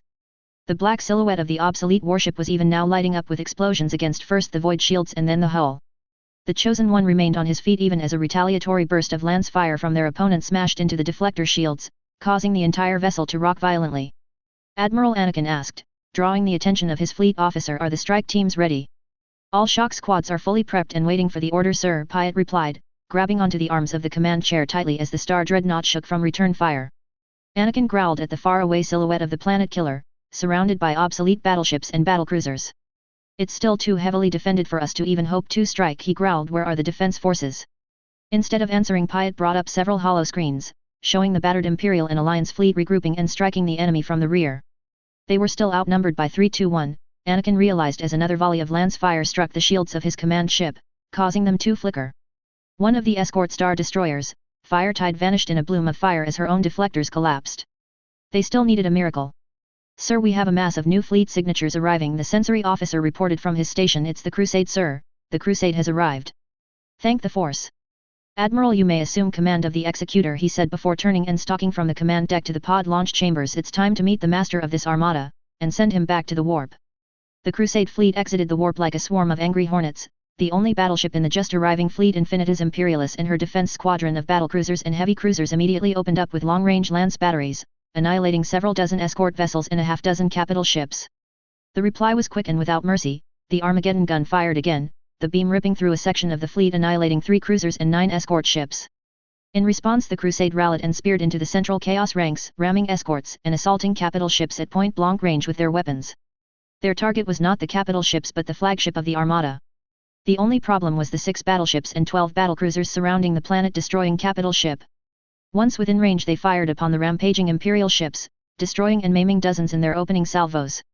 The Imperials counterattacked with their own volleys. The combined barrage of a few thousand ships annihilated 2 battlecruisers and seriously wounding the battleship warp spawn.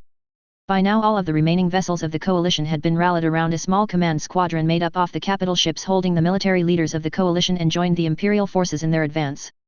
The Executor and the battleship Crying Saint led a small flotilla of star dreadnoughts and battleships, surrounded by an armada of over 7,000 warships from 2 galaxies rammed into the equally numbered armada of Chaos warships. The tables had evened, now it was only a matter of strategy and luck. The planet killer fired again, destroying the Emperor-class battleship Lady Retribution and several escorts. Massive chunks of debris flew in all directions, impacting against the Star Defender Insurgent and seriously damaging the Titanic battle carrier's starboard side. The 2 Eclipses fired a short time later, destroying the planet killer's 2 guard battleships, the Rain of Blood and the Daemon's Scythe. The planet killer was now completely open to the coalition armada. Space Marine strike vessels swarmed through the gap and began executing sharp turns when they came within 100 kilometers of the giant, bringing their side-mounted launch tubes to bear. They fired, the barrage taking the form of lines of silent flashes. But these tubes did not hold missiles or torpedoes but insertion pods loaded with squads of Space Marines. The pods dived towards the behemoth, dodging the thick anti-air fire of point defense batteries before piercing the void shields and digging into the heavily armored hull. The pods sliced through the armor to the outer corridors of the flagship and released their squads of Space Marines, hundreds of them from a dozen different chapters charged from their pods. The scene that greeted them was one from a nightmare. The very interior of the chaotic vessel seemed to be alive. The corridors were made of a pulsing red tissue, like a mass of veins and arteries leading to the vessel's vital areas. Demons slid from the walls in their hundreds, sensing an intrusion to their domain. They were met with hails of bolter fire from the insurgent Space Marines. The highly explosive shells tore through the air, embedding themselves into the pulsing walls and muscular bodies of daemon and mortal alike. The planet killer herself seemed to scream in pain and anger as the shells struck the corridor's living surface. More insertion pods impacted against the armor, burrowed their way into the Titanic monster and releasing their contents of Kasrkins, Battle Sisters, veteran Imperial Guardsmen, Remnant Stormtroopers, Alliance Marines, Chiss Shock Troopers, Psychers, Battle Priests, Commissars, Jedi, Hapan Marines, Arc Troopers, and Battle Droids swarmed into the outer corridors. All meeting surprised demons and traitors, all tearing them apart with flurries of blaster, loss, bolter, and slug fire. Anakin walked out of his insertion pod, fully dressed in his white armor and immediately cut down a daemon approaching him with his ice blue-bladed lightsaber. He then reached to his belt and pulled another lightsaber hilt, his Sith lightsaber. He ignited it and fell into a battle stance, the 2 lightsabers shining in the darkness. Other lightsabers ignited behind him, their wielders holding them in front of their faces, showing their identities: Mace Windu, Ki-Adi Mondi, Shak Ti, and Obi-Wan Kenobi. With a roar he led the charge into the bowls of the monster, hunting for the daemon he was determined to slay. At the other side of the monstrous killer, Luke Skywalker strolled out of his insertion pod, Jedi Masters Kip Duran, Corin Horn, Kyle Katarn, and Saba Sabatine directly behind him. They ignited their lightsabers, illuminating the darkness enough to show several dozen snarling demons. They dived into the enemy's ranks, severing limbs and hacking bodies. They were soon joined by a group of 5 dark troopers, the battle droids hefting their blast cannons and ripping demons to shreds in a flurry of blaster fire. Abaddon sensed the energy of his adversary from his skull throne. It had been so long since he had the privilege of fighting a worthy opponent, he sensed other powerful entities all over his ship. Psychers, librarians, chaplains, Jedi. He felt his warrior's blood boil. Let the Jedi pass, he ordered, we'll deal with them. As for the rest, completely annihilate all borders. Flotillas of Crusade and Alliance vessels stormed through the recently opened gaps in the Chaos Line, soaring towards the planet, which meant victory or defeat for either side. Squadrons of Chaos frigates and destroyers gave chase, their lance batteries firing streams of energy at the fleeting vessels. An old Corellian blockade runner took a lance beam to its spine, severing huge chunks of hull into space. One of the rearguard Imperial light cruisers vanished in a bloom of fire as its engines were hit and her warp core detonated. The Chaos vessels didn't let up until several Imperial-class star destroyers opened fire on them from a range too great for their lance batteries. The flotillas continued on until they came to the upper atmosphere of Sluisvan. Small clusters of atmospheric drop pods were launched from side-mounted launchers. The pods broke orbit and hit the ground, leaving craters in their wake, and within a few moments squads of Space Marines, Dark Troopers, and YVH battle droids joined the battle on the ground. In space, the small flotillas of Coalition vessels escaped orbit and ran back to their lines, only to be replaced by much bigger carriers. 5 ancient Mediator-class battlecruisers, relics of the Old Republic era, completely refitted into troop transports, hovered past the now degenerating skirmishes. Squadrons of Chaos fighters swarmed around them, dropping bombs and launching missiles in an attempt to destroy one of these giants, who were returning fire with hundreds of turbolaser batteries and laser cannons. They got within range, large belly doors opened, releasing small task forces of troop transports carrying men, equipment, and vehicles to the besieged planet below. The Coalition was not going to give up Sluisvan without a fight. Farseer Stormwind watched the degenerating brawl from the viewing chamber of her own personal battlecruiser, the Void Striker battleship Wraith Queen. "My lady, when will we be given the order to engage?" High Admiral Eldran Sylvanet inquired impatiently. "Not yet, High Admiral, not yet," she replied simply. "Something doesn't feel right." She sat in the center of the chamber, her legs crossed and her hands positioned in meditation. Small stones of wraith bone shot out from minuscule holes in the otherwise perfect walls, coming into orbit around her armored form. They glistened and pulsed with a mass of color. Images immediately flooded her mind. A tiny scratch in the fabric of space, several million kilometers above the raging battle, her spirit flew through this crack. A fleet of vessels stood in the warp, twisted and black. One stood out, a massive fortress of power, beautiful and terrible at the same time. She instantly tried to withdraw her mind, only to have a force stronger than she could possibly comprehend drag her back. A humanoid shadow appeared behind the fleet, dwarfing it with its great size. Eyes of a sickly yellow appeared in the darkness, and 2 dragon-like wings uncoiled themselves from around its slender body and stretched out, blocking the shinning wisps of warp cloud and gas. She immediately averted her gaze and tried to creep away, only to have a voice crackle through her mind, shattering her defenses as if they were paper. "Run, little Eldar, run! You are only delaying the inevitable." "Shingai," she muttered in terror. She tried to turn, only to find him floating before her, his sickly yellow orbs gazing into her dark red ones. Lita Stormwind screamed in terror. A hand slapped her across the face and she awakened. She shot up to see Exarch Lazaria of the Howling Banshees kneeling beside her, her silver eyes staring at her worriedly. "My lady." "Lazaria, a black stone fortress is hiding in the warp," the Farseer said frantically, grabbing the Banshee Exarch's armored collar and pulling her close. Even with every ounce of strength she could muster, she could still hear her voice quivering in terror at what her vision had shown her. "We must reposition the fleet. Intercept it before it tears the Coalition apart." "We may have to wait a little while longer before doing that," Lazaria replied. "The Seers just received a communication from Ulthui." "Ulthui?" the Farseer asked. "What could they possibly want?"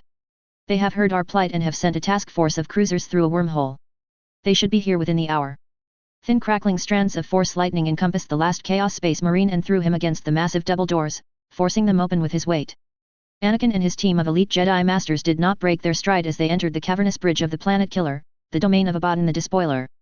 The War Master himself was standing at the far end of the bridge, looking out of the massive viewports at the battle raging around them. It reminded Anakin of the Invisible Hand, where he saved Palpatine and killed Dooku. The War Master turned as the group entered the center of the eerily empty command deck. He was as intimidating and huge as Anakin had imagined. At least 3 meters in height, dressed in impressive black armor. His face was bald, pale, and scarred. A sword was sheathed to his side, the blade feeling alive in some grotesque way. This was Ezekiel Abaddon, the War Master of Chaos, the Despoiler and Chosen of the Dark Gods. I have been waiting for you, Abaddon hissed. Since we entered this galaxy I have felt your presence, a being whose power rivals my own. It's over, Abaddon, Anakin said firmly. Turn your fleet around and remove yourself from this galaxy. I like this galaxy, the War Master replied pompously. I think I'll stay. I think I'll keep it. This ends here, Abaddon, Mace Windu said, his voice dead serious as he spoke. A violet lightsaber snapped to existence, followed by the blades of the other masters. Even Anakin ignited his 2 ice blue and crimson red lightsabers at the words of the former second in command of the Old Order. Ah, Master Windu, Korun Master and the best user of the Vapad art, Abaddon muttered. Your reputation as a warrior is exquisite, but I have no interest in fighting you or these other worms you have brought with you. My only interest is this Lord Vader who stands beside you. The War Master snapped his fingers and 4 foreboding shapes fell from the rafters overhead, drawing weapons with shrieks of grinding metal and dark laughter.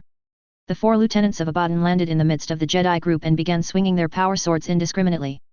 The Jedi were ready for them, however, and quickly began executing backflips and corkscrews, narrowly missing the blades of the Despoiler's personal guard. Now that all other annoyances have been dealt with, we can begin, Abaddon said smugly, drawing Drachnian and holding him casually with his right hand as he stalked towards Anakin Skywalker. The Chosen One fell into a Sorsa stance, his lightsaber blades poised and ready. It was Abaddon who swung first. Deep within the bowels of the planet killer there was nothing but long corridors, their walls alive and pulsing from the thousands of years of exposure to the warp. The dim glow orbs had fizzled out long ago, never to be replaced. Demons and chaos specialists patrolled the corridors and grand chambers, weapons from tooth and claw to bolters and power weapons poised. Among these demons were the special creations of the dark gods themselves. Blood demons patrolled the corridors, their masculine bodies of fur and mane colored red, long horns sprouted from their foreheads and small red slits glowed in the darkness. Plague demons whose bodies were grievously wounded wandered along the labyrinth like the living dead, tainted blood seeping from badly diseased wounds and dangling intestines. Scantily clad daemonettes whose bodies were sinewy and exquisitely beautiful danced along the halls, their skin pink and their eyes black as the abyss they guarded. Soulless cases of power armor were among them, representing the monsters that were once space marine but their bodies rotted away many millennia ago. And finally the recently finished monsters of the fear god, long sinewy creatures, their limbs like thin cable, their skin dark and rippling, their eyes as dark as night and scythe like talons extended from their forearms and feet. They were all moving with a purpose. Intruders had invaded their home, they were laying waste to what they had guarded for thousands of years, and they would pay for this desecration with their lives. A hail of bolter fire ripped through a wave of 3 demons, tearing their masculine bodies apart in a storm of suppression fire. Waves of warp energy streamed along the corridors, incinerating demons and chaos space marines by the dozen. Still more came. They came from the ceiling, they seeped through the walls, they phased through the decking and floors, they hobbled down the corridors like armies of undead. Among the carnage, librarian Nigel Barsark of the Crimson Guard Space Marines stood in the center of the corridor like a guardian of old, his arms folded and his eyes sparking green with warp energy. Bolts of arc lightning and warp fire surrounded his body like a hue, tainting his crimson and silver armor. Demons approached and were just as quickly dispatched by a wave of power. A squad of Space Marines surrounded him, pouring bolter fire into the approaching hordes, sending more back to the hell they came from. The Emperor is with us, brothers, he yelled, aiming a blast of arc lightning at a daemonette and ripping her sinewy body to ribbons. Do not falter, do not retreat, never surrender. There may come a time when your strength will fail, but by the Emperor it will not be this day. It will not be this day. A barrage of crimson blaster bolts assaulted the demons from an opposing corridor, ripping several of them apart in an impressive display of power and precision. A moment passed before the perpetrator made himself known. A pair of YVH battle droids strolled down the corridor, wrist-mounted blast cannons firing streams of crimson bolts into the daemon hordes. A squad of remnant stormtroopers kept pace, ducking, diving and firing as they went. At the lead of this force was a young girl with shoulder-length blonde hair and piercing green eyes, a lightsaber of emerald green held firmly in her hands as she led the squad, hacking off the limbs and torso of any daemon who came close to her. "Ah, my lady Jedi," Barsark called gleefully, "nice of you to join us."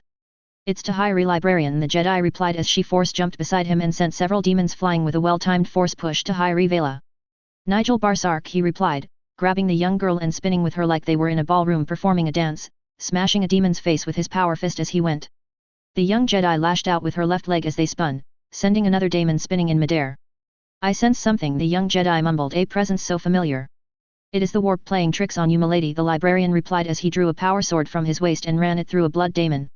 He looked around to see the Jedi dive against an iron set of double doors and plunge her blade into it. "What in the name of the Emperor are you doing? I can feel it." "What? Pain, torment, and suffering she went on. There are captives beyond this chamber, librarian, I can feel them. Just give me some cover. It could be a trap, milady, the librarian replied. There could be a horde of demons beyond that door, waiting in ambush. More meat for us to grind, she said heatedly. The area on the doors where her lightsaber had run into were beginning to burn red and disintegrate. If not, then we retreat in here and form a bottleneck. She then sent a powerful blast of force energy into the weakened crack, causing the door's locks to snap and fall open, revealing a dark chamber whose only light came from the Jedi girl's lightsaber. Immediately the Space Marines, stormtroopers, and YVH droids fell back through the doors, firing continuously as they went. The floor was covered with the casings of expended rounds and empty power cells as they finally all made it through. The demons followed and were immediately mowed down by the blaster and bolter fire. Force preserve me, Tahiri muttered with a gasp. Barsark turned and immediately felt sick. They had entered a torture chamber. The walls were covered by corpses, chained and bloodied from hours, maybe even days of unholy agony. Some of the poor souls were still alive, hollow eyes weakly looking up at the newcomers, devoid of life or hope. Many had already been lost to the warp, their bodies hanging limp and drool pooling from their mouths. By the force the librarian heard the girl again, this time with a tone of disbelief and fear in her voice. She was staring at a few of the prisoners. Numa, she asked, running up and cupping the face of a bloodied Twi'lek in her hands. Numarar, please talk to me, can you hear me? Tahiri, the alien replied, her face creasing with effort to even remember the girl's name. It's me, Numa, she replied. I'm going to cut these chains. Hang on. With a blur of motion from her lightsaber the chains were severed and the Twi'lek fell limply into the blonde Jedi's waiting arms. My lady, step away, one of the Space Marines shouted as he released an empty clip from his bolter and slammed in a fresh one. She has been contaminated by the warp, she could be possessed, a daemon trying to trick you. Tahiri, Numa muttered, lifting her right hand and pointing to another chained body a few meters away from them. Tahiri looked up and felt tears brim her eyes. Chained against the wall was a young human boy of roughly 18 with short brown hair, eyes which she remembered as once being a piercing ice blue, full of resolve and life, were now hollow and lifeless. Anakin, Tahiri muttered silently. Anakin Solo. Without another word Tahiri cut the resurrected Jedi's chains, allowing him to fall unconscious into her arms. He slowly opened them and stared into her emerald orbs. He managed a slight smile which made her heart soar. It was then that the demons broke through the entrance and overran the soldiers defending it. The stormtroopers guarding the doors were torn to shreds in a mass of severed limbs and spilt blood. A blood daemon swung at Tahiri, cutting deep into her shoulder. With a scream of pain she fell to the ground, clutching her limp arm and watching in shock as blood streamed down her shoulder, covering her torn arm and ripped clothing in crimson. She closed her eyes as the daemon cut down with his axe, waiting for the inevitable. A shrill cry of rage made Tahiri open her eyes to see the daemon sliced in half, red light escaping from the horizontal slash wound across its chest. Fire streamed through the chamber, incinerating every demonic entity within. When the flames finally abated, all that was left were those made of flesh and steel. Anakin stood, an unconscious Tahiri held in his arms and eyes shining red with demonic warp energy. He set the unconscious Tahiri against a wall and continued to glide out of the torture chamber. He stopped in the hallway, raised his left hand and released a powerful blast of crimson warp energy. The beam shot through the demons in the corridor, vaporizing them in the blink of an eye. He didn't know where this power came from, but he quite frankly did not care. When he saw Tahiri lying on the ground like that, he had lost all control of himself. A whispering voice spoke in his mind, a voice which he knew instinctively was not of the dark side of the Force. It promised him power, strength, all in exchange for simply destroying as many demonic entities as possible. His mind was no longer in control. He simply watched from his body as it glided down the corridors, destroying every daemon which was in its path. His left hand was bleeding profusely from all of the warp energy it was releasing. Crimson blood spread across his hand like veins, dripping onto the floor, leaving a soft trail of red smudges on the otherwise black decking. More, bring me more, he said through insane laughter, with a voice which was not his own. Is this all? He spun around and, raising his now crimson-coated left hand, released another blast of warp energy down the corridor, incinerating a handful of demons that were approaching him. His laughter echoed down the corridors, cruel and insane.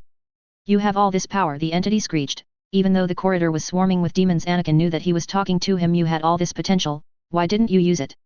This is just a fraction of what a melding of the warp and the Force can do. He released another blast of energy, this time added with black force lightning from his right hand. Those demons who evaded the deadly beam of warp energy were struck by the unnatural lightning and died along with their torn-apart brethren. He jumped into the air and curled into a ball. He uncurled quickly and a blast of powerful energy streaked out across the corridors, wiping out every daemon in its path. When the possessed Jedi Knight's feet touched the ground, the corridor was empty except for him. His laughter continued to echo through the corridors, only to be stopped by a barrage of bolter fire. The Space Marines he had left in the dungeon had started firing on him, obviously just finding out that he had been possessed by something unnatural. The shells exploded a few meters away from him, as if they hit an invisible wall. The thing controlling Anakin Solo's body stood there for what seemed like an eternity, watching the assault with murderous, warp-glowing eyes. He pushed out and the barrier he had originally made for defense flew across the void, only visible as the bolter shells impacted against her. It struck the Space Marines, throwing them across the corridor and against the pulsing walls with such velocity that it would have killed a normal man. With them he wasn't so sure. The thing strolled towards them, firing off bursts of warp energy every time a daemon tried to phase through the walls. He came across the leader of the squad, a librarian he figured by the golden armor and the staff he held in his hands. The man could not move, being held down by the enormous pressure of warp energy which the possessive daemon was releasing. He reached out with his bleeding left hand and opened his palm, ready to kill the psyker. He imagined a lance extending from his left hand and piercing the marine through the chest. The librarian looked up at him, his eyes full of resolve. There was no fear of death in this one's soul. The lance burst through the center of his host's palm, spurting blood and flesh as it streaked forward. Just as it was about to pierce through the golden armor, it stopped and a voice, strong and determined, pierced through the demonic entity's mind. Disappear. The right hand flew up and grabbed the left, causing the spear of energy to miss the surprised librarian and pierce through the decking.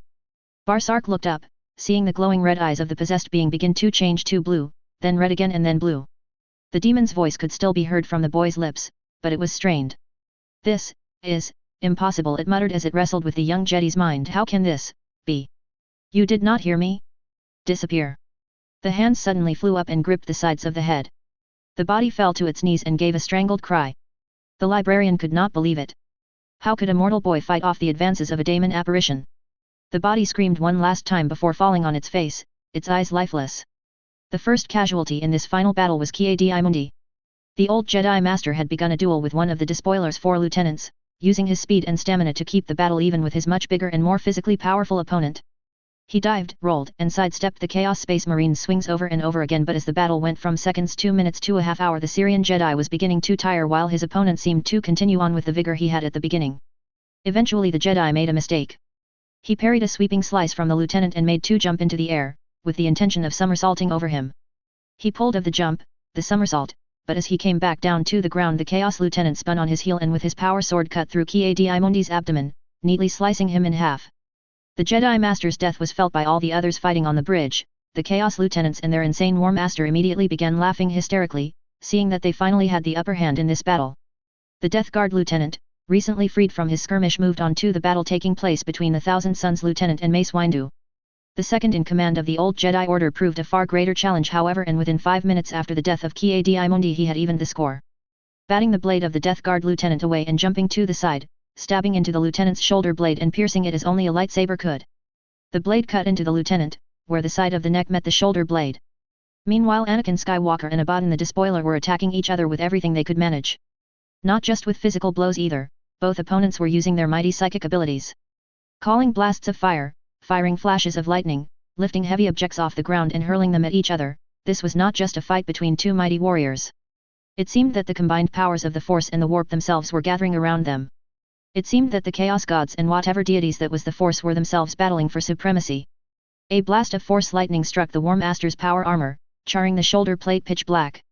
Abaddon struck down with his daemon sword, calling a blade of pure warp energy to soar across the space between them. The former Dark Lord was just able to evade it. He reached out for several empty control consoles and wrenched them from their places, tearing the metal and wiring which kept them in place with the decking. He sent them flying towards the Despoiler with a simple wave of his hand. The War Master's response was quick. He swung out with his sword, cutting each console in half as it flew towards him. The Despoiler came running towards Anakin, Drachnian held firmly in his 2 hands. The former Sith brought his lightsaber up. Both blades met, their union christened by a hail of sparks. At such close range Anakin could feel the psychic whispers of Drachnian, almost inaudible to him, but probably deafeningly clear to any warp user. It wanted blood, his blood. Abaddon grinned savagely and brought all of his weight into his next swing. Even though Anakin was able to block it, the force from the attack sent him skidding across the decking. The Chosen One had to come down on a knee to keep his balance. Laughing with delight, the Despoiler ran at him again, Drachnian held over his head, ready for a downward stroke. The lightsaber intercepted the strike just in time, but the force behind it felt to Anakin like he was trying to stop a 1-ton anvil from crushing him. The pressure from the strike was so great that the decking at his feet gave way and cratered. There was no choice, he gathered the force around him and pushed upward with a sudden yet powerful gust of wind. The Despoiler's blade went flying. Another death scream in the Force made the Chosen One hesitate for but a moment, but it was enough for the War Master, who dived for his possessed sword. Anakin looked around in time to see Shak Ti fall face first to the metal decking, blood seeping from the fallen Togruta female's chest and making a pool on the deck. His eyes alight with rage, the Chosen One reached out with his free hand and clenched his fist. The World Eater Lieutenant's helm just imploded, blood bursting forth from the eye visors and mouth guard as he fell to the ground. His power axe falling from his now limp grasp and clattering on the floor beside him. Seeing the death of their comrade was enough to make Obi-Wan and Mace come at their opponents with renewed ferocity. Their bodies a blur as they fought their tainted opponents with everything they could muster. Obi-Wan rolled under the Emperor's children lieutenant's swinging scythe and stabbed into the creature's abdomen before slicing out. The lieutenant screeched before falling to the ground dead. His battle over the Jedi Master turned to the battle still raging between Mace Windu and the Thousand Sons lieutenant. He knew that he would just be getting in the way if he tried helping Anakin. That battle was one for beings like them to fight, not mortals like himself. He swung at the last lieutenant only to be keenly intercepted by the Chaos Warrior's power sword. He then swung out with his backhand, catching the negotiator in the side of the face and throwing him, corkscrewing into the air. Obi-Wan landed hard on the floor, bouncing off the decking like he was a pebble bouncing off water. He brought his feet down and skidded to a halt before running back at the last lieutenant, spitting out a glob of blood as he ran. Mace Windu continued to push at the lieutenant's defenses, using his powerful and hybrid Vapad lightsaber form to keep him on the defensive. This one wasn't like the others, this one was a fairly powerful psyker, a sorcerer by the scrolls and parchments of ancient black runes which hung from his armor. He spun his 2-meter-long staff in his hands, its lean black form glowing red with warp energy. He swung, barely missing Mace's head by a few millimeters. Even though it was a miss, the Korun Master could still feel the skin of his bald head burn. He struck out, putting the last lieutenant quickly on the defensive. Again and again he pounded at the sorcerer's defenses with his lightsaber, weaving his blade until it became like a wall of violet energy. The sorcerer stabbed out with his staff, a blast of warp lightning escaping the tip, but the Jedi saw it coming and performed a perfect backward somersault, missing the scar of lightning. He landed on his feet and lunged forward, ducking a decapitating blow from the staff and lunged the lightsaber into the Thousand Sun lieutenant's face, the violet blade exiting the back of the traitor's head. Across the bridge Anakin struck Abaddon's daemon sword with such power that it sent the War Master skidding across the chamber and hitting the thick metal of a blast door. The despoiler stood up straight only to see the one known as Darth Vader striding towards him, the 2 surviving Jedi flanking him as he walked. Their lightsabers ignited and their eyes set on him. They stopped as one a few meters away from the War Master, falling into defensive stances and lowering their lightsabers like pikes. "This party's over," Mace Windu said with a small grin. "Oh yes," Obi-Wan replied, "I think you're right."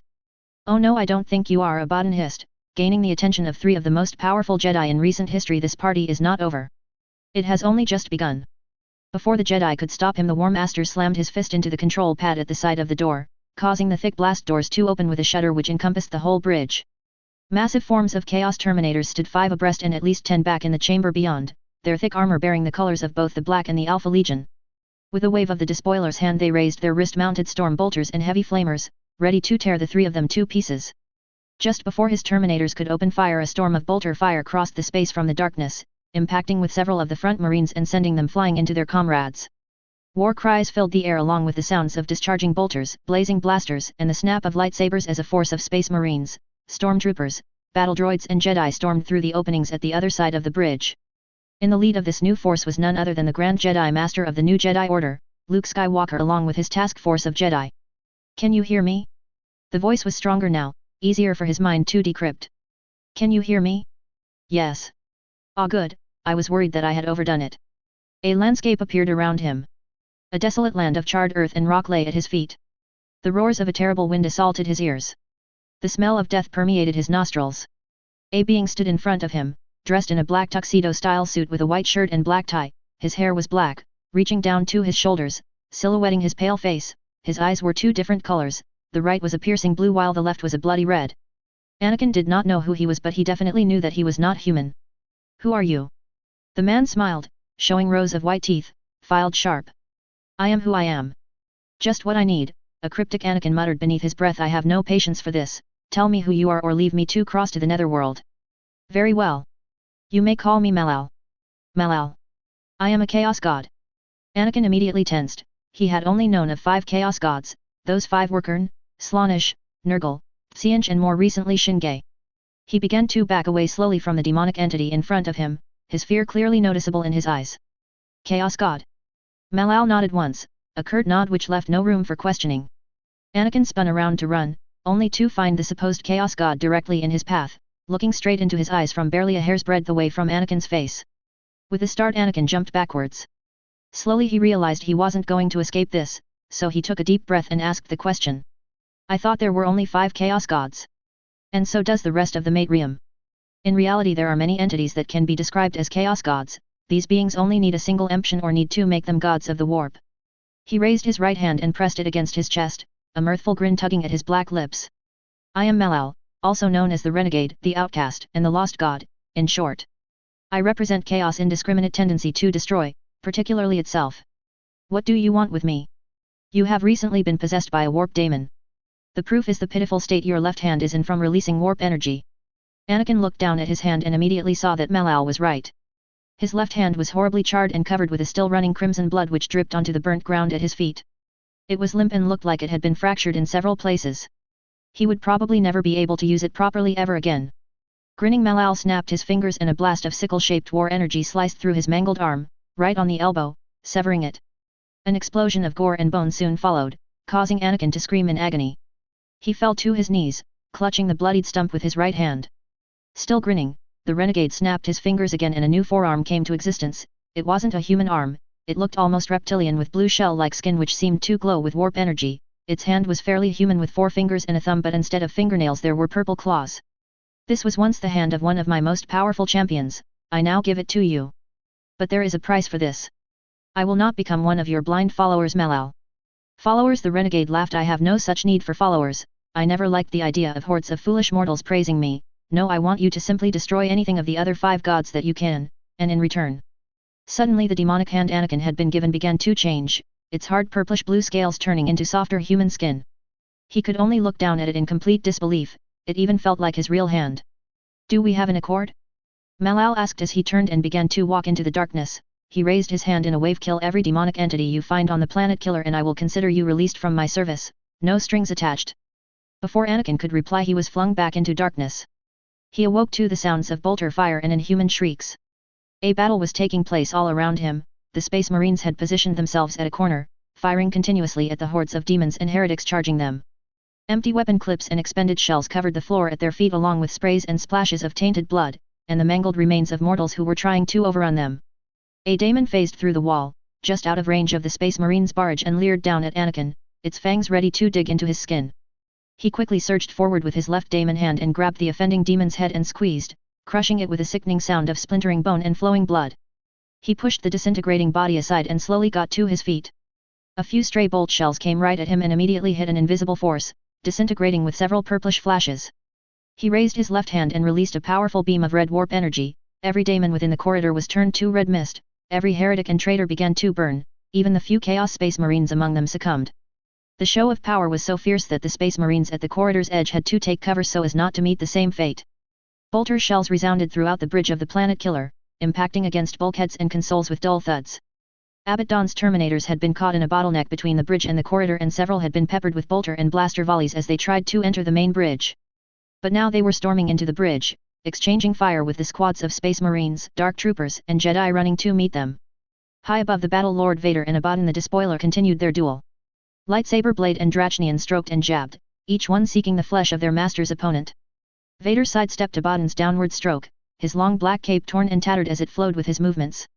He swung, and caught the Despoiler's shoulder plate, slicing neatly through it and burning into the skin. The War Master let out a roar of pain before swinging Drachnian, aiming to decapitate the former Dark Lord of the Sith. But Anakin had jumped aside, his free hand outstretched and releasing a blast of Force lightning. Abaddon sneered and with a swing of his daemon sword swept it aside before surging forward. Vader was able to deflect the blade but not fully, as it sliced through his armor and grazed the side of his abdomen underneath. He tensed and roared before coming at Abaddon with renewed aggression, swinging and stabbing with his lightsaber's crimson blade and immediately putting the Despoiler on the defensive. Good, good, Abaddon sneered. That's the Darth Vader I've heard about. This is the mindset of the man who took control of the galaxy and brought the Jedi to their knees. Vader wasn't listening. He just continued to strike, mentally counting off his motions in his mind to stay in control. Swing, spin, stab, parry, block, stab, jump. He jumped over the Despoiler's possessed blade and somersaulted over his head. Once he hit the ground he spun on his heel, bringing his crimson-bladed lightsaber into a swing. He caught Abaddon, digging deep into his abdomen. The Despoiler screeched, an inhuman sound before grabbing Anakin and headbutting him, sending the Chosen One sprawling onto the floor. Before Anakin could regain his composure, Abaddon was on him, grabbing him by the collar with one hand and raising his power fist, ready to crush his opponent's head with one powerful strike. Anakin had been knocked back to his senses by then. He snapped his head to the right, narrowly missing the fist and released a powerful force push, hitting Abaddon's wounded abdomen and sending the despoiler flying through the air. With a single breath Anakin flipped to his feet, his lightsaber reactivating in his hands before charging the despoiler, who had fallen hard on the metal decking below, knocking over several Chaos Terminators and Dark Troopers. As Abaddon regained his footing he decapitated one of the black armored juggernauts in one fell stroke before ducking the other's blast cannon and cleanly stabbing into its chest before cutting out. By then the Chosen One had arrived, jumping over a cumbersome Terminator and taking off his head with a swing of his lightsaber as he somersaulted. He landed in a crouch and found Abaddon staring right at him. Blood as black as night flowed from the wounds on his shoulder and abdomen, washing over the dried blood and gore which caked his armor. The two opponents stood there poised for a moment, waiting for the other to make a move. The Loyalists were being overrun. The Space Marines and Dark Troopers were hardy fighters but they lacked the experience and firepower that the Chaos Terminators, as elites of their traitor legion had. Even now they were slowly withdrawing from the bridge, bolters and blast cannons firing continuous salvos at the advancing column of Terminators. "Don't you see," Abaddon scoffed, "you never had a chance. From the moment you stepped aboard my ship you were playing right into my hands. You Force users think you're so superior to us, that the Force offers you more freedom than the warp. We may be chained to the Chaos Gods but we are still better than you. You seem so confident," Despoiler Vader replied, "but the fact is that at the moment I have the upper hand in this duel." Not for long the War Master grinned and raising his hands summoned all of the power entitled to him by the circle of Chaos Gods. The bulkheads, the steel, the control consoles, the decking, even the main viewports showing the monumental space battle taking place all around them started to bend and twist. Anakin heard the squealing of wrenching steel, the unholy energy which suddenly permeated the air, then suddenly the thick steel glass which covered the main viewports shattered, opening up the entire bridge to space. The sudden vacuum sent dozens of Space Marines and Dark Troopers flying through it. Even the despoiler servants were thrown through the shattered viewports. Instinctively Anakin dug his blade into the decking and held on for dear life. He cast a quick glance at Abaddon to find him standing where he once before, the hurricane winds not even making him sway. His eyes glowed red, occasionally flashing streaks of crimson lightning. Black wings pierced through the back of his armor and stretched out, dripping blood, his nose wrenched forward with a sickening crunch of bone reshaping, creating a maw of razor-like teeth. His power armor began to crack and break as his body became too large to take it. An axe appeared in his other hand, dripping with the blood of 1,000 innocents. "This is the powerkern bestowed to me," Abaddon screeched. "I am Abaddon the Despoiler, War Master, and God's chosen of the forces of chaos. You cannot stand against me, Anakin Skywalker." Anakin reached for his belt with his free hand and grabbed for the second lightsaber hilt nestled there. He took the silvery hilt in his gauntlet and flipped the switch, allowing a blade of ice blue light to sizzle into existence. With a deep breath he pulled his crimson blade from the decking and let the power of the vacuum take him to his target.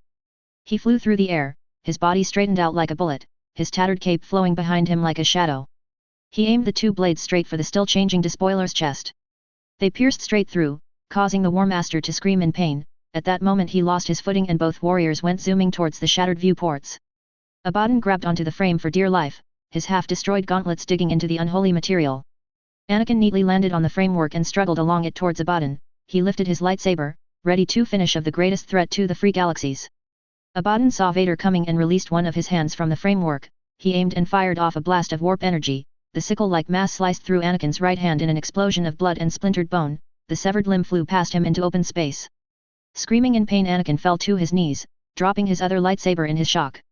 The despoiler was laughing now, watching as the chosen one of the Force focused all of his power into staying awake. Weakly Anakin fumbled with his belt, pulling out a small orb and pushing the button in its center. He then grabbed the despoiler and placed it inside his half-destroyed armor before planting a boot on the War Master's face. "See you in hell!" Anakin screamed and booted Abaddon in the face again. He watched with relief as the despoiler finally lost his grip and fell into open space, and as the emergency shutters creaked down he saw a great flash as the thermal detonator exploded. He felt the War Master's life wink from existence. Abaddon the despoiler was dead. With that thought on his mind, Anakin smiled and finally lost consciousness. Chapter 60, Endgame. Chapter 58. Endgame. The Lord Sorcerer sat on the ancient chair, watching the battle unfolding before him on the main view screens. The enemy had the armada completely on the wrong foot, slowly encircling them and picking them off. Already several fractures had appeared within the main Chaos ship clusters. Explosions flashed in the lines between the two forces, each one symbolizing the death of a starfighter, an escort, a capital ship. Then it happened. He felt the ruinous power's influence dim considerably, as if a bright flare had lived out its life and died. The War Master had died. He felt it in the very fabric of the warp. For a while the warp got dimmer as if it would disappear completely, then it suddenly flashed with a raw surge of power, a power which was unmistakable. The War Master had just released the ultimate power which the Dark Gods had bestowed upon him. Lord Sorcerer Khan, one of the highest-ranking members of the Night Lords, the Legion who had just recently swore loyalty to the God of Fear, raised his armored hand so that the traitor serfs could see. Magnify to the planet killer, he ordered simply. The view screen came to life in an explosion of static which quickly cleared, showing the massive form of the planet killer. It was not a sight that anyone in the Armada wanted to see. The once magnificent and terrifying warship, created within the warp, supposedly impregnable to anything, was a bleeding corpse of what it once was. Several massive holes adorned its superstructure, spilling bodies and equipment out into open space. Many of her gun emplacements had gone silent. In fact, the only sign that it was still in their hands was the random flashes of still usable dark lance batteries, aiming for the vessels of the coalition fleet. Closer, to the bridge section, he ordered, and the image magnified again, showing a massive creature floating towards the closed shutters of the mammoth viewports. It was a sight of pure power. Even as he stared at it, he saw several weak serfs fall from their stations, their forms convulsing and their mouths frothing. He saw the massive dragon wings, the bulging muscles of its arms and legs, the power which radiated from it. Their War Master wasn't quite dead yet. Prepare to exit the warp, he ordered, turning off the view screen. Anakin awoke to the sounds of clanking feet and raised voices. He opened his eyes slowly, allowing his vision to get used to the suddenly bright lights. Jedi were all around him, looking down at him with worried expressions. Obi-Wan grinned as Anakin slowly looked at each face in turn. Obi-Wan Kenobi, Mace Windu, Luke Skywalker, KYP Duran, Kyle Katarn, Corran Horn, and Saba Sabatine. Welcome back, Anakin, Obi-Wan said with relief. Help me up, Anakin said weakly. Obi-Wan and Luke immediately took a shoulder each and helped the Chosen One to his feet. He looked around the bridge. Most of the bodies had been cleaned out by the void, but the blood still stained the decking. Every console not attached to the wall had either been wrenched from their positions, and those that were still there were unusable, either sparking or on fire. Besides the Jedi around him, there were several squads of Space Marines from the Blood Angel, Blood Raven and Ultramarine Legions, as well as 10 Dark Troopers and 20 Crack Stormtroopers. All running around the bridge either to defensive positions or to burn away the hideous warp growths on the walls of the former Chaos flagship. Leading the entire force was Gabriel Angelos, the famous captain of the Blood Ravens, a retinue of apothecaries, chaplains, and librarians around him as he barked out orders. More coalition warriors moved in through the entrances. Kasrkins, Battle Sisters, and Alliance Marines took up positions with those already there. Among those was a librarian carrying the prone form of a young blonde-haired girl, whom he immediately handed over to one of the apothecaries. Luke seemed to recognize her, and handing his father to Mace Windu, moved over to the small cluster. The Space Marines behind the librarian were keeping their bolters trained on a small form. A young man in tattered clothing. Anakin, Luke said in disbelief as he nudged his way through the towering Marines. Anakin Solo. The young man looked in Luke's direction and managed a slight smile. Hello, Uncle Luke. Luke tried moving closer to his revived nephew, only to find a long staff hitting the ground at his feet. It was the librarian who was carrying Tahiri earlier, Nigel Barsark, librarian, Crimson Guard Legion. Luke Skywalker, Grand Jedi Master, Jedi Order, Luke replied before gazing at the Marines who had their bolters trained on the young Solo. What is the meaning of this? This man was possessed by a warp daemon, Barsark answered. Although I sensed that he has forced it out, he needs a thorough mind examination by a priest of the Holy Ecclesiarch. There are also other things to consider, another Marine added. The daemon limb is reason enough to put him out of his misery. Calm, brother, Barsark replied calmly. We still do not know how dangerous the limb is, and I must admit I find it interesting that a limb of demonic nature was attached to this boy who obviously is not under the influence of chaos. The one who gave me this limb called himself Malal, Anakin explained simply, making the Marines tense. He calls himself the Chaos God of Destruction. Basically he represents chaos need to destroy everything, even itself. And the limb? The librarian asked sharply, tapping his staff on Anakin's left hand, which was covered by a cloth embroidered with ecclesiarch markings and anointed with their holy water. What was his reason for giving you this? He wanted me to destroy every daemon I came across, Anakin answered. When I did that he would release me from his service. He didn't even give me any chances to answer. I have heard enough, Gabriel Angelos muttered, but before he could reply one of his Marines trotted up to him and saluted sharply. Brother Captain, the site is secure, he reported. There is no demonic activity in the area. Likewise our shock teams have reported a substantial decrease in demonic incursions. It's because they're scared, Anakin Solo said simply. How can you know that? I can see them, he answered. I can see every daemon on this vessel, and they are running back through warp tiers. Something is coming, something which they fear more than anything else. What are they running from? Anakin seemed to concentrate before his eyes widened in sudden horror by the Emperor's black bones. You dare to? One of the Marines stuttered before being stopped by the thundering voice of the boy's great-grandfather. He doesn't mean your Emperor, you idiot. It's out there, Anakin said, his voice trembling as he pointed towards the shutters. A daemon, an extremely powerful daemon. Just then a powerful force hit the shutters, causing several dents to appear on the strong material. Every soldier, be they mortal or immortal, raised their weapons and took aim. all activating their magnetic boots to stop themselves being driven into space. Suddenly a long snout phased through the shutters, followed by a head adorned with blade-like spikes, eyes of shining crimson staring at all in attendance. A long masculine arm of black flesh was next to phase through, claws at least a meter long digging into the decking for a foothold. "Fire at will!" Captain Angelos shouted, and aiming his bolt pistol fired the first shot. His battle brothers and fellow Imperials followed suit, followed closely by the warriors of the Galactic Alliance. Blaster bolts, bolt shells, heavy bolter rounds, streams of flame all bounced harmlessly off its black skin. The creature continued to emerge, its body all the way down to its abdomen was visible, wings of black night stretched out, the delicate skin dripping black and crimson blood onto the metal decking. "It's Abaddon!" Solo muttered. The daemon opened its maw and shrieked, releasing a wave of supersonic power upon the warriors before it. The Space Marines were protected by their armor, the droids were unaffected, the Psykers and Jedi were able to bring up mental barriers to deflect it, but all others fell to their knees, blood seeping from their eyes, ears, and nose. Many were screaming in agony.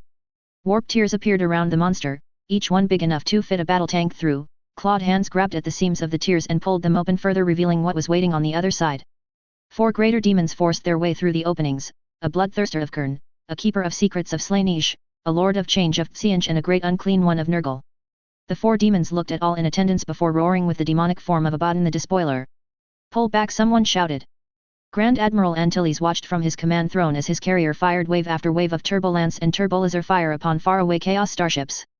Smaller defensive guns dotting his decisive carrier's hull flared, hosing doom-fire starfighters with thin red lances of laser. Occasionally a laser beam grazed an enemy fighter or hit it dead center, causing it to either explode or spin out of control. An explosion rocked the starship. The area affected clearly seen from the high tower the bridge was located. A section of the starboard side, one of the main turbulence guns had been strafed by a trio of Chaos Fury bombers, the shields had failed and the main munitions magazine for the long-range weapon had been caught in the blast, vaporizing the gun and the surrounding decks with the detonation. "Seal off all bulkheads to main gun 2," Wedge shouted over the chaos of his bridge. "Where the hell is our fighter support? Green and red squadrons are tied up with enemy fighter units, gold and blue squadrons are taking heavy casualties with Chaos SSI drones." His communications officer, a middle-aged woman with high cheekbones and short brown hair stuffed under an officer's cap, reported, "Silver Squadron has been completely wiped out. Incoming." Wedge looked up just in time to see a series of flashes as a swarm of drones hit the bridge deflector shields in kamikaze runs. That was the 3rd time in a half hour they had gotten under their defense barrage and rammed the shields. "Bridge shields are down to 50%. What in the 9 hells are the defensive gunners doing?" Antilles shouted. "Shoot those drones down." A large series of explosions brought his attention away from the bridge to the far starboard side of the task force, where an old Imperial Star Destroyer, the Vindicator, lost her shields to a swarm of suicidal drones. The survivors moved on past the shattered shields and smashed into the armor plating. A nearby Chaos cruiser took full advantage of the defenseless ship and fired a salvo of lance beams from its main batteries, causing the Star Destroyer to crack in half like an egg. Wedge gritted his teeth and balled up his fists until the knuckles turned white. That was the 3rd Star Destroyer that his task force had lost. The enemy armada may have just lost its head with the death of its War Master, but they were still fighting with the fanatical zeal of a wounded animal in a corner. The situation on the ground was the same. The Imperial Guard regiments and Alliance divisions were reporting harsher resistance from the Chaos armies on the ground and high losses from relentless and desperate counterattacks. Thousands of coalition soldiers were already reported either killed or missing in action, with twice as many wounded. Several Imperial regiments and Alliance divisions had been wiped out with the fall of the northern sector, including 3 Homeland Guard brigades, the Imperial 92nd Stormtrooper Division and the Kadayan 30th Royal Regiment. "Sir, we have an incoming signal. Position, about 9,000 kilometers above us." A warp tier appeared in the fabric of space, roughly 1,000 kilometers from where the 17 kilometers long Star Defender Firewater was stationed. Through the tier came a vessel that the Grand Admiral had never seen before. It was massive, dwarfing anything that he had ever seen, and that included the Planet Killer. Its basic design reminded him of a massive pyramid made of black material with 8 massive arrow-shaped arms separated into 2 sets. The fortress fired a concentrated beam from one of the many large gun emplacement which dotted the arms and pyramid-like center. The beam bypassed the shields of the Firewater immediately and impacted its sleek hull, blasting through the thick armor like it were paper. The Star Defender cracked. Several detonations blanketed across its hull before one final explosion erased it from the spaceways. At the same time as the Star Defender's death, the fortress fired a full salvo from every gun emplacements. Dozens of vessels were caught by the barrage and exploded in a blanket of fire and debris. Among the many ships to die in that opening salvo was Wedge Antilles' carrier. The last thing the Grand Admiral was able to see was the beam of power from the Blackstone Fortress's main warp cannon. The greater demons descended upon them, their claws and mandibles outstretched to grab anything they could. The Bloodthirster brought down its heavy axe in a sweeping arc and a full squad of stormtroopers were cut in half from their waists. The Keeper of Secrets moved with a finesse that should have been impossible for its size, slicing men and droids alike to pieces. The Lord of Change swiped with its claws and beak like maw, cutting anyone in its path to pieces while the Great Unclean One simply sat on the floor, letting its spores and airborne diseases spread. All the while the daemon form of the War Master tried to stand, showing its great size to all in attendance. Compared to the greater demons who were 3 to 4 meters tall, the Daemon King stood a grand 10 meters high, with claws which could encompass a bloodthirster's head. It shrieked again and several more mortals fell to the ground, either dead or bleeding to death from the sonic charge. Bolter, blaster, and last fire rang out from the guns of the coalition soldiers. Only to bounce harmlessly off the demonic entity's tough skin. Find some cover, Angelos bellowed as he drew his nemesis sword and charged the bloodthirster, the chaplains and librarians at his back following his lead. Surviving Imperial Guard and stormtroopers were retreating back to the main corridors where the demons could not follow, releasing salvos of blaster and last fire in their retreat. The Dark Troopers and regular Space Marines were taking cover anywhere they could find, firing off blaster and bolter rounds in an attempt to give some cover to the charging elites. The Jedi hesitated for just a moment before they ran into the fight as well, lightsabers drawn and ignited. Luke Skywalker led the charge, jumping past the bloodthirster's axe and jumping onto the back of its neck. He raised his lightsaber, ready to plunge it into the monster's head. Its tail flew up and swiped at Skywalker, forcing him to abandon the attack and force jump to safety. Others were attempting the same thing only to be forced back by the demons. They were surrounding the despoiler, acting as a shield until the War Master could master his new body as a true ascended daemon. Gabriel Angelos charged the bloodthirster, his nemesis blade held firmly in his right hand. The greater daemon swung his axe at him, but the captain easily jumped over it and grabbed the demon's long ears, hoisting himself up over its head. It tried swiping him away with its whipped tail like it did to Skywalker, but the Space Marine was stronger physically. He grabbed the tail in mid-swing with his free hand and plunged his sword into the back of the demon's head. The daemon convulsed and screamed before falling in a heap on the metal decking, its entire form flaying in a vain attempt to right itself. The captain of the Blood Ravens now stood over the daemon and with his sword cut off its head in one powerful downward stroke. The Blackstone Fortress was almost unstoppable. In the space of a few moments it destroyed several Alliance and Imperial vessels. A large hole had been punched in the Coalition's blockade and the remnants of the arch-enemy's fleets were funneling through and escaping to open space. The Coalition was trying to redeploy its forces to block up the recently opened hole only to be met by the monolithic guns of the fortress. As the blinding light died away, another 9-star destroyers, 3 light cruisers and an Armageddon-class Grand Cruiser had been skewered and left in space as burning carcasses. The Lord Sorcerer smiled. If he hadn't interfered, the Armada would have been destroyed down to the last scout, but with this timely intervention enough ships and personnel would escape to prowl the spaceways and secure the worlds they had taken, turning them into fortresses. Some may run all the way back to the Eye, but he knew most would follow the War Master's counter-strategy. Alarm klaxons wailed. What is wrong? Incoming vessels, the surf reported 100+. Flashes of blue light stung the Lord Sorcerer's eyes, and a rip of blue energy appeared just beyond the Blackstone Fortress. Small bands of sleek vessels streamed through the recently opened webway and dived towards the ancient weapon, lances of turquoise and violet energy streaming from gun emplacements. The vessels were sleek and slightly dragon-like in design. They moved with a speed and maneuverability which should have been impossible for their classes. He only knew of 2 races which used vessels with that capability, and of those 2 only one had the color schemes which adorned their hulls. Crimson and white for half of the vessels, blacks and purples adorned the hulls of the other half. Eldar, the Lord Sorcerer murmured, his pike-like teeth appearing beyond his torn lips. Siamhan and Ulthui, gunners, send these lightling scum to the warp. I'm sure Slaanesh will enjoy the taste of so many Eldar souls. The small vessels swarmed around the Blackstone Fortress, torrents of violet and turquoise beams escaping from their guns and smashing into the great monster's shields. The Blackstone Fortress fired its main guns again, tearing a half-dozen apart in a storm of flame and debris. The Eldar doggedly hung on, pummeling the large war machine with their weapons. And finally, from the still-open portal a single Imperial battleship emerged, its armored hull engraved with an Imperial double eagle and 2 lightsabers ignited in front of it. The Reverend Blade opened fire with all main lance batteries, battering the shields of the Blackstone Fortress along with the already deadly salvos the Eldar were dishing out. Status on the Armada? Khan asked simply. The firepower arrayed against them was fierce, but still no match for the shields of the ancient warship. Over 2,000 vessels have escaped, my lord, a serf replied, but the Coalition is coming for us with more ships than we can fight. Very well, Khan muttered, but we have one last thing to do before we make our grand exit. Prepare to destroy the planet killer, arm the main warp cannon. The torrent of warp energy encompassed the Lord of Change, and the bird-like greater daemon screeched out before its head and upper body disintegrated. Anakin Solo stood before the now collapsing and dissolving corpse, eyes glowing red, daemon hand outstretched and crackling with tainted power. The Keeper of Secrets had met the same fate a few moments before, as had the Great Unclean One. Several dozen Space Marines, soldiers, and Jedi lay dead on the metal decking. Dark Troopers and YVH battle droids lay among them as sparking wrecks, taken by the demons before Malleus' gift had dealt with the massive monsters. All that was left now was the demonic form of Abaddon the Despoiler, the Daemon King as many of the warriors around Anakin were calling him. Bolter rounds were detonating continuously off the monster's black flesh. The daemon looked up, raised one of its long clawed black hands and released a torrent of warp energy. The beam encompassed one of the dug-in positions and erased all taking cover there from the matrium. Anakin ran around the daemon as fast as he could, his hand raised and firing bolt after bolt of warp energy at the monster. Beam after beam impacted off its armor like skin and had the same effect as the bolter rounds and lightsaber blades had. That was nothing. Anakin wasn't strong enough to break the back of this daemon. With every blast he felt weaker and weaker, the amount of warp power he was releasing taxing him physically and mentally. He didn't even see the long whipped tail until it hit him head-on, throwing him off his feet and sending him flying against the far wall with a bone-jarring thud. He slumped to the ground, consciousness ebbing. He could feel his very life leaving him. Something was draining him of his life. Somehow he knew that it was the daemon hand.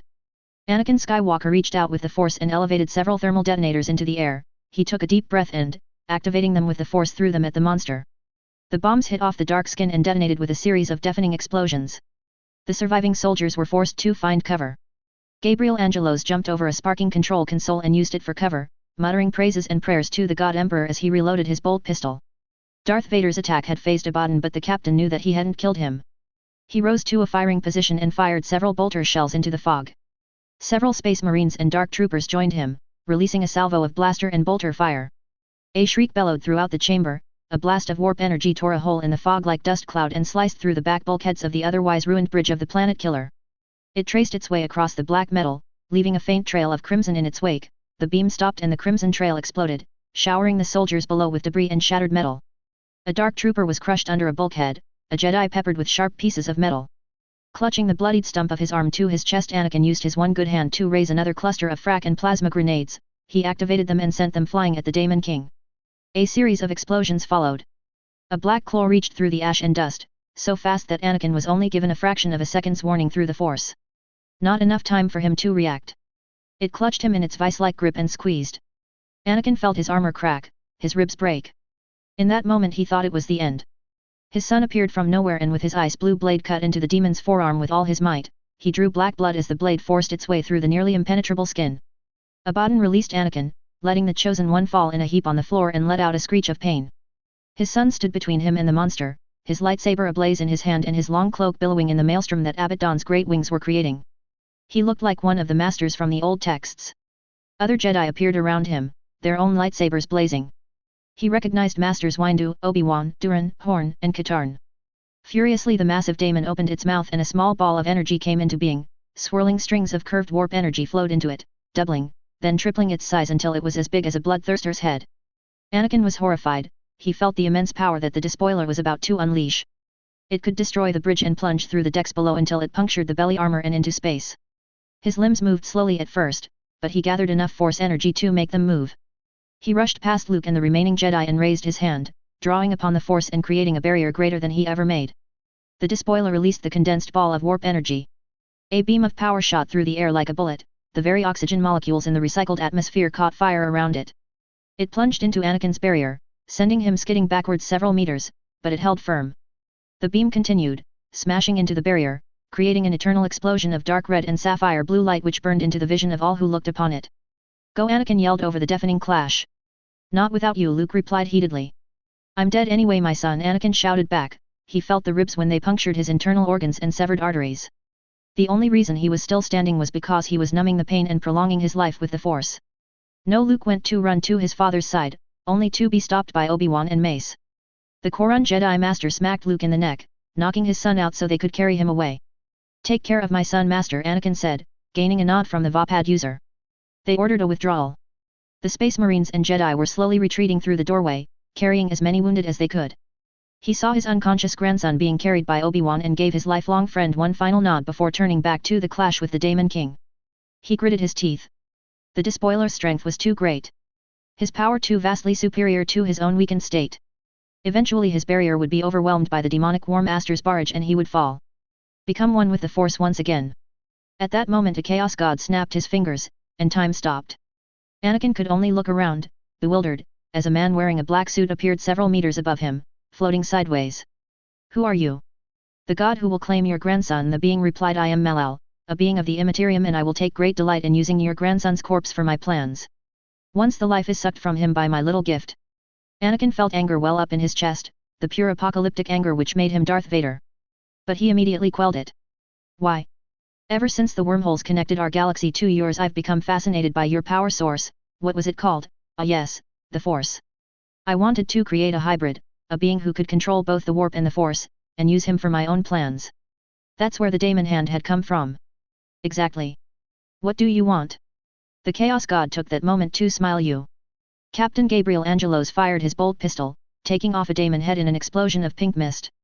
All around him his battle brothers were running, either carrying wounded or firing their weapons at the demonic presence. The captain found it odd. There had only been sporadic daemon activity so far. It seemed that ever since that monstrosity appeared, the other entities of the warp had vanished to whatever dark corner they originally slithered from. Something just didn't feel right. Something was keeping these creatures at bay. It seemed that a great presence had engulfed the planet killer. A presence which brought fear to the black hearts of these abominations. Gabriel hoped over a piece of twisted debris. Put a bolt round through the head off another daemon and quickly changed the clip. You want me? Anakin said. Yes, Malleus replied. I never wanted your grandson, he was just a flare to get your attention. I want you, Anakin Skywalker. Or more precisely, your body. If I accept, your grandson will be free from my service, no strings attached, and he'll even take care of this big grotesque monstrosity here. The Chaos God smirked. You can keep your soul too. Anakin felt death creep closer to him by the second, and in that moment he saw that this was the only way to defeat Abaddon and end this once and for all. If it cost him his life, then that was his loss, he would be saving millions more. Done. Malleus grinned. Then be at peace, son of the suns. At that moment the Chaos God's image fell backwards and disappeared inside Anakin's body. Black mist covered him and time stayed moving again. Malleus opened the eyes of Skywalker and stared at Abaddon. He raised the stump that was once a hand. A new limb came into existence. Bluish-purple scales adorned the skin and long midnight blue claws extended from its fingers. A king of demons, you may be Abaddon the Despoiler, Anakin's body said with a voice which was not his own, but you are no match for a Chaos God. He raised the demonic hand and a small ball of crimson energy appeared. Small strings of curved force energy became visible around it. In the blink of an eye the two powers merged, creating a ball of blackish-red energy. It bubbled and sizzled with incredible power. Malleus held out his host's newly created daemon limb and released it. It bypassed the force barrier and struck the warp spear Abaddon was firing. For moments the two forces clashed, jockeying for possession, the beams moving back and forth as more energy was added by both monumental powers. But the hybrid spear was winning. It sliced through Abaddon's warp lance like a blade and encompassed the monster's head, disintegrating it in a wave of powerful energy. Abaddon was dead, and he wasn't coming back. The show of power ceased and Abaddon's headless form slumped to the ground with a great bang. Anakin Skywalker was dead as well. His soul had been forced from his body and had rejoined the Force the moment Malleus took control. Such was the price for being possessed by a god. Malleus looked out the massive viewports and scowled. A powerful lance of energy was advancing quickly on the planet killer. Malleus. Oh dear, Malleus muttered with a grin as the booming voice echoed through the immaterium. It seems I made someone angry. The lance of warp energy struck the bridge of the planet killer and punctured the titanic vessel all the way back to its furthest engine nacelles, destroying everything in its path. I hope that was to your satisfaction. Chapter 61, Episode 2 Epilogue. Chapter 59. Epilogue. The ancient chamber of the Coruscant Senate was in a state of chaos, but for once it was not the senators of the Galactic Alliance who were causing all of the commotion. The Senate had been temporarily handed to the Imperium for a meeting.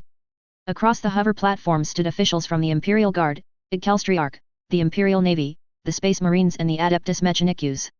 Admirals, commanders, colonels, generals, captains, priests, magi, commissars, all gathered in one place to await a historical moment. Rumors had already spread in the 3 months since the conclusion of the Battle of Sluis Van and the Chaos Wars. These rumors were so insane many members of the colonial fleets had taken them as badly put together jokes. The High Lords losing their powers as heads of the imperial state, 2 primarchs returning from exile after such a long time, and the most surreal rumor of all was the Emperor, their beloved God Emperor had been resurrected and was even now building forces for several monolithic crusades.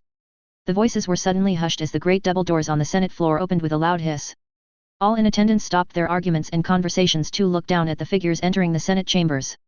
First to come through was 2 squads of Space Marines, their grey armor gleaming in the dim light and their bolters polished to a parade ground shine. The Marines of the Space Wolves Legion marched through the Senate floor and came to a stop in 2 lines. Another being walked into the chamber and immediately all snippets of prolonged conversation silenced. The man who was stalking towards the central spire of the Alliance Chief of State's pulpit was large, standing a head taller than a Space Marine. His armor was grey like the space wolves, and a long cloak, made of some type of animal fur, billowed in the wind behind him. He did not wear the helm of the honor guard who were standing at attention either side of him. His face was bald and showed the scars of several hundred lifetimes of warfare. He jumped with superhuman ability and landed squarely on the chief of state's pulpit before turning, catching the eye of all the military leaders in attendance. He took a deep breath and began to speak. His voice bellowed through the chamber, his audience caught on every word. Brothers of the Imperium Lemon Russ, Primarch of the first founding Space Wolves Legion began, I come before you with great news, news which will shake the Imperium of Man to its very foundations. He stopped for a moment, the Senate was silent, a pin drop could easily be heard. The God Emperor of Mankind, my father, has been resurrected. Nothing happened for a moment as those in attendance let it sink in. Then it began, the whole Senate erupted in near-deafening cheers. The most dignified of admirals and generals screamed in joy until their lungs burned, even the Space Marines who were usually so stoic and expressionless broke out in cheers of celebration. A raised hand from the Space Wolves Primarch didn't silence them at first, but eventually the Senate floor quietened and the leaders of the Imperial Colonial Force gave the Primarch their undivided attention once again. Now Lemon Russ began again. Let us discuss the creation of this coalition crusade and the final pushes which will bring the arch-enemy to its knees. Across the 100,000 worlds of the Galactic Alliance there was celebration for the near-crushing victory against the arch-enemy, but on many worlds there was also mourning. Millions of innocent beings had been massacred by the Chaos invasion, hundreds of thousands of soldiers had been killed. A dozen worlds had been raped and made lifeless. On Ossus the Jedi had erected a great stone wall with the names of those Jedi killed in action etched onto its polished and flat surface. An entire section of the temple had been set aside for holographic memorials showing those killed in the war, the names and ranks of those beings etched into a golden plaque on the base of each memorial. Luke Skywalker stood at the first memorial, watching the holographic image of his father, standing proud and tall in his white armor, an unignited lightsaber hilt in his hand. The plaque below stated for Anakin Skywalker, Jedi Master. Hero with no fear. There were over 100 names etched into the wall at the back and exactly as many memorials stretched out in 4 lines along the courtyard. Luke looked down over the memorials of the slain and made a promise to them that the new Jedi Order would shine brighter than ever before. Footsteps made him turn. A Jedi Master walked through the doors which led to the corridors of the main temple. Luke recognized him. He looked older, more rugged than what he remembered, but he knew one of his students when he saw them, the one who had gained the nickname as the Lost Master. Gabriel Sabbath. Luke greeted with a slight bow. Grand Master Skywalker, Gabriel replied, his bow deeper and more respectful. How does it feel to be back? It will take a while to get used to the silence again, Master, Gabriel replied with a slight grin. Luke knew exactly what he meant. Gabriel had been lost in the other galaxy for nearly 4 years, and in that time he had fought many battles alongside Ravan and his ragtag army of Jedi and Imperials. He had seen things, horrid things, worlds burning, men being ripped limb from limb, entire dynasties falling.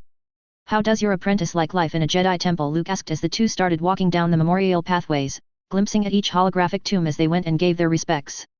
She is very curious. I know, Luke replied. She has her fellow apprentices in an uproar.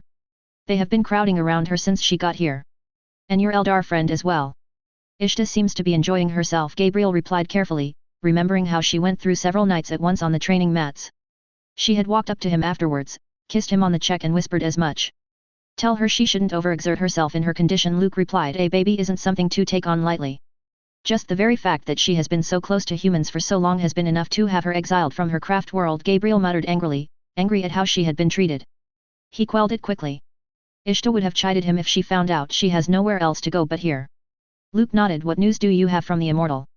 Ravan is more than happy to merge his order with ours, Gabriel began, but he wants his faction to have a voice on the new Jedi Council, and he still wishes his side to wander the spaceways.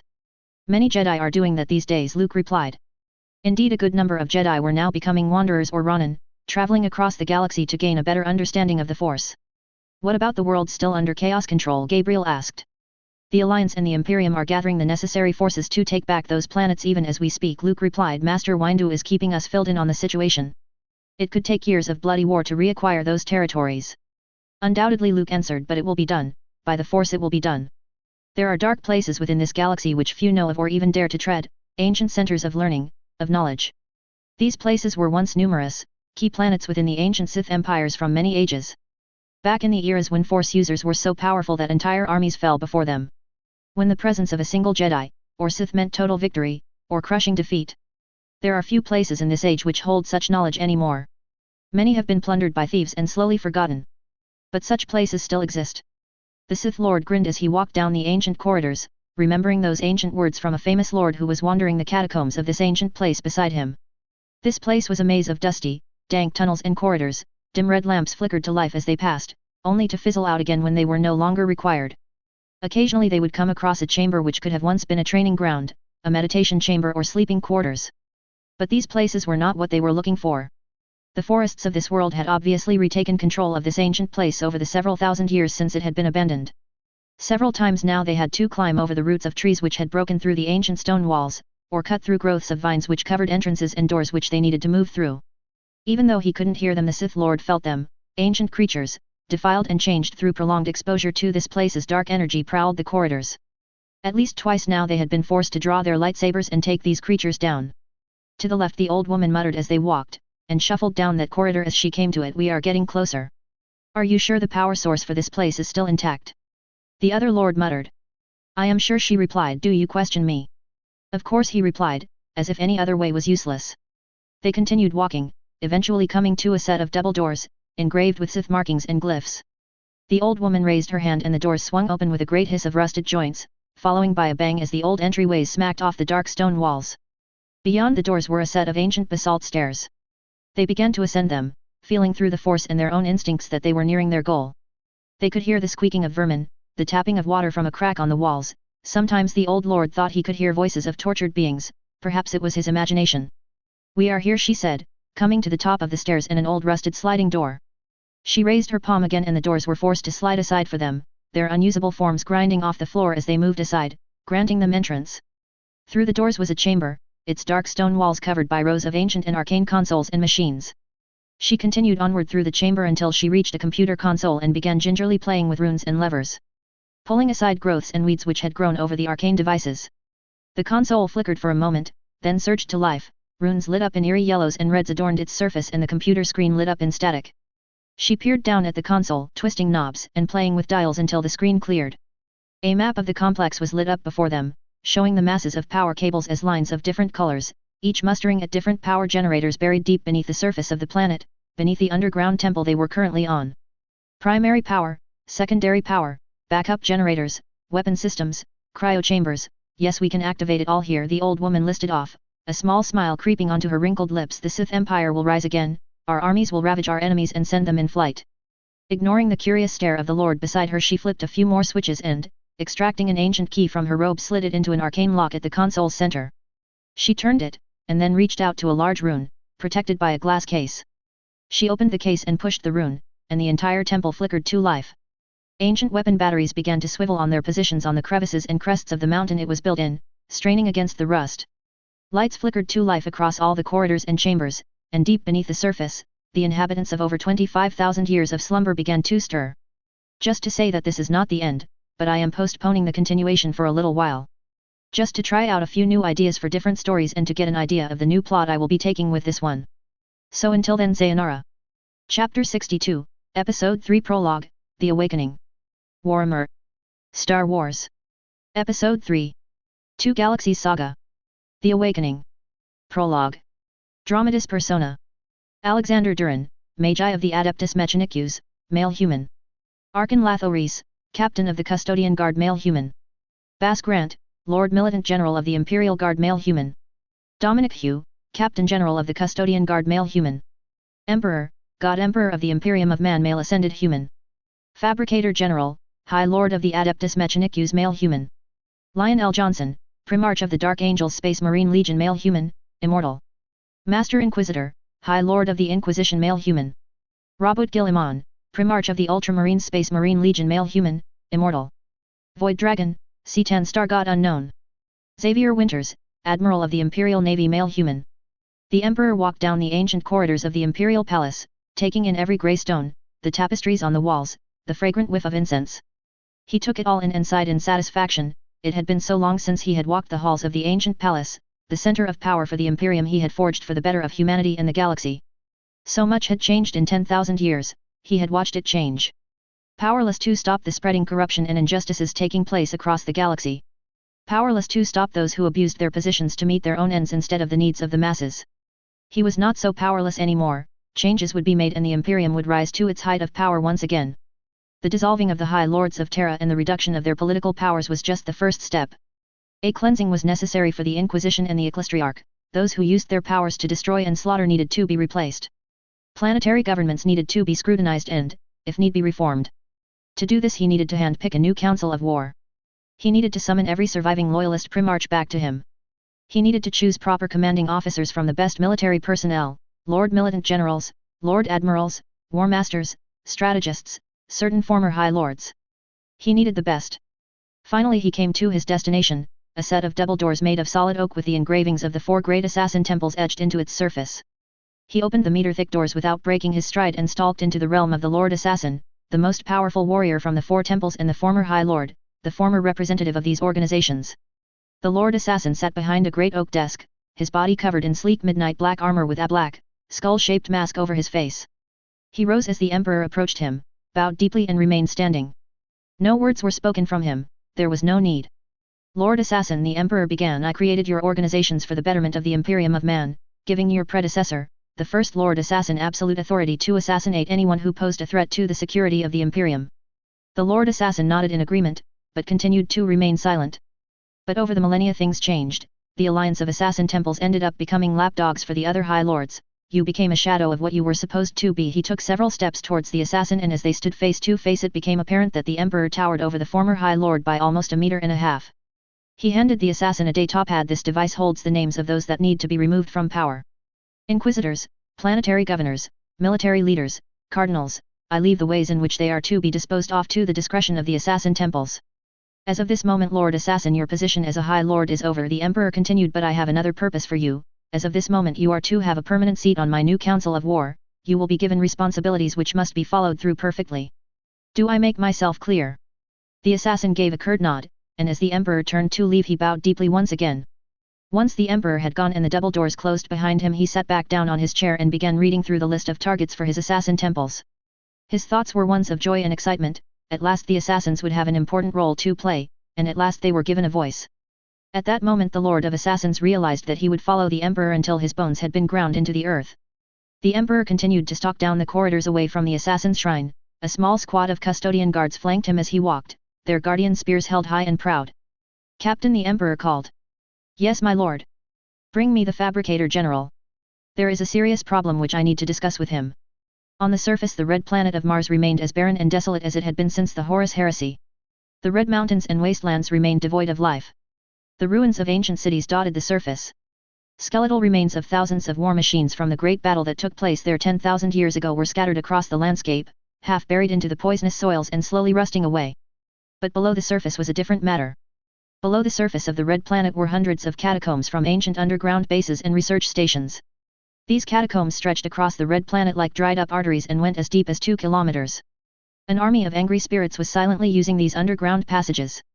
Gleaming metal skeletons, crafted after some ancient alien race whose name was long since forgotten, eerily wandered through the passages and corridors.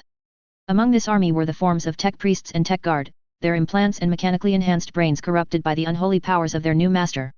In an ancient chamber the Void Dragon sat on a black high-backed chair which glistened even though the room was devoid of any light, silently watching the events taking place across the solar system through his unnatural eyes. Fleets of Necron tomb ships were on the move, traveling across the sector to the Sol system. Their lords drawn to the awakening of their master like moths to a naked flame. Armies of Necron warriors and converted humans were gathering en masse, fortifying this world and turning it into a stronghold to repel the pathetic human empire all around them. His own powers had returned and with them his true form and ability. No longer could he act like an adolescent child, his mind had grown with his powers. With the completion of his physical body and the restoration of his powers he had turned into a silent wraith, a phantom ready to tear all in his way apart. The Imperium would fall. And the star gods would feast on a ripe galaxy. Chapter 63, Assembling the Guard and First Contact.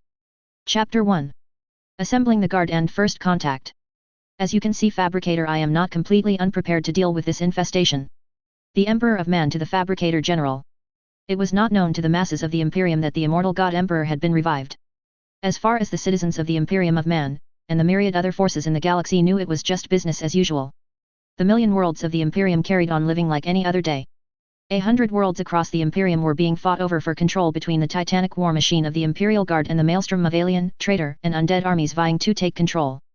Armageddon was still under siege by the orcs. Cadia was still at a state of red alert, waiting for chaos retribution for the monumental losses they suffered in the other galaxy. The Tyranids still attacked worlds in the far eastern fringe. The Tau Empire was planning a counterattack for the failed Imperial crusade against them. Reports indicated that the craft world Biltan had appeared over a world which was being colonized and were threatening all-out war with the little colony, claiming it to be one of their exodite worlds. He would deal with all this in time. The Emperor stood on one of the verandas overlooking the old mustering grounds, watching the sun of the Sol system set on the horizon. He did not allow his eyes to leave the sight. He would burn this image into his mind. The first time he had seen the sun in over 10,000 years, such a simple thing, yet a thing that meant so much to him at this moment. The great double doors at the other side of the chamber opened and the Fabricator General, the Supreme Commander of the Adeptus Mechanicus, stepped into the chamber, adorned by a flowing hooded red cloak. His face was a mask of augmented implants with 8 thin metal tentacles extending from his chin and the sides of his face. Another 8 long tentacles stretched from his back, wrapped around his armored form like the legs of a spider. His 2 hands held a myriad of weapons including wrist-mounted miniature lasguns, missile launchers, and 2 power swords attached to his forearms. His waist held the holster of the Mechanicus ancient bolt pistol and the power sword of his office, a dark red hilt and guard with gold engravings. The blade was a meter-long liquid silver with black engravings on the flat sides. "My Lord Omnissiah," the Fabricator said, his voice augmented with mechanical implants. He came down on a knee and bowed his head. He had seen the image of the Emperor in the ancient tapestries in the holy churches and cathedrals he had visited, but they just seemed so insignificant now compared to meeting the man in the flesh. The Emperor wore his ancient and legendary battle dress. Gold ceramic power armor with runes and hieroglyphs decorating its armored surface, a long cloak of crimson lined with silver and gold with the black double imperial eagle marked on its surface. His ancient power blade was sheathed at his waist with a golden bolter holstered. "Rise, Fabricator General," the Emperor commanded. "I have a very important problem which I wish to discuss with you." "Yes, my lord." "A dark shadow is spreading across the surface of Mars," the Emperor began, turning around and looking at the retreating sun as he spoke. "A false god who your order calls the Machine God is forsaking the relics and artifacts of the sacred world of Mars. His actions will create a civil war within the Adeptus Mechanicus, within the Imperium itself. A war not seen since the heresy." The Fabricator remained silent. He wanted to deny the Emperor. Tell him that he couldn't be right. But deep down he knew that he was speaking the truth. The leader of the Adeptus Mechanicus couldn't quite explain it, but he knew in the depths of his soul that he needed to trust him. "The armed forces of the Adeptus Mechanicus are at your disposal, my lord." "Good," the Emperor replied. "Gather as many warriors as you can. Do not relay any orders to Mars. I want a total blackout of the Chief Forge world. Discreetly deploy your forces on that planet and await my own." "Yes, my lord," the Fabricator replied and was about to leave, but a flicker of movement on the outside caught his attention. He walked up to the balcony the Emperor was standing on and looked into the courtyard beyond. If he still had organic eyes, they would have been as white as dinner plates. The courtyards were filled with columns of custodian guard. Fully dressed in their golden armor, with crimson-red battle dress and long streaming cloaks which bellowed in the wind, making them look like an army of wraiths in the twilight of sunset.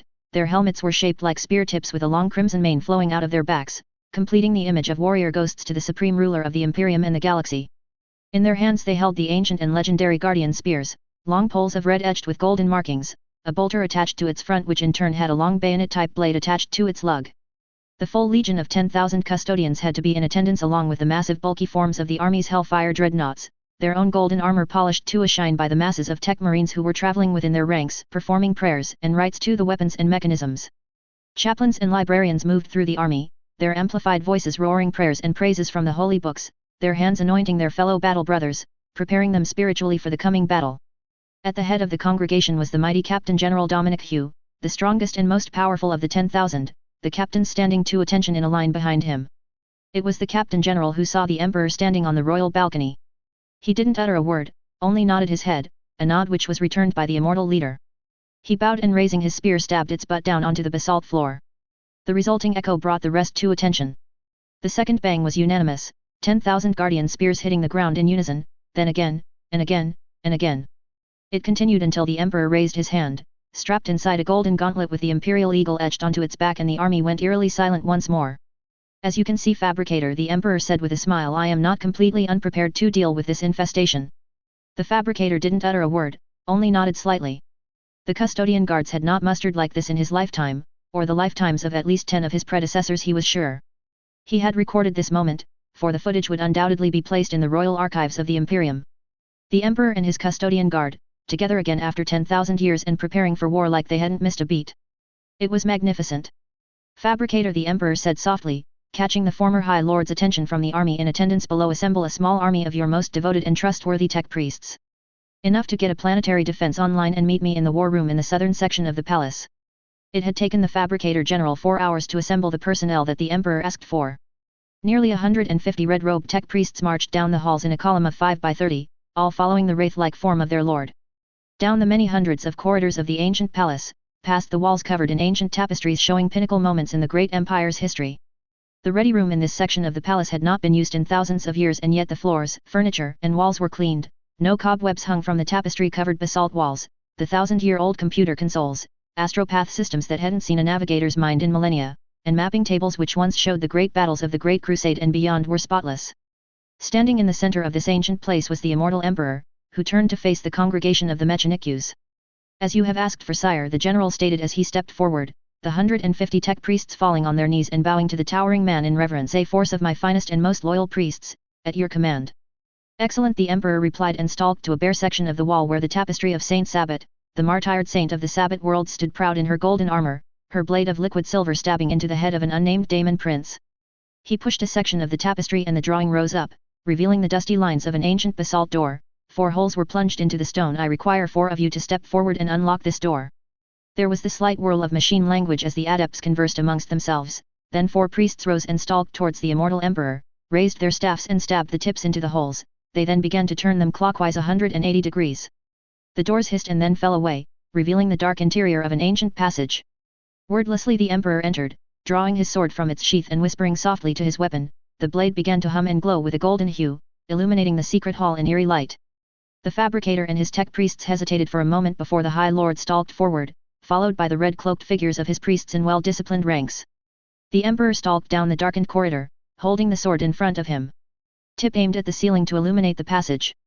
After 300 meters he came to a chamber, its lighting had long since been extinguished. In the center of this was a massive elevator, easily large enough to hold 200 able-bodied men. The emperor did not hesitate.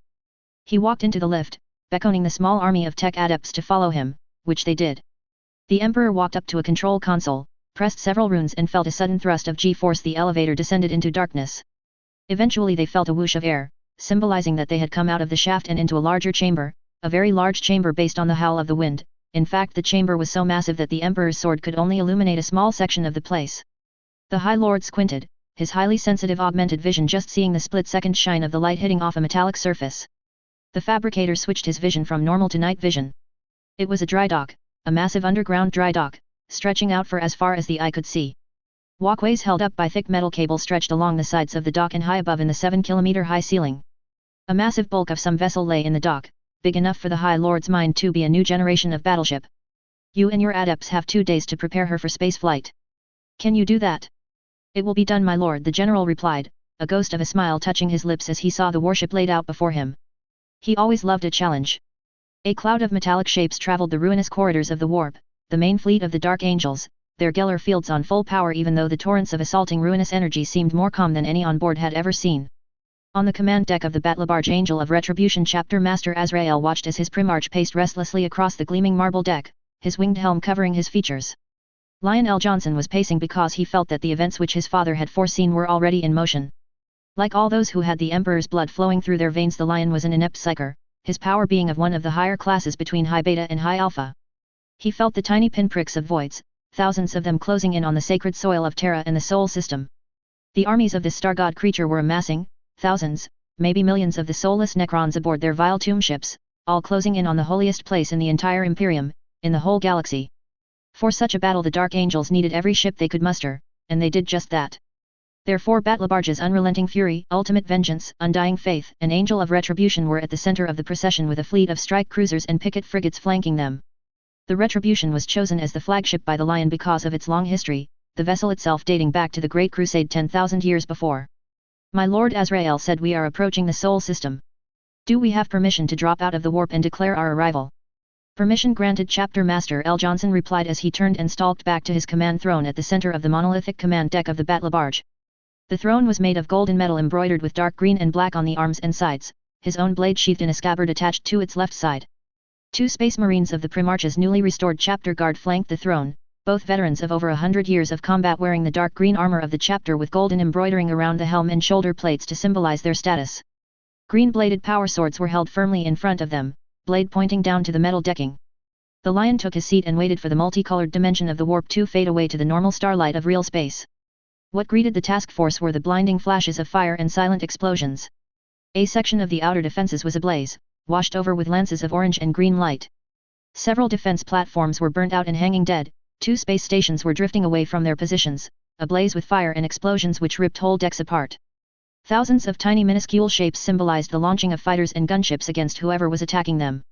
Warships were appearing in the distance, heading for the battle. "They're here already," L. Johnson mumbled, his gauntlet hand resting on the silver-wrapped hilt of his power sword. "Long-range Auspex, find our fleet some targets, will you?" A few moments passed as the astropath searched the sector. Finally a cluster of images flashed to life in front of him. 6 Necron tomb ships were striking at the defensive positions, clusters of smaller vessels streaming past them to wreak havoc in the Imperial lines. The Lion raised an eyebrow. Tomb ships were rare to see. To date only 3 such vessels had ever been spotted in one battle, and he had read enough of the reports to know what kind of damage these capital ships could do. Nothing in the Imperial arsenal could stand against them one-on-one. Not even a battle barge. "All long-range lance batteries target the closest tomb ship," he ordered, calm and in control. "Hit it with everything. Don't stop firing until it starts to burn." The 4 battle barges fired their main lance batteries as one, the beam streaking across the darkness and passed by the closest tomb ship. Only 2 beams struck the liquid metal hull of the battleship, and those beams were absorbed by the powerful shields. In response, the tomb ship turned around and fired its long-range Gauss cannons. The green streaks of lightning struck the void shields of the Undying Faith. The shields held. The tomb ship's Gauss cannons found and struck another 4 ships. The shields of the strike cruisers Divine Justice and Unbending Faith held. The frigate Devotion suffered a glancing blow, but the frigate Sergeant Nauman took a direct hit. Its shields failed and the green cannon fire sliced through the heavy armor. The frigate went up like a flare. By now the tomb ship was in range, and the 4 battle barges released everything they had. Lances beamed from main cannons, loss cannons, and rail guns flared. The combined firepower of 4 of the deadliest warships in the Imperium descended on the Necron starship. The combined fire seared through their shields. Their combined fire sliced into their hull plating, causing several internal explosions.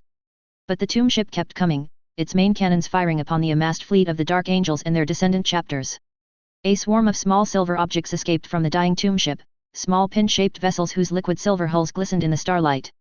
In response, the Primarch ordered the launch of their Thunderhawk complements.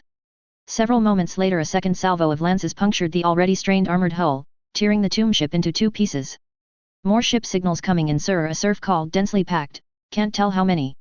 "Helmsman, get us behind the front line," L. Johnson shouted. "Send a distress call to Terra and the naval bases of Jupiter, Saturn, and Neptune. We need as many ships as they can spare." Another 12 Necron tomb ships came into existence, slowly materializing out of nothing. Swarms of smaller vessels streaked around them.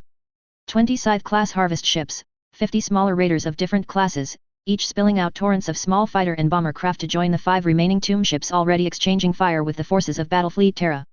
The long-range Vox channels were in complete chaos. According to many high-ranking officers, this was already the largest fleet of Necron vessels ever seen, and the numbers were still growing. Another 2 tomb ships appeared 50,000 kilometers off with a complement of 6 harvest ships. Taking a deep breath, Lionel Johnson sat in his command chair and prepared to lead the Imperial defenders in perhaps one of the most decisive battles in the Imperium's history. Chapter 64, Invasion of the Chief Forge World. Chapter 2. Invasion of the Chief Forge World. We mourn the dead when the battle is done. Come, my sons, our enemy waits. The Emperor. Shoals of starships moved along the space lanes of the system, moving in their thousands like long ribbons of steel and fire. The traders, transports, yachts and personal shuttles numbered in the millions and refused to stem. In the distance were the familiar shapes of Imperial Navy cruisers and frigates, keeping the starship swarms in order.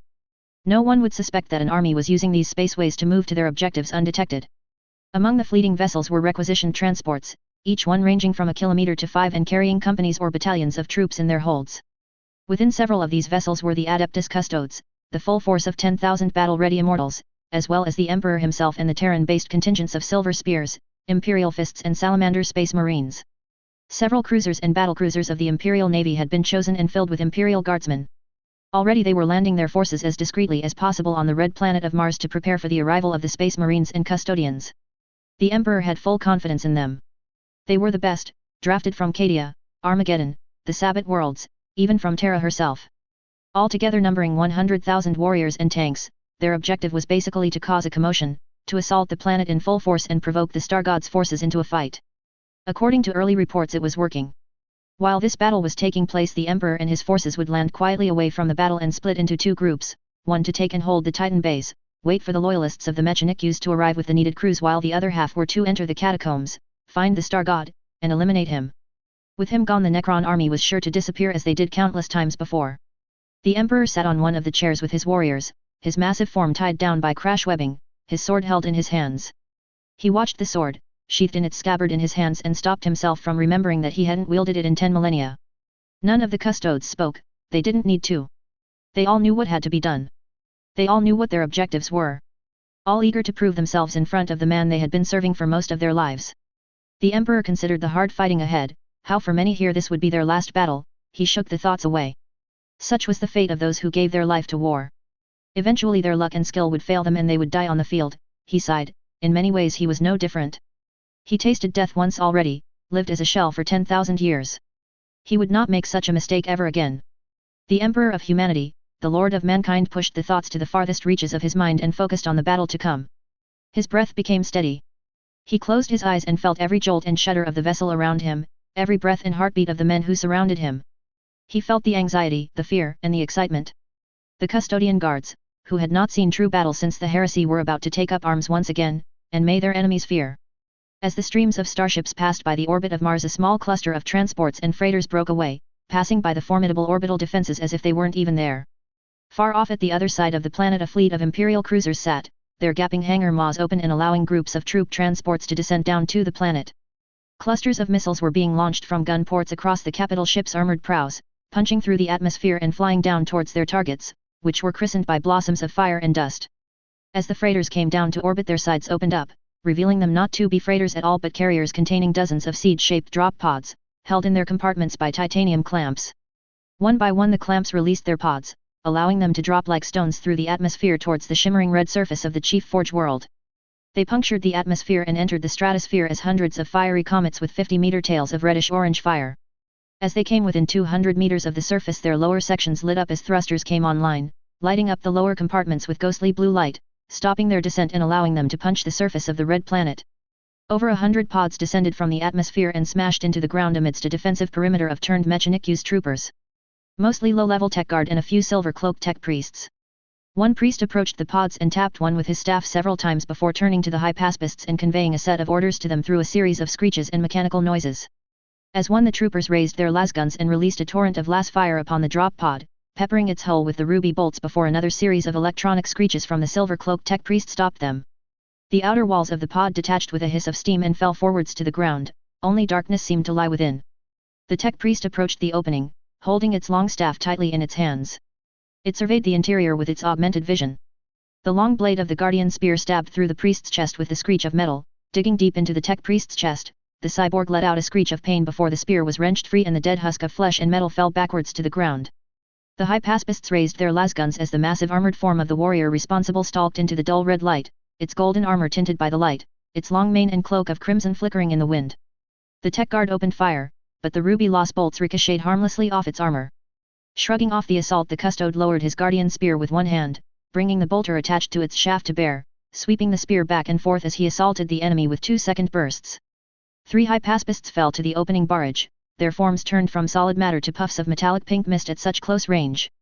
3 more custodes appeared from the shadows of the pod's interior and joined their comrade, opening fire with their own guardian spears. The tech guard infantry did not run, their programming knew no such function. They stood where they were, firing their lasguns, and got slaughtered as more and more royal custodes exited their drop pods and laid waste to the enemy positions with streams of bolter fire. Arkan Lathoris exited his drop pod and jumped with supernatural speed, landed in a crouch and impaling a tech priest with his guardian spear. Quickly he drew his bolt pistol and put a round into 3 tech guards as he spun around the prone body, wrenching his spear free. He then leveled his spear and fired the bolter at its end, putting several gaping holes into another 2 guards. He continued his advance to the entrance of the catacombs, a massive set of thick titanium steel doors built into the brownish-red bedrock, wide enough to allow 5 guards to march in side by side. 12 custodes joined him in the advance, guardian spears lowered and releasing quick bursts of bolter fire, the blades attached to their lugs dripping crimson blood from the dozens of once loyal soldiers they had slain. The Emperor was ahead of them, ignoring the battle taking place around him as he came to the titanium doors. He gripped the hilt of his sword with both of his hands and raised it over his head. He struck down. A blade of warp energy left the blade and dug into the thick titanium of the doors, slicing through the strong material like a knife through butter. For a moment nothing happened, then a thin crack appeared in the doors from the top of the left side diagonally down to the right side. The doors collapsed. By then the last few traitors had been disposed off by his custodians and they gathered behind him, a small force of 200 warriors and 3 gold-plated Hellfire dreadnoughts. Reports streamed in from their ear communicators. The other 5 positions had been taken with next to no casualties. Enemy forces defending the positions consisted of low-level tech guardsmen and a few priests. It was all easy, perhaps too easy. Xavier Winters was considered young to be in the Admiralty. In fact, most men of his age were officers on escort ships. Yet by the time he was 25 years old he was made an admiral of the 22nd Imperial Squadron, from captain of a Cobra-class destroyer to admiral of a fleet made of 2 Armageddon-class battlecruisers, 6 Firestorm-class frigates and 12 Cobra-class destroyers. To many people Xavier Winters was a spoiled man from a rich family, who became an admiral because of their rich pockets. But Xavier Winters was chosen because of his actions against Dark Eldar raiders. He and his destroyer defeated 3 enemy starships, saving the small colony through sheer strategic brilliance. Winters was eager to prove his critics wrong. He wanted a major battle where he could put his mind to good use. His chance had come, and he didn't even notice until the Necron tomb ship appeared right in front of the shipyards of Jupiter. His fleet was in dry dock there, rearming and refueling for a long jump to the Trojan system. The tomb ship appeared like a ghost from the warp at first and the admiral rubbed his eyes, thinking that they were playing tricks on him. When the arc lightning hit one of his docked destroyers, the resulting explosion destroyed the Lady Basalt, damaging the docking bay she had landed on. A second lance of arc lightning cut into the armored hull of one of the shipyard's hubs, causing several internal explosions and severing 2 connection bridges. This was followed by a volley of green lightning which destroyed several more hubs and the starships they were docked onto. Order the fleet to perform an emergency launch, Winters yelled to his Vox officers. Yes, Admiral. A storm of heavy weapons fire blazed from the hundreds of defense platforms and battle stations, like the very sun itself exploded into thousands of shards of incandescent death. Nova cannons, batteries of lances, rail guns, clouds of torpedoes. The pure mass of firepower reduced the tomb ship to a dead corpse by the end of the first salvo. As the tomb ship's corpse fell across the dark skies, jets of flame and smoke streaming from its many wounds, Winters heard the snap of the massive clamps as they disengaged from the adamantium hull. The decks creaked and shook as the mighty nuclear sublight engines of his battlecruiser began to cold start with a numbing growl. All around the monolithic vessel the smaller destroyers and frigates were already rising from their docks like clusters of specks in the starlight. The larger vessels were still heating up their main engines. Small vessels like destroyers had small enough engines that they could launch almost immediately, but the larger the ship the bigger the engines and the more nacelles to start up. It took a vessel the size of an 8-kilometer battlecruiser nearly an hour to properly launch, but while it took their engines time their weapon batteries were more than ready to fire. Alarm klaxons began to wail as another set of contacts appeared across the Jupiter defense grid. 8 more tomb ships appeared defended by dozens of harvest ships and raiders. Thousands of small attack craft and fighters exited their motherships, diving straight into the center of the defensive lines. Railguns, plasma cannons, and heavy laser batteries flared streams of bright explosive light upon the enemy forces, but the fighters were fast, just blurs of motion to the guns' targeting sensors. The gun crews found themselves firing blindly, hoping to hit a target that wasn't a friendly unit. Long-range weapons systems fire, Winters yelled. All anti-fighter guns open up, launch fighter units. There was no marching in columns down the first corridor of the Martian underground. Instead the 200 custodes went in carefully, hands tensed on guardian spears, power swords and bolter weapons as the first team slowly descended down the way. For several minutes there was nothing but the hiss of static on the helm receivers, then the static crackled and a voice could just be heard. Scout Team 2, all. The transmission was garbled by static and snow. Whatever was down there, they had technology sufficient enough to make even short-range communication difficult. Not that it should be surprising, they were dealing with a splinter faction of the Adeptus Mechanicus. Say again, Sergeant. I repeat, say again, Captain Lathoris replied, his left gauntlet holding the left side of his helm to try and gain better reception. Clear, all. All clear, the Emperor said as he stalked down the dark corridor, his hand resting on the hilt of his power sword. 10 members of his specialist companions following him as he walked towards the first cave network while the others hesitated for a moment before continuing. The Emperor stood out from the others, bedecked in space marine armor which was obviously grafted for his body. A mask covered his face showing the custodes a visage of an ancient and stern warrior. Slanted slits, covered over by black eye visors, gave the Emperor the same advantages as his guards. But he didn't need them, his eyes could adapt to the darkness the moment he stepped into a world devoid of light. He could see everything as if it were the middle of a sunny day. The Emperor's mind was always creating strategies to deal with any enemy force they came across, his eyes darting to and fro across the corridors, taking in every stack of munitions or equipment crates, every conduit nestled and every groove in the walls, anything that could be used as a barricade against enemy fire. There were very few if any places to take cover. If the enemy attacked them here they would have the advantage and he would have to use up a portion of his power to defeat them and move on, thus making himself weaker when he finally confronted the Cetan. He couldn't sense the Necrons through the warp. They could not be sensed by the warp. This made his early warning warp powers near useless. He would have to fight without them, instead relying on his supernatural strength and speed to get the job done. But he could sense them, instead on trying to sense a living creature or machine he had to stretch out and look for voids in the warp's fabric, small patches of nothingness in a universe of darkness and despair. When he did try this new strategy he found with near horrifying realization that it worked. There was a patchwork of voids in the warp, a patchwork so dense that it made it difficult for him to reach out and touch the warp. They were all around them, but where? The walls, he muttered, looking around them and feeling wriggling voids just a few feet within the bedrock. In one quick motion he drew his power sword and pointed it towards the wall. In a blur he stabbed the sword into the bedrock, cutting through the stone all the way to the shaft where the blade met the guard. There was a spark. Then a tiny internal explosion as whatever was beyond the bedrock died. He pulled the sword forward, using his telekinesis to keep whatever he had run through on the blade. The rock cracked and broke away, revealing the skeletal remains of a Necron warrior limply hanging, pierced straight through its chest cavity by his power sword. The walls, they're in the walls! He shouted, his custodes lowering their spears and releasing bursts of bolter fire into the bedrock, chipping and creating craters in the smooth rock surface. Fire at will, break these walls, reveal our enemy.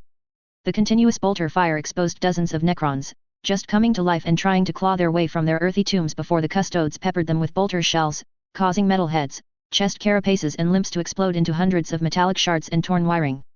Further down the corridor more Necron warriors were crawling from the walls, hefting their gauze cannons and aiming them for the Imperials. Several custodes saw them and rotated their spears to begin firing upon them.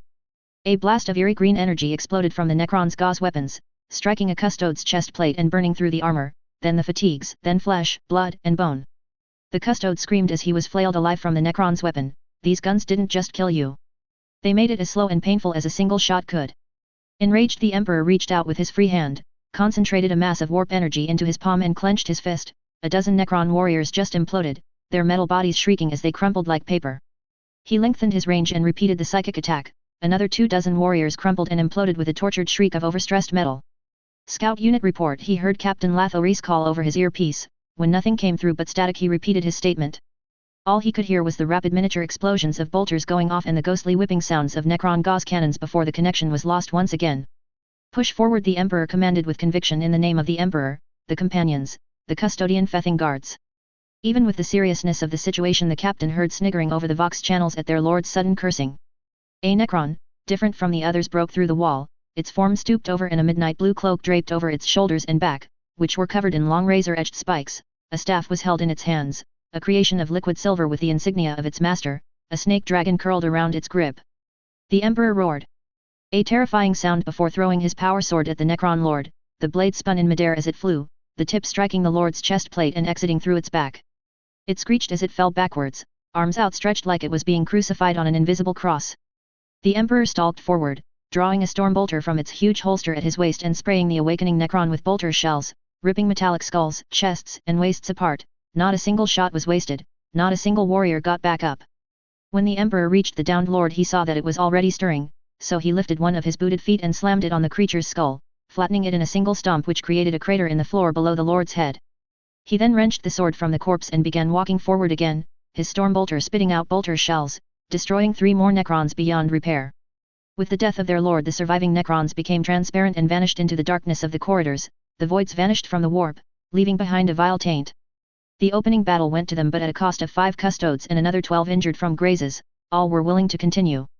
As he thought this, several custodes were pulling their fallen brethren into a line at the side of the corridor. The Emperor approached a custode who was receiving rites from a chaplain. The gauze burn had struck the chest plate of his power armor, melting it away and continuing to burn through his fatigues and flesh. The battle brother was barely breathing, his eyes glazed over, the pain forgotten. The Emperor knelt beside him and placed a hand on his shoulder, eyes closed and recounting the last rites in place of the chaplain. For the last few moments of his life the battle brother's eyes shone with pride before the light faded and he went limp. Silently the Emperor closed his fallen guard's eyes and rose, staring at the surviving custodes who were ready and waiting for his orders.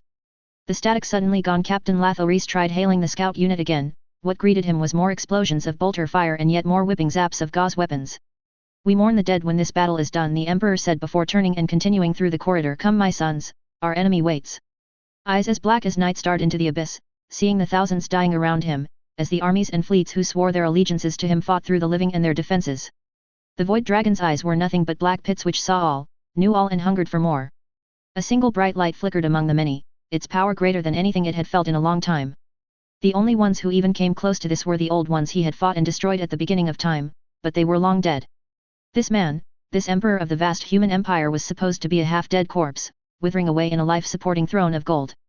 Yet he was leading an army of golden warriors through the catacombs to him. The Void Dragon had quenched his hunger on thousands of living souls thus far. From the hundreds of fools who had sworn allegiances to him and from the thousands of pathetic humans they had kidnapped for him, but his hunger was not sated, it could never be sated until all life in this galaxy was dead and only a cold, lifeless silence swallowed up all the worlds once again. He rose from his glistening black throne and stalked down the steps, his long tattered black cloak dragging across the floor behind him. On the floor, imprisoned in rusted chains, were dozens of humans, men and women who were moaning, sobbing, even screaming in terror and fear. He stalked through the floor of bodies. Men and women he passed had their lives sucked from their bodies, turning them into mummified corpses, their cries for help suddenly silenced.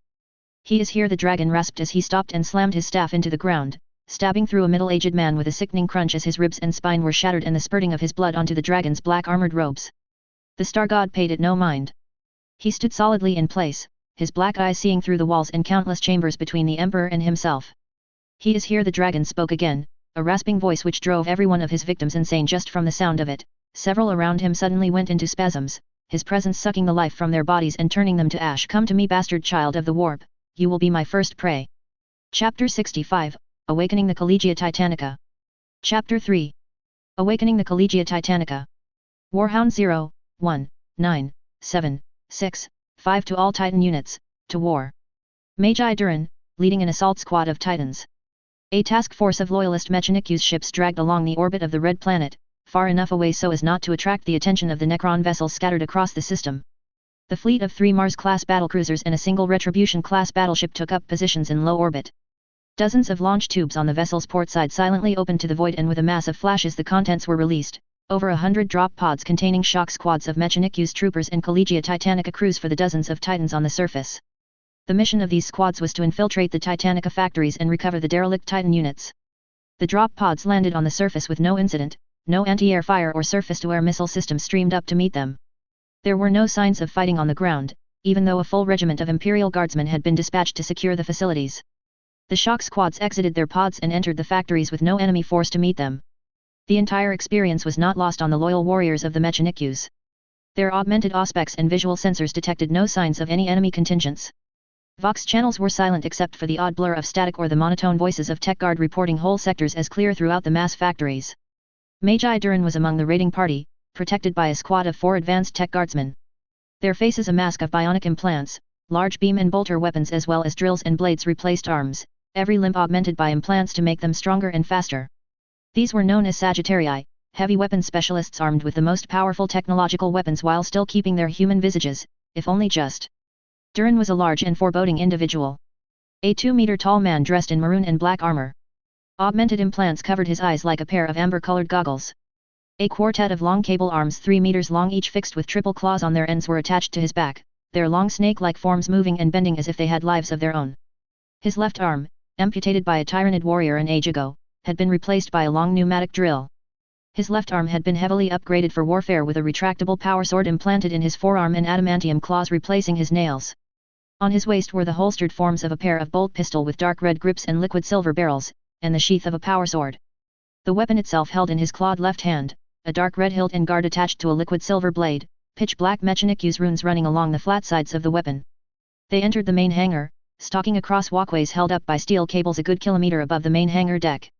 Dozens of Titans lay crouched down within arches below them, clamped and attached to hundreds of power and fuel cables. Not a single one was missing from the lines, not a single one. So the traitors hadn't commandeered the legions of the Collegia Titanica yet.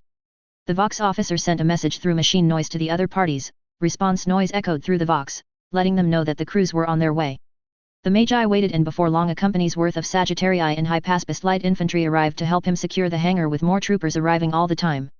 Commander Durin said in a voice laced with mechanical noise, "Give the Collegia Titanica crews the all clear. They may start up the Titan units." "Yes, Magi," the commander replied with a bow and a whirl of mechanical noise before turning and giving the order to the crews and their guards through the Vox earpieces. Within 20 minutes the crews arrived on the floor, rushing towards the derelict forms of the Titans, enough personnel to pilot and maintain 20 of the 60 machines in the facility. All of the machines were 16-meter-tall Warhound Scout Titans, stooped creatures whose form reminded the Magi of much larger versions of Sentinels except for the arms which were attached to Gatling guns and beam cannons. The peace of the facility was interrupted by the clanging and whirling of mechanics as tech priests and engine seers began working on the machines, performing tune-ups, last-minute repairs, anointing the gears with holy water and prayers as the crews entered the cockpits and began activating the engines and weapon systems. There was a crack and a green beam of incandescent green light streaked across the hangar and struck the chest cavity of one of the pilots. The beam burned through the grey jumpsuit and set his chest alight in green fire, flesh, mechanics, veins, organs, bone all melted in the inferno. The pilot fell off the ladder with a mechanical shriek, hitting the ground, ending his pain by breaking his neck as he hit the concrete ground. A half-dozen lasguns opened up upon the Necron warrior who fired the shot, riddling him with lost bolts. One took off its head and it flew backwards to the ground. As it died, another dozen Necron warriors appeared around it, their eyes and weapons alight with green light as they aimed and fired, burning 3 tech guards alive before the loyalists found cover and returned fire. By then another 20 Necron warriors had appeared in the hangar, half of them turned their weapons to the Mechanicu's troops in the walkways. Durin and his tech guards took cover as best they could, the Magi drawing his bolt pistols from their holsters and firing several shots. When that didn't work, he used his augmented mind to activate his 3-meter-long metal limbs. Barrels extended from the ends of the arms as plasma guns came online. They fired, spraying beams of metal melting plasma down upon the Necrons. 2 of the metal creatures were caught in the jets of superheated beams, disintegrating the top halves of their bodies in mere milliseconds of contact. Activate the Titans now! Durin yelled into his vox piece as another wave of gauze fire flew over their heads. Surrender your bodies to the glory of the Necron, a voice bellowed through the hangar, echoing off the walls. Durin used his augmented vision to scan the hangar and found the source. A tech priest draped in liquid silver robes. The Necron promise what we of the Adeptus Mechanicus have strived for since our creation, they promise perfection. Lay down your arms and let our machine god recreate you in his image. The numbers of Necron warriors whittled down to 15, and then suddenly shot up to 50 as another wave of warriors appeared out of nothingness. 3 Necron destroyers appeared on their hover platforms, their large gauze cannons firing upon the entrenched Mechanicus troops, incinerating several who were hiding behind empty metal crates. The Magi growled angrily and using his augmented eyes to target the tech priest fired his plasma cannons. The beams combined and struck the upper body of the traitorous tech priest. He was incinerated within a second, leaving only the waist and legs which crumbled a moment later. With his death the Necron warriors vanished to where they came from, their conduit to this area no longer functioning. Slowly the Magi got to his feet, deactivating his plasma cannons and allowing his metal limbs to wrap around his armored form. Satisfied that no Necron remained, he ordered the pilots to activate their machines. He then jumped off the walkway, reactivating his metal limbs as he fell and gave them their orders. Immediately the adamantium claws retracted from the ends of the arms and dug into the metal wall of the hangar, leaving tears in the armored metal as it slowed his descent. His claws remained dug into the metal until he was within 10 feet of the ground. Retracting the claws, he landed in a crouch and, stretching his bionic limbs, jumped up onto the hull of the Titan who lost its pilot. As he entered the cockpit he recognized the unforgettable scent, 100 different mechanisms, the scent of holy incense that the tech priests and engine seers doused the weapons and main gears with, the scent of oils and fuels which covered the machinery, the metallic scent of metal and exhaust smoke as the engines flared. As he came to the cockpit he was greeted by the vessel's gunner who was already hooked up to the Titan's navigational and auspex systems. "My Lord Magi," the gunner stated, his metallic voice laced with surprise. "Your pilot is dead, I will be taking command of this warhound," the Magi stated as he jumped into the pilot's chair and allowed the machine spirit to inaugurate him. Cables snaked out of a dozen ports and connected themselves to his form. He saw everything. He was looking through the sensors of the beast. He felt his arms move, the arms of the Titan. As of this moment he was the Titan, and it was an incredible feeling. He flexed his muscles and the Warhound Scout Titan rose from its crouch, its Vulcan megabolter whirling as heavy bolter shells were loaded, its plasma blast gun hissing as streams of superheated plasma pumped into its barrel. Another 12 Warhounds rose from their places, the cables and wiring which connected them to their arches snapping and breaking away, trailing fluid and fuel as they were severed. "Warhound 019765 to all Titan units," Magi Durin growled into the Vox system to war. L. Johnson gripped the sides of his command throne tightly as his command ship was assaulted by another wave of tremors from arc lightning strikes. The void shields had failed in several sections, leaving nothing but the heavy armored hulls for protection.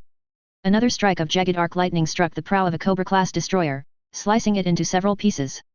A lunar-class cruiser was attempting to limp away from the battle, fire and smoke billowing from several puncture wounds which dotted its heavily armored hull. Another wave of arc lightning struck the battle barge and the lighting on the bridge dimmed considerably before returning to their normal brightness. Outnumbering the enemy 100 to 1, they were still getting hammered by the Necron attack ships. Even though the Necron ships had a life expectancy of a dozen seconds before the monolithic defenses of the Sol system turned them into burning hulks. They always took a dozen warships and defense platforms with them before they succumbed. Now several gaping holes had opened in the outer defense grids and Necron vessels were trickling through to batter against the second line of even deadlier platforms, space stations, and denser packs of warships and fighters. On the Lion's order, another wave of geonuclear warheads launched from their places on missile and torpedo launchers, appearing as explosions of fire and white smoke. The small squadron of Necron Jackal raiders were caught head-on and vanished in the mass explosions. "Sir, we're being overrun," one of the sergeants called from the crew section of the bridge. "Shields are down, we won't be able to take another shot without taking heavy damage." "Captain, were those Alliance tractor beam projectors installed to our ship?" the Lion asked as he surveyed the battlefield. A tomb ship was approaching their position, its hull badly damaged by several barrages of weapons fire from the remnants of the first line of defenses, but it still looked powerful enough to seriously damage his battle barge. "Yes sir, but they weren't properly tested by our tech marines.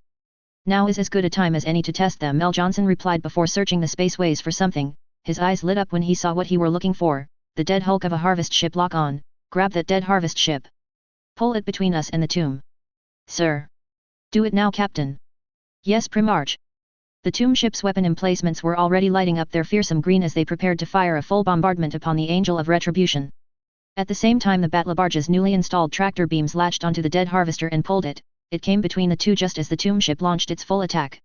Masses of deadly green arc lightning struck the harvest ship and turned it from a dead hulk to a mass of debris. It was then that the Retribution released her next wave of geonuclear and crack torpedoes.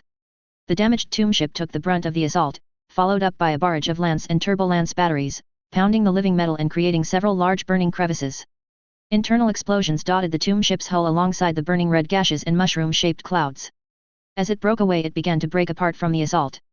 "Keep hitting it until you're sure it's dead," the Lion roared. The Emperor cut a diagonal line down the body of another Necron and watched as the metal creature fell into two pieces at his feet. He spun, his blade swinging and cutting another Necron in two by his thin waist. Again he spun, gathering a small mass of power into his sword and swung it. A powerful blast of warp energy struck out, a beam of golden light which incinerated another 20 Necron in a single swing. He swung again, releasing another blast of light which destroyed another 12. All who remained standing was the Necron Lord, its staff lying on the ground at its feet and its arms crossed over his metal face, its forearms, abdomen, and legs glowing red and bubbling from the heat and radiation of the warp blast. The Emperor vanished in a blur of motion, reappearing behind the Lord and plunging his power sword through its back and exiting through the chest cavity. He then jumped, dragging the embedded blade up through the Lord's back, neck and finally head, cleaving the upper half of its body in two. The Necron warriors didn't vanish this time, they were too far into the enemy stronghold for that to happen. More Necron were appearing down the tunnel and through the walls, and the custodian guards were firing continuously. They were already down to half ammunition. Their power swords were chipped and dulled from continuous melee combat. Raising his sword, the Emperor continued his advance, cutting into the Necron warriors as they came at him one at a time. He raised his storm bolter and released a 5-second salvo into the mass of flailing metal corpses, blasting craters and holes into at least 5 bodies. He let the expended clip fall, telekinetically lifted another from one of his ammunition satchels, guided it into position and slammed it into the loader. He chambered a new round and pulled the trigger. Kilometers away in his lair, the Void Dragon watched with fascination as the Emperor approached his position. His warriors were slowly dwindling in number thanks to the continuous, unending army of his servants advanced on his domain. He needed to separate the Emperor from his subordinates. He wanted to face him without interruption. With a wave of his hand he activated the oldest and most deadly of his metallic servants. Warriors the size of the humans' dreaded space marines, their metal skeletons so old that they no longer had their shine, large, powerful gauze blasters held in their arms. He awakened his Necron immortals, led by his own pariah elites. They would deal with the Emperor's custodes while he led their leader to him. The Emperor didn't notice the activated trap until the doors opened beneath him and he fell into the abyss. To his guards it was like he had simply vanished from sight. He could have stopped his descent, could have allowed himself to levitate back up to the surface. But he didn't, he let gravity take him down. He knew that this would take him straight to the demon's lair. Emperor Captain Lathoris shouted and charged forward, his blade slicing through the gauze cannon of a Necron warrior and then, changing the direction of the blade, cut off its head. It was then that he came to the trapdoor. "My lord, are you all right?" "I am fine, Captain." "Hang on, my lord," Lathoris called, "we'll come and get you." "No, gather the custodes and fight your way to the surface, regroup." "But..." "Regroup." With that the Emperor severed his psychic connection with the custodian and, leveling his body out free, fell into the abyss towards a star god who wanted to kill him and who he wanted to kill in turn. He landed on the ground as if he just jumped a meter and walked through a chamber devoid of all light. Dozens of sets of lifeless, green orbs glared at him, Necron lords, pariahs and immortals all staring at him silently, under strict orders from their master not to touch the being walking through their domain. The only noise was the echoes of the Emperor's footsteps as he traversed the underground cavern, ignoring the bodies of Necron who were embedded into the walls and ceiling, all staring at him with those green lights for eyes. He came to a set of double doors, seemingly made of the same shining metal the Necron and their war machines were made of. With no effort he held out his hands and pushed the doors open, revealing the chamber beyond. In the center of the chamber, raised from the floor by a platform, was the liquid black throne of the Void Dragon, and the monster itself sitting upon it. He was a creature of formidable appearance. Standing a good 3 meters tall, his entire form was encased in glimmering armor of liquid silver, long black claws retracted from its hands and feet, with a long whip-like tail, a set of dragon-shaped wings which uncoiled from around his body and stretched out, 5 meters long each and encased in a thin liquid metal armor similar to that which covered his body. An armored helm with a crown of half-meter long, thin blades at the top and a mask of pitch black, crafted to look like an ancient and deadly demon, starred at the Emperor. At that moment the Emperor felt friendlier than he ever did when he was encased in the golden throne. It was as if someone had cut off his arms and legs. As if a door had been closed and locked, denying him access. The warp had been taken away from him, it was gone. Silently, slowly the dragon raised a hand, covered in a liquid metal skin with long claws. He pointed to the Emperor, like a reaper who came for the souls of the dying.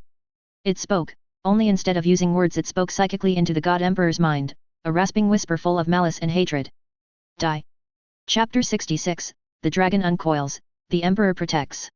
Chapter 4. The Dragon Uncoils, the Emperor Protects. Die. That one word struck the Emperor like a hurricane wind. The monster spoke it with such conviction, such passion, and such hate that it made him feel a chill. Then he was gone, vanishing from his throne in a blur, reappearing in front of him and delivering a punch to his sternum which would have turned a normal man to mush. The Emperor was thrown back from the impact, hitting against the double doors. There was a shriek of tearing metal as the doors gave way and the demigod skidded off the floor several meters into the chamber beyond. None of the Necron within the chamber moved from their places on the walls, they just watched as their lord and master stalked with a purpose into the hall. He held out his hand and a shape began to take form, obscured by a black mist which wasn't of the warp, wasn't of the force, wasn't of anything. It took the form of a war scythe, a massive rod of liquid black spanning 3 meters tall with a long curved blade at its end. The dragon grabbed hold of the recently forged weapon and swung it with enough force to send a bane blade flying. The Emperor moved quickly, drawing his power sword from its sheath and deflecting the scythe as it came down, but the force behind the swing sent him skidding sideways several feet. The Void Dragon didn't hesitate. Lifting the long weapon over his head and bringing it down to earth with a mechanical roar, culminating in a blast of green energy which erupted from the blade and drove through the ground, leaving a crevice in its wake. Unable to summon the warp to deflect it, the Emperor jumped out of the way and watched as it stormed across the earth and impacted against the far wall. This simply gave way, leaving a massive hole in the metal. The Emperor no longer had the warp to call upon, but he still had his strength, speed, and mind. He vanished in a blur, reappearing behind the machine deity and swinging his sword with all his might. The dragon turned and grabbed the sword's blade with his free hand. He leisurely leaned his scythe against his right shoulder and watched as the Emperor pulled the blade from the dragon's grasp, culminating with a shriek as the blade rubbed against the liquid metal skin. This wasn't the same Void Dragon that the Master fought against, he was much stronger now. In fact, he considered that the Master wouldn't last 5 minutes against the dragon at full power, which he obviously was now. With a swift motion the Citan delivered an uppercut, sending the Emperor flying high and smashing through the concrete roof into the cavern beyond. He entered an ancient store, where dozens of Lemon Russ and Demolisher battle tanks lay in lines, each one so heavily modified with new weapons and defenses that they were unrecognizable. The Star God followed at a leisurely pace, jumping onto the floor and walking towards the Emperor, his scythe still leaning against his shoulder. The Citan looked at a Lemon Russ whose turret had been replaced by a double-barreled main gun and sent it flying towards the leader of the Imperium. The tank hit off the turret of a Demolisher and started spinning, smacking off the ground, bits and pieces of its form breaking off and flying in different directions. The Emperor didn't move, he spread his legs and waited. As the tank was about to crush him he grabbed it with his hands, stopping its descent. He took a deep breath, lifted it up and threw it back at the Citan, who simply backhanded it and sent it flying on top of another Lemon Russ with an explosion of metal and fire as their munitions stores sparked and exploded. The dragon flew at the Emperor, who grabbed his sword and blocked the scythe as it came down. The power behind the strike was so great that the Emperor was driven back, skidding with incredible speed as the dragon pushed him several hundred meters in a few seconds. The back wall was getting closer now and the Emperor saw no way to stop it. He braced himself and went straight through the partition with a crack which would have turned a normal man, even a Primarch, to a bloody pancake. When he looked up the dragon was gone, and he skidded to a halt 10 meters into the new chamber. An old room which was lined with hybrid weapons from lasguns, to plasma rifles to bolters. Before he knew it a fist of living metal struck his cheek, he heard a crack of bone before the force of the impact threw him through the air, smashing through 2 walls and a ceiling before landing in a bed of rock and debris. The dragon followed, floating through the hole and hovering towards the Emperor a few inches of the floor. One strike will finish it. Besides himself the Emperor began to chuckle, a throaty whimper that slowly turned into a bellowing laugh as he used his sword to support him to his feet. He turned and studied the void dragon who was just staring at him, its head tilted and its long-poled war scythe leaning against its shoulders. "Why do you laugh? Is that all?" the emperor asked. "I heard so much about you, most powerful of the Citan star gods, a being that the dark gods of chaos fear, possibly even more than me. Is this all?" The dragon howled with rage and in a blur vanished from sight, reappearing behind the emperor and swinging his scythe in a decapitating blow. The emperor spun to face him, a move so fast that he was a blur. 1 millisecond his back was turned, the next he was facing the star god, his hand flying up with unmatched speed and grabbing the bladed end of the scythe. The power behind the blow was enough to send a hurricane gale across the chamber, and yet the emperor didn't move an inch. Once the gale subsided, the emperor grinned and tightened his grip around the blade. A crack appeared on the flawless, considered indestructible liquid metal before shattering altogether. As the shards of the void dragon's liquid metal scythe flew, the emperor stabbed out with his sword, slashing into one of the star god's blade-like wings and severing it from the main body. The dragon flew backwards, releasing a deafening mechanical screech of pain and anger as he looked down at his fidgeting metallic wing. The emperor took that moment to charge the star god, pulling back his gauntlet fist and letting it fly forward, striking the void dragon square in the nose. There was a crack as its superior liquid armor fractured under the force of the blow before it was thrown back, impacting and breaking through the wall behind him, then the next, and the next before settling against the fourth, leaving a great crater behind him. There was a blur and the emperor appeared before him, stabbing out with his sword.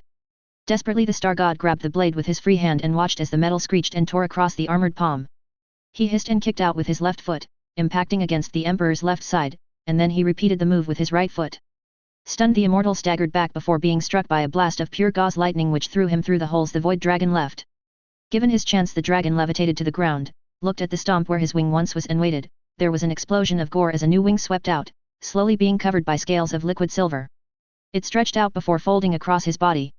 His regeneration complete, he whispered an ancient incantation, a single psychic word. Mu'urt. A black mist appeared around his hand, slowly taking on the shape of a sword. Black wrappings covered the hilt with a silver guard, the blade shimmered from the liquid silver it was made from, and ancient black hieroglyphs were lined down the flat sides. The emperor couldn't tell what they meant, but they reeked of the same power that the star god exerted. Mu'urt, an ancient sword made from the core of the Necrontyr sun. Rejoice, God Emperor, for you are the third to ever see it. What an honor, the emperor replied, his voice laced with sarcasm before he rose to his feet, grabbed his sword and flew forward. The two blades met, flashing gold and green as they struck. The emperor disengaged and spun, swinging his power sword with enough force to crack open the shell of a battle tank. The Citan intercepted and lashed out with his right leg, striking the emperor in the midsection and sending him flying 20 meters into the air. As he flew, the dragon reappeared below him and changed his trajectory with a stiff strike with the hilt of his sword. The emperor flew upwards, blasting through every ceiling before striking the bedrock between the ancient catacombs and the surface of the red planet. As he was about to fall, the dragon came up to meet him and struck him in the chest with the tip of his sword. The blade pierced through his golden armor, then through his shoulder. The two hit the rock and broke through it to the surface. Lathoris fired off his last few rounds from his guardian spear, putting several shots into the nearest 3 Necron warriors before it clicked empty. He allowed the empty ammo clip to fall before reaching into his satchel for another, only to find it empty. He was out. Instinct took over as the first wave came ever closer. His men were standing beside him, some still firing their last remaining clips into the Necron horde, others were fighting with the blades of their spears, or with power swords. Growling, the captain dropped his spear, drawing a pair of bolt pistols from his waist and fired several rounds. One hit a warrior in the face, another went spinning in midair as a round smacked and destroyed its leg. Still they came, gauze cannons firing, his men dying. He kept firing until his guns clicked empty, slamming fresh clips into them and started firing again. Green blades of gauze fire streaked all around him. He smelt the burning ozone, the rancid stench of the beams, the sickening smell of melting power armor and burning flesh. He heard the screams of his men as they lay there dying, flailed alive. It wasn't just normal warriors they were facing. Squads of immortals were forcing their way through the ranks of weaker machines, armed with heavy gauze cannons and easily the same size as a space marine. Arkan roared at the monsters, and dropping his empty pistols drew his last weapon, his power sword. He thumbed the activation switch and listened as the blade hummed to life before charging towards the immortal, ignoring the gauze fire that spilled forth from all around him. A little further down, the last operational dreadnought was firing from its heavy storm bolter. Its other arm, which held dual plasma cannons, had been seared off by a heavy gauze blast. Several moments later, another blast erupted off its chest, tearing through to the crippled custodian underneath. The dreadnought flailed before going limp on its feet. Its storm bolter continued to click for several moments before finally going silent. It was a terrible omen. They were surrounded, the last survivors were surrounded. Necron in front of them, Necron behind them, Necron coming from the walls, the ceiling, and the ground. It was any man's nightmare. To be surrounded by enemies, with nowhere to retreat to. For the Imperium, for the Custodes, for the Emperor! He screamed as he charged, his blade held out, ready to stab into the first body of metal it touched. The last few dozen Custodes heard their leaders cry and drew their own power swords. This unit of Custodes may die this day, but by the Emperor they'd take as many of the undead machines with them as they could. The captain's blade pierced the protective shell of one of the immortals, and with a mighty roar of exertion he pushed it upward, cutting up the abdomen and through its head. He then turned and cut off the head of a warrior, slashed an arm of another, took the legs from another, punching through another's metallic mask with his power fist. He continued to fight until he could fight no more, and by the time he fell the massacred, twisted corpses of dozens of warriors and immortals were all around him. His own body had taken several gauze hits and he could smell the stench as his flesh burned, but he didn't care. The dead were all around him, his friends, his brothers, his family, all 200 custodians who followed the Emperor into this hell were dead. And not a single one of them regretted it. Arkan Latho-Rees, custodian, captain, soldier, died on the field of battle, on his feet with his head held high, a smile on his face. The Necron were spread out before him, a sea of silver on the otherwise crimson surface. Magi Durin aimed and pulled the trigger for the Vulcan Megabolter, spraying vast streaks of bolter fire upon the Necron, blowing dozens apart. His contingent of Warhound Scout Titans opened up with their own Vulcan Megabolters and plasma blast guns. But the barrage did little to slow the advance. Unlike living, breathing individuals who would dive for cover, the Necron didn't flinch. They continued their advance, seemingly uncaring for the deadly loss and heavy weapons fire arrayed against them by over 100,000 warriors of the Imperium.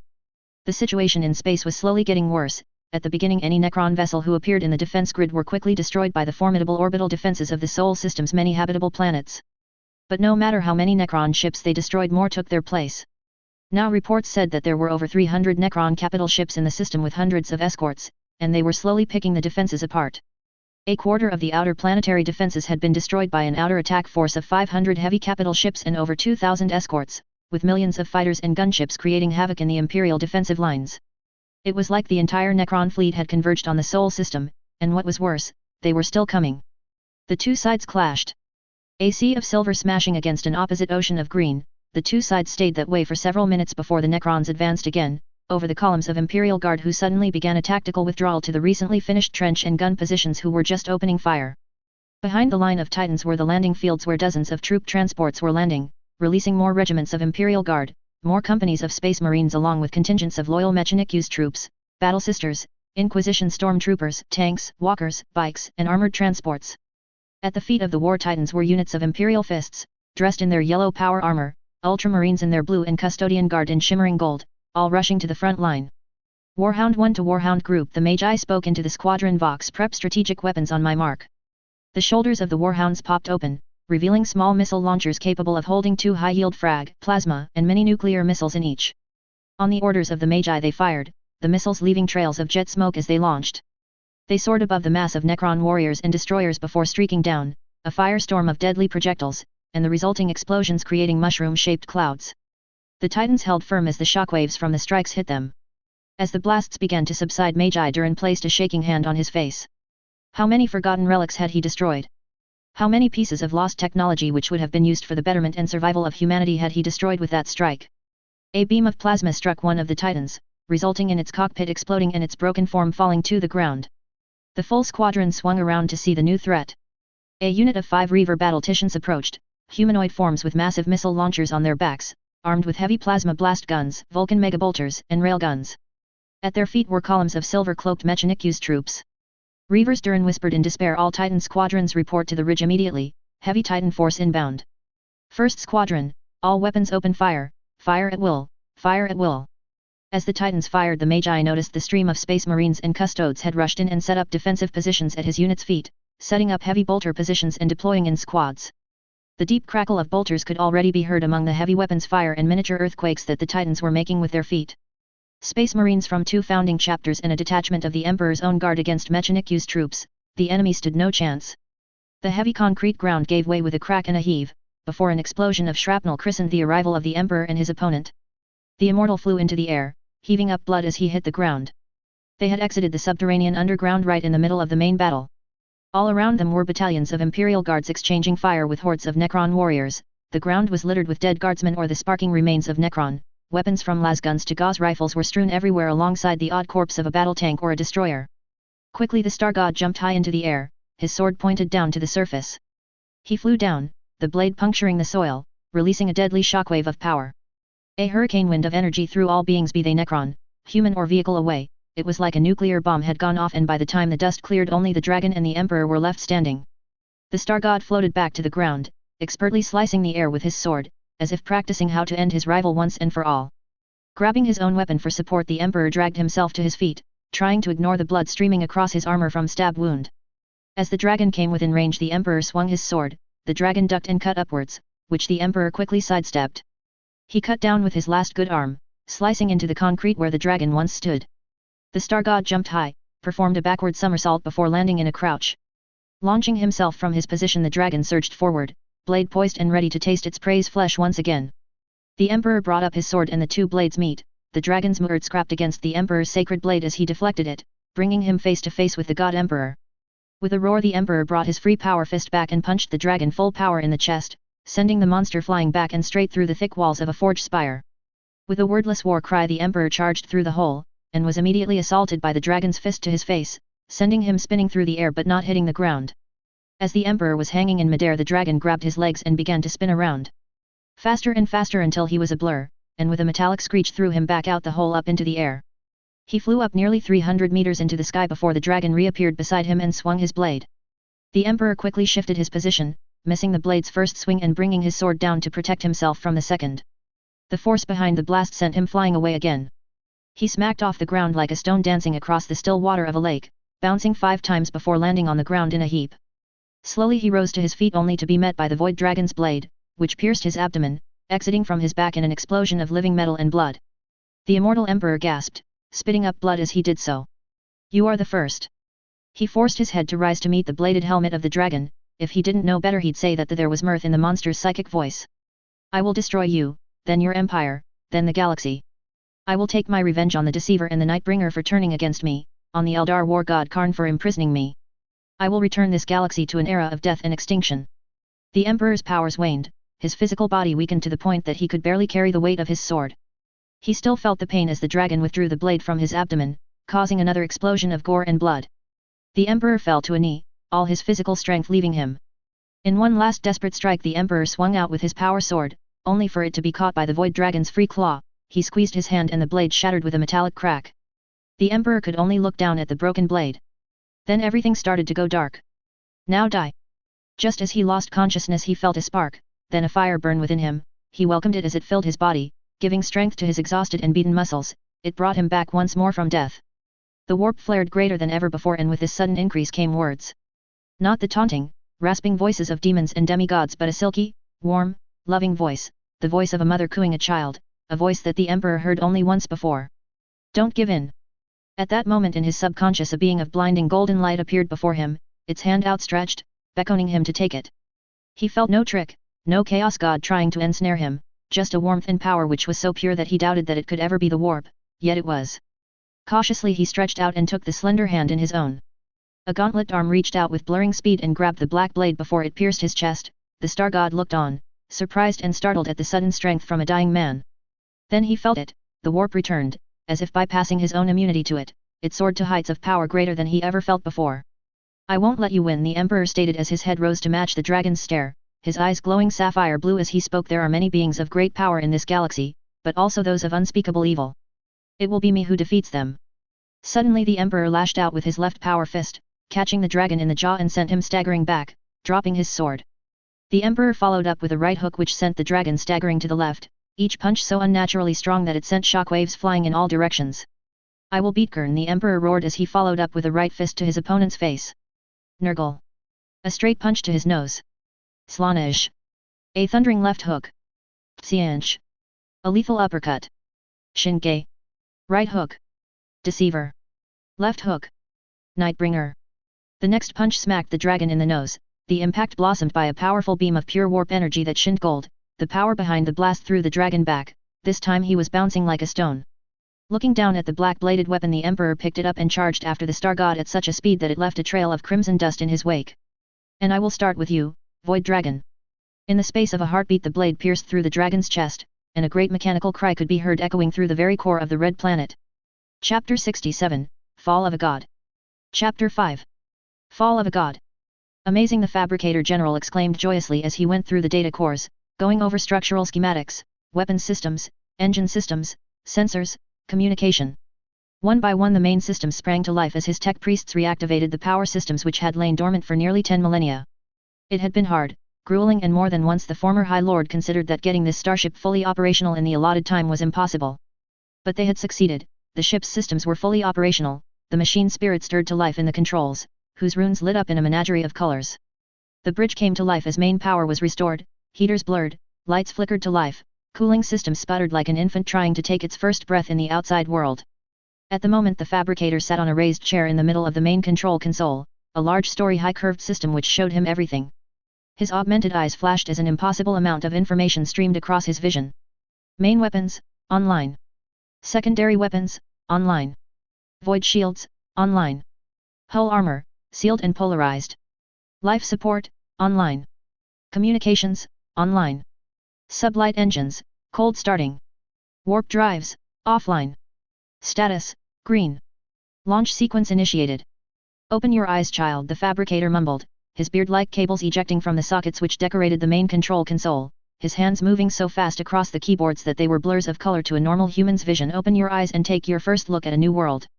For most of the battle the fleet had remained dark, its ships were operating at minimum power in the hope that the enemy would not notice them until the engines of their senior capital ships were ready. Thankfully the Necron were too preoccupied with the vast defense fleets of Terra, they did not see them. Suddenly the running lights of the heavy warships came to life in what seemed like an explosion. Docking clamps released the main warships, allowing them to drift for a few moments before the mammoth engines came to life in an explosion of unnatural fire. The fleet of Admiral Xavier Winters was free, and not a moment too soon. In unison the 2 Armageddons, 6 Firestorms, and 12 Cobras opened up with every weapon, striking and destroying 3 unsuspecting Necron raiders in a harvester. The fleet moved through the flaming debris like ghosts in the darkness, remaining silent until all their main batteries were reloaded before firing again. Destroying another 4 raiders and causing mild damage to an accursed tomb ship. From the vantage point of his command throne, Admiral Winters watched as the surprised Necron task force attempted to turn around to face the new threat. Losing a quarter of their number as the monumental space defenses of Terra locked onto them and cut loose with enough firepower to reduce a planet to a dead orb. Something seemed wrong. The Necron weren't moving like they were at the beginning of the battle. They seemed sluggish to their guns, no longer moving in unison. In fact, several of their smaller ships were beginning to vanish in their version of faster-than-light travel. It reminded the Admiral of what would happen to a conventional army if it lost its command. It reminded him of a rout, a panic. Something that the Necron never seemed to have a problem with. The defense fleets seemed more determined than he had ever seen. They acted with perfect accuracy, near fanatical determination. They charged the undead ships, seemingly uncaring for their own survival. He understood why. They were not fighting on a far-flung colony. They weren't fighting for a sector or provincial capital. They were fighting in the Sol system, the cradle of humanity, the throne of the Imperium, where the holy world of Terra resided.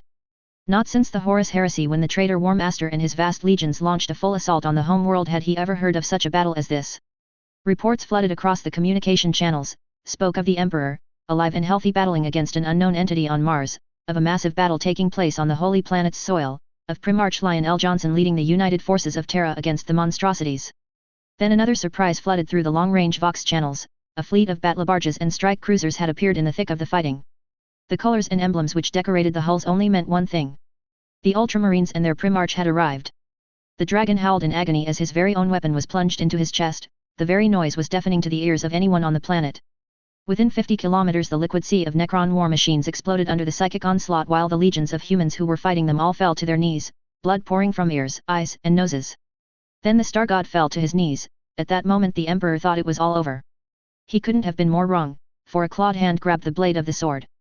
The dragon forced himself to his feet, his rage almost palpable in the surrounding air. No, I will not be beaten by you. The Star God's free hand began to change shape from a metal-wrapped claw to a long curved blade. He swung the newly forged weapon, cutting into the Emperor's side and forcing him to jump away. Not losing his grip on the ancient Necron sword, the child of humanity pulled it from the demon's chest with a teeth-grinding scrape. This creature's whole body seemed to be a weapon. With a roar the dragon forced his hand to return to its clawed form. Then he set to work, gathering a mass of energy from across the planet, sucking the energies of every Necron warrior dry.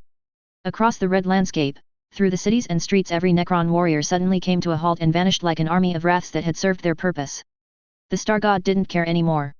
He just wanted to kill him, to rend his body limb from limb. A ball of green energy appeared above him, tendrils of emerald swirling around it like a miniature galaxy. The Emperor felt the power. There was enough to crack the crust of the planet, to break it in half like an egg. Quickly he dropped the dragon's sword and summoned the monumental power that the warp had, gathering it from every corner he could find. He slammed his hands together and a small light appeared within, shining through his fingers and palms. Slowly he opened his hands, drawing on more power, making the single light become a ball of condensed warp energy.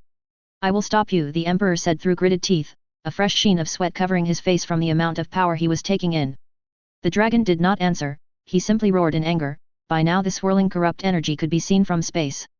The millions of soldiers aboard the Imperium's mighty warships and defenses stopped what they were doing to look upon it with fear. Both roared as they released their powers upon each other, and green tendrils slammed against a barrier of brilliant golden light. No one expected it when the tomb ships appeared over the ancient world of Terra itself, even when several dozen defense platforms turned into incandescent flares of light, even when one of the central space stations suffered several explosions and immediately started to fall from orbit towards the city world's surface. But the defenses of the home world recovered quickly, and thousands of deadly lances of energy struck the Necron vessels. A full half of the tomb ships took the brunt of the attack and were systematically destroyed, but the last 5 took what little time they had and fired upon the city-covering world, blasting areas of land 50 kilometers in diameter, christened by large mushroom-shaped clouds. Skyscrapers fell, millions of lives were lost, and every psyker in the galaxy could hear the psychic ripples. From the far source of the nomadic craft worlds, the traders of chaos, even the forcelings of the Korskza galaxy felt the psychic death screams. Back above orbit, the Imperial defenders went from desperate defense to a near-insane rage. Men and women screamed in anger until they went hoarse. The defense platforms came around and fired with more ferocity than ever before. They continued firing upon the Necron until gun barrels went red from overheating. One tomb ship remained, and it was even now entering the atmosphere of the world, weapon banks spewing torrents of green lightning upon Terra. Anti-air defenses came alive in the form of flak cannons, AA guns, and surface-to-air missile positions spewing up clouds of missiles and lines of tracer fire. Aero fighters launched in the hundreds from airfields and sped towards the Necron capital ship, passing by the aftermath of the orbital bombardment in the form of mushroom-shaped clouds which reached up to 3,000 feet in a landscape which looked more like one of 100 worlds on the fringes of the Empire. Then the tomb ship loomed before them, an unwelcome sight on the polluted skyline of Terra. Its main weapons were releasing torrents of energy upon the surface, silencing aerial positions and bringing down buildings. In fury and hatred they dived towards the enemy, forgetting about the deadly defense fire of the capital ship and the defensive fighters which were launching from the Necron vessel's scarred and charred hull. When the pilots entered the fight, they knew they could get no help from the orbital forces without the throne world suffering catastrophic and possibly irreparable damage. The orbital defenses, however, helped by sending every fighter and bomber they possibly could, as well as a few frigates and corvettes. Every heavy capital ship in the Terran fleet had been rerouted to meet the main Necron fleets in the outer system. Far below on the surface something was stirring. A massive hidden pair of doors covering nearly 50 kilometers of wrecked land was sliding open, the ruins of buildings finally giving in and falling. When the massive doors finished their opening, the darkness within came alive with running lights as the behemoth within started to rise to the surface. And within the structure of this monster, the Fabricator General looked upon the ruins and felt his blood boil. Unbeknownst to himself, he screamed out into the bridge, his voice like a metallic thunder. They would not get away with this. He would hunt them down to the ends of the galaxy. He saw the tomb ship on the horizon and ordered this ancient warship to advance. To those men who were watching the surface, they thought their eyes were deceiving them. A massive ship similar in design to a battle barge, yet almost twice the size, at 40 kilometers long, with bank after bank of lance batteries, plasma cannons, rail guns, and missile and torpedo launchers. Its hull was gold with black and red engravings.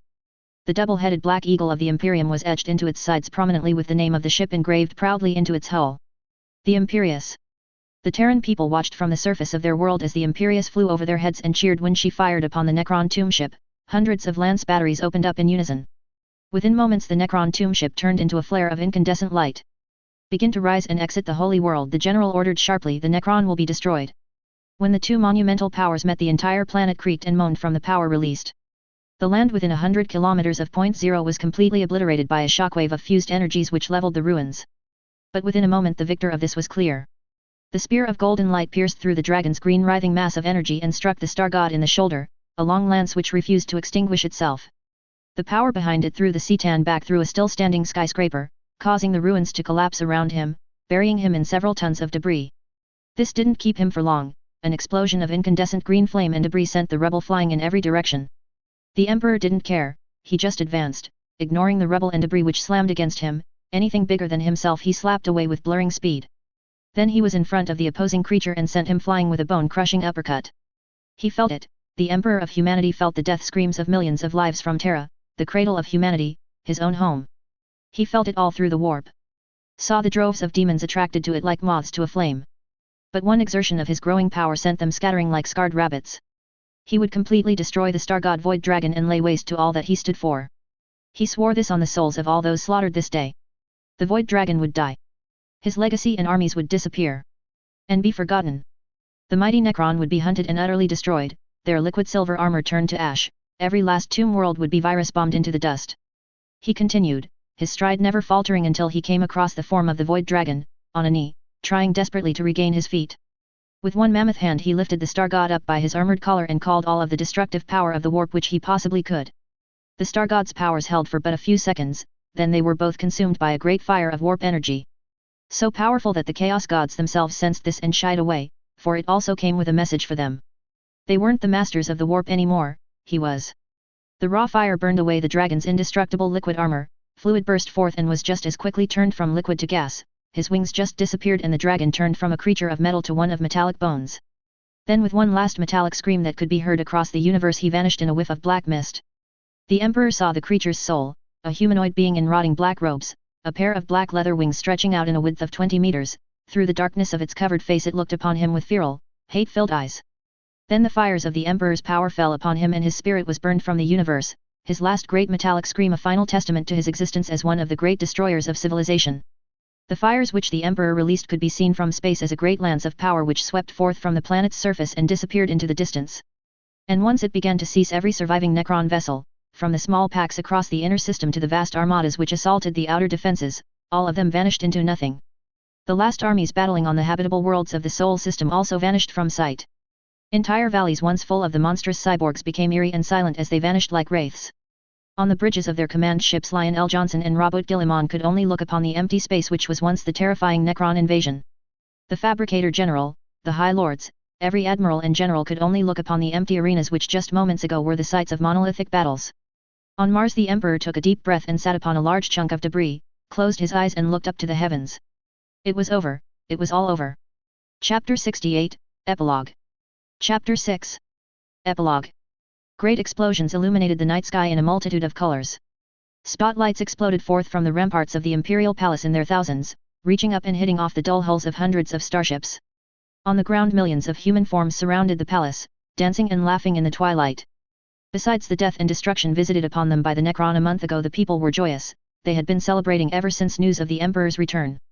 This celebration did not just take place in the Sol system, every inhabited system of the inner planets had heard the news, and across the galaxy people were rejoicing. But for the outer systems it would be months, possibly years before this news reached them, still the celebrations would begin anew. Crowds of people covered the courtyards and plazas of the palace, drunk in celebration of their resurrected leader. Bands played ancient ballads written by great artists of the Imperium. Stalls were erected to provide the celebrating masses with food and drink. Fireworks of untold number dotted the darkening sky with flashes of multicolored light. In orbit cruisers and other capital ships were firing their main guns in salute for the Emperor and his primarches. The Emperor was too busy for such celebration. In many ways he did not expect such a welcome. He had never viewed himself as a god. He had often tried to dispel such references in the years leading up to the Great Crusade. But it was while imprisoned in the Golden Throne that he made a very real assumption. Humanity needed something to believe in. They needed to believe in a power higher than themselves. If they did not, then humanity would have died out long ago through self-destruction. The Emperor accepted this, but it didn't have to mean that he liked it. He was no god. He had never viewed himself as such. A god was a being who created life, a being that would blink and a million years would go by. A god would be a being who could wipe out the Chaos Gods, the C'tan, the Tyranids, even the Sith in a single wave of his, or her hand. He was no god. But the people saw him this way, and trying to deny it would only make their belief stronger. So he began what he knew he should, he began preparations to bring the Imperium back to dominance. There would be a number of reforms within his empire's superstructure, the powers of the Inquisition and the Ecclesiarch had to be reduced, the military needed to be given more say in their own campaigns, without inquisitors or cardinals being able to override them. The Adeptus Mechanicus had taken serious casualties in the brief civil war which engulfed their order. The Martian shipyards and industrial complexes had taken grave damage and would take at least 4 months to repair, as well as all the buried knowledge which was probably destroyed. Terra herself had suffered an orbital bombardment which cost several city-sized areas and ended with the deaths of hundreds of thousands, possibly millions of innocent people. The defenses of the home world had taken serious punishment not inflicted in 10,000 years. It would take time for the center of imperial power to resurrect itself. Technologies needed to be inaugurated into his empire, not just for military needs but also for economic purposes. Trade and technology agreements needed to be made with other empires, particularly their closest rivals, the GFFA. The Emperor was interested in not just their superior fighters and powerful shields, but also in their galactic communication system, the Holonet, and their hyperdrive engines.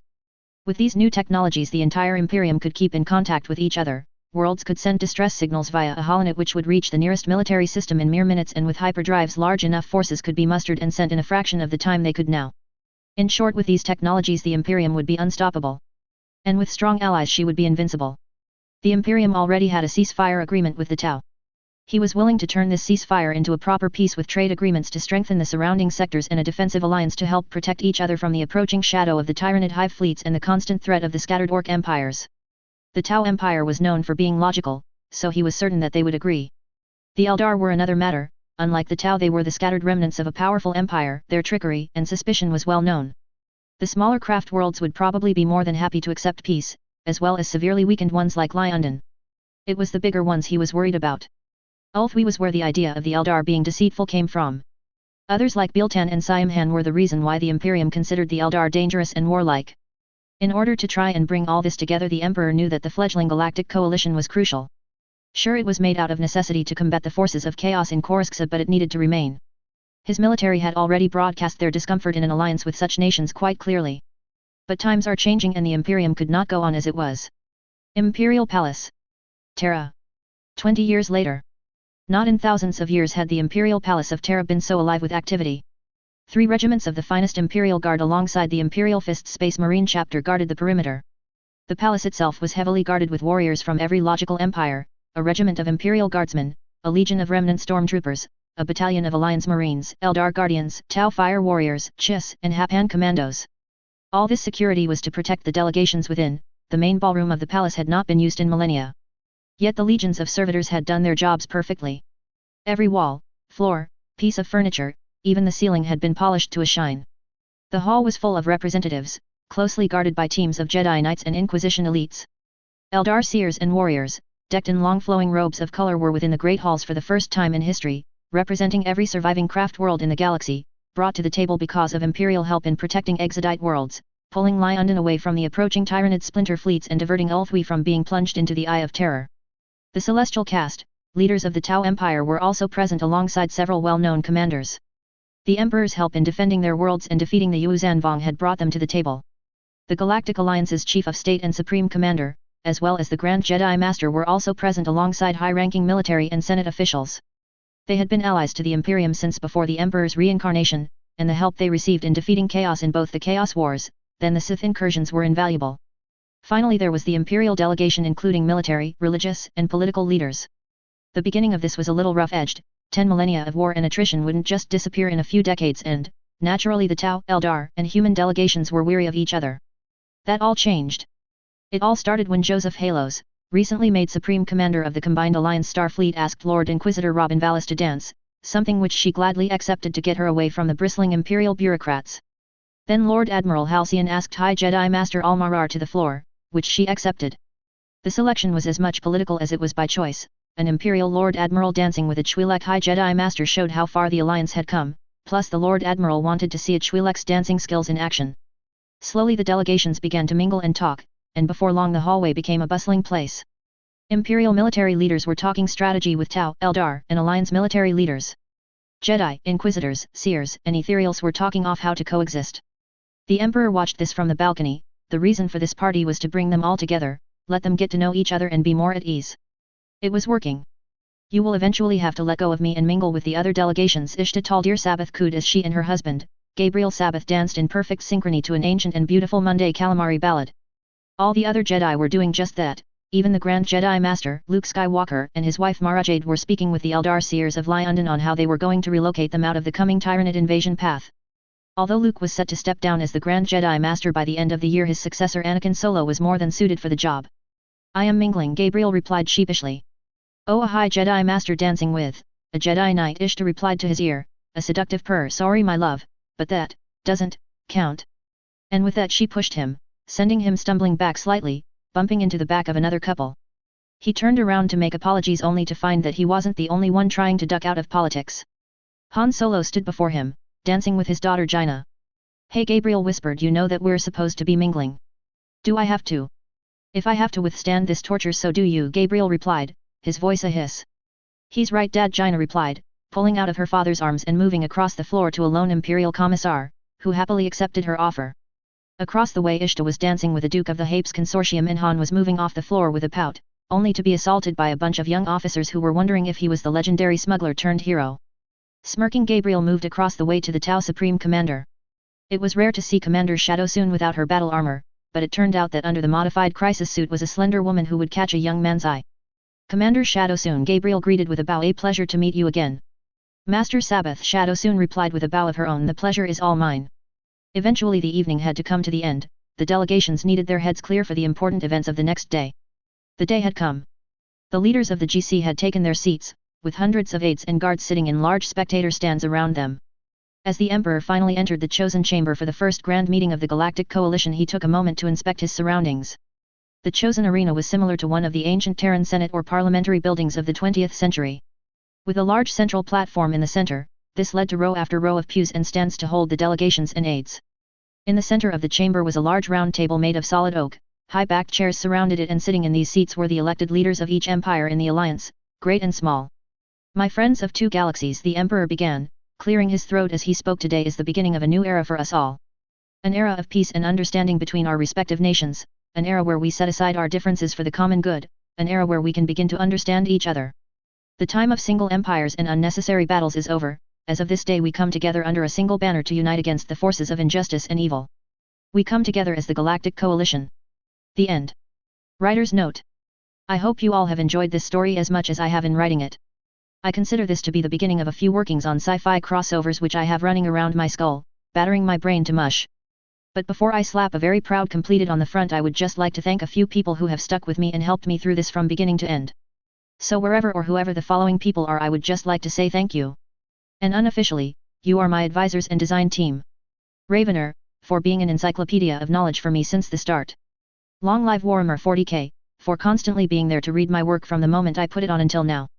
Sparks 4, for being the CO leader behind the Warhammer40k/Star Wars argument, Warhammer leader. Carlity, also for being the CO leader of the StarWars/Warhammer40k argument, Star Wars leader.